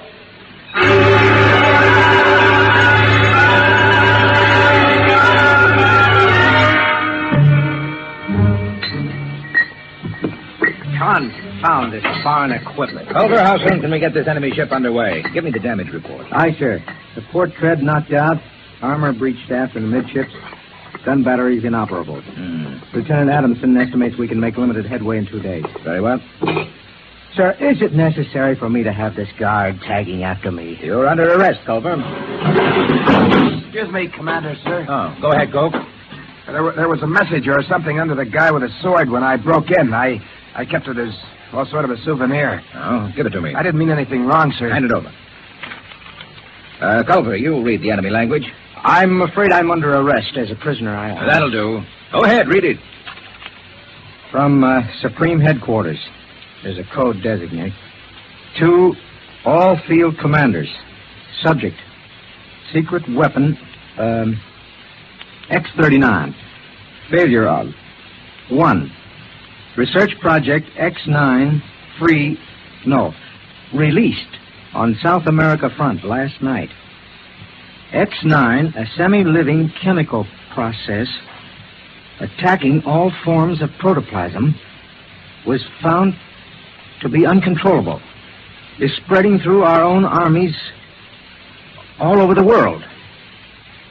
2, you are instructed to... Well? That's all, sir. Quiet! Gentlemen, there is only one way to interpret this news. Carpenter, you will inform all hands that the destruction of the enemy is worldwide. The war is over. Hey, Newman, why don't you laugh, huh? Why don't you shout? The war's broken. I don't need to shout. Hey, Dr. Carpenter, you will instruct Cook to serve double rations as a celebration. No, sir. I strongly advise against it. The psychiatric implications. What's the matter? I don't know. Something it's inside me. I've got to get out. Carpenter! Cook, Newman, go after him. Come on. No. That can't happen to a man. Not that. It's Carpenter. You can see that. But that can't happen to a man. He's dissolved. What's going on here? You don't understand, Commander. You didn't listen to that enemy message. A semi-living chemical process attacking all forms of protoplasm. All forms. Carpenter and you and me. You understand why the enemy killed themselves. They knew. The war's over, all right. There's got to be something to do. Colbert, from General Quarters. It's too late for that, Commander. The war's over. They invented the perfect weapon. The human race is dissolved. That's funny. Dissolved like Carpenter.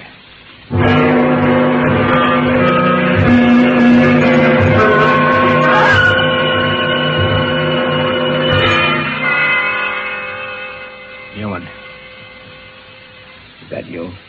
Yes. They're all dead. Aren't they? Yes. Commander Sanderson was the last. Except me. I suppose so. How about you, Newman? It will not affect me. I am not made of protoplasm. I am an inorganic synthesis. You can't die, then. No. I am atomic powered. My breakdown point is calculated in thousands of years. I cannot destroy myself. I was conditioned against it. It's beginning. You'll be all alone, huh? I know. Buried alive in a rock for thousands of years. I'm sorry for you, Newman. I'm sorry. You'll be all alone. Now, it's starting. Damn it!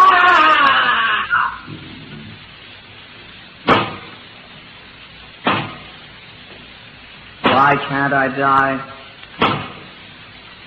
Why didn't they make me so I can die like the others? I can't even kill myself. Why can't I die? Why can't I die?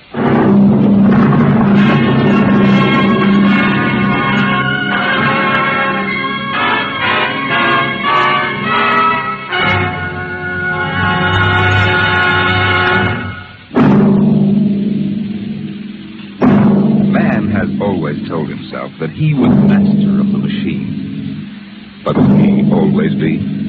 Listen next week to the story of A Nightmare.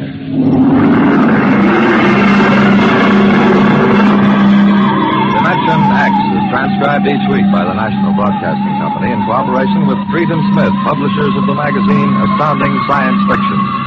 Today, dimensionx has presented The Last Objective, written for radio by Ernest Kenoy from the story by Paul Carter. Featured in the cast were Lawson Zerbe as Culver, Ralph Bell as Dr. Carpenter, Wendell Holmes as Watson, and Jack Grimes as Newman. Your host was Norman Rose. Music by Bert Berman. Engineer George Mathis. dimensionx is produced by William Welch and directed by Edward King.